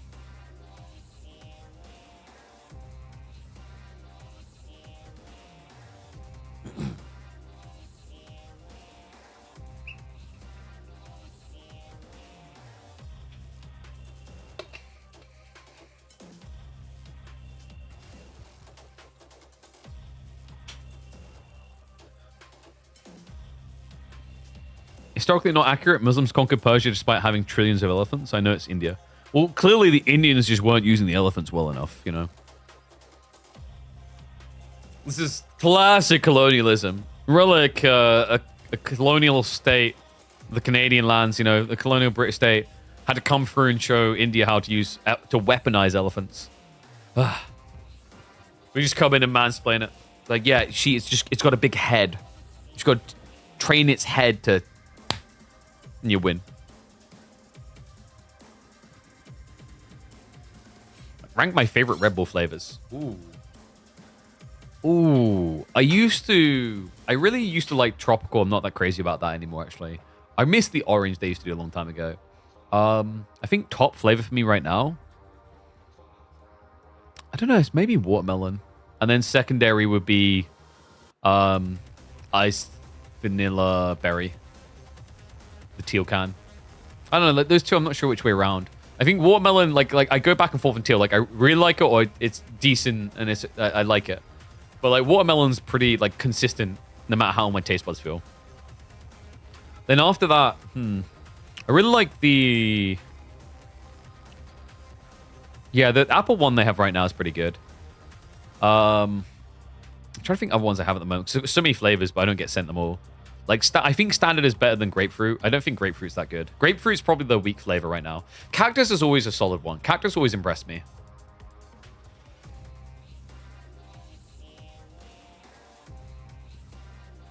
Watermelon Red Bull's like pineapple pizza. I mean, sure, you just got to spice it up. Like, you also just haven't had it the way I have. You had to be El Renado in the VIP area, just getting alcoholic watermelon Red Bulls. You know, that was a good time. I got sloshed on those and then almost died.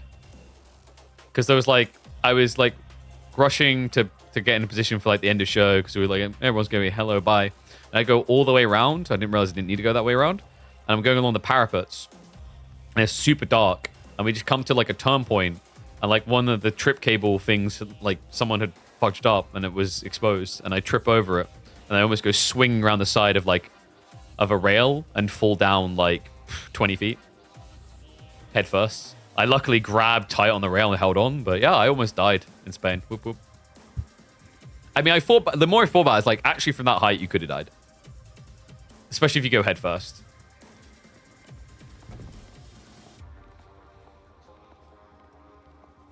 It's time. Game number 6. Is it going to end here? Or is Chinese so good no matter where you place them? Anatan, his last hopes, his last dreams lie with this. A Chinese pick to keep him alive, but B looks to end it here. Delhi for game number 6. The CIS showdown underway in the midweek muster finals. Front range could be the end of it all and the crowning of B king on a phenomenal week. And what an outcome it would be after beating Beasty by the skin of his teeth to then beat Anatan, who beats VortiX, the uncontestable king of KPMMs. A huge morale boost of the type you'd want as Wololol's road to Red Bull Wololol qualifiers gets closer and closer. Welcome back to the channel, folks. Game number 6. Oh man, I'm buzzed for this. China on this map is an unusual pick. Most people wouldn't think about the front range for this particular one, but I think he wasn't left with many options. He could have actually technically chosen Pigeons View, but we don't often see people do China on Pigeons View at all. I wonder if he's going to go for a classic Barbican was my first report getting into this, but because we don't have an Imperial official, it seems like it's still going to be an Imp Academy. And yeah, let me flip the score. You are correct. So, reminder, B is the one on match point. Yeah, I wonder if there is a plan for a Barbican down the line, a Barbican in particular, because Boar is usually the name of the game on this map. Delhi, of course, cannot play to that advantage at all.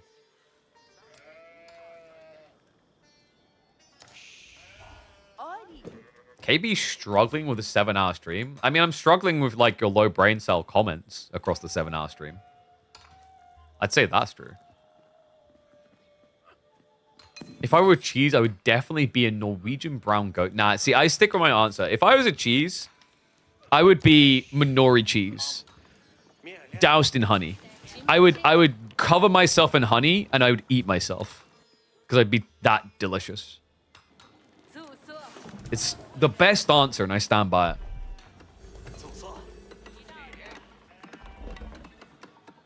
So Imperial Academy coming in, aka just the normality. On the other side, B.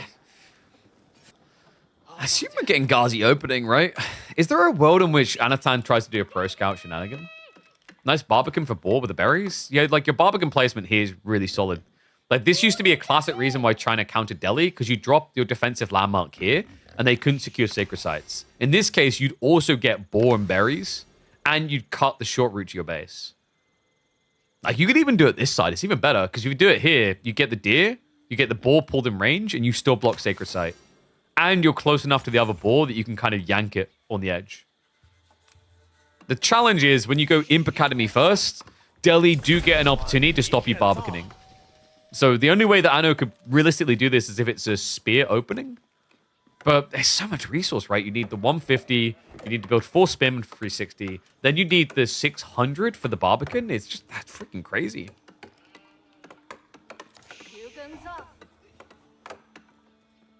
See me in my element. Losing my mind slowly. 7.5, no, 8 hours in. These men have not let me eat properly. I'm a malnourished pigeon. And they will soon be malnourished too, so I'm fine with this. Because on this map, you just don't have much food safely at home. Cool thing about Chinese conceptually is like they get the 20% extra on drop-off, so their limited food sources do last a lot longer. But remember, Delhi, all about aggro, presence on the map. Wood already been gathered up. I assume we're looking at a Ghazi beginning here. I mean, isn't that the dream for every game? Is there ever a time you don't want to be Ghaziing? Only if you're forced not to. I know. Has at least got his own outpost close by, but yeah, hasn't gone for the others. Interesting that B skipped his. I think actually that might have been a decap. Because remember, the scouts, they finished doing their sheep gathering super fast in this map. So then you actually go and do what you're meant to. Like literally what you're called. You know, crazy idea here, but it's almost like the thing called a scout should be scouting. I will still never get over the fact that when it becomes a pro scout, it stops scouting entirely. Ah, horseman beginning from Anatan.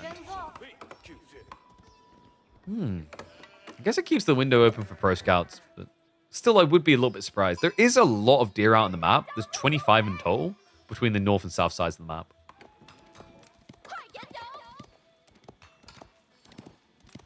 Like technically on this map, there is more deer than on Dry Arabia. It's just obviously 3 on each side is underneath the TC. So it's a no touchy. You don't get to touch it, let alone lick it. Not sure why you'd want to lick a raw deer carcass, but I try not to judge, you freaking freak. Horseman? Oh my god, what? Wait, what? B was not expecting to wait. The villager. That's the second one gone. Double kill? This early. Hot damn. B was not expecting that at all. Now his stables time just feels weird. Could Anno just suck him here? He's got archery follow-up because now he's like, okay, you have to build Spearman. Like, there's no way you can test me.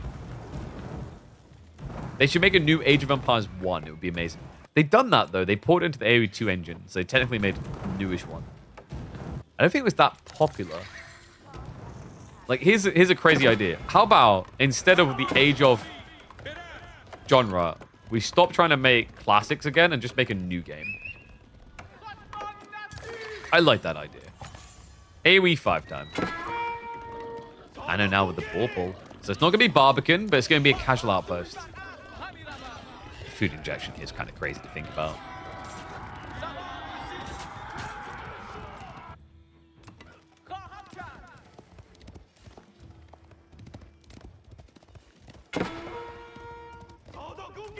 I know now with the archer switch up. Next choice could be your last, mate. Like, yeah, it's going to be a rack, so he has to react to what he sees, but Anatan is already a step ahead. I think what B has to do to try and feel competitive here is get to like a 1-1-1 comp, building all unit types.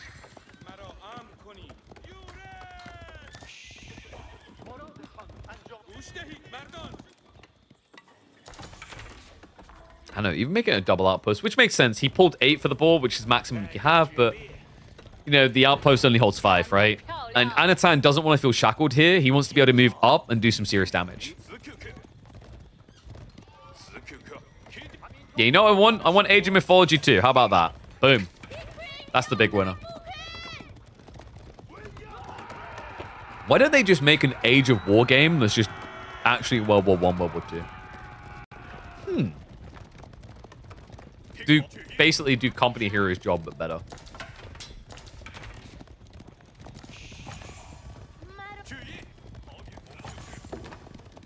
You want quality of life features for AV4? Sorry, I just... You're a funny guy. If you were doing comedy.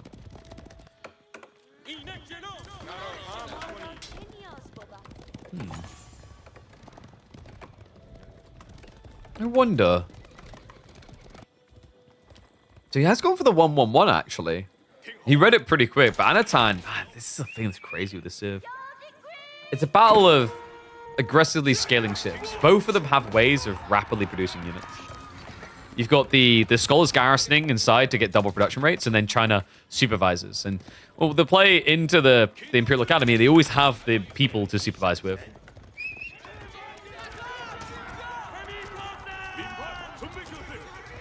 Your mom always said you were a clown? I mean, I've seen the way she applies her makeup. You definitely take after her, if that's the case. Anyway, Horseman, just trying to kind of keep B reacting at home so he can keep gathering. The boar is just a really big problem right now for B. He has no easy way of countering it. He has no clear food inflation himself that feels safe. Like, if you want Sacred Site, he can't have berries, right? So you have to kind of choose. I really mean to make fun of a dead person. Is this where, like, they're going to be at their funeral? They're just going to, like, pop up and there's going to be, like, a clown costume and then a little squirty flower? I feel like that's where we're going with this.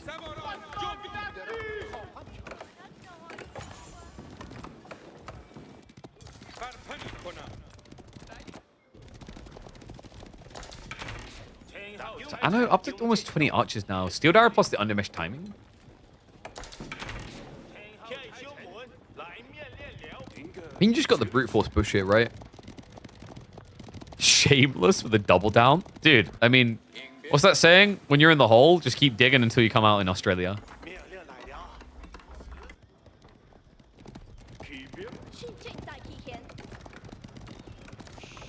The problem was this was a very strong strategy, actually, like when it comes to mum jokes when I was in high school. Problem is, as you get older, the statistical likelihood that actually, like, people's parents are gone is rough. It's a powerful play in high school, though. In high school, it's like, okay, I might be miscalling this. There's like maybe 2% chance maximum. This is what your mom tries. Look, it sounds to me like she need to go for some advanced clownery classes, okay? If she just stood and towed the line like Steve-O did and got all of her qualifications, she too could have got her own face tattooed on her back. Imperial Palace now coming in. Anno's looking so comfortable here.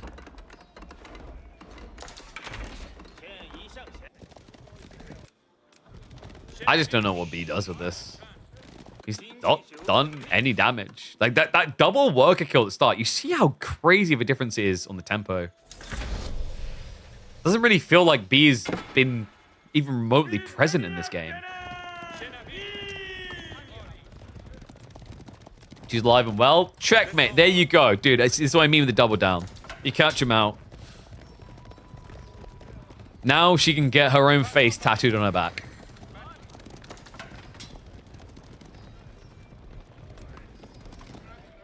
And I'm just going to wait for the upgrades. Veterancy already in for archers. First Lancer skewed up and goes for the range too. There isn't really a good fight for B here. But we know how he is. He sees a tech up ahead. He still looks to like all in it. Anno is 7 villages ahead because slight difference in terms of like the textiles being there, in conjunction with the fact that he has 4 taxmen from an Imperial Academy, meaning that 4 of those are not villages. And then of course he got the 2 kills. It all aligns fine. This not so fine. Archers. Oh my god, he barely puts a dent in them. That archer damage felt so pathetic, considering how many of them there were, but... Now we just get the shove in. He's going for the flank attack. That means B's defense is weak, though. All Ghazi entered the base. He's looking for those worker kills, those sweet worker kills. Anatan, please stop attacking a mining camp. What? Hold on. B, he's got 2 worker kills so far. Definitely needs more. No textiles from Anno. All right, that was a little bit unusual. Anno just getting griefed by the auto aggro onto buildings for his range units. Ghazi really need to find a way home. Because right now, they're the only thing that can answer these veteran archers. You guys are going to step up, but needs a lot more than that. He's chasing through. Workers are in the way, but he'll be looking for those archer kills, surely. Yeah, steers onto them now. Bust. The +2 damage. Gazi just aren't really doing enough here. And the Spearman is the big concern. The Spearman just get wiped so fast by this now. So you can see Anan's just going to trade out his Archer line and then use Lancers to win. He stuck in the mud on this one now. Can't really back away. Front line already dead. GG called. It is going to be a full 7-game series. 1 game to crown a champion. Da, da, da, da. What up? 1 game to crown a champion. And then I get to eat food. Food. You love long-ass days? I don't know if I do. Do I? I like eating. Eating is good too. I do like eating. Crazy thought. But food is nice. And most of my snacks got snatched by ill people, so I didn't have them. Wait, it's Macedonian deli to end this. Woo-hoo-hoo! Okay. I felt like this one was super easy for Delhi to like choose a win on, but I think Macedonians have been diversifying strats well. No Sengoku, no. I wonder what he's worried about. Something they've maybe practiced with Macedonians. Anyway, push-ups. Ugh.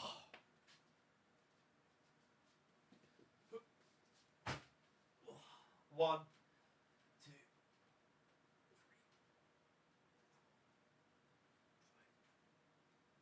6. Ugh. Get a few extra in there.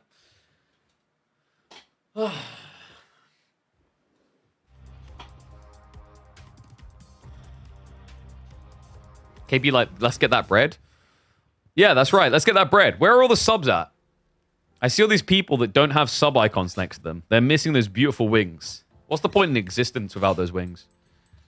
Imagine all the kale and Twinkies you could buy with the extra points you generate if you were sub to the channel. I mean, it's just sitting there. Imagine all the ads you would have dodged on this 8-hour-long stream today. It's just sitting there. I bet a bunch of you just have Prime subs as well. You just even forgot they existed. More push-ups. All right, we'll sort that afterwards. We're 25 seconds out now. I ain't getting down the floor for 25 seconds.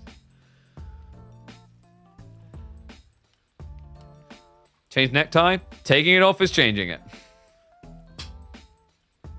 It's gone. You don't know English, please? Learn Japan. Devs don't know how to balance XD. Lose classes? Why? Why? Why? Alright, we need the right music, and I can't even see what the music is now.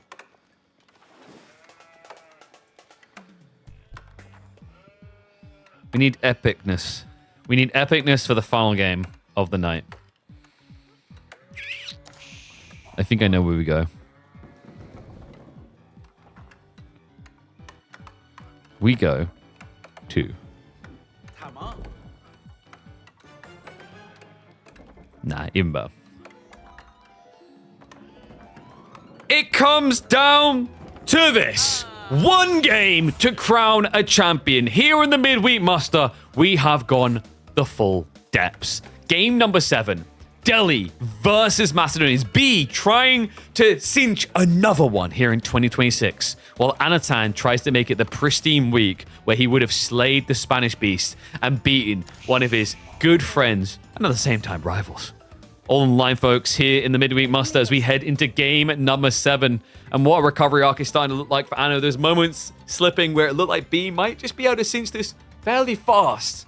But Anno somehow drags it all the way and trusts in the Macedonians to now deliver him a victory. And yes, I am so sick and tired of this stupid UI. Honestly, like, what do people prefer? 1s, if you prefer the names in reverse like this. 2s, if you prefer it flipped the other way. But that means that, like, B will be on the right and then Anatan will be on the left on the UI. So it'll be wrong.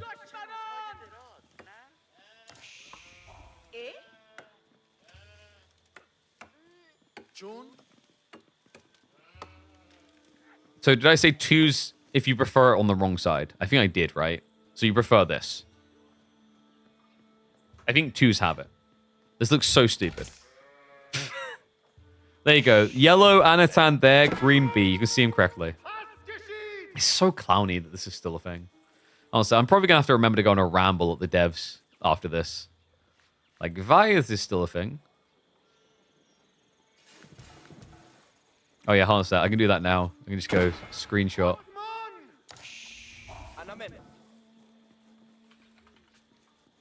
Fix Macedonians plus. There we go. We've got like Red Bull coming up. Like, could you just imagine that? Oh, no, they'll just come up with like a third-party solution to pad the clowniness of it. Anyway, Imperial Hippodrome coming in from Anatan, to be expected. Delhi on the other side. What the fuck? Hold on. Well, we're getting annoyed at Capture Age. B is trying to be annoying in Dark Age. He's gone for a Dark Age rush with Delhi. This is such a B thing. Oh my god, no. What is this? I guess it stops Castle Rush, though. Like, it's not the worst idea for that reason. And he also pushed him off the Fort Deer, because Anno was being a greedy mother ducker. But B's own tech timing has definitely been hampered by this. This guy and his dark spears, I swear.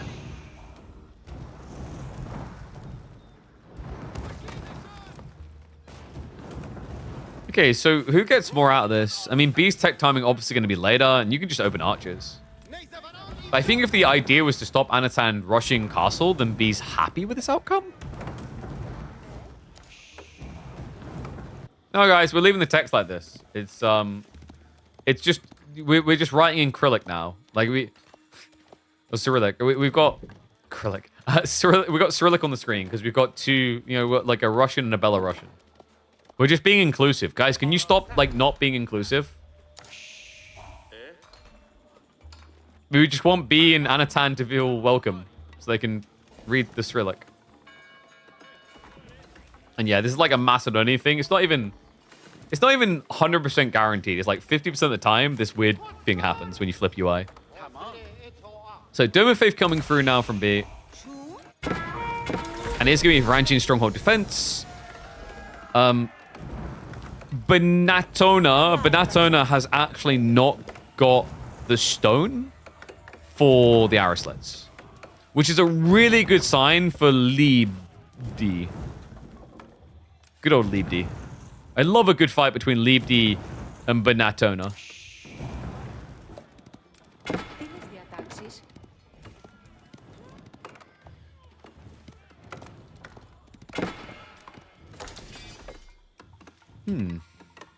So I guess the idea that's really good here as well is, like, by forcing your opponent to go Bog Mafur, you get Ghazi follow-up. He's also going Varangian, which is struggle against Ghazi. Like, Varangian, you don't really want to rely on Varangian when you're against Delhi. Because the problem is, yes, you have the ability to get very tanky, but they have the ability to heal.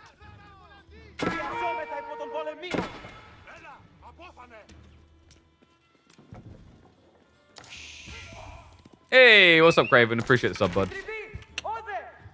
Yeah, guys, come on. Just, like, stop judging the writing and just be inclusive. Learn how to read backwards. I think sometimes you forget that there's people out there that struggle from birth, really, with the difficulty of reading backwards. It's a well-known and documented condition. So we're today just doing a little bit of backward reading awareness. Okay? Shout out to those people that struggle with this condition. It's not easy. Like, because for us, it looks like it's written the right way, but for them, it's written the wrong way. So they're doing what you're doing now, right? Like, when on the right side here, where it says Ves, Anatan, and 3DB, like, they're seeing it like you're seeing it top. So, just be a bit thoughtful of people that struggle with backward readingness. All right. Anyway, we have got more archers coming in and a few horsemen alongside it. Arsenal's finally being set up, and we should have a new champion arising in just 40 seconds. Varangian War Camp coming in because you're expecting to lose some troops along the way. And he will be creeping out towards the deer pack again. Delhi can deal very well with Macedonians just by getting Ghazi pikes. Sure, but you don't, like, you know, you can... There's a few different ways you can go, actually. Like, that's one of them. But the idea here, like, Macedonia's playing feudal all-in. Remember early on, we had, like, a B versus Numidan game in one of the early weeks of the expansion. And he went for, like, a cheesy Varangian rush. And it just wasn't very effective because if you have the micro capacity, you don't lose any units to the Varangian. And they never get the tempo. So, like, I wonder, you know, if Anno has to keep playing a long feudal, how is this really going to look for him? We have just got Spear Ghazi for the time being, but a switch into Adgir Mafar may lead to a Delhi reassessment here.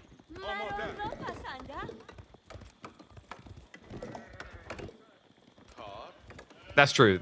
We do have a deep issue in gaming where we're racist against people who can read upside down and backwards, because, like, we don't include them.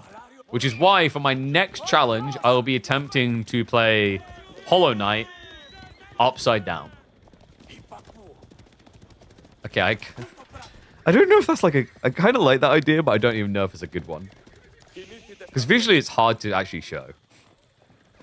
Unless you literally hang upside down. And my ceiling can't support that.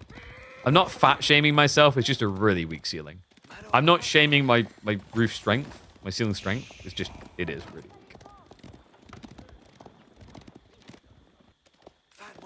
Okay, so Ghazi's looping around now. Just checking that Anatan is actually being honest to the tier. Like staying tier 2 and just rushing units out as opposed to rushing ages up.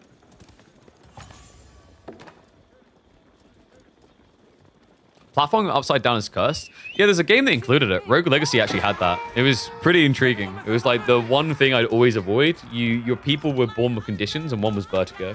And Vertigo flipped the screen, and it was horrible. Outpost. A little bit of peril here. Remember, he's also got the torch buff damage from the Hippodrome Scout. So it doesn't take you long. Oh my god. Waiting to receive. B. Goes for the villager repair. Has a little bit more time. That forces the dive and the commitment on both sides. Keeps repairing. Do or die by an outpost, right? It's going to be -1 worker already, however. Anno. I don't think he has the staying power here, no. Despite the strength of the Hippodrome champs, the outpost is balancing things out a little bit. Another Adgir Mafar to go down. What he needed to repair didn't. The scouts are now going to be able to chase past with the horsemen onto the Ghazi, but the healing now coming into the picture here. Sniping down his time. Doesn't quite finish the Scholar. Outpost again in trouble. Anno, he gets the break on it. But Textiles is there. So it should be minimized to just 1 worker loss. The rest will make it back towards the town center. But you just see how powerful the champions are, right? Like the amount of time it bought there. It's the damage absorption, really. You know, if you look at the damage done to the scout, at that point, a horseman would have been dead. I think, like, in hindsight for B, the Scholar pull probably needed to come in a lot sooner there for that to be a good fight.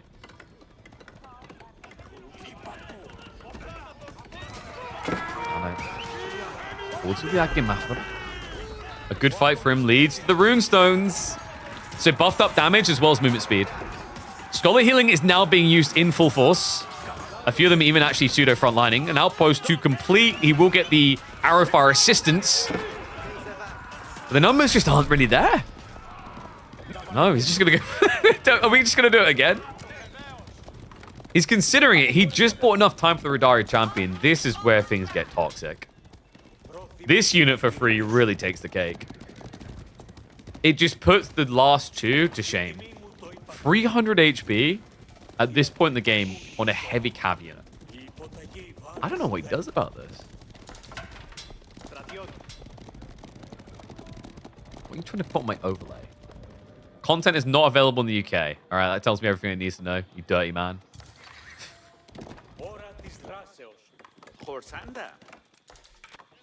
It's a double outpost this time. That is finally enough to secure the Ford berries in the deer. Doesn't Anno just go castle?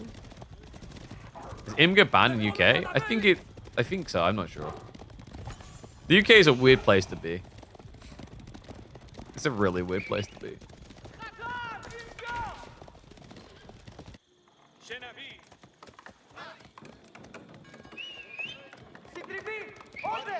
Okay, so B, what's the play out of this? Because you've got to be assuming castle now.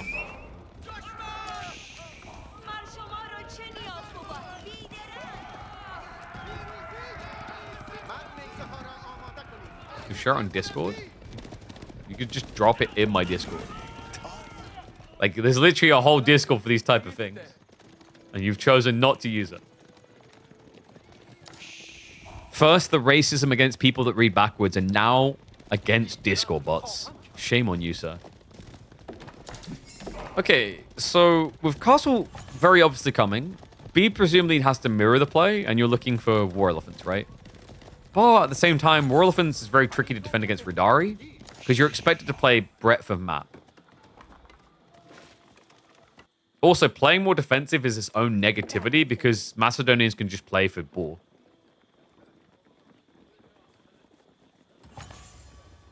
Tech up, ready to trigger. He even makes it a thirsty boy build. Oh, look at that. Moisturizing himself like Patrick Bateman here. I like it. He's already got the farm ready.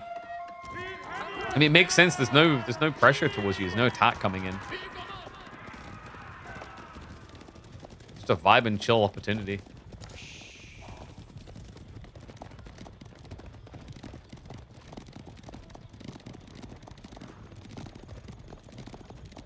Correct term is disco clanker? No, I'm pretty sure that's like a racist term.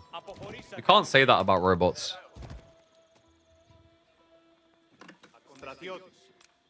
I'm not going to be baited by this. I know. I know the terms. All right, House of Learning coming through. And melee Tex, is he... Maybe just mass spears dive? Interesting idea, but I don't think so. Like, Radari champions make a lot of sense. It might be that he scales spinning alongside it.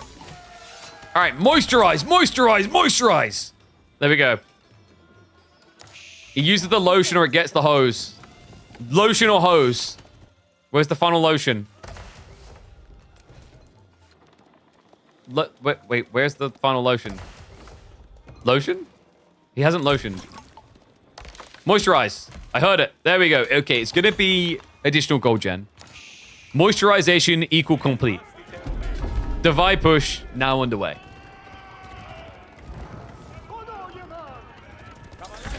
Click the link, KP. No, dude, dude, you guys want too much. I'm busy, like, doing things.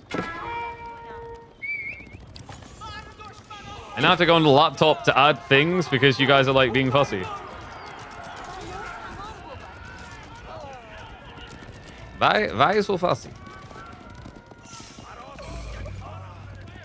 Okay, so dive in. Now I'm just trying to sort this crap in the background because you guys are so fussy. Oh my god. Why can't you just accept that things cannot be perfect?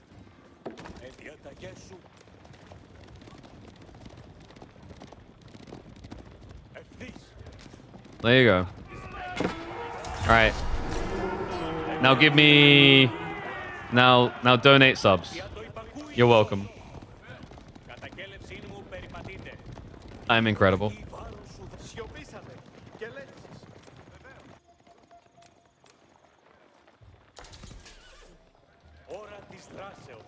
Your stream? Yeah, but you didn't make it quick enough. You should have been quicker, or I could have beaten you with a stick. That encourages. Thank you, thank you. There we go. We have now our awareness month of people that read backwards is over. If you would kindly stop reading backwards and just get with the rest of the world now, that would be great. Thank you, read backwarders. We're done accommodating your form of reading, okay? Just learn Ford English. It's not hard. I learned it. All right, so Relic's coming home. It's going to be a full Relic grab, actually, soon for B. This is a really good position to be in. Although the 10 Radari might have something to say about it. Uh-oh.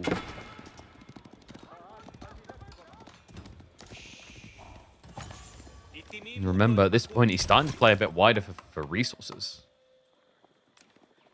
How to fix the backward name thing? By photoshopping it. Relic? Ooh, we'll find him on the flank there.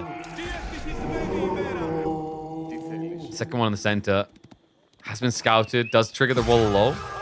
More Akim Mafur on the way to now protect his monk. So Looking decent for a 2-3 split here.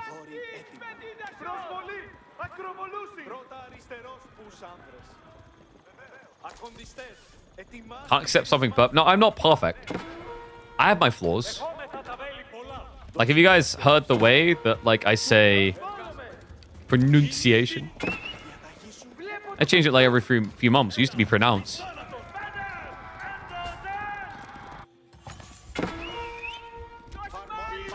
For all the marbles here, can War Elephants deliver? And B, he already has 3. This is kind of ironic to do against Anatan, considering it was his deli that crushed VortiX's hopes in the semifinals. And the Elephant's definitely a key player in it.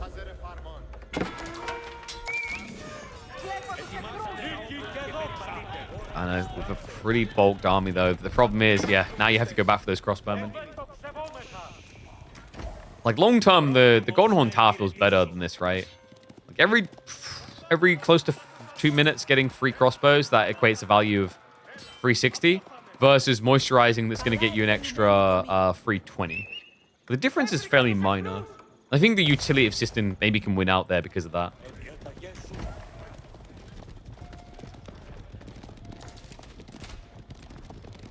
It's just a case of, will you need the tower? If you need the tower to defend you, then sure, it wins in that trade-off. Like, 40 resource difference is minor. Ridari? Has not got the Rom Fire yet. Spimmer not going to catch up, trying to deal with the Ridari. And the War Elephant is going to be brought down. So 2 Ridari for a War Elephant. Worthwhile trade for Anno. Almost ends up being 3 Ridari, which makes it a little bit rougher for him. Remember, War Elephants are 750. 3 Knights is going to cost you, almost the same. Yeah, for 720 to be specific. Like how the scout has just been flexing the fact that he never dies by carrying this one sheep with him the whole time. Adgir Mafur, raiding in. The damage is really starting to scratch a bit deeper here, right? It's starting to add up. 8 worker kills make it 9 now. It's the Ridari factor. Like, this is what they do so well. The big bully on the playground. He's still looking to slip in deeper. 3 War Elephants to address that on the flanks. Spim and crossbows will be enough to scare away the east side. It is actually going to be a 4 relic grab, by the way. So B comes out triumphant there.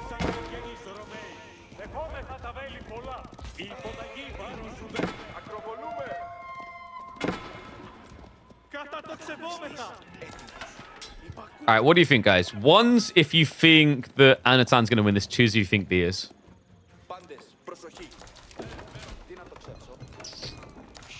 Like, your brain at first was like, yeah, Anatan. But now, as you see the elephant count go up, right?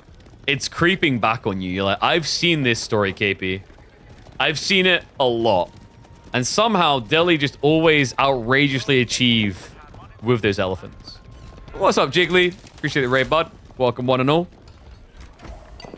So the ultimate game... Actually, we almost achieved 17 games today. You guys realize that? 16. We almost got the absolute maximum possible. Whew.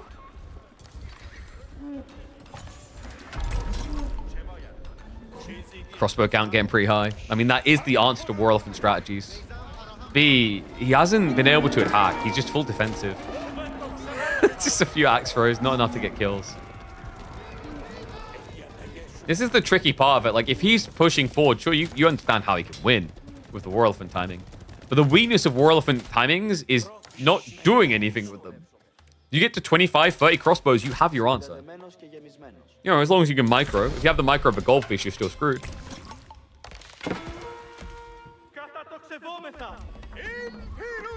More walls going up. B, just trying to insulate himself. He has got the stone gathering, so castle drop soon on the way. Anno has that sacred site timer ticking now, but 10 minutes is a long time at this point. And the long walls coming in, so just trying to shut down the Ridari raids. Wonder if Anno could go for an all-in timing here. I mean, everything you need to win the game is right here. Just need to kill, 17,000 HP worth.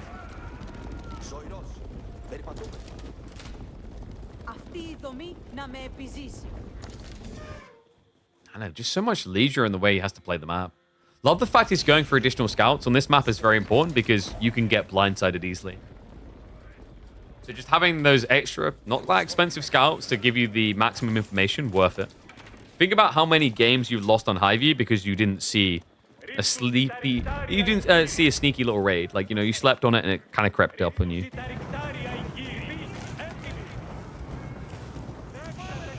Wall's already paying off as B will be protected long enough to pull his troops across. 8 Royal Elephants in total here. But Anno, what?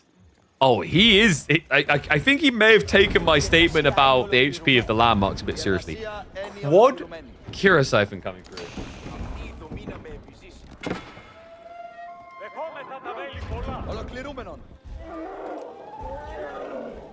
Okay, so B is going to be forced to come out then. Sort of. Like, you know, because the thing with Hero Siphons compared to standard Rams, they don't get as much up in the base. For example, they can stand kind of here. So you have to come out of your hiding spot. Bogmaffer switch by Anno on the way. More ranged upgrades to come. And the castle drop from B. Looks to lock out that Sacred Site win con from Anatan. But this castle drop, is he going to have time for it? It looks like it. The elephants drawing the fire now. We'll have to pull them back. In fact, he goes for the headbutt. Spears take the front side of the fight, but one more elephant already down. Castle is at least up. The Kir Cyphers, they move over for it. Lances now direct to that play. Radari are going to contest this, though. They're moving over to try and assist. More elephants coming out from the backside again. The torches are underway. The burn begins. 3 active already. Radari also finding those crossbows. B. It looks like the elephants will not be having a fun time tonight. Crossbow count still decent. Anatan 20 plus. Castle down to half HP. He has to push in with the war elephants, but he's running out of numbers fast. Half of them already dead.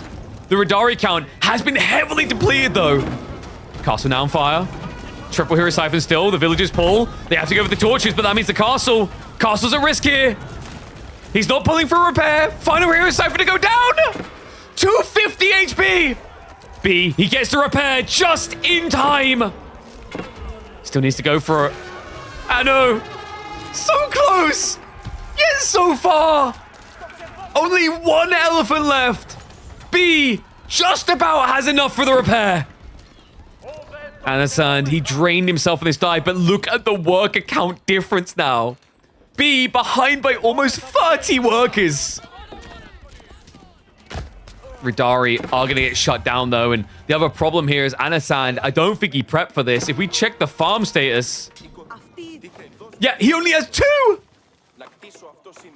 His food is non-existent. B, on the other hand, he still has berries in the corner. That just depleted. He can't play the boar, of course. Castle soon to be repaired. And on top of that, village fortress is 3 minutes away. Both players coming out pretty battered and bruised from that one, actually. The castle difference. The reason that B can still feel alive in this game, for now. Raw Akim Maffer is all that Anatan can truly afford. He's at least going to get shut down the flank for now. Dude, I never stop laughing at how quick scholars are in this game. The way they animate, you can tell they were probably never meant to be this fast, and then someone had an idea last second.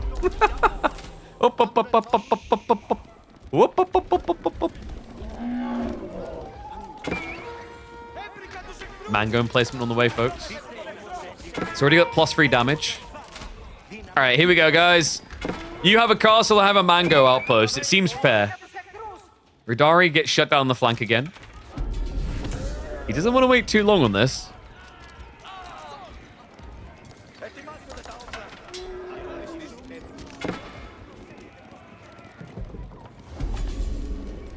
He is busy building more Barry Allens to give himself the option to go for Imperial afterwards.